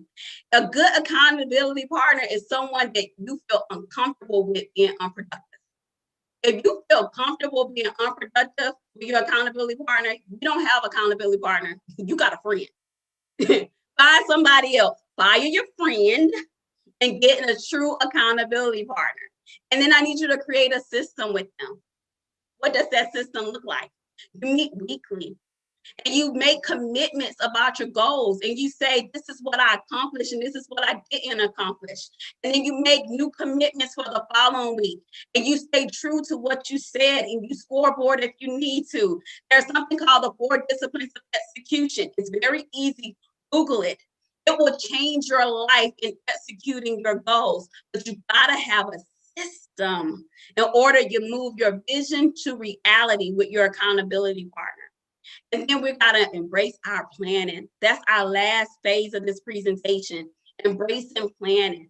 See, most of us spend too much time on what is urgent and not enough time on what is important. And when we're doing that, we do that because we really don't know what type of planners we are. So there's 2 types of planners I want to talk about. The first one is the move, get out the way. And the other one is the slow and steady wins the race. And so you could tell by my personality, I'm more than likely to move, get out the way type of planner, right? So when you're the move, get out the way type of planner, you are a global thinker. You see the big picture. And the only actions that you know how to do is move and go, right? Move, go, do. That's all you know. You know that there's a point A and a point B, and it's to get to it. But the issue with us is that we don't think about obstacles because we don't take time to truly plan, because our plan is just move and go. That's it. And so what happens is we run into time wasting obstacles that we could have avoided if we planned. The slow and steady wins the race, people. See, those type of planners, they love to plan. They got a plan B for the plan A, and then a plan C for the plan B. You mess around, they all the way to plan Z, right? Still planning. The issue that they have, though, is they spend so much time in planning that sometimes they never get started. And so we got to have a healthy balance. We got to be at this place where we plan, but at some point we have to put action to the plan so our vision can become a reality. And that is really, really important. It's very important for us to understand how we're spending our time. We got to spend our time in places that is not urgent, but is very important. That's the time of productivity. That's the time that we spend in daily renewals, in devotions, in exercising, in journaling. That's when we spend our time in long-term planning. We're investing in our roles. It's things that cause us to renew, as I said earlier, on a daily basis. That's where we have to spend our time. We have to spend our time in productivity. But the issue is life. Y'all, life be happening. We be caught up in this whirlwind. And that whirlwind of life is in a place of necessity. That's where time is urgent, but it's important as well. So there's a pressing deadline. There's last minute meetings that we have to get to. There's projects that we have to turn in. There's a crisis happening on the left, and there's a crisis happening on the right. None of us expected for it to happen. So in the place of being productive, you have to know that necessity, life still happens as well. And you got to plan for it. Because when life happens, you still need to be moving your vision towards reality. And we can get that done when we don't spend our time in distraction and spend our time in waste. Spend our time in binge watching or social media all single day. And now the new craze is Clubhouse, where we're not spending 24 hours on Clubhouse, right? And so we got to make sure that as we're embracing our genesis, as we're moving our vision to reality, that we're spending our time in a place of productivity, spending our time in a place where we are renewing, spending our time where we have time to just invest in our visions and we're knocking it out on a daily basis, right? It is so time for us to move our visions to reality. But remember what I said at the very beginning of this presentation. If you fail to believe in what you see, then you will fail to produce what you imagine. It is time for us to start capitalizing on the 86,400 seconds of the day that we receive. It is time for us to start moving our visions to reality. And so in order to do that, I want to connect with you and I want to offer you something very special. And so if you will go to www.embracinggenesis.com, check out the homepage. There's a special waiting for you. And there's also a free downloadable journal with your name on it. So just get to it. Make sure that when you click the journal tab, you put in the password embrace, and it's going to unlock some things in you. It's going to help you to move your vision to reality. I thank you so much for joining me for Embracing Genesis. Move your vision to reality with Davina L. Coleman. Bye, y'all.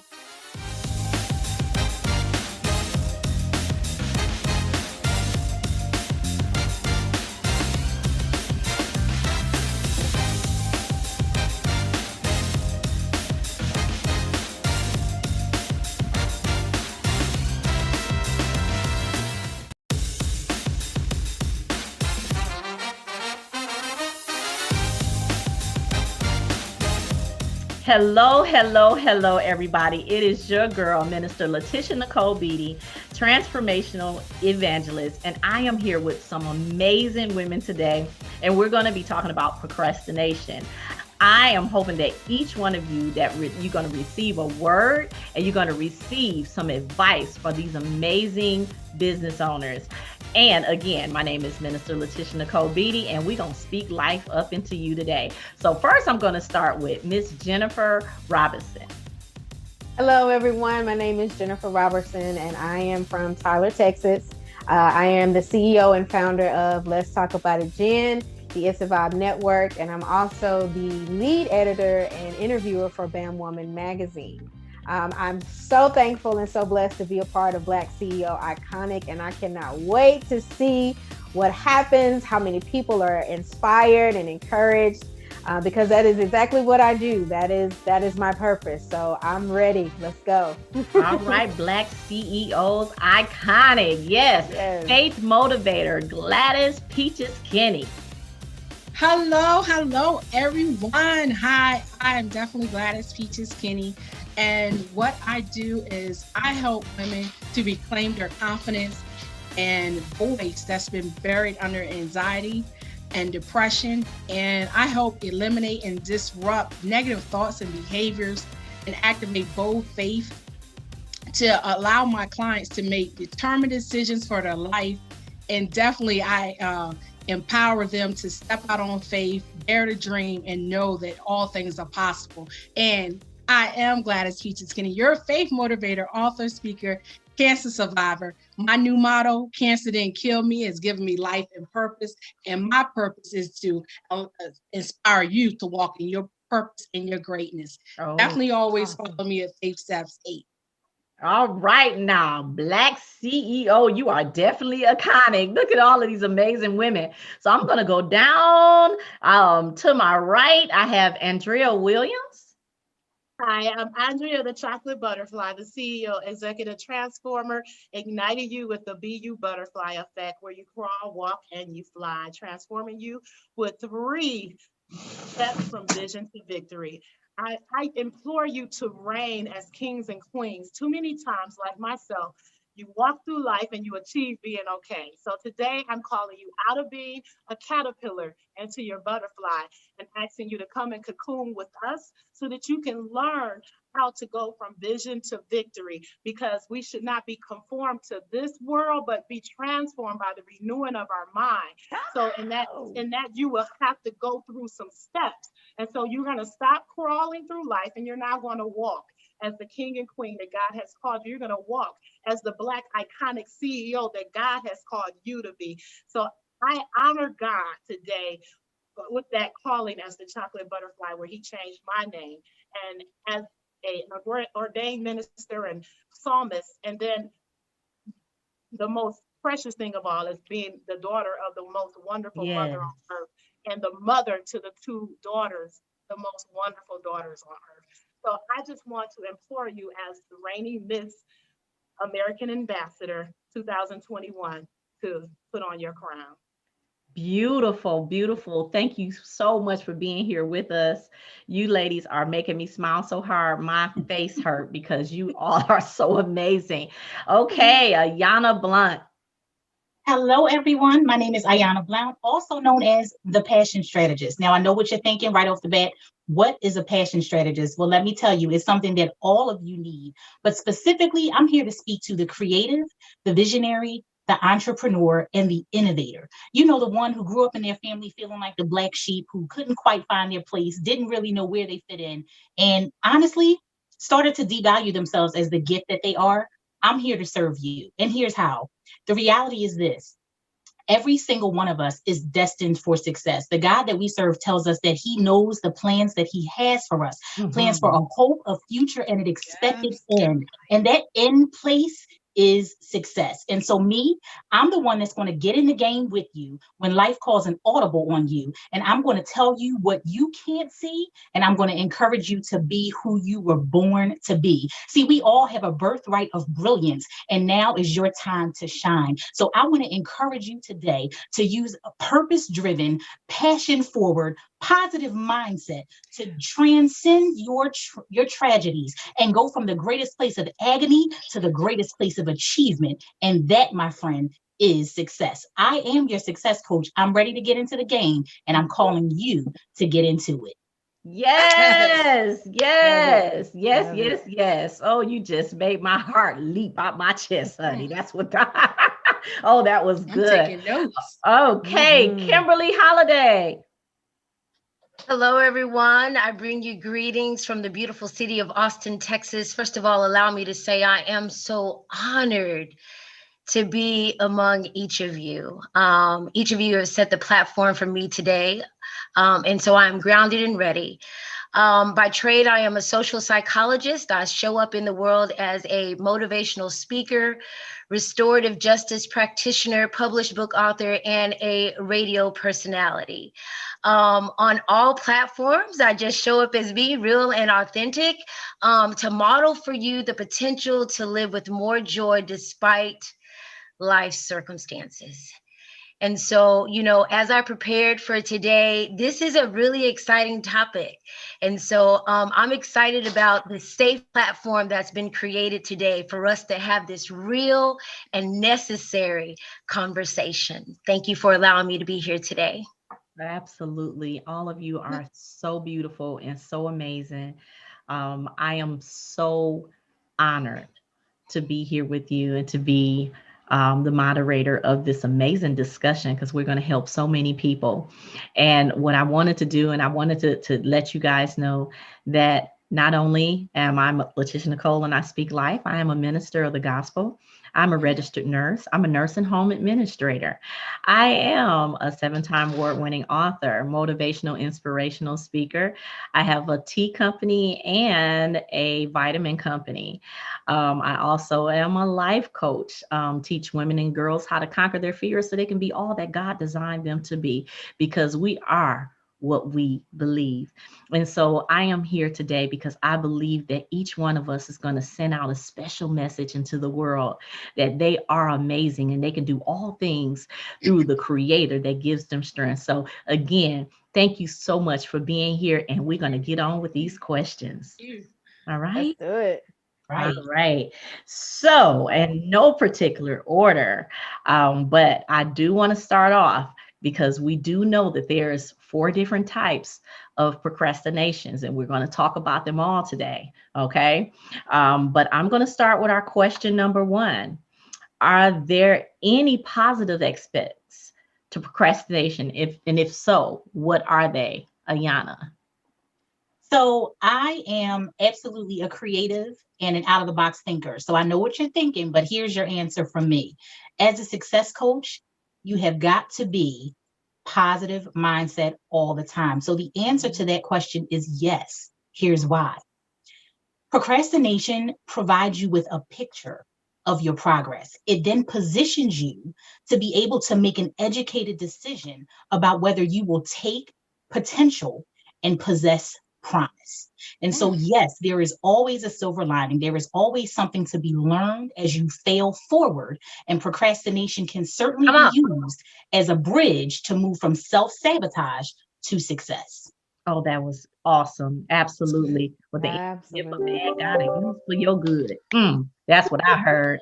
Kimberly. All right. So this is a really great question. I always tell people on the radio that as I minister to them, I'm really ministering to myself. And so I'm super excited to have this conversation. So I started thinking, like, are there some benefits to procrastination? Because I am the queen of procrastination.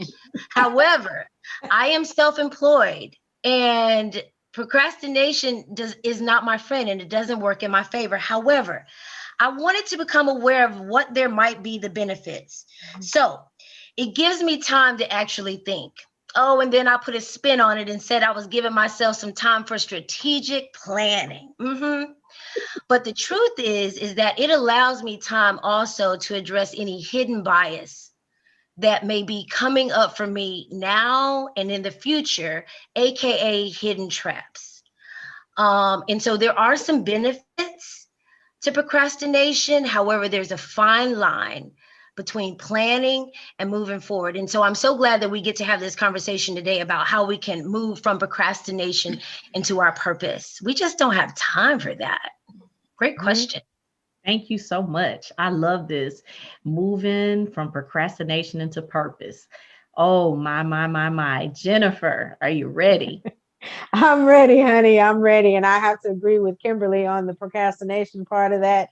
I had to kind of do a little bit of research because it's like, is there anything positive about procrastination? But when you really think about it, there are some positive things. And what I found out is a lot of times when we procrastinate, it's because of something. We may not have all of the information on the task that we need to complete. So we're waiting to receive that information. Or if something happens to where, there's a factor like maybe the weather, or maybe a personal event like a death or an illness, or even a birth can cause procrastination because that's more important than a particular task that you have to do. So it just kind of depends on the situation that you've got going on And it depends on what information that you have on a particular task that you need to get completed. You got to have all the information. So if you're not getting that information, or if you're waiting on somebody else to give it to you, then yeah, you have to procrastinate just a little bit. But we're not gonna push that. All right. All right. Andrea, the chocolate butterfly Williams. So butterflies, what happens is you have to become a butterfly, you have to procrastinate. Just being honest. So you're a caterpillar and you're stuck in this, like Jennifer was saying, you don't have all the information, you don't have all the knowledge. So you need to go in a cocoon of sorts so that you can take a pause. Come So on. you can know all the traps that Kimberly was talking about. You can do all the planning that Ayana was talking about. You can get all of that done in that cocoon. So when you're in that cocoon stage, while people think you move, we say it a lot, we're moving quietly, right? And then we come out as a butterfly and we show people what we've been working on. And that's why I think procrastination is good, because it gives you a step so that you can actually realize where you're going, why you're going, get that purpose, and you go from being that dreamer to that visionary. So now you have visions that you can set your goals and you can achieve. So that's Okay. All right, but but certainly not least, the faith motivator herself. Come on, Miss Faith. Peaches. Well, are there benefits to procrastinating? Well, I've seen both. It's crazy. Before we came on, I actually wrote about procrastination, and actually in my book, in that portion, I put my name should be there. However, life has definitely taught me that it is important that when you have different tasks to do, to try your best to get them done on time. I have not mastered procrastination yet, but I'm working towards it. But I would say, just to backtrack, one of the benefits that I did get out of times that I procrastinated, it did give me time to think.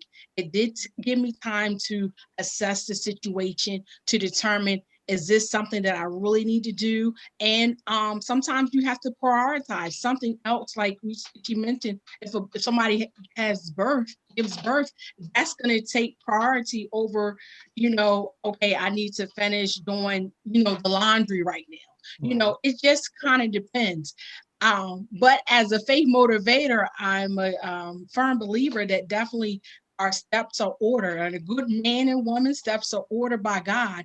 And I have definitely have seen that what I thought was me procrastinating was actually a divine connection or divine interruption from God, because there was an accident on the way that God prevented me from experiencing. So if I believe that if we actually continue to trust God and walk and obey his voice, and know that he's ordering and guiding our steps, then our delays are not denials, and it's like it will serve a purpose. It would just serve a purpose, because he'll guide us and direct us in purpose.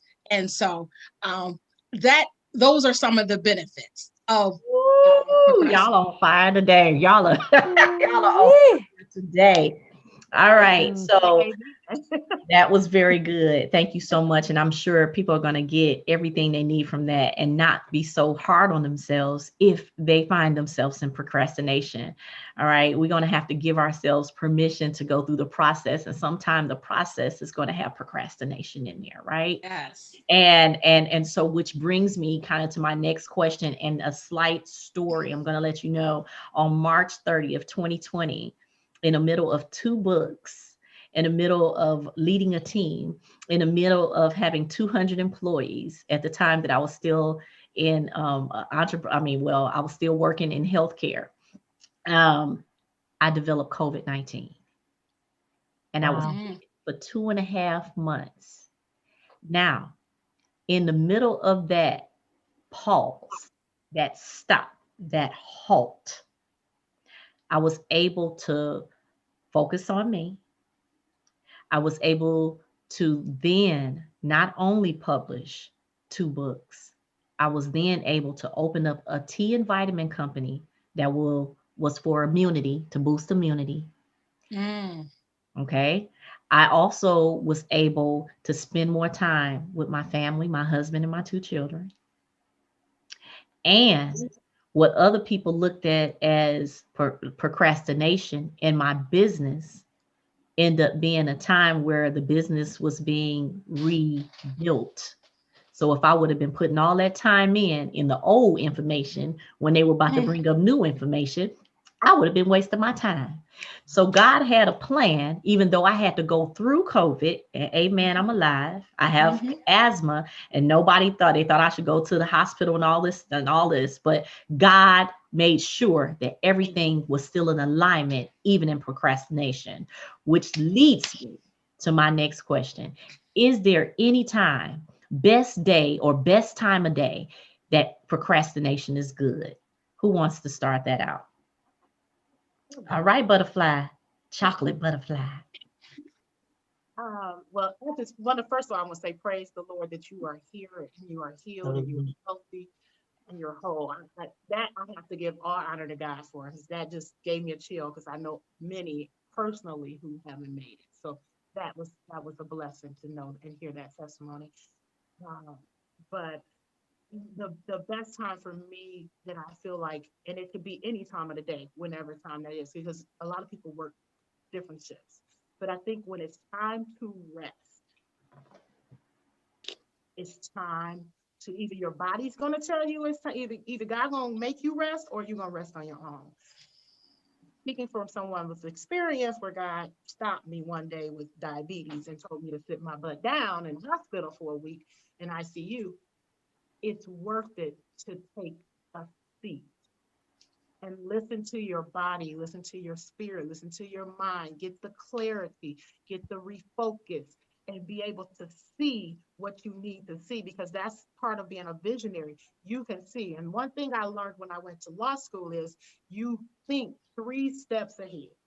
So you come up with what the end game is going to be, so you can go back and figure out the steps to get there.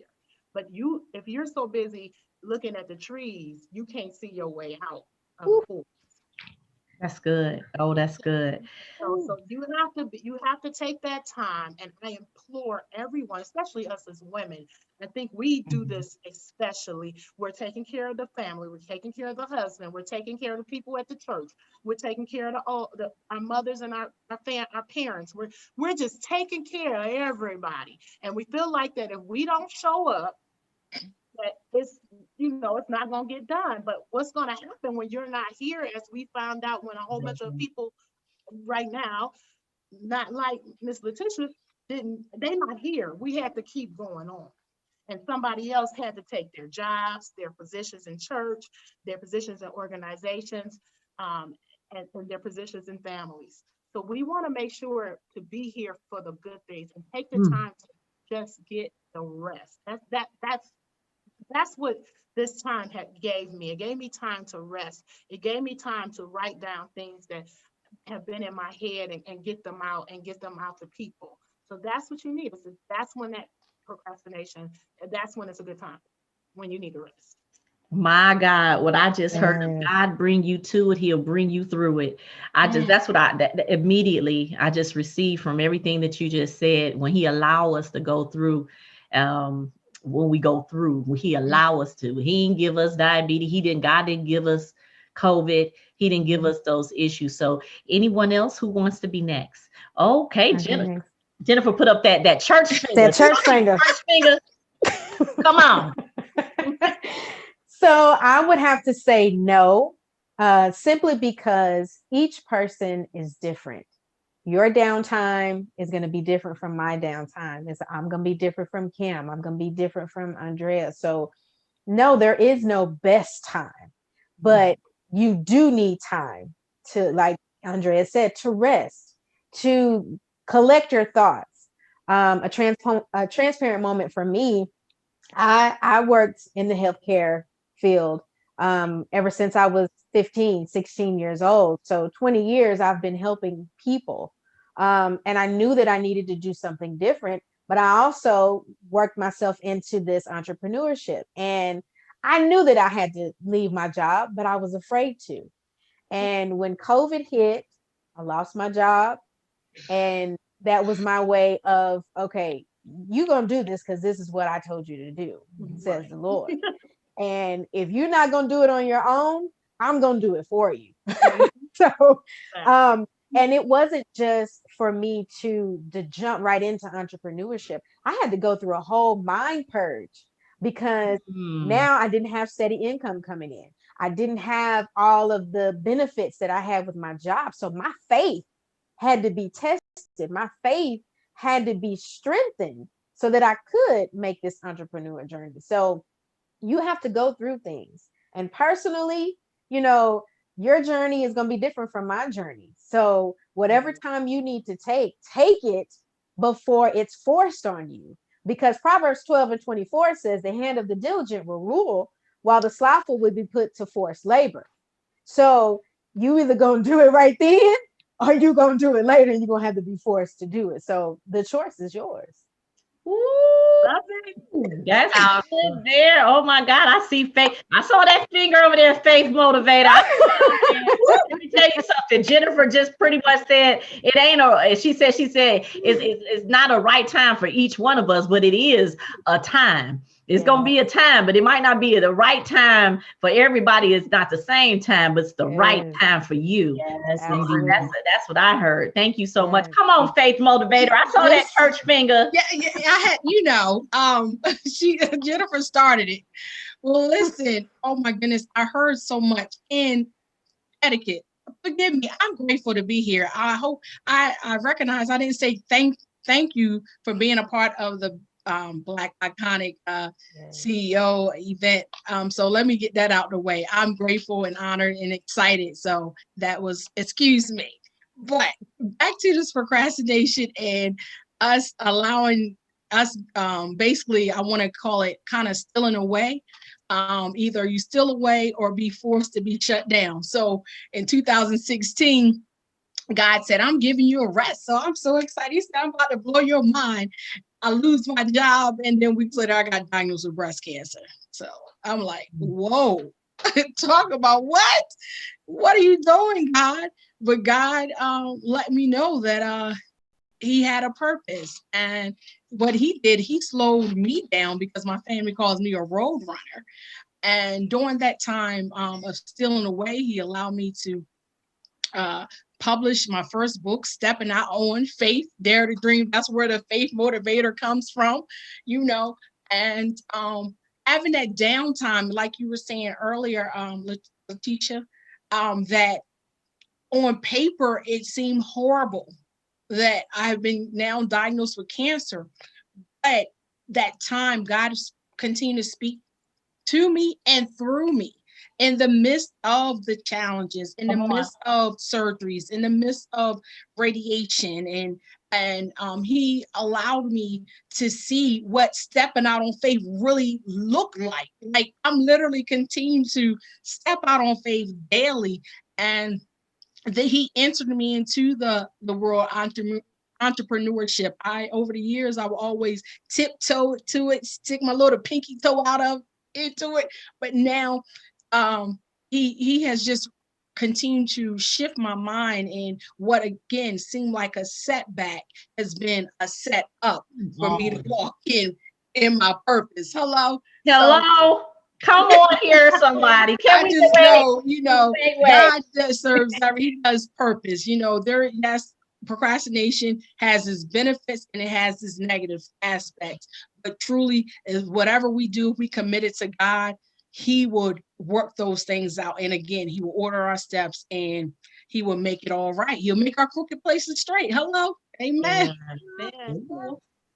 And I have to add here. Go ahead, Ayana. I saw. Wait, did the church finger? Y'all gonna get me with this church finger? We church girls. We all church girls up on here. Amen. And I have to say, ladies, I'm literally ready to pass my offering plate. Just pass it on around and drop my little piece in. Okay. I have to say that even in just listening to all of your testimonies and even listening to how there's this common thread, what immediately popped into my mind was, and our faith motivator just talked about it. She talked about the steal away before you sit away. Here it is. Jesus took the time to go into the garden. And when he went into the garden, or when he went up onto the mountain, or whenever he would, because he would do this routinely, steal away, come away from even his disciples, the inner circle, right? Why was he doing that? Because just like us, he was 100% God, but he was 100% man. And what he realized is the importance of knowing that anytime I am in a moment or a time of uncertainty, that is the time to not, I want to frame it differently. I don't want to call it procrastination. I want to call it the pause. Because what happens is you find yourself in a position where you can get quiet to get clear. And that is critical.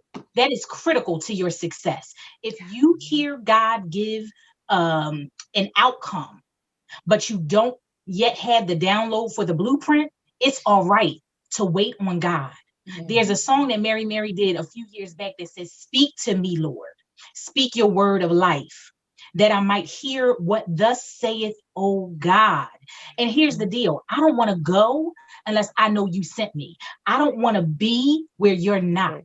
And so anytime I feel like I'm not under the cover of the cloud or the cover of the pillar of fire, I'm all right with waiting on him. There is something in the wait. There's something in the wait that's powerful, that's purposeful, and that will push you to a place where it's not procrastination, but it literally is that pause to make sure that you don't miss the still small voice of God.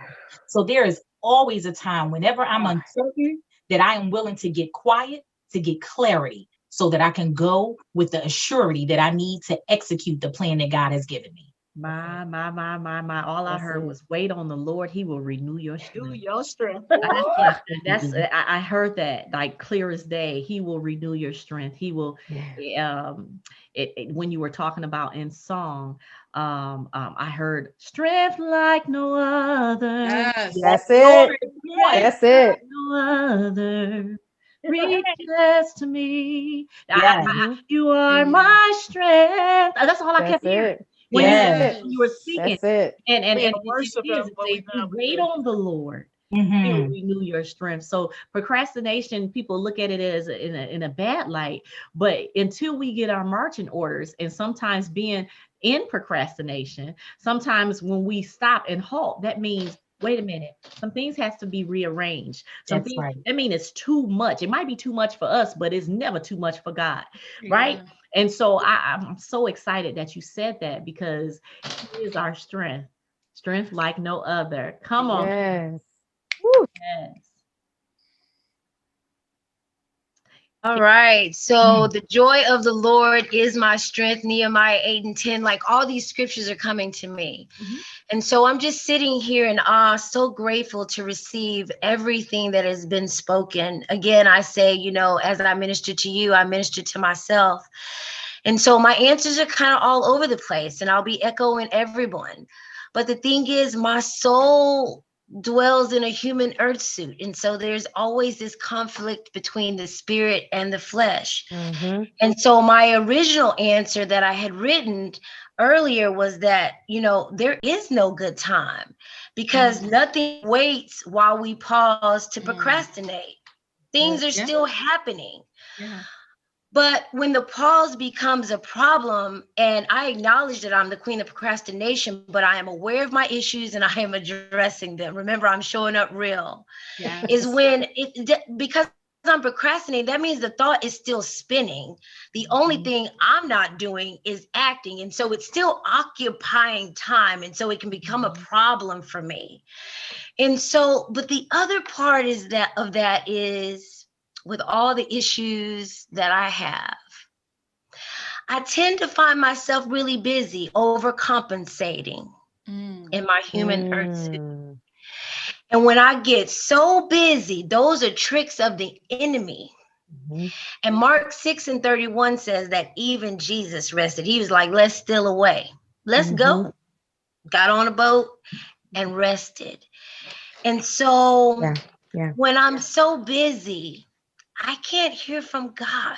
Oh, yeah, I might be accomplishing some things, but I'm not getting clear marching orders. And I heard the word clarity several times. Thank you for allowing me to share. Ladies, you guys are powerful. I'm so glad to be here. What a gift. Praise God. Praise God. Busy, B-U-S-Y, being under Satan's yoke. Come on. Come on. Woo! I Let me need hear that that. again. Repeat. I'm writing that down. So we're not busy. We're I've going been taking notes the whole time. B-U-S-Y, being under Satan's yoke. So when you find yourself busy, you're not being productive. They're two different things. Come on. We can be busy and overcompensating, as she's just stated, and trying to be everything to everybody and not getting nothing accomplished and beating down ourselves. But when we find ourselves busy, I want us to understand we are B-U-S-Y, being under Satan's yoke. And Wow. that's when it's okay to say, pause. Pause. All right. All right. Oh man, this is so good to me, y'all. My heart is just, I'm telling you, it's Man. just over here just beating. So we know that there's different forms of procrastination. We know that there's different kinds of procrastination. And I just want you guys to just briefly kind of speak about those things. I know we ended with you, Kim, but I'm going to start with you, Kimberly. Okay. If you don't mind. And I'm sorry, I just called you Kim. Some people don't like that. But That is so fine. So different types of procrastination is your question? Well, I only know good and bad procrastination, to be honest with you. Either it's working for you or it's not. And so the answer to that is going to be specific to each person. Sometimes it is necessary. And today I heard earlier, things are happening. We have to give space for our circumstances as well. Yeah, they call me Lady Joy and I'm the joy facilitator. But there's also been death in the family this week. So do I still acknowledge my calendar or do I give myself and others around me grace?